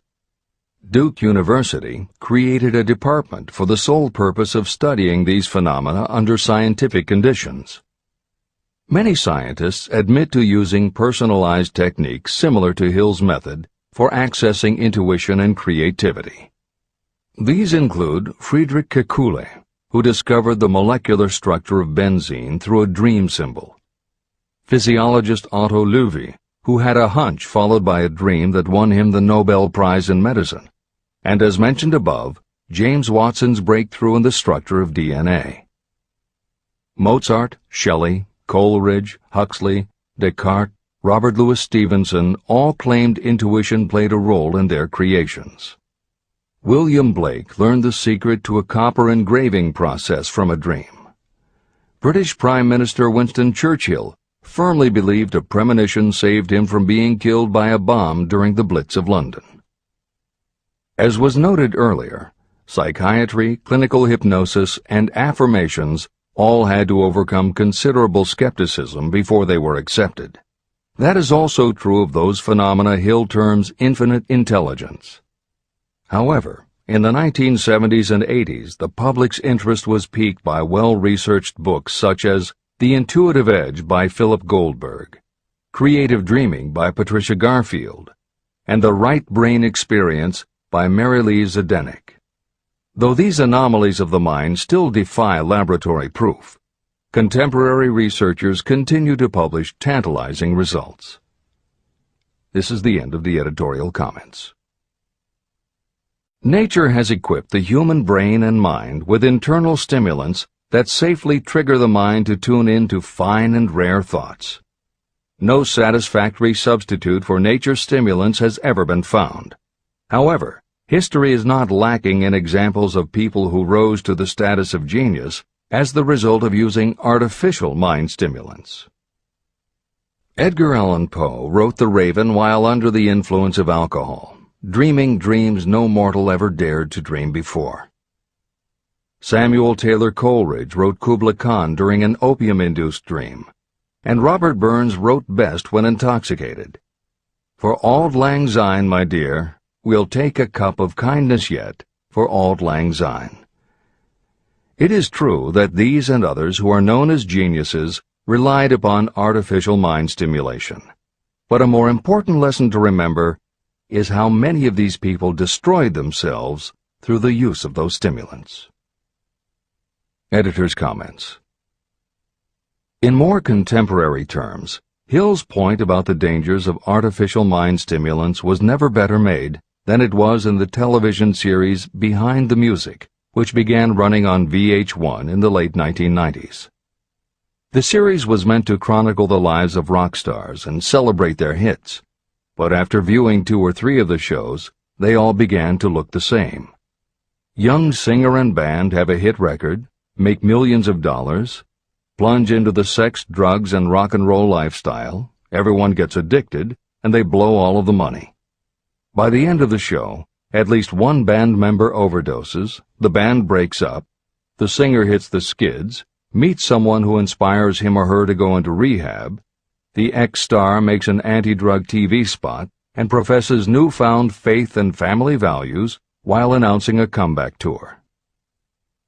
Although the shows played like a bad parody of themselves, the fact that the stories were so similar, that so many talented singers and songwriters who depended on drugs ended up burning out, should be telling you something, especially if you don't just want to succeed, but want to keep and enjoy your success.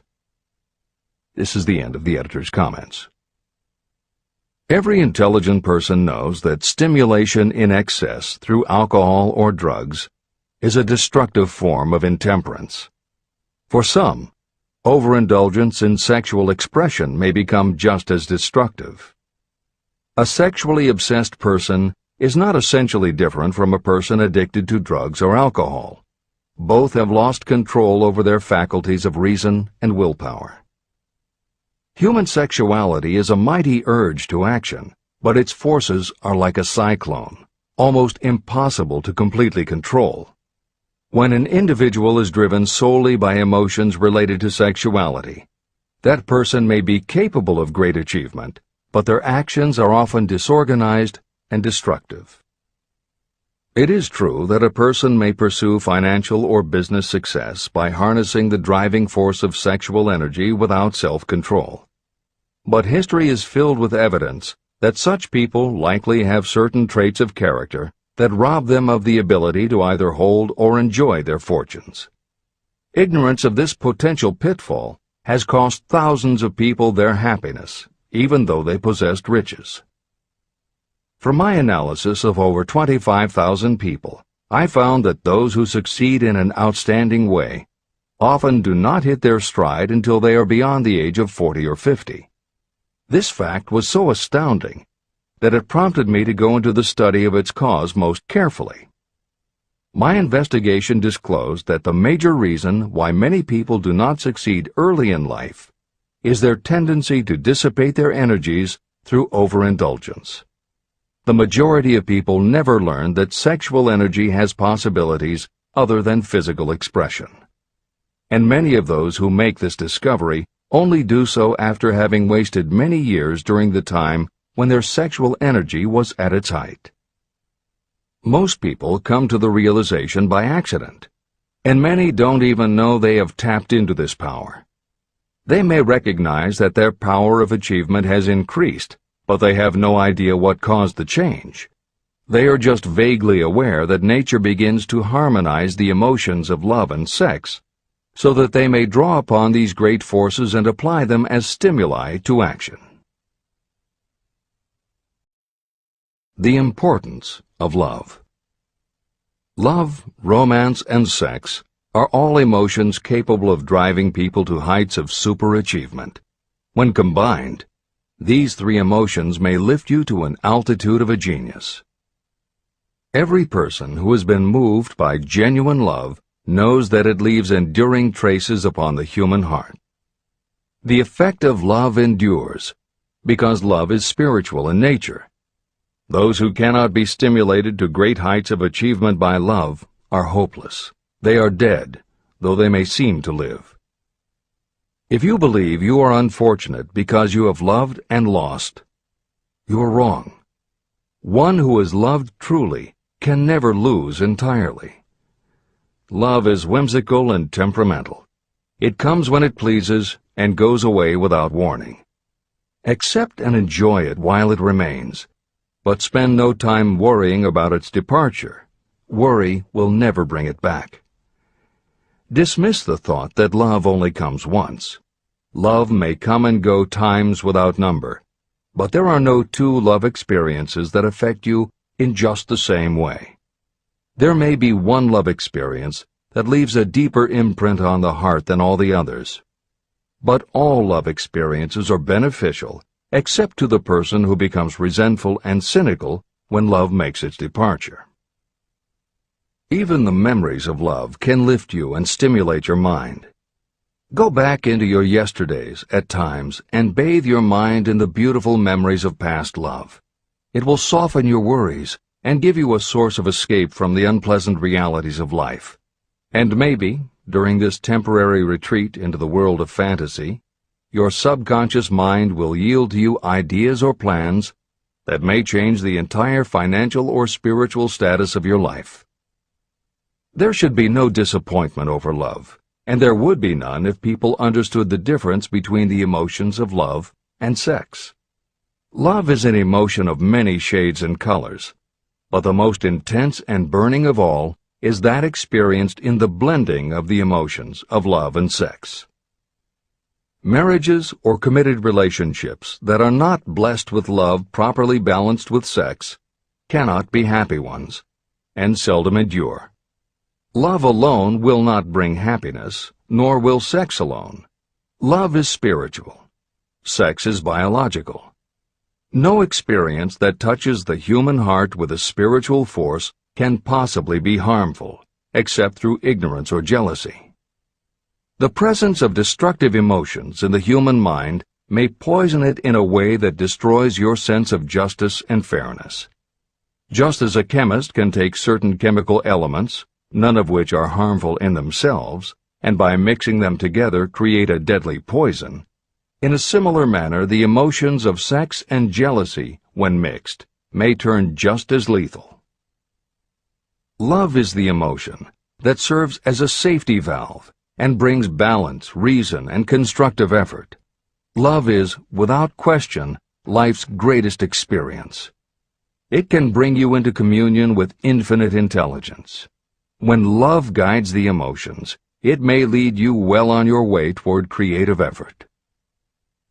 The road to genius consists of the development, control, and use of sex, love, and romance. Briefly, the process may be stated as follows. Encourage the presence of the positive emotions as the dominating thoughts in your mind, and discourage all the destructive emotions. The mind is a creature of habit. It thrives on the dominating thoughts fed to it. Through your willpower, you may discourage the presence of any emotion and encourage the presence of any other. Control of your mind, through the power of your will, is not difficult. Control comes from persistence and habit. The secret of control lies in understanding the process of transmutation. When any negative emotion presents itself in your mind, it can be transmuted into a positive or constructive emotion by the simple procedure of changing your thoughts. There is no other road to genius than through voluntary self-effort. When the emotion of romance is added to those of love and sex, the obstructions between the finite mind and infinite intelligence are removed. Then, a genius has been born.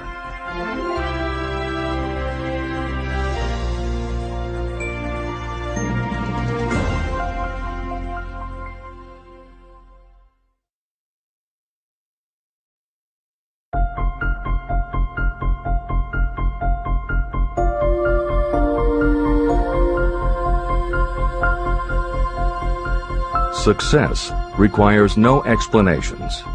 Failure permits no alibis. Chapter 13. The Subconscious Mind. The Connecting Link.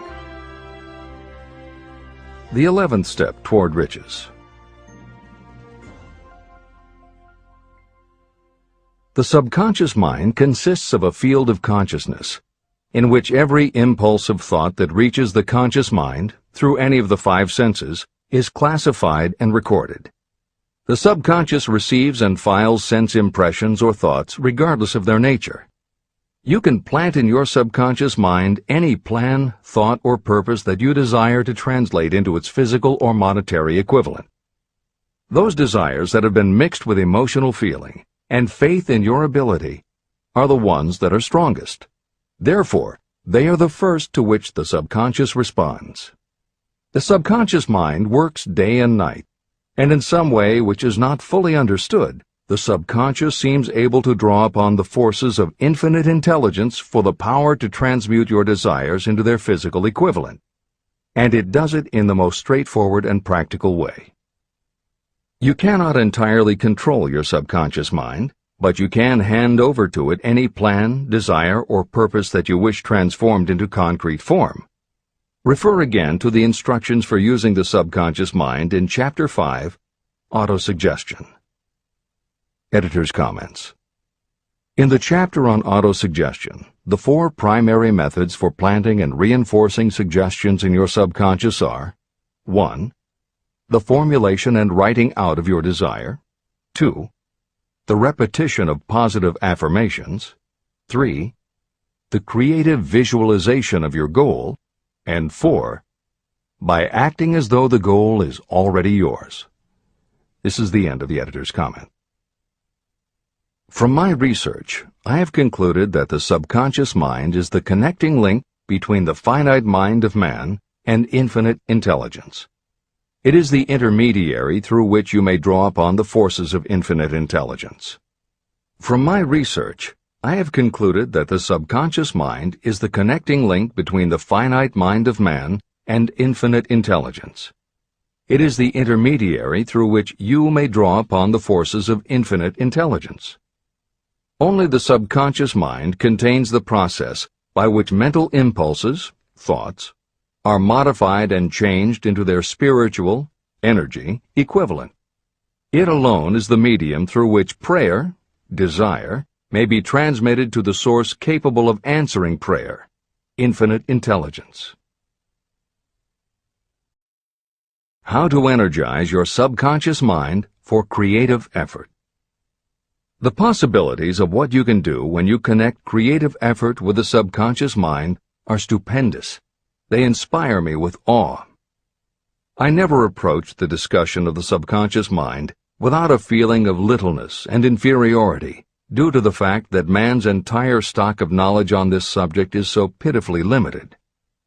First, you must accept as a reality the existence of the subconscious mind and what it can do for you.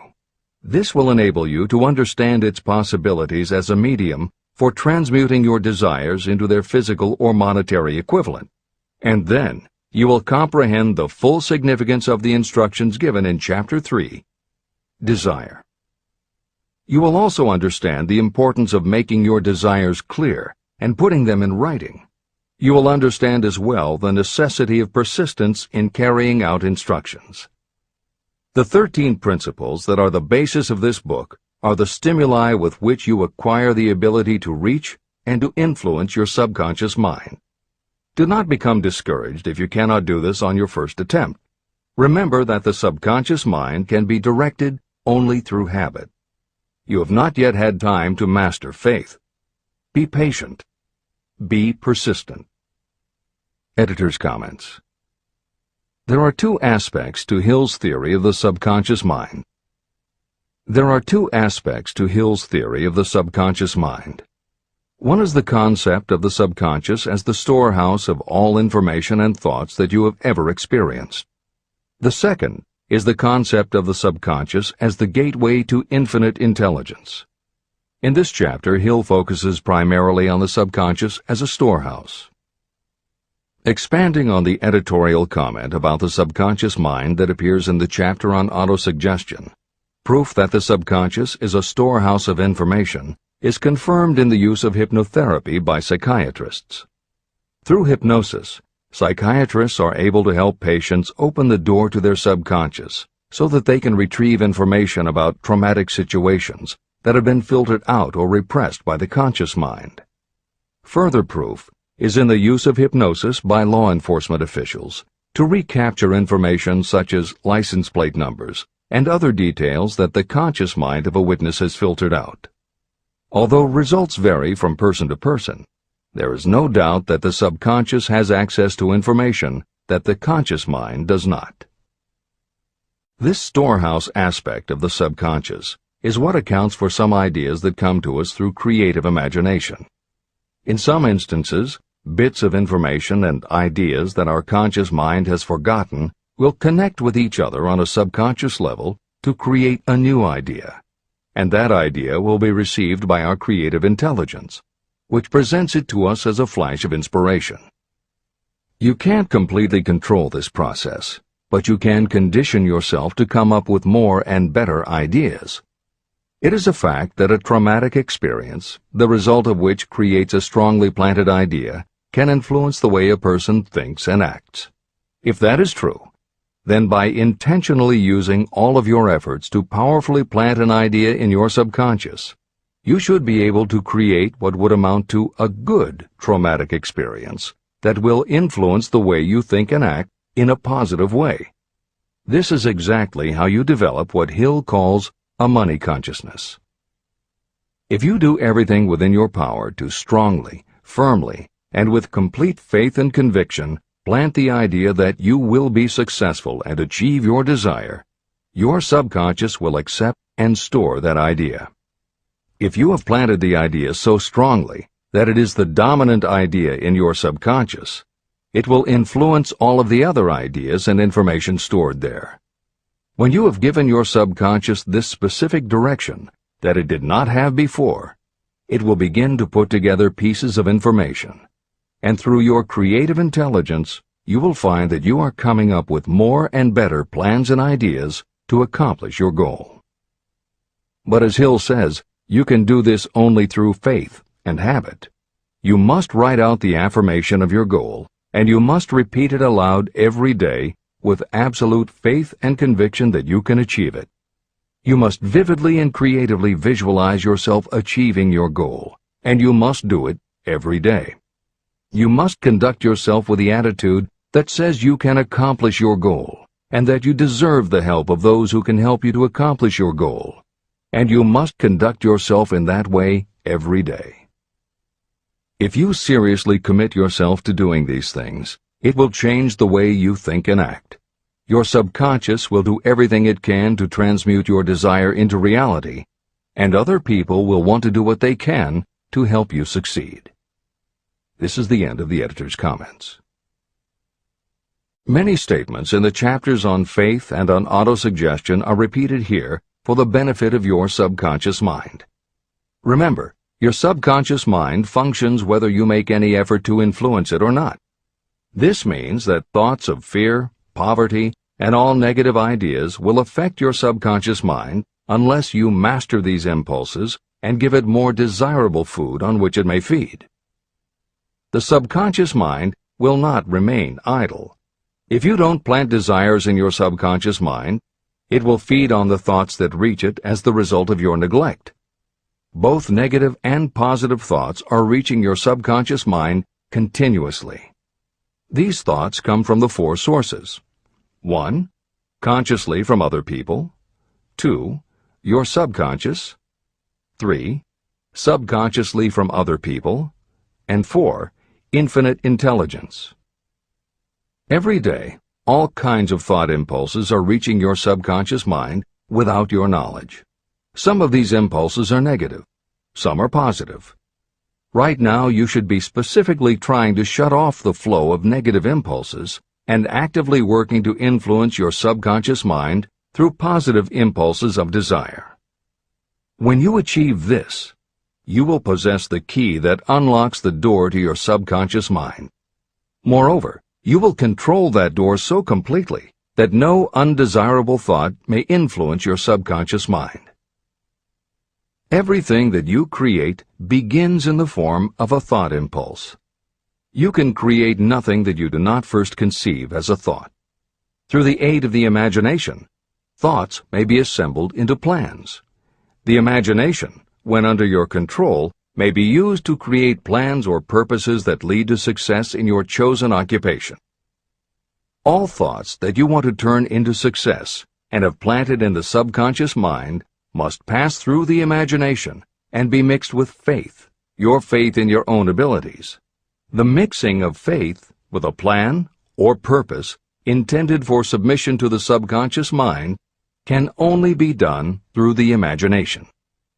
From these statements, it should be clear that if you want to make use of your subconscious mind, it will call for the coordination and application of all 13 principles of success that are the basis of this book. Make your positive emotions work for you. The subconscious mind is more susceptible to influence by thought mixed with feeling or emotion than it is by thoughts originating solely in the reasoning portion of the mind. In fact, there is much evidence to support the theory that only emotionalized thoughts have any real influence on the subconscious mind. It is a fact that emotions or feelings rule the majority of people. If it is true that the subconscious mind responds better and faster to thoughts that are well mixed with emotion, it is essential to become familiar with the more important of the emotions. There are 7 major positive emotions and 7 major negative emotions. The negatives get into your thoughts naturally and go directly to your subconscious without any help from you. The positive emotions must be injected by you through the principle of autosuggestion into the thought impulse that you wish to pass on to your subconscious mind. These emotions or feeling impulses may be likened to yeast in a loaf of bread. They are the action element which transforms thought impulses from the passive to the active state. That is why thought impulses that have been well mixed with emotion are acted upon more readily than thought impulses originating in cold reason. Editor's comments. W. Clement Stone, Napoleon Hill's friend, mentor, and business partner, arranged for the publication of many of Napoleon Hill's later writings. The following is adapted from material that appears in 2 of these books, Napoleon Hill's Keys to Success and Believe and Achieve. Enthusiasm is a positive mental attitude, an internal impelling force of intense emotion, a power compelling creation or expression. Being enthusiastic is an impelling external expression of action. When you act enthusiastically, you accentuate the power of suggestion and autosuggestion. The sales manager, public speaker, minister, lawyer, teacher, or executive who acts enthusiastic by speaking in an enthusiastic, sincere manner develops genuine enthusiasm. If you act enthusiastic, your emotions will follow. By filling your conscious mind with enthusiasm, you also impress upon your subconscious mind that your burning obsession and your plan for obtaining it are certain things. Then, if your conscious enthusiasm dims, your subconscious will be there, full of images of your success, to help you stoke your conscious fires of enthusiasm once again. This is the end of the editor's comments. You are preparing yourself to influence and control the inner audience of your subconscious mind in order to hand over to it the desire for money, which you wish transmuted into its physical, monetary equivalent. It is essential, therefore, that you understand the method of approach to this inner audience. You must speak its language. It understands best the language of emotion or feeling. Following are the 7 major positive emotions and the 7 major negative emotions. I am listing them here so that you may draw upon the positives and avoid the negatives when giving instructions to your subconscious mind. The 7 major positive emotions. The emotion of desire, the emotion of faith, the emotion of love, the emotion of sex, the emotion of enthusiasm, the emotion of romance, the emotion of hope. There are other positive emotions, but these are the 7 most powerful and the ones most commonly used in creative effort. Master these 7 emotions. They can be mastered only by use, and the other positive emotions will be at your command when you need them. Remember that you are studying a book that is intended to help you develop a money consciousness by filling your mind with positive emotions. The 7 major negative emotions to be avoided. The emotion of fear, the emotion of jealousy, the emotion of hatred, the emotion of revenge, the emotion of greed, the emotion of superstition, the emotion of anger. Positive and negative emotions cannot occupy the mind at the same time. One or the other must dominate. It is your responsibility to make sure that positive emotions constitute the dominating influence of your mind. That is where the law of habit will help you. Form the habit of applying and using the positive emotions. Eventually, they will dominate your mind so completely that the negatives cannot enter it. Only by following these instructions literally and continuously can you gain control over your subconscious mind. The presence of a single negative in your conscious mind is sufficient to destroy all chances of constructive aid from your subconscious mind. Editor's comments. Napoleon Hill's concern about the susceptibility of the subconscious mind to negative thoughts, emotions, and comments is well known to professionals who work with these techniques. In clinical hypnotherapy, there is an axiom referred to as the law of reversed effect, which states that whenever there is a conflict between imagination and willpower, the imagination wins. When you attempt to plant an idea, if the subconscious already harbors a negative, trying to force the new idea has the reverse effect, because the subconscious becomes obsessed with defending its established negative idea. And the harder you try to do something, the more the subconscious resists, and the more difficult it becomes.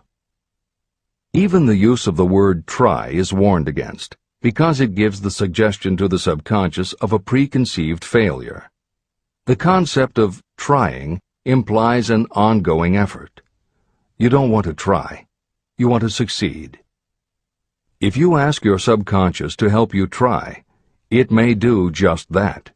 It may help you try, but it will prevent you from succeeding. Because if you did succeed, then it could no longer help you try, which is what you asked it to do. The cautionary note about using the word try is just one example of the care that should be taken when formulating affirmations and using autosuggestion. The following are some other rules of thumb that most modern experts agree on. 1.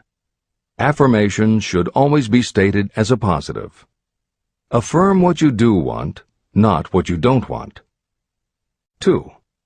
Affirmations work best when they are short and very clear about a single desired goal. Take the time to write, rewrite, and polish your affirmation until you can express your desire in a short statement of precise and well-chosen words. 3. Affirmations should be specific about the desired goal, but not about how to accomplish it. Your subconscious knows better than you what it can do and how it can do it.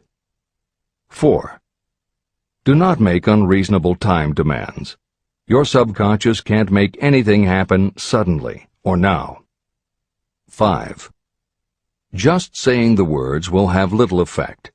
When you affirm your desire, you must do it with such faith and conviction that your subconscious becomes convinced of how important it is to you. As you affirm your desire to yourself, visualize it in your mind's eye as big as a billboard. Make it big, powerful, and memorable. 6. Repetition of your emotionalized affirmation is crucial.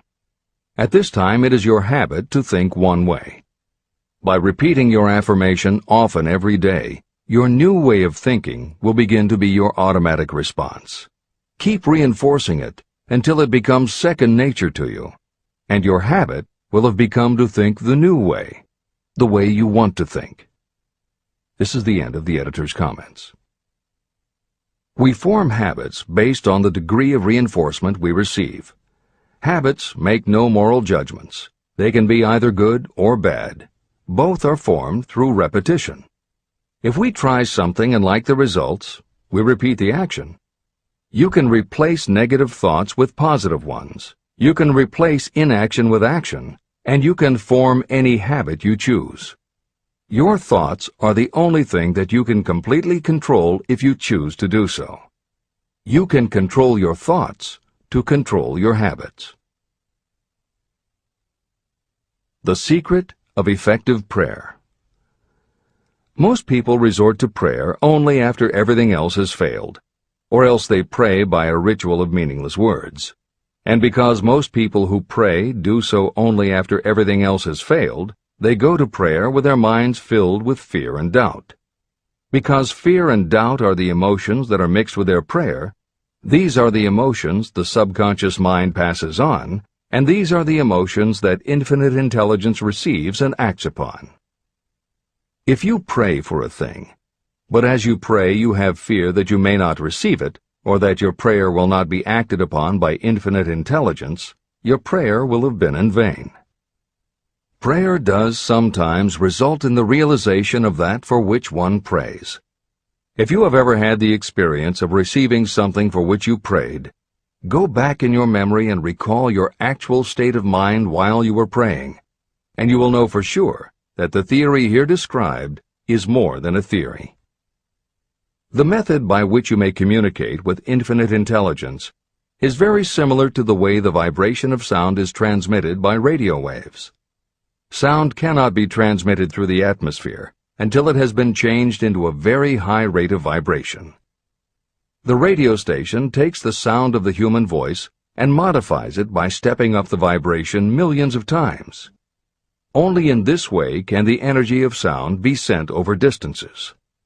After this transformation has taken place, the energy, which originally was in the form of vibrations of sound, is broadcast or transmitted as a radio signal. When a radio set receives the high-speed transmission, it then reconverts that energy back to its original slower rate of vibration. And when it is stepped down to its original rate, it vibrates the diaphragm of the speaker, which reproduces the original sound of the voice. The subconscious mind is the intermediary that translates prayers or desires into terms that infinite intelligence can receive.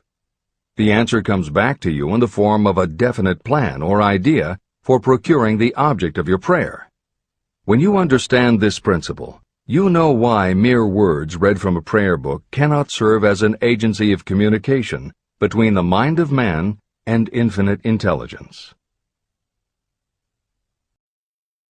Do not expect troubles, as they have a tendency not to disappoint. Chapter 14. The Brain. A broadcasting and receiving station for thought. The 12th step toward riches. It was while I was working with the late Dr. Alexander Graham Bell and Dr. Elmer R. Gates that I first proposed the idea that every human brain is both a broadcasting and receiving station for the vibration of thought. In some way similar to the principle behind the operation of a radio receiver, every human brain is capable of picking up vibrations of thought that are being released by other brains. These are received as hunches and flashes of intuition. As was explained in previous chapters, it is your creative imagination that is the receiving set of your brain, which receives thoughts from your subconscious and, under certain circumstances, receives thoughts released by the brains of others. Your creative imagination is the interconnection between your conscious or reasoning mind and the four sources from which you receive thought stimuli. 1. Consciously from other people. 2. Your subconscious. 3. Subconsciously from other people. And 4. Infinite intelligence. When stimulated, or stepped up to a high rate of vibration, the mind becomes more receptive to thoughts that reach it from outside sources. This stepping up process takes place through either the positive emotions or the negative emotions. Through the emotions, the vibrations of thought may be increased. The brain that has been stimulated by emotions functions at a much more rapid rate than it does when that emotion is quieted or absent. The result is the increase of thought to such a pitch that the creative imagination becomes highly receptive to ideas. On the other hand, when the brain is functioning at a rapid rate, it also gives to your own thoughts the emotional feeling that is essential before those thoughts will be picked up and acted upon by your subconscious mind. The subconscious mind is the sending station of the brain, through which vibrations of thought are broadcast. Autosuggestion is the medium by which you may put into operation your sending station. The creative imagination is the receiving set through which the energies of thought are picked up. Editor's comments. The following combines the above concept with the related materials from previous chapters to provide a step-by-step recap of Napoleon Hill's view of the process. 1. The brain is simultaneously both a broadcaster and a receiver. 2. Emotion affects both your ability to send and your ability to receive. When under the effect of strong emotion, the more powerfully you can send thoughts. When under the effect of strong emotion, the more receptive you are to receiving thoughts. 3. When you send thoughts, to where do you send them? You send them to your subconscious by using autosuggestion.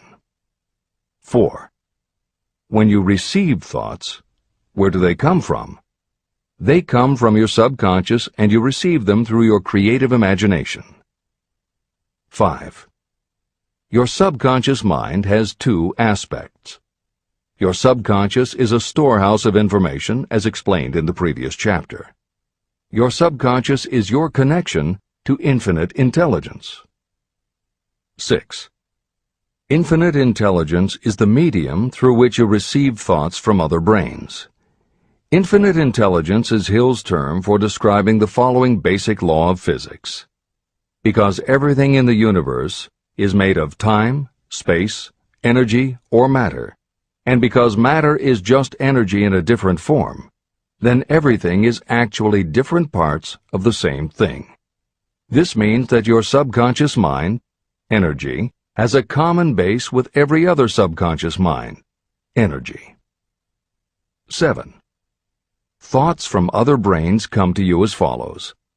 When you are under the effect of a strong emotion and your receiver is especially receptive, sometimes its pull is so strong that it attracts a thought from the subconscious mind of another brain. It is able to do this because infinite intelligence interconnects your subconscious with the subconscious of the other brain. 8. These thoughts from other brains are what we refer to as intuition, hunches, déjà vu, and foreknowledge. Although Hill's explanation depends on the action of an intangible force that cannot be isolated and dissected in a laboratory, neither medical science nor psychology can offer a better explanation for those thoughts that depend on knowledge or information that we do not have. This is the end of the editor's comments. The greatest forces are intangible. In the past, we've depended too much on our physical senses and have limited our knowledge to physical things that we could see, touch, weigh, and measure. I believe we have entered the most marvelous of all ages, an age that will teach us more about the intangible forces of the world about us. Perhaps we shall learn that there is an other self that is more powerful than the physical self we see when we look in a mirror. Many people do not take seriously such intangibles, the things that they cannot perceive through any of their five senses. However, to belittle the idea of forces that are intangible or cannot be explained is to ignore the fact that all of us, every day, are controlled by forces that are unseen and intangible. The whole of mankind has not the power to cope with, nor to control the intangible force wrapped up in the rolling waves of the oceans. We still do not fully understand the intangible force of gravity, which keeps this little Earth suspended in space and keeps us from falling from it, much less have the power to control that force. We are entirely subservient to the intangible force that comes with a thunderstorm, and we are just as helpless in the presence of the intangible force of electricity. We do not understand the intangible force and intelligence wrapped up in the soil of the earth, the force that provides us with every morsel of food we eat, every article of clothing we wear, and every dollar we carry in our pockets. Last but not least, with all of our culture and education, we still understand little or nothing of the greatest of all the intangibles, thought. However, we have begun to learn a good deal about the intricate workings of the physical brain, and the results are stunning. We know that the central switchboard of the human brain, the number of lines that connect the brain cells to each other, is written as the figure 1, followed by 15 million zeros.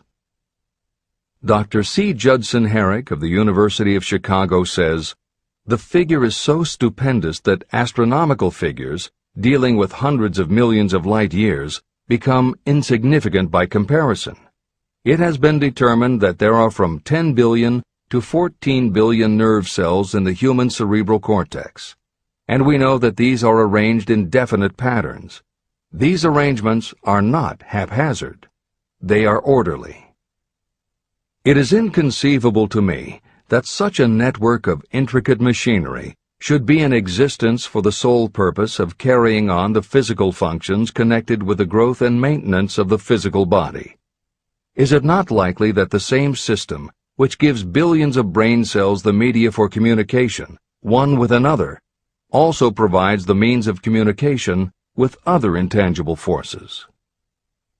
Editor's comments. In the time since Hill wrote the above comments, we have learned a great deal more about the physical brain and how it operates.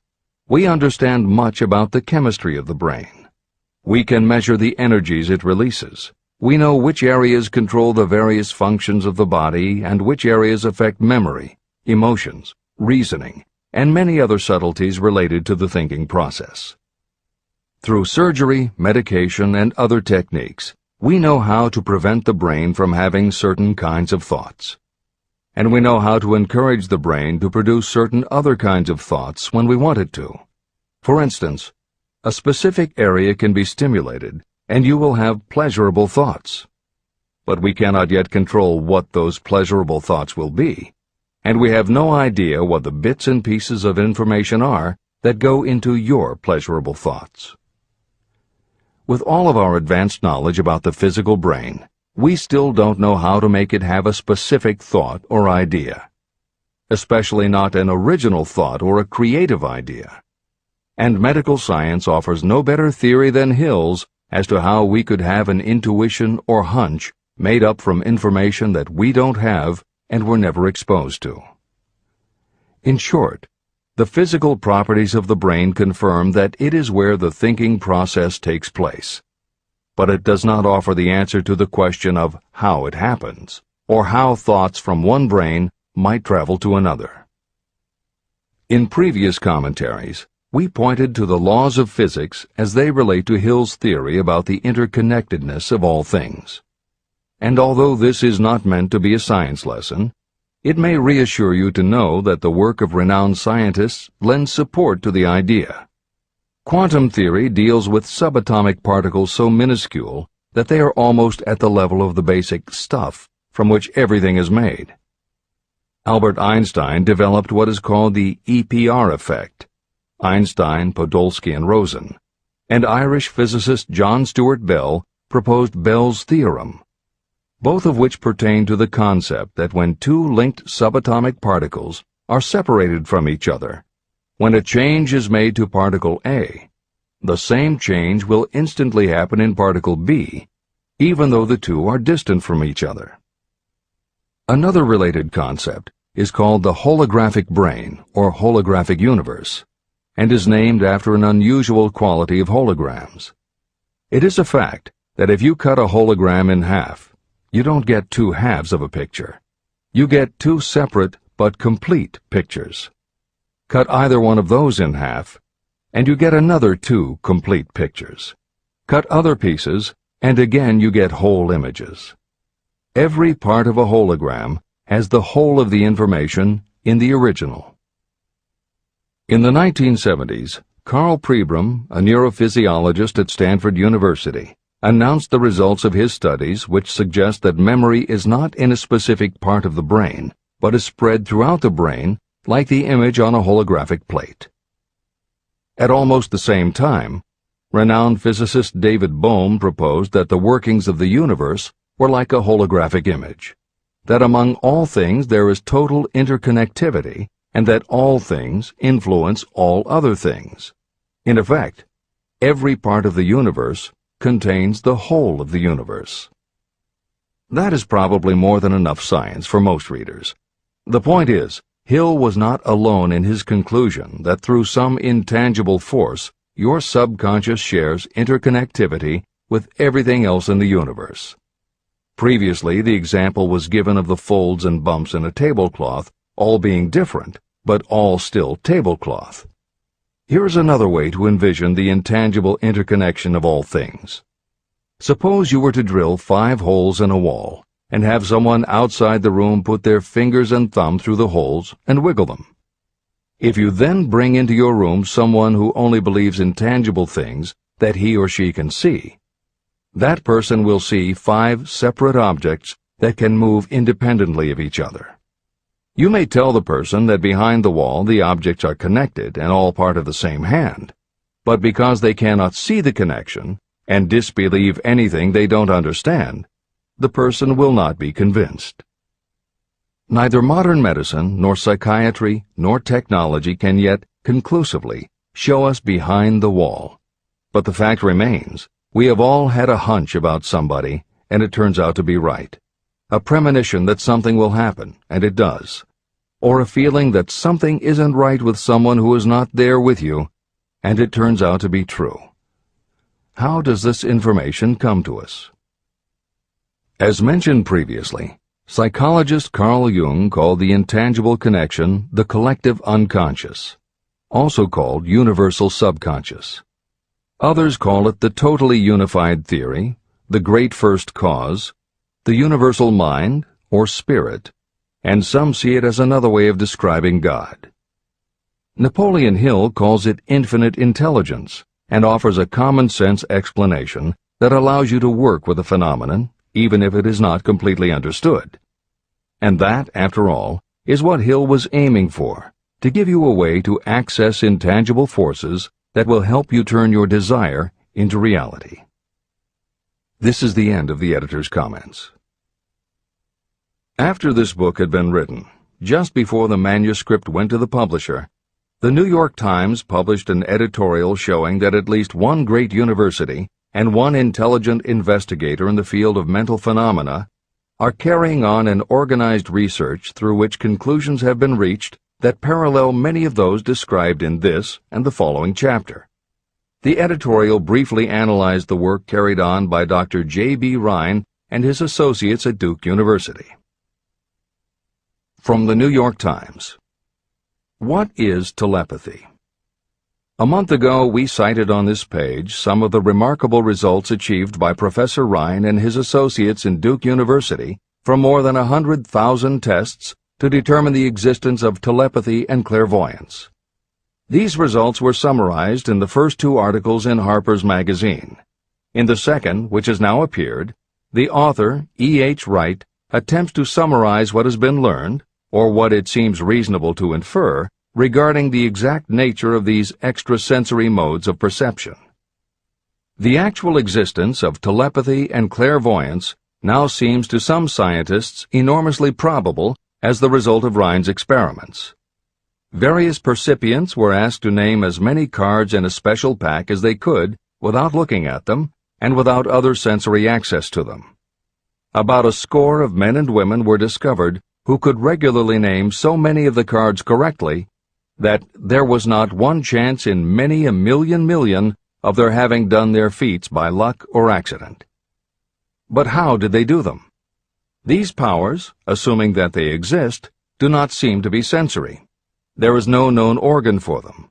The experiments work just as well at distances of several hundred miles as they did in the same room.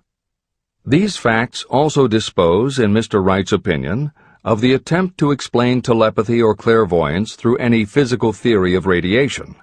All known forms of radiant energy decline inversely as the square of the distance traversed.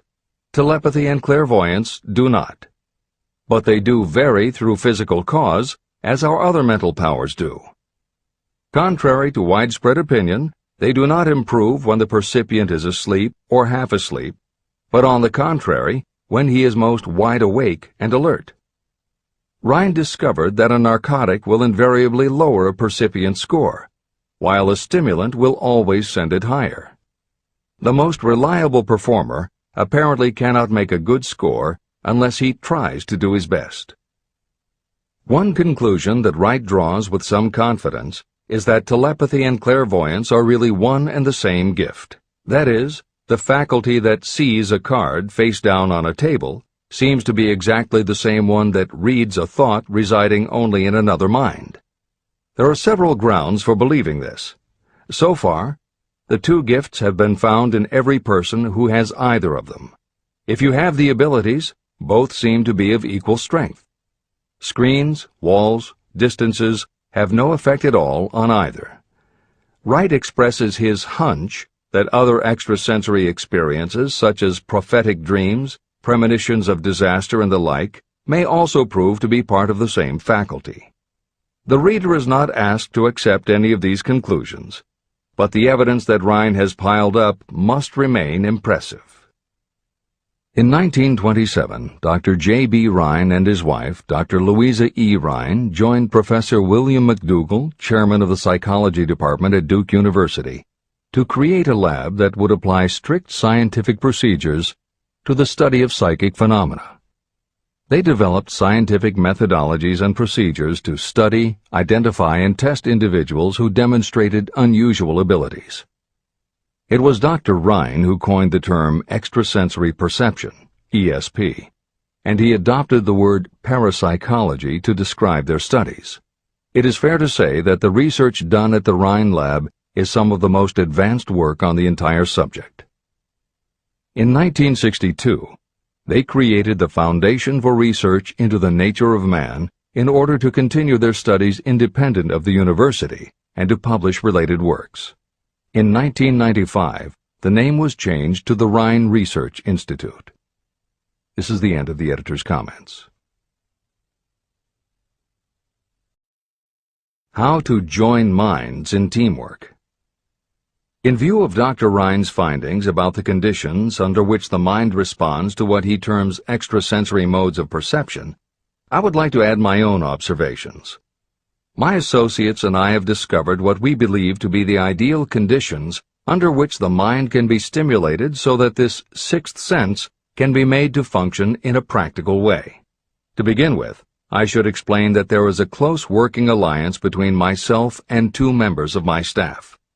Through experimentation and practice, we have discovered how to stimulate our minds so that we can, by a process of blending our three minds into one, find the solution to a great variety of problems that are submitted by my clients. The procedure is very simple.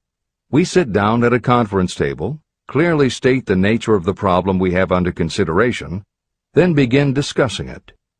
Each contributes whatever thoughts may occur by applying the principle used in connection with the invisible counselors described in the next chapter. The strange thing about this method of mind stimulation is that it places each participant in communication with unknown sources of knowledge definitely outside their own experience. If you understand the principle described in the chapter on the mastermind, you of course recognize the round table as being a practical application of the mastermind. This method of mind stimulation, through the discussion of definite subjects between three people, illustrates the simplest and most practical use of the mastermind. When you tap into the power of your mastermind group, you will find that the more you work together, the more each member will learn to anticipate the ideas of others and to connect immediately with their intense enthusiasm and inspiration. You cannot completely control this process, but the more you use it, the more it will come into play. By adopting and following a similar plan, you will be making use of the famous Carnegie formula described in Chapter 1. If it means nothing to you at this time, mark this page and read it again after you have finished the last chapter. Great achievement is usually born of great sacrifice and is never the result of selfishness. Chapter 15. The Sixth Sense, the Door to the Temple of Wisdom, the 13th Step Toward Riches. The 13th principle is known as the Sixth Sense, through which infinite intelligence may and will communicate voluntarily without any effort from or demands by the individual. This principle is the apex of the philosophy of success. It can be assimilated, understood, and applied only by first mastering the other 12 principles. The sixth sense is that portion of the subconscious mind that has been referred to as the creative imagination. It has also been referred to as the receiving set through which ideas, plans, and thoughts flash into the mind. The flashes are sometimes called hunches or inspirations. The sixth sense defies description. It cannot be described to a person who has not mastered the other principles of this philosophy, because such a person has no knowledge and no experience with which the sixth sense may be compared. After you have mastered the principles in this book, you will be prepared to accept as truth a statement that may otherwise be incredible to you.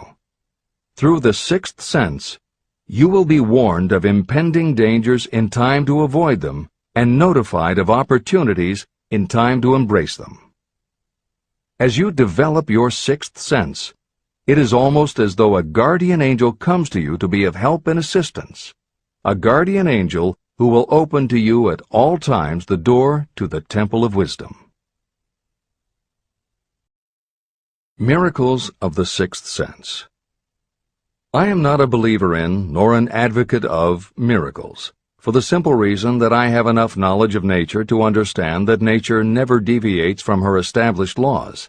However, I believe that some of nature's laws are so incomprehensible that they produce what appear to be miracles. The sixth sense comes as near to being a miracle as anything I have ever experienced. This much I do know, that there is a power, or a first cause, or an intelligence which permeates every atom of matter and embraces every unit of energy perceptible to man. I know that this infinite intelligence is the thing that converts acorns into oak trees, causes water to flow downhill in response to the law of gravity, follows night with day and winter with summer, each maintaining its proper place and relationship to the other. Through the philosophy explained in this book, this intelligence can help turn your desires into concrete or material form. I know this because I have experimented with it, and I have experienced it. Step by step through the preceding chapters, you have been led to this, the last principle. If you have mastered each of the preceding principles, you are now prepared to accept, without being skeptical, the extraordinary claims made here. If you have not mastered the other principles, you must do so before you may determine definitely whether or not the claims made in this chapter are fact or fiction. Let great people shape your life.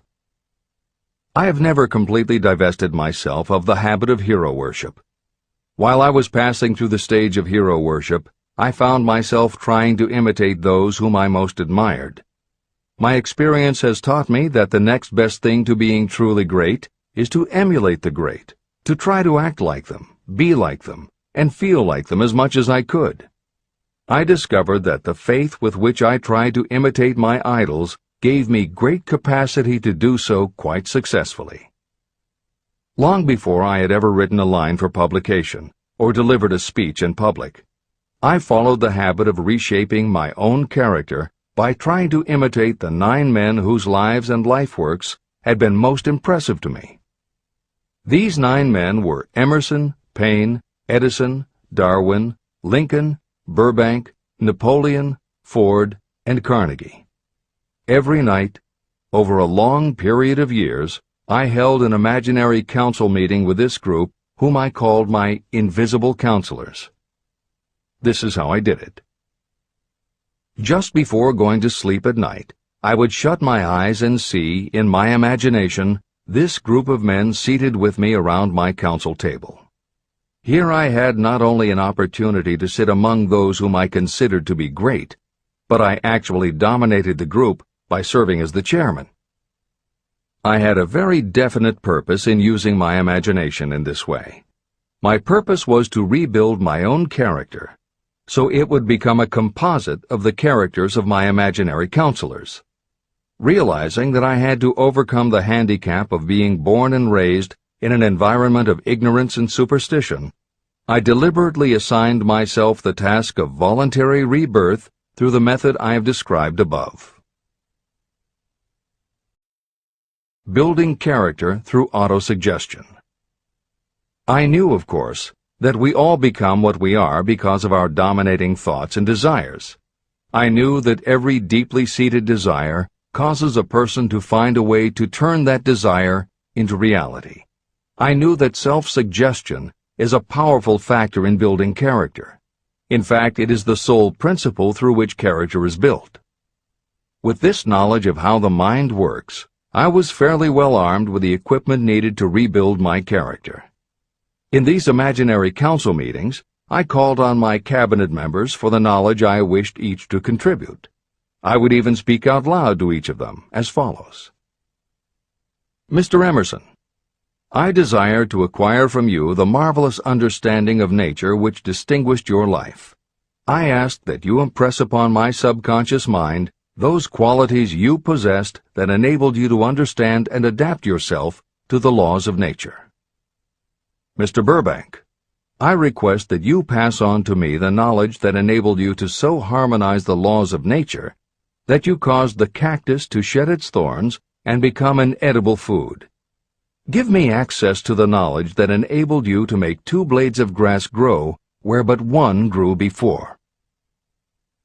Napoleon, I desire to acquire from you the marvelous ability you possess to inspire men and will rouse them to greater and more determined spirit of action.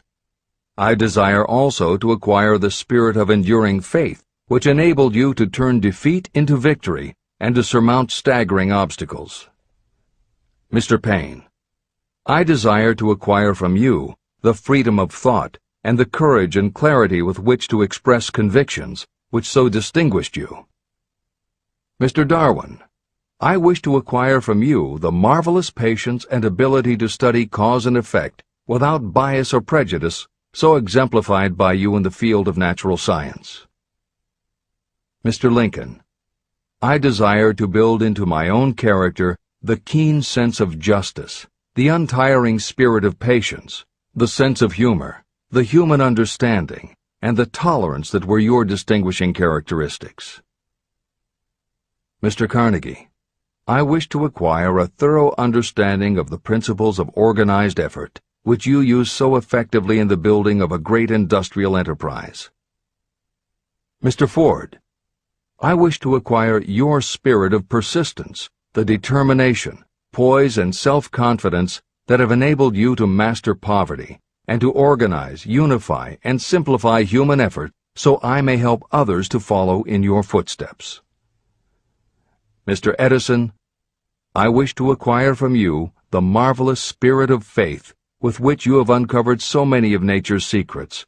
the spirit of unremitting toil with which you have so often wrested victory from defeat. The startling power of imagination. My method of addressing the members of my imaginary cabinet would vary according to the traits of character I was most interested in acquiring. I studied the records of their lives with painstaking care. After some months of this nightly procedure, I was astounded as each time my imaginary counselors started to become more and more real to me. Each of these 9 men developed individual characteristics that surprised me. For example, Lincoln developed the habit of always being late, then walking around in solemn parade. He always wore an expression of seriousness on his face. Rarely did I see him smile. This was not true of the others. Burbank and Payne often indulged in witty repartee, which seemed at times to shock the other members of the cabinet. On one occasion, Burbank was late. When he came, he was excited with enthusiasm and explained that he had been late because of an experiment he was making, through which he hoped to be able to grow apples on any sort of tree. Payne chided him by reminding him that it was an apple that started all the trouble between man and woman. Darwin chuckled as he suggested that Payne should watch out for little serpents when he went into the forest to gather apples, as they had the habit of growing into big snakes.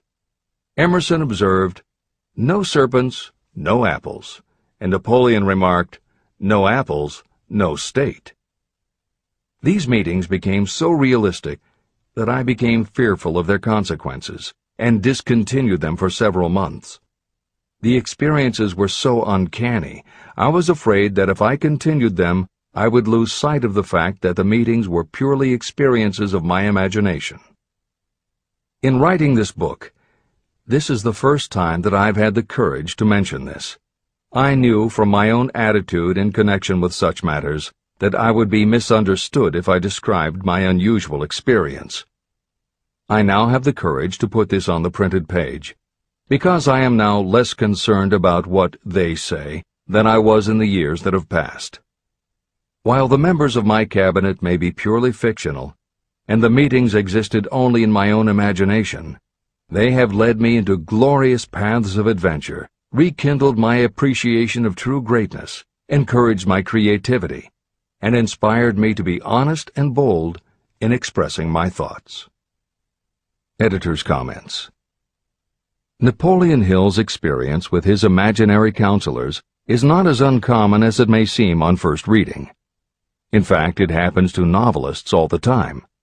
As an author proceeds with the writing of a book, there will come a point when the characters in the novel become so well defined in the author's mind that the personalities of the characters themselves begin to suggest plot points and dialogue that the author never planned. Often the thoughts that come to the author when he or she is in the character are completely original, and in real life would never have occurred to the author. Psychiatrists, therapists, and motivational experts also use this phenomenon when they work with role-playing. The usual procedure is to ask 2 people to act out a scenario as if they were in each other's shoes. If this is done in a situation where the participants do not feel embarrassed or self-conscious, and if the people will allow themselves to become submerged and seriously try to become the other person, the results can be stunning. Depending on the faith with which you approach it, you can get not just a general sense of what the other person is going through, but also have flashes of insight, actually feel what the other person feels, and gain a real understanding about the reactions or motivations of others. Why it works is just as much a mystery as why you get hunches. It may be simply that when your imagination creates a character, it doesn't give the character inhibitions, so when you think through the character, your mind is less restricted. Regardless, the fact is that by using your imagination to project yourself into other characters, you can open yourself to ideas that you don't normally have access to, and you can use this mental phenomenon as one of the tools that will help you turn your desire into success. This is the end of the editor's comments. Tapping the source of inspiration. Somewhere in the cell structure of the brain is something that receives the vibrations of thought ordinarily called hunches. So far, science has not discovered where this sixth sense is located, but this is not important.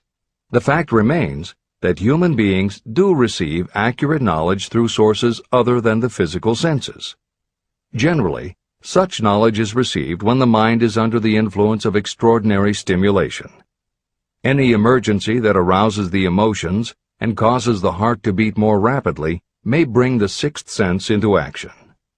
Anyone who has experienced a near accident while driving knows that the sixth sense often comes to your rescue and by split seconds helps to avoid the accident. I mention this as background to the following statement of fact. On many occasions when I have faced emergencies, some of them so grave that my life was in jeopardy, I have been miraculously guided past these difficulties through the influence of my invisible counselors. My original purpose in conducting council meetings with imaginary beings was solely to use autosuggestion to impress upon my subconscious mind certain characteristics that I wanted to acquire. In more recent years, my experimentation has taken on an entirely different trend. I now go to my imaginary counselors with every difficult problem that confronts me and my clients. During my meetings with these invisible counselors, I find my mind most receptive to ideas, thoughts, and knowledge that reach me through the sixth sense. The results are often astonishing, although I do not depend entirely on this form of counsel. The sixth sense is not something that one can take off and put on at will. Ability to use this great power comes slowly, through application of the other principles outlined in this book. No matter who you are, or what may have been your purpose in reading this book, you can profit by it even if you don't fully understand how or why the principle described in this chapter works. This is especially true if your major purpose is that of accumulation of money or other material things. This chapter on the sixth sense was written because the book is designed to present a complete philosophy by which individuals may unerringly guide themselves in attaining whatever they ask of life.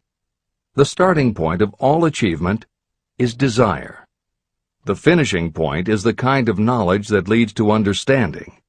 Understanding of yourself, understanding of others, understanding of the laws of nature, and the recognition and understanding of happiness.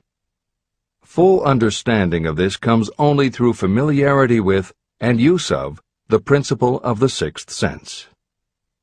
In reading this chapter, you may have found yourself lifted to a high level of mental stimulation. Splendid! Come back to this again a month from now, read it once more, and observe that your mind will soar to a still higher level of stimulation. Repeat this experience from time to time, giving no concern as to how much or how little you learn at the time.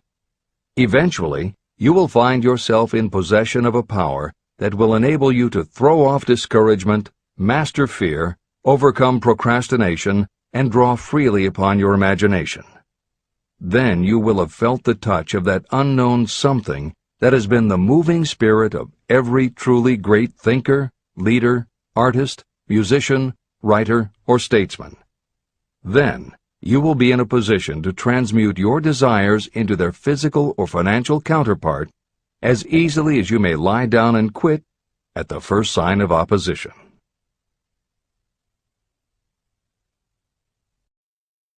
The man who actually knows just what he wants in life has already gone a long way toward attaining it.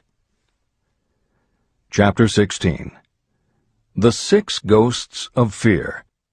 How many are standing in your way? Take inventory of yourself as you read this closing chapter, and find out how many of the ghosts are standing in your way. Before you can put any portion of this philosophy into successful use, your mind must be prepared to receive it. The preparation is not difficult.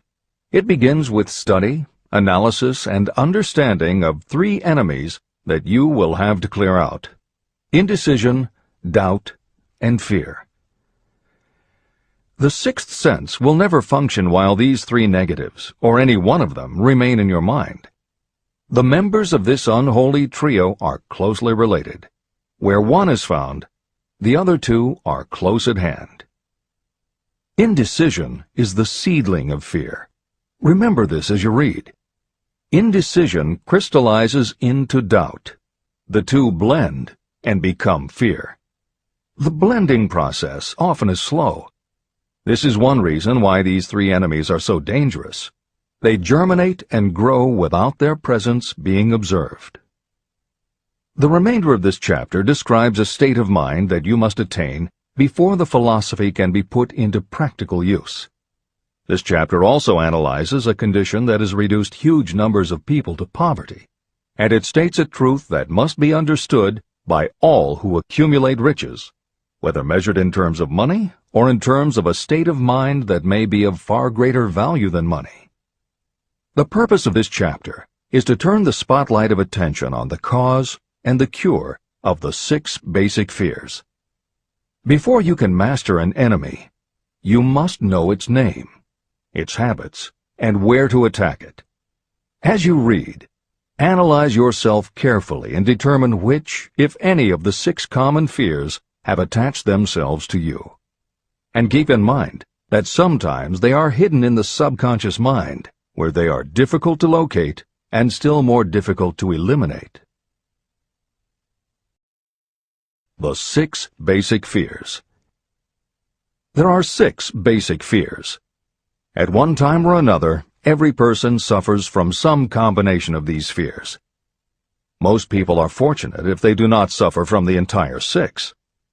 Named in the order of their most common appearance, they are the fear of poverty, the fear of criticism, the fear of ill health, the fear of loss of love of someone, the fear of old age, and the fear of death. All other fears are of minor importance, and are in fact just variations on these 6. Fears are nothing more than states of mind. Your state of mind is subject to your control and direction. You can create nothing that you do not first conceive in the form of an impulse of thought. The following statement is of even greater importance. Thought impulses begin immediately to translate themselves into their physical equivalent, whether those thoughts are voluntary or involuntary. Even thought impulses that are picked up by mere chance, thoughts that have been released by other minds, may determine your financial, business, professional, or social destiny just as surely as the thoughts that you create by intent and design.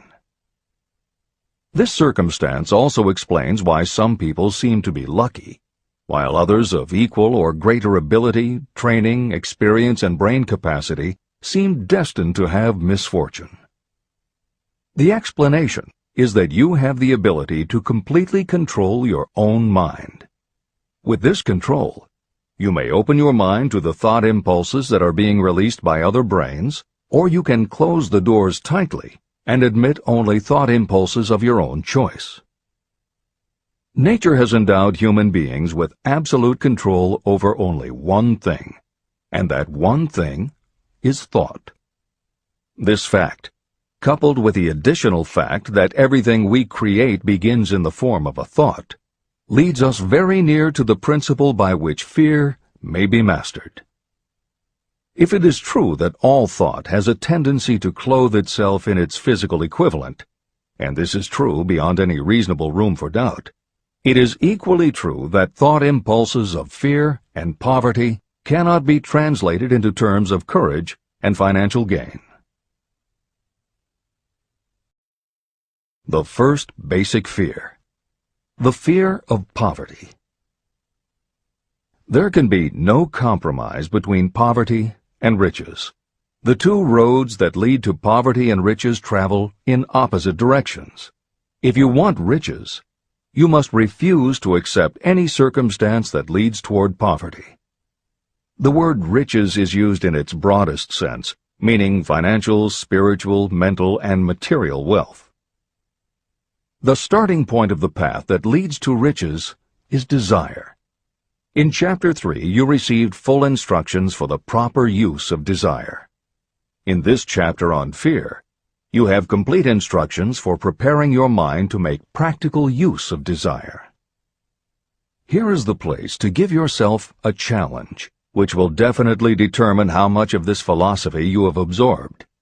Here is the point at which you can tell what the future holds in store for you.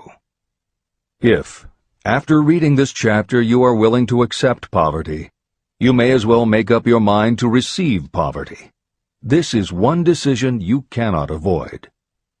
But if you demand riches, determine what form and how much will be required to satisfy you.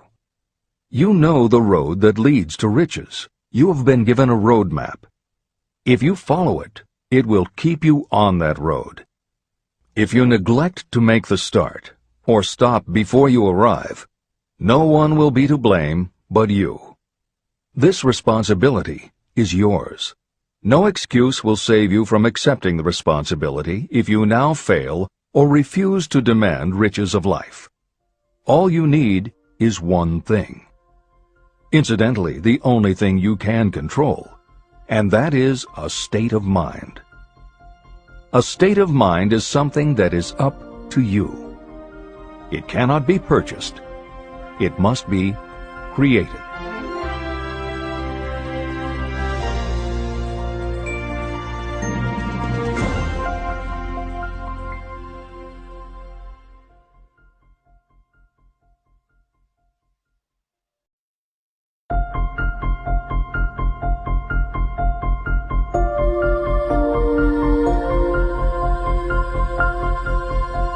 The most destructive fear. Fear of poverty is a state of mind, nothing else. But it is sufficient to destroy your chances of achievement in any undertaking. This fear paralyzes your ability to use reason, destroys the imagination, kills off self-reliance, undermines enthusiasm, discourages initiative, leads to uncertainty of purpose, encourages procrastination, wipes out enthusiasm, and makes self-control an impossibility. It takes the charm from your personality, destroys the possibility of accurate thinking, diverts concentration of effort. It defeats persistence, turns willpower into nothingness, destroys ambition, clouds the memory, and invites failure in every conceivable form. It kills love and assassinates the finer emotions of the heart, discourages friendship and invites disaster in 100 forms, leads to sleeplessness, misery, and unhappiness, and all this despite the obvious truth that you live in a world of overabundance of everything your heart could desire, with nothing standing between you and your desires except lack of a definite purpose. The fear of poverty is, without doubt, the most destructive of the 6 basic fears. It has been placed at the head of the list because it is the most difficult to master. The fear of poverty grew out of our inherited tendency to prey upon our fellow human beings economically. Nearly all animals lower than us are motivated by instinct, but their capacity to think is limited, and therefore they prey upon one another physically. We, with our superior sense of intuition, with the capacity to think and to reason, do not eat others bodily. Human beings get more satisfaction out of eating others financially. Humans are so avaricious that every conceivable law has been passed to safeguard us from one another. Nothing brings so much suffering and humility as poverty. Only those who have experienced poverty understand the full meaning of this. It is no wonder that we fear poverty. Through a long line of inherited experiences, we have learned for sure that some people cannot be trusted where matters of money and earthly possessions are concerned. So eager are we to possess wealth that we will acquire it in whatever manner we can, through legal methods if possible, through other methods if necessary or expedient. Self-analysis may disclose weaknesses that you do not like to acknowledge, but this form of examination is essential if you are going to demand of life more than mediocrity and poverty. Remember, as you check yourself point by point, that you are both the court and the jury, the prosecuting attorney and the attorney for the defense, and that you are both the plaintiff and the defendant. You are on trial. Face the facts squarely. Ask yourself definite questions and demand direct replies. When the examination is over, you will know more about yourself. If you do not feel that you can be an impartial judge, call upon someone who knows you well to serve as judge while you cross-examine yourself. You are after the truth. Get it, no matter at what the cost, even though it may temporarily embarrass you. The majority of people, if asked what they fear most, would reply, "I fear nothing." The reply would be inaccurate, because few people realize that they are bound, handicapped, whipped spiritually and physically through some form of fear. So subtle and deeply seated is the emotion of fear that you may go through life and never recognize its presence. Only a courageous analysis will disclose the presence of this universal enemy. When you begin such an analysis, search deeply into your character. The following is a list of the symptoms to look for. Symptoms of the fear of poverty. 1. Indifference. Commonly expressed through lack of ambition, willingness to tolerate poverty, and the acceptance of whatever compensation life may offer without protest. Also mental and physical laziness, and lack of initiative, imagination, enthusiasm, and self-control. 2. Indecision. The habit of permitting others to do your thinking, sitting on the fence. 3. Doubt. Generally expressed through alibis and excuses designed to cover up, explain away, or apologize for your failures. Sometimes expressed in the form of envy of those who are successful, or by criticizing them. 4. Worry. Usually expressed by finding fault with others, a tendency to spend beyond your income, neglect of personal appearance, scowling and frowning, nervousness, lack of poise, self-consciousness, and often the use of alcohol or drugs. 5. Overcaution. The habit of looking for the negative side of every circumstance, thinking and talking about possible failure instead of concentrating on succeeding, knowing all the roads to disaster, but never searching for the plans to avoid failure, waiting for the right time to begin until the waiting becomes a permanent habit, remembering those who have failed and forgetting those who have succeeded, seeing the hole in the donut, but overlooking the donut around the hole. 6. Procrastination. The habit of putting off until tomorrow that which should have been done last year, spending more time in creating excuses than it would take to do the job. This symptom is closely related to overcaution, doubt, and worry. Refusal to accept responsibility. Willingness to compromise rather than put up a fight. Compromising with difficulties instead of harnessing and using them as stepping stones to advancement. Bargaining with life for a penny instead of demanding prosperity, opulence, riches, contentment, and happiness. Planning what to do if you fail instead of burning all bridges and making retreat impossible. Weakness of, and often total lack of, self-confidence, definiteness of purpose, self-control, initiative, enthusiasm, ambition, thrift, and sound reasoning ability. Expecting poverty instead of demanding riches. Associating with those who accept poverty instead of seeking the company of those who demand and receive riches. Money talks. Some will ask, why did you write a book about money? Why measure riches in dollars alone? Some will believe, and rightly so, that there are other forms of riches more desirable than money. Yes, there are riches that cannot be measured in terms of dollars. But there are also millions of people who say, "Give me all the money I need, and I will find everything else I want." The major reason why I wrote this book on how to get money is that millions of men and women are paralyzed with the fear of poverty. What this sort of fear does to one was well described by Westbrook Pegler. Editor's comments. James Westbrook Pegler was a controversial newspaper columnist for the Chicago Daily News and the Washington Post.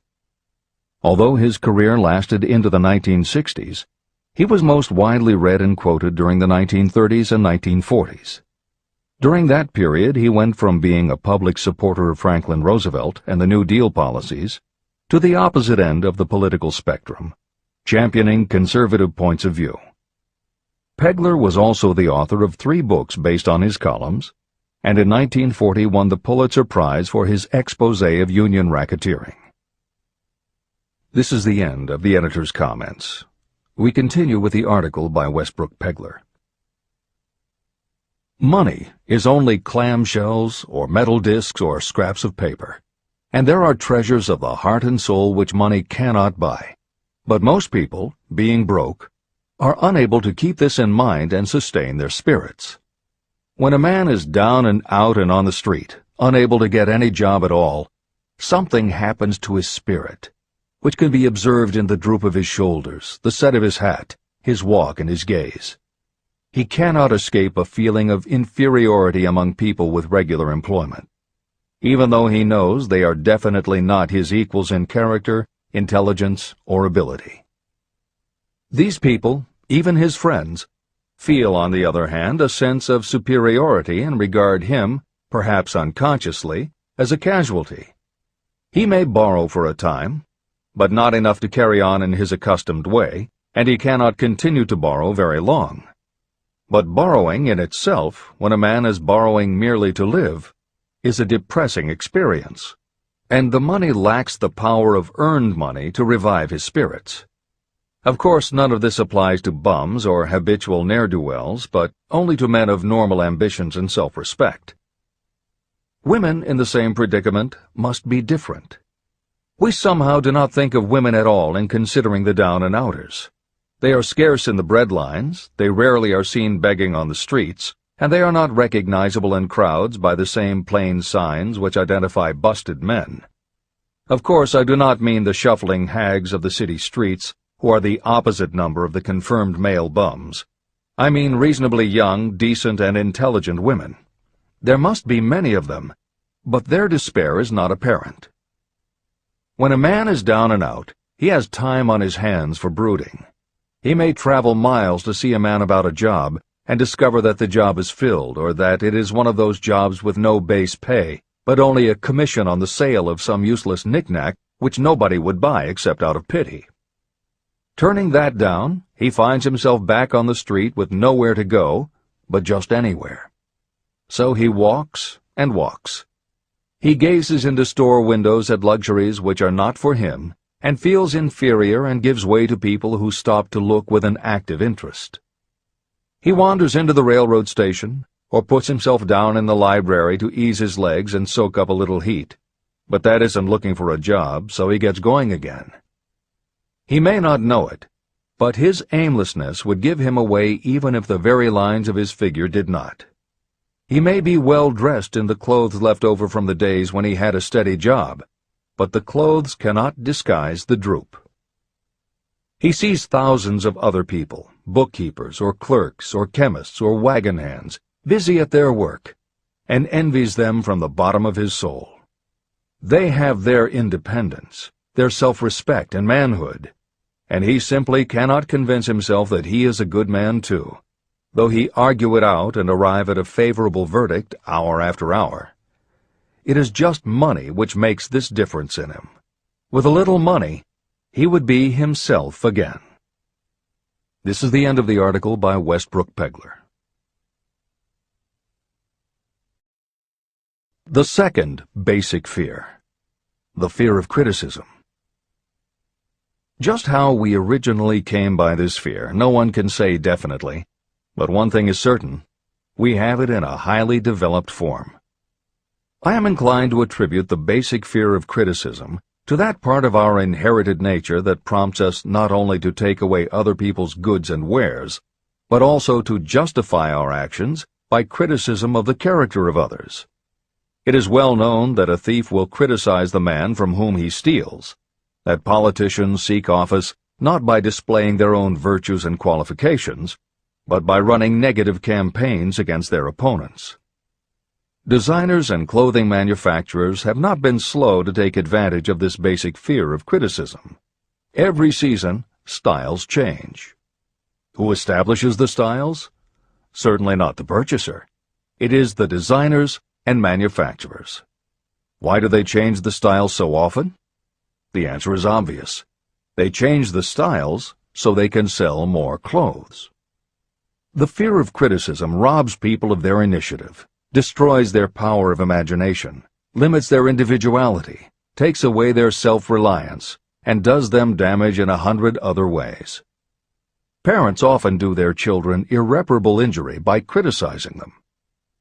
The mother of one of my friends used to punish him with a switch almost daily, always completing the job with the statement, "You'll land in the penitentiary before you are 20. He was sent to a reformatory at the age of 17. Editor's comments. Modern psychotherapy is well aware of the circumstance that Hill describes in the preceding paragraph. In the chapters on autosuggestion and hypnosis, reference was made to childhood traumas that result in phobias, compulsive behaviors, fixations, or complexes. However, there are instances in which the implanting of a suggestion is much more subtle. Hypnotherapists have found that common phrases such as, "Don't you ever say no to me again," "I'm afraid she'll never get over it," or "You're just like your father," can hamper a person's abilities later in life if such phrases were said often enough, or at a time when a child was particularly vulnerable. This is the end of the editor's comments. Criticism is the one form of service of which everyone has too much. Everyone has a stock of it, which is handed out gratis whether called for or not. Your nearest relatives are often the worst offenders. It should be recognized as a crime. In reality, it is a crime of the worst nature for any parent to build inferiority complexes in the mind of a child through unnecessary criticism. Employers who understand human nature get the best there is in people not by criticism, but by constructive suggestion. Parents may accomplish the same results with their children. Criticism will plant fear in the human heart, or resentment, but it will not build love or affection. Symptoms of the fear of criticism. This fear is almost as universal as the fear of poverty, and its effects are just as fatal to personal achievement, mainly because this fear destroys initiative and discourages the use of imagination. The major symptoms of the fear are 1. Self-consciousness, generally expressed through nervousness, timidity in conversation and in meeting strangers, awkward movements, and shifting of the eyes. 2. Lack of poise, expressed through lack of voice control, nervousness in the presence of others, poor posture, poor memory. 3. Personality weaknesses, lacking in firmness of decision, personal charm, and ability to express opinions definitely, the habit of sidestepping issues instead of meeting them squarely, agreeing with others without careful examination of their opinions. 4. Inferiority complex, the habit of expressing your own self-approval as a means of covering up your feeling of inferiority, using big words to impress others, often without knowing the real meaning of the words, imitating others in dress, speech, and manners, boasting of imaginary achievements, and acting superior to cover up the fact that you feel inferior. 5. Extravagance, the habit of trying to keep up with the Joneses and spending beyond your income. 6. Lack of initiative, failure to embrace opportunities for self-advancement, fear to express opinions, lack of confidence in your own ideas, giving evasive answers to questions asked by superiors, hesitancy of manner and speech, deceit in both words and deeds. 7. lack of ambition. Mental and physical laziness, lack of self-assertion, slowness in reaching decisions, being too easily influenced, the habit of accepting defeat without protest, or quitting an undertaking when opposed by others. Also the habit of criticizing others behind their backs and flattering them to their faces, suspicion of other people without cause, lack of tactfulness of manner and speech, and unwillingness to accept the blame for mistakes. The third basic fear, the fear of ill health.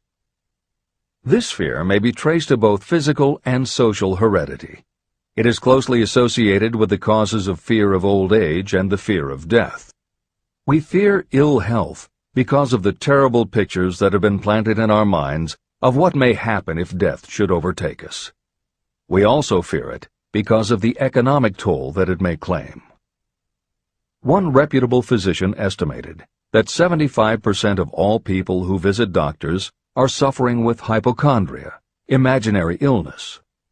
It has been shown that the fear of disease, even when there is not the slightest cause for fear, often produces the physical symptoms of the disease feared. Powerful and mighty is the human mind. It builds or it destroys. Through a series of experiments, my staff proved how susceptible people are to the power of suggestion. We asked 3 acquaintances to visit separately with the victim. They were instructed to pose the question, "What ails you? You look terribly ill."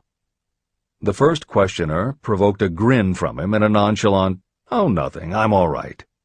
The second questioner was answered with a statement, "I don't know exactly, but I do feel badly." The third questioner was met with the admission that the victim was actually feeling ill. Editor's comment. Hill's experiment is one that you do not want to carry too far. It is not that different from the principle behind certain religious sects whose members take vengeance on their enemies by hexing or placing a spell on a victim. The spell only works because the victim believes that spells can be cast and that it is possible he or she could be hexed. When the hex victim is informed that someone has cast a spell on them, they accept that it is possible, and their mind does the rest. The same theory operated when Hill's associate was told 3 times that he looked ill. He believed it was possible. Being told 3 times was convincing, and his mind went to work and made it so. This is the end of the editor's comment. There is overwhelming evidence that disease sometimes begins in the form of negative thought impulse. Such thoughts may be planted in your mind by suggestion or created by you in your own mind. Doctors send patients to new climates for their health because a change of mental attitude is necessary. The seed of fear of ill health lives in every human mind. Worry, fear, discouragement, or disappointment can cause this seed to germinate and grow. Symptoms of the fear of ill health. The symptoms of this almost universal fear are 1. Autosuggestion. The habit of negative use of self-suggestion by looking for and expecting to find symptoms of all kinds of disease. Enjoying your imaginary illness and speaking of it as being real. The habit of trying fads and isms recommended by others as having therapeutic value. Talking to others of operations, accidents, and other forms of illness. Experimenting with diets, physical exercises, weight loss systems without professional guidance. Trying home remedies, patent medicines, and quack remedies. 2. Hypochondria, a medical term for imaginary disease. The habit of excessively talking about illness, and by concentrating the mind on disease you begin to expect it to happen to you. Nothing that comes in bottles can cure this condition. It is brought on by negative thinking, and nothing but positive thought can cure it. Hypochondria is said to do as much damage on occasion as the real disease might do. 3. Exercise. Fear of ill health often interferes with proper physical exercise and results in overweight. 4. Susceptibility. Fear of ill health breaks down your natural resistance, which makes you susceptible to real disease.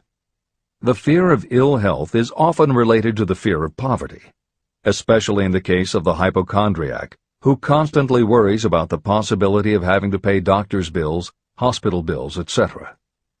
This type of person spends much time preparing for sickness, talking about death, saving money for cemetery plots, burial expenses, and such. 5. Self-coddling. The habit of seeking sympathy.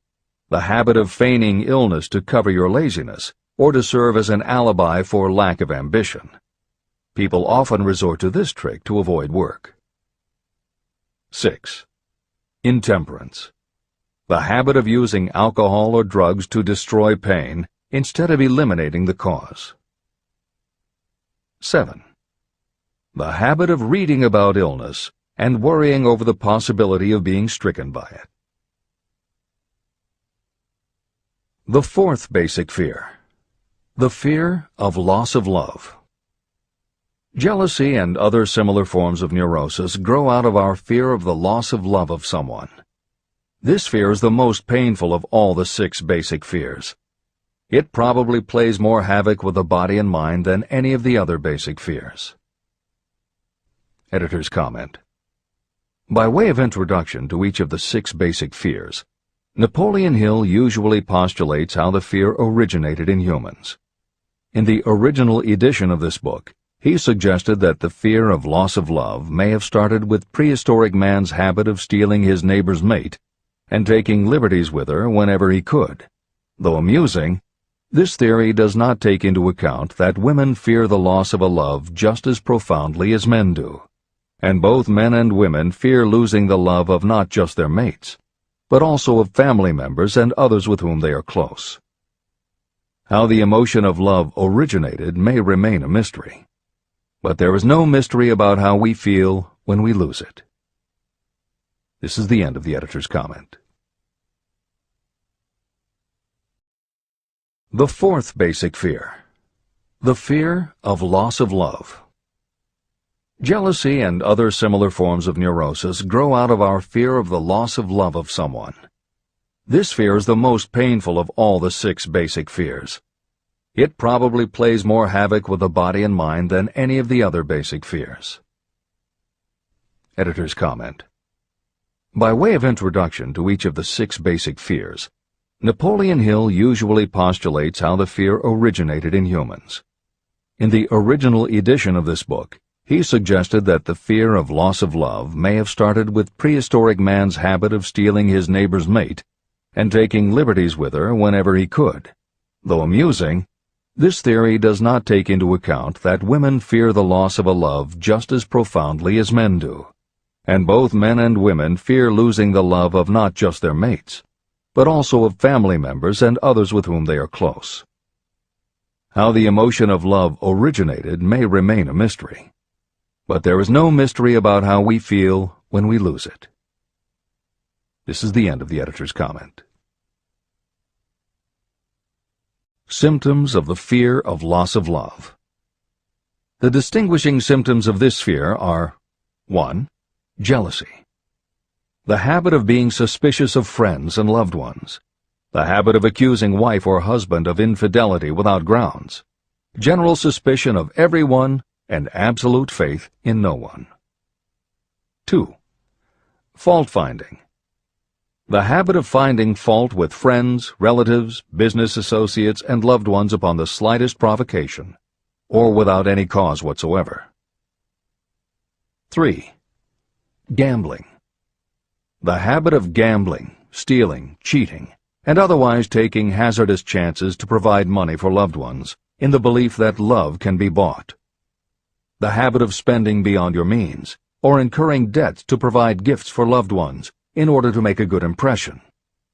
Also insomnia, nervousness, lack of persistence, weakness of will, lack of self-control, lack of self-reliance, bad temper.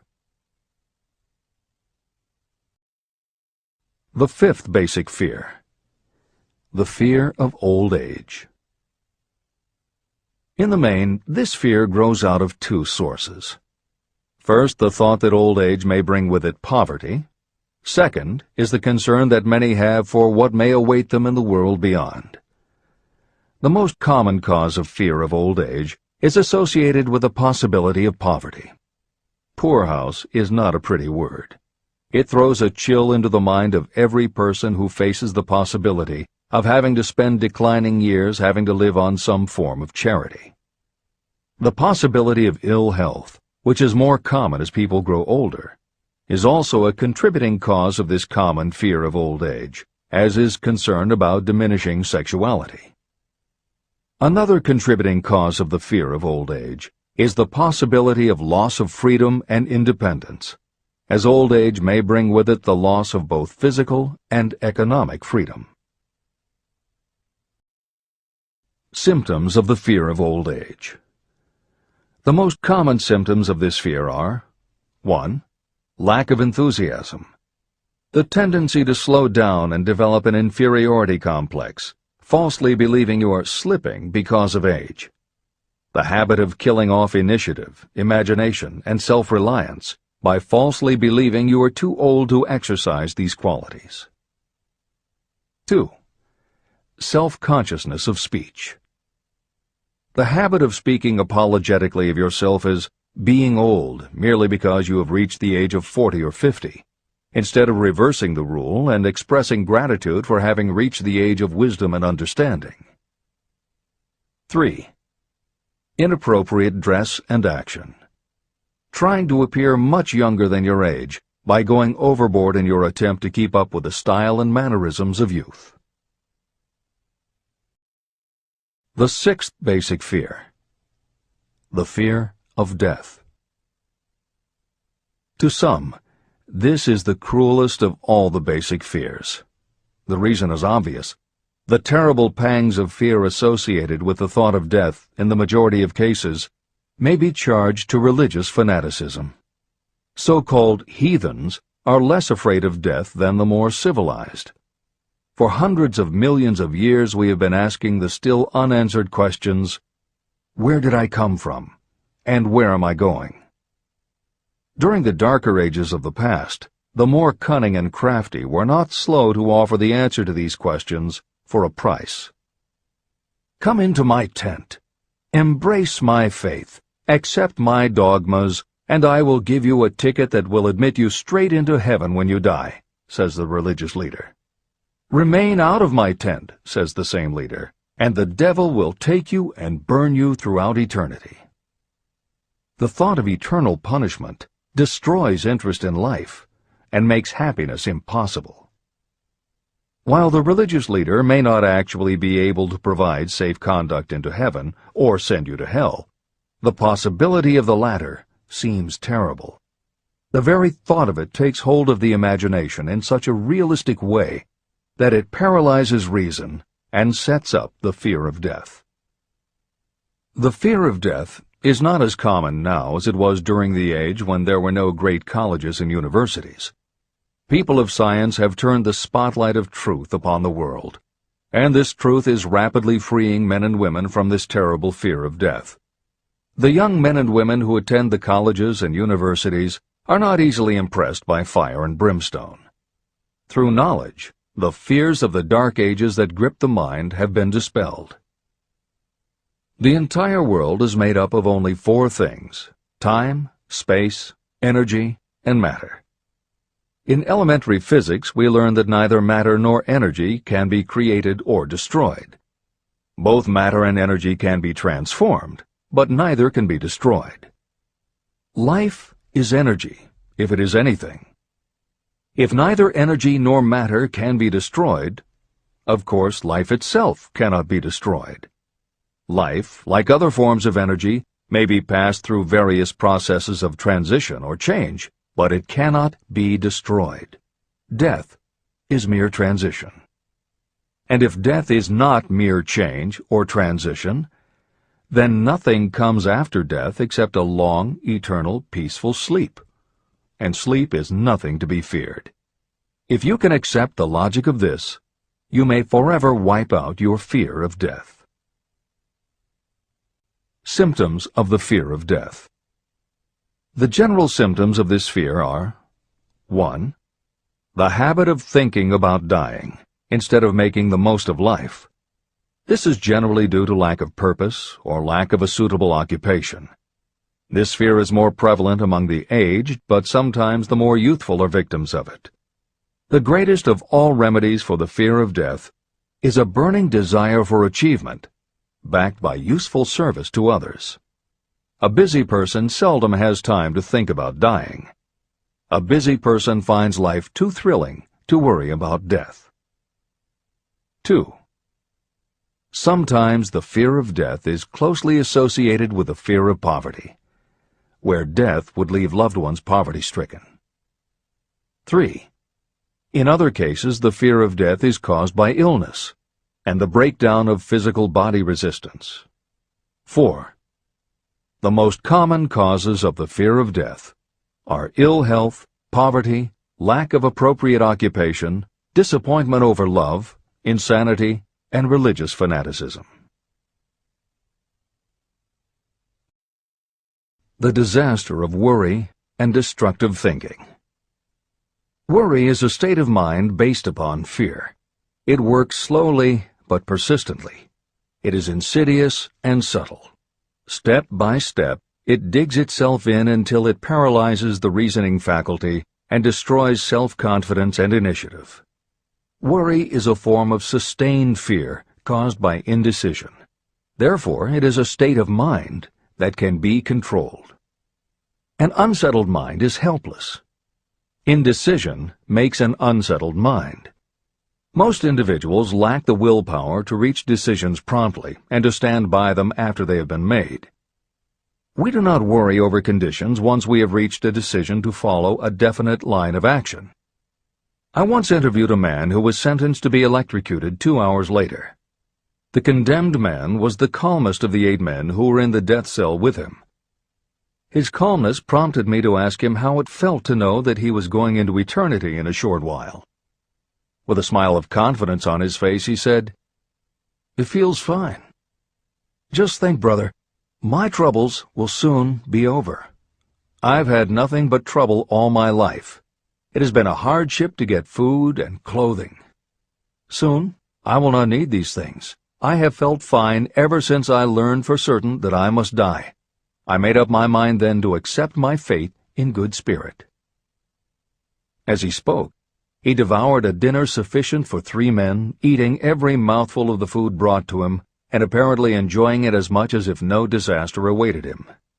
Decision gave this man resignation to his fate.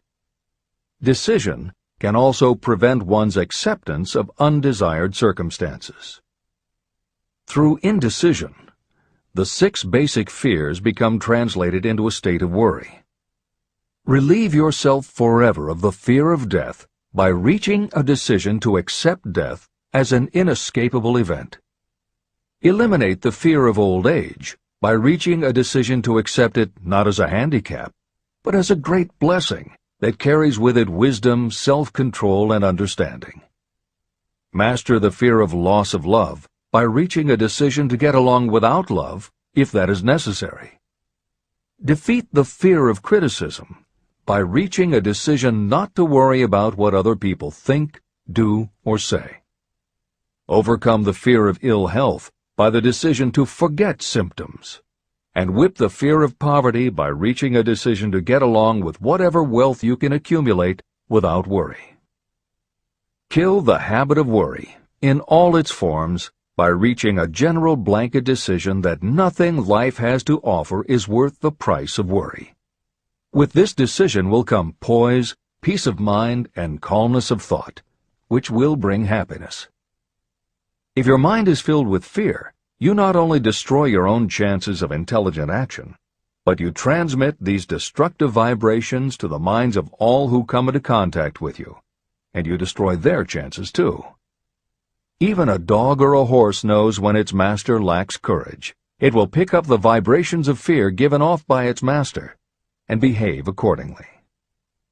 The vibrations of fear pass from one mind to another just as quickly and as surely as the sound of the human voice passes from the broadcasting station to a radio receiver. The person who constantly speaks of negative or destructive thoughts is practically certain to experience the results of those words in the form of destructive feedback. But even negative thoughts without words will come back to you. The release of destructive thought impulses alone also produces feedback in more ways than one. First, and perhaps most important to be remembered, the person who releases thoughts of a destructive nature must suffer damage through the breaking down of creative imagination. Secondly, the presence in the mind of any destructive emotion develops a negative personality, which repels people and often converts them into antagonists. The third source of damage is that negative thoughts not only affect others, but they also embed themselves in the subconscious mind of the person releasing them and there become a part of that person's character. Your business in life is to achieve success. To be successful, you must find peace of mind, acquire the material needs of life, and above all, attain happiness. All of these indications of success begin in the form of thought impulses. You control your own mind. You have the power to feed it whatever thought impulses you choose. With this goes the responsibility of using your mind constructively. You are the master of your own earthly destiny, just as surely as you have the power to control your own thoughts. You may influence, direct, and eventually control your own environment, making your life what you want it to be. Or you may neglect to make your life what you want, and you will be adrift on the seas of circumstance, where you will be tossed like a wood chip on the waves of the ocean. The Devil's Workshop. In addition to the 6 basic fears, there is another evil by which people suffer. It constitutes a rich soil in which the seeds of failure grow abundantly. It is so subtle that its presence often is not detected. It is more deeply rooted and more often fatal than all of the 6 fears. For want of a better name, let us call this evil susceptibility to negative influences. Those who accumulate great riches always protect themselves against negative influences. The poverty-stricken never do. Those who succeed in any calling must prepare their minds to resist such influences. If you are reading this book to learn how to grow rich, you should examine yourself very carefully to determine whether you are susceptible to negative influences. If you neglect this self-analysis, you will give up your right to attain the object of your desires. Make your analysis searching. As you read the following questions, be tough on yourself. Go at the task as carefully as you would if you were searching for any other enemy you knew was waiting to ambush you. You must deal with your own faults as you would with a real and serious enemy. You can easily protect yourself against real enemies because there are laws, police, and courts to deal with them. But this 7th basic evil is more difficult to master because it strikes when you are not aware of its presence, when you are asleep and while you are awake. Moreover, its weapon is intangible because it consists of merely a state of mind. Negative influences are also dangerous because they come in so many different forms. Sometimes they enter the mind through the well-meant words of your friends and relatives. At other times they come from within, through your own mental attitude. Always it is as deadly as poison, even though it may not kill as quickly. How to protect yourself against negative influences. To protect yourself against negative influences, whether of your own making or the result of negative people around you, recognize that your willpower is your defense. You must put it into constant use until it builds a wall of immunity against negative influences in your own mind. Recognize that you and every other human being are, by nature, lazy, indifferent, and susceptible to all suggestions that reinforce your weaknesses. Recognize that you are, by nature, susceptible to all of the 6 basic fears. and you must set up habits to counteract all these fears. Recognize that negative influences often work on you through your subconscious mind and are therefore difficult to detect. Keep your mind closed against all people who depress or discourage you in any way. Clean out your medicine chest and stop pandering to colds, aches, pains, and imaginary illness. Deliberately seek the company of people who influence you to think and act for yourself. Do not expect troubles, as they have a tendency not to disappoint. Without doubt, the most common weakness of all human beings is the habit of leaving their minds open to the negative influences of other people. This weakness is all the more damaging because most people do not even know they do it. The following list of questions is designed to help you see yourself as you really are. You should read through the list now.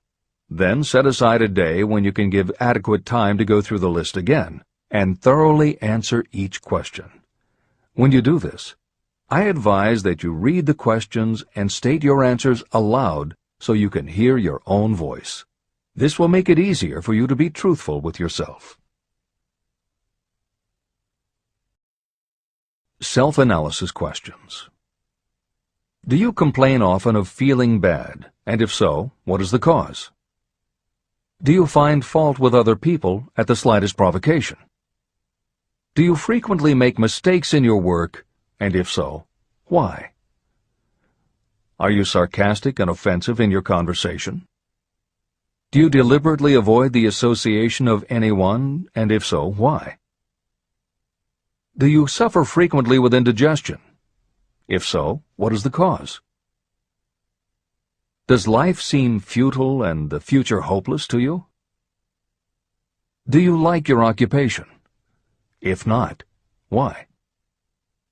Do you often feel self-pity? And if so, why? Are you envious of those who excel you? To which do you devote most time, thinking of success or of failure? Are you gaining or losing self-confidence as you grow older? Do you learn something of value from all mistakes? Are you permitting some relative or acquaintance to worry you? If so, why? Are you sometimes excited about life, and at other times in the depths of despondency? Who has the most inspiring influence upon you, and for what reason? Do you tolerate negative or discouraging influences that you could avoid? Are you careless of your personal appearance? If so, when and why? Have you learned how to ignore your troubles by being too busy to be annoyed by them? Would you call yourself a spineless weakling if you permitted others to do your thinking for you?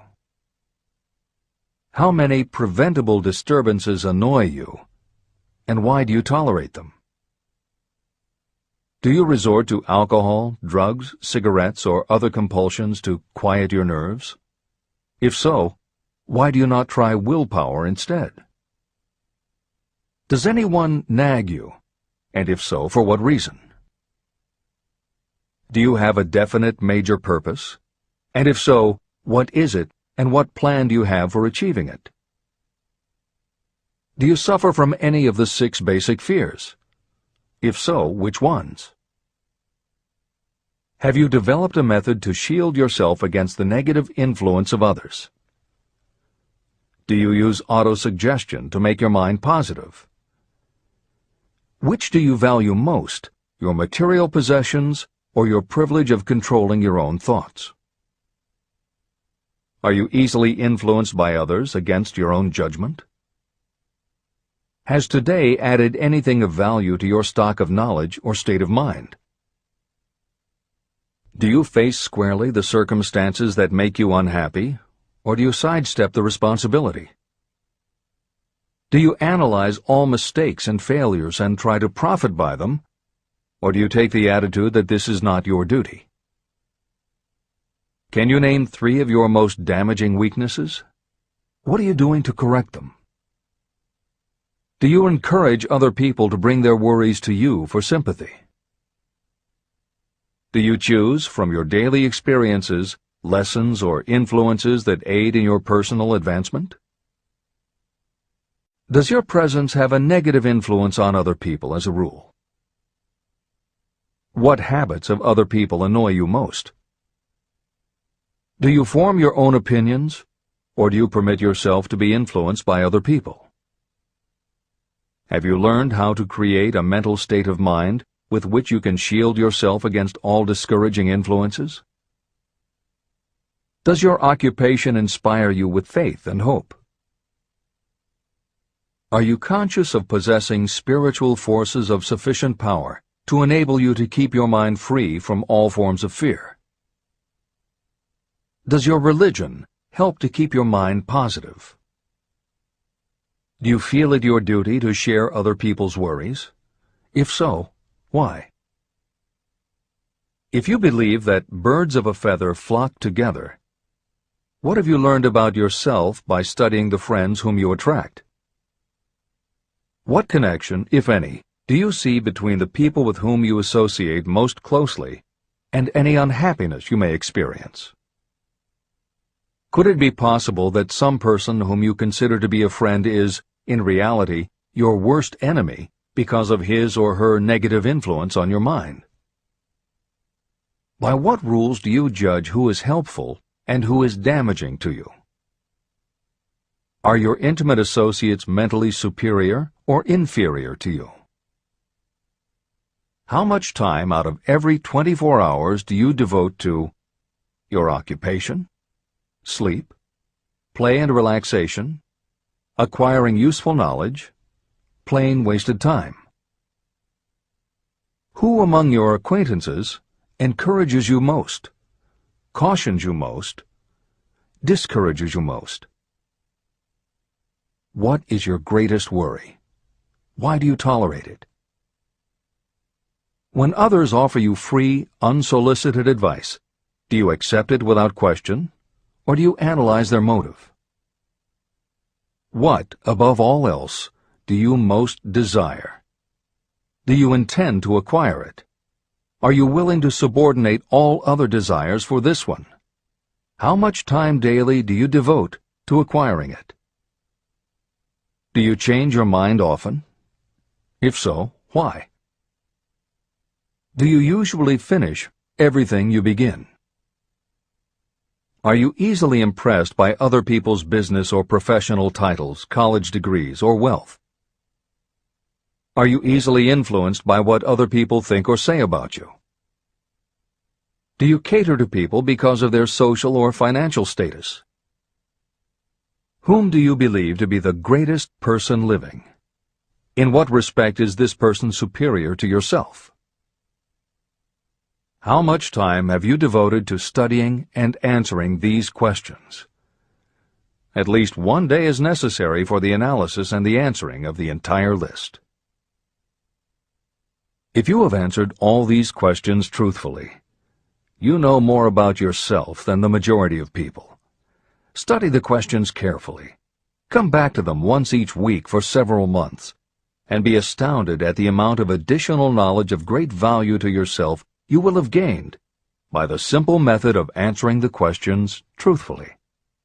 If you are not certain about the answers to some of the questions, seek the counsel of those who know you well, especially those who have no motive in flattering you, and see yourself through their eyes. The experience will be astonishing.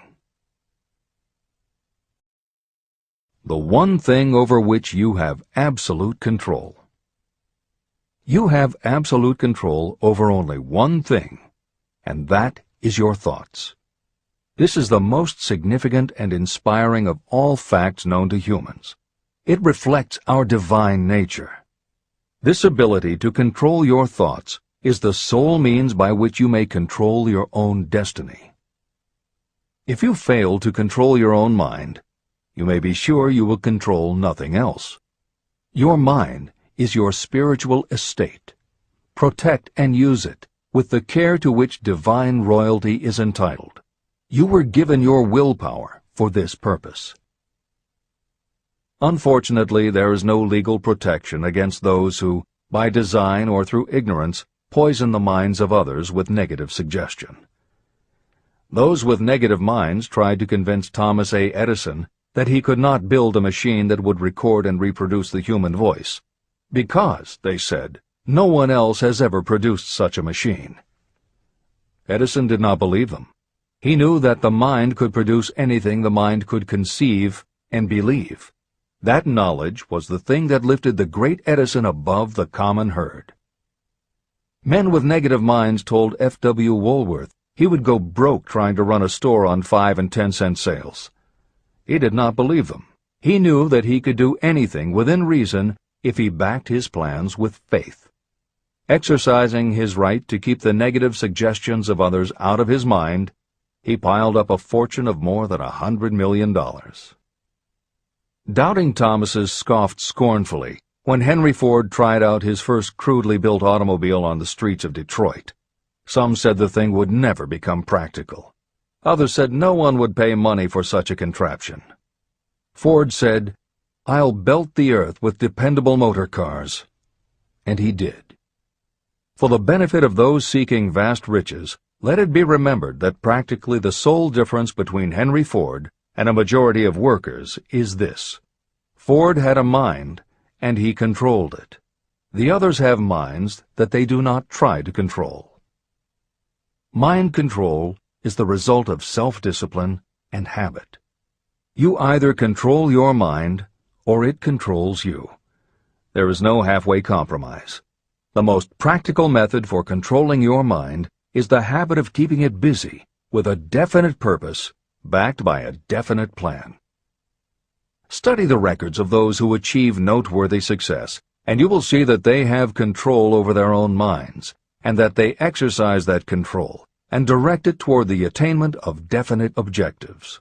Without this control, success is not possible. 55 Famous Alibis by Old Man If. People who do not succeed have one distinguishing trait in common. They know all the reasons for failure and have what they believe to be airtight alibis to explain away their own lack of achievement. Some of these alibis are clever, and a few of them are justifiable by the facts. But alibis cannot be used for money. The world wants to know only one thing: have you achieved success? A character analyst compiled a list of the most commonly used alibis. As you read the list, examine yourself carefully and determine how many of these alibis you use. Remember, the philosophy presented in this book makes every one of these alibis obsolete. If I didn't have a wife and family. If I had enough pull. If I had money. If I had a good education. If I could get a job. If I had good health. If I only had time. If times were better. If other people understood me. If conditions around me were only different. If I could live my life over again. If I did not fear what they would say. If I had been given a chance. If I now had a chance. If other people didn't have it in for me. If nothing happens to stop me. If only I were younger. If I only could do what I want. If I had been born rich. If I could meet the right people. If I had the talent that some people have. If I dared to assert myself.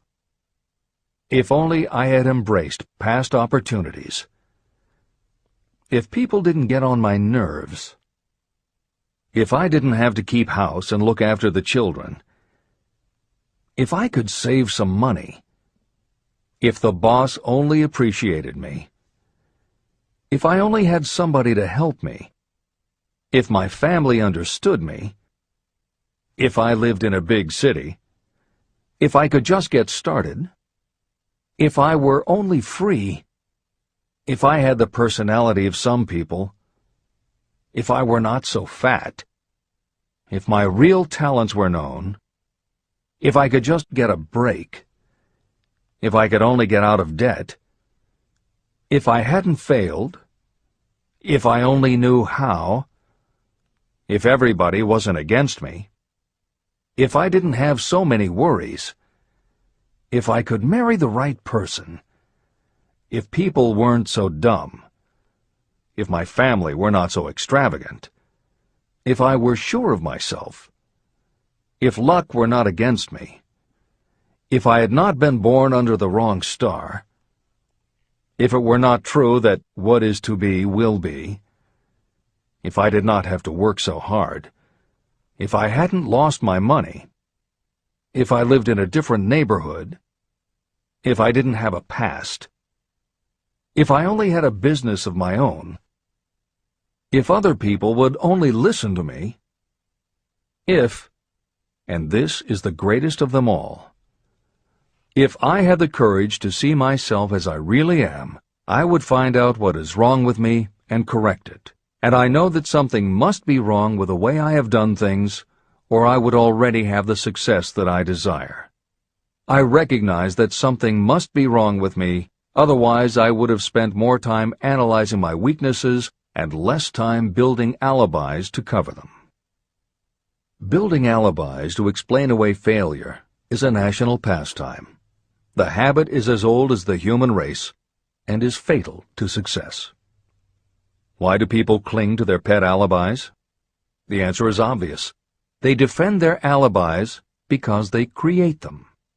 Your alibi is the child of your own imagination. It is human nature to defend your own brainchild. Building alibis is a deeply rooted habit.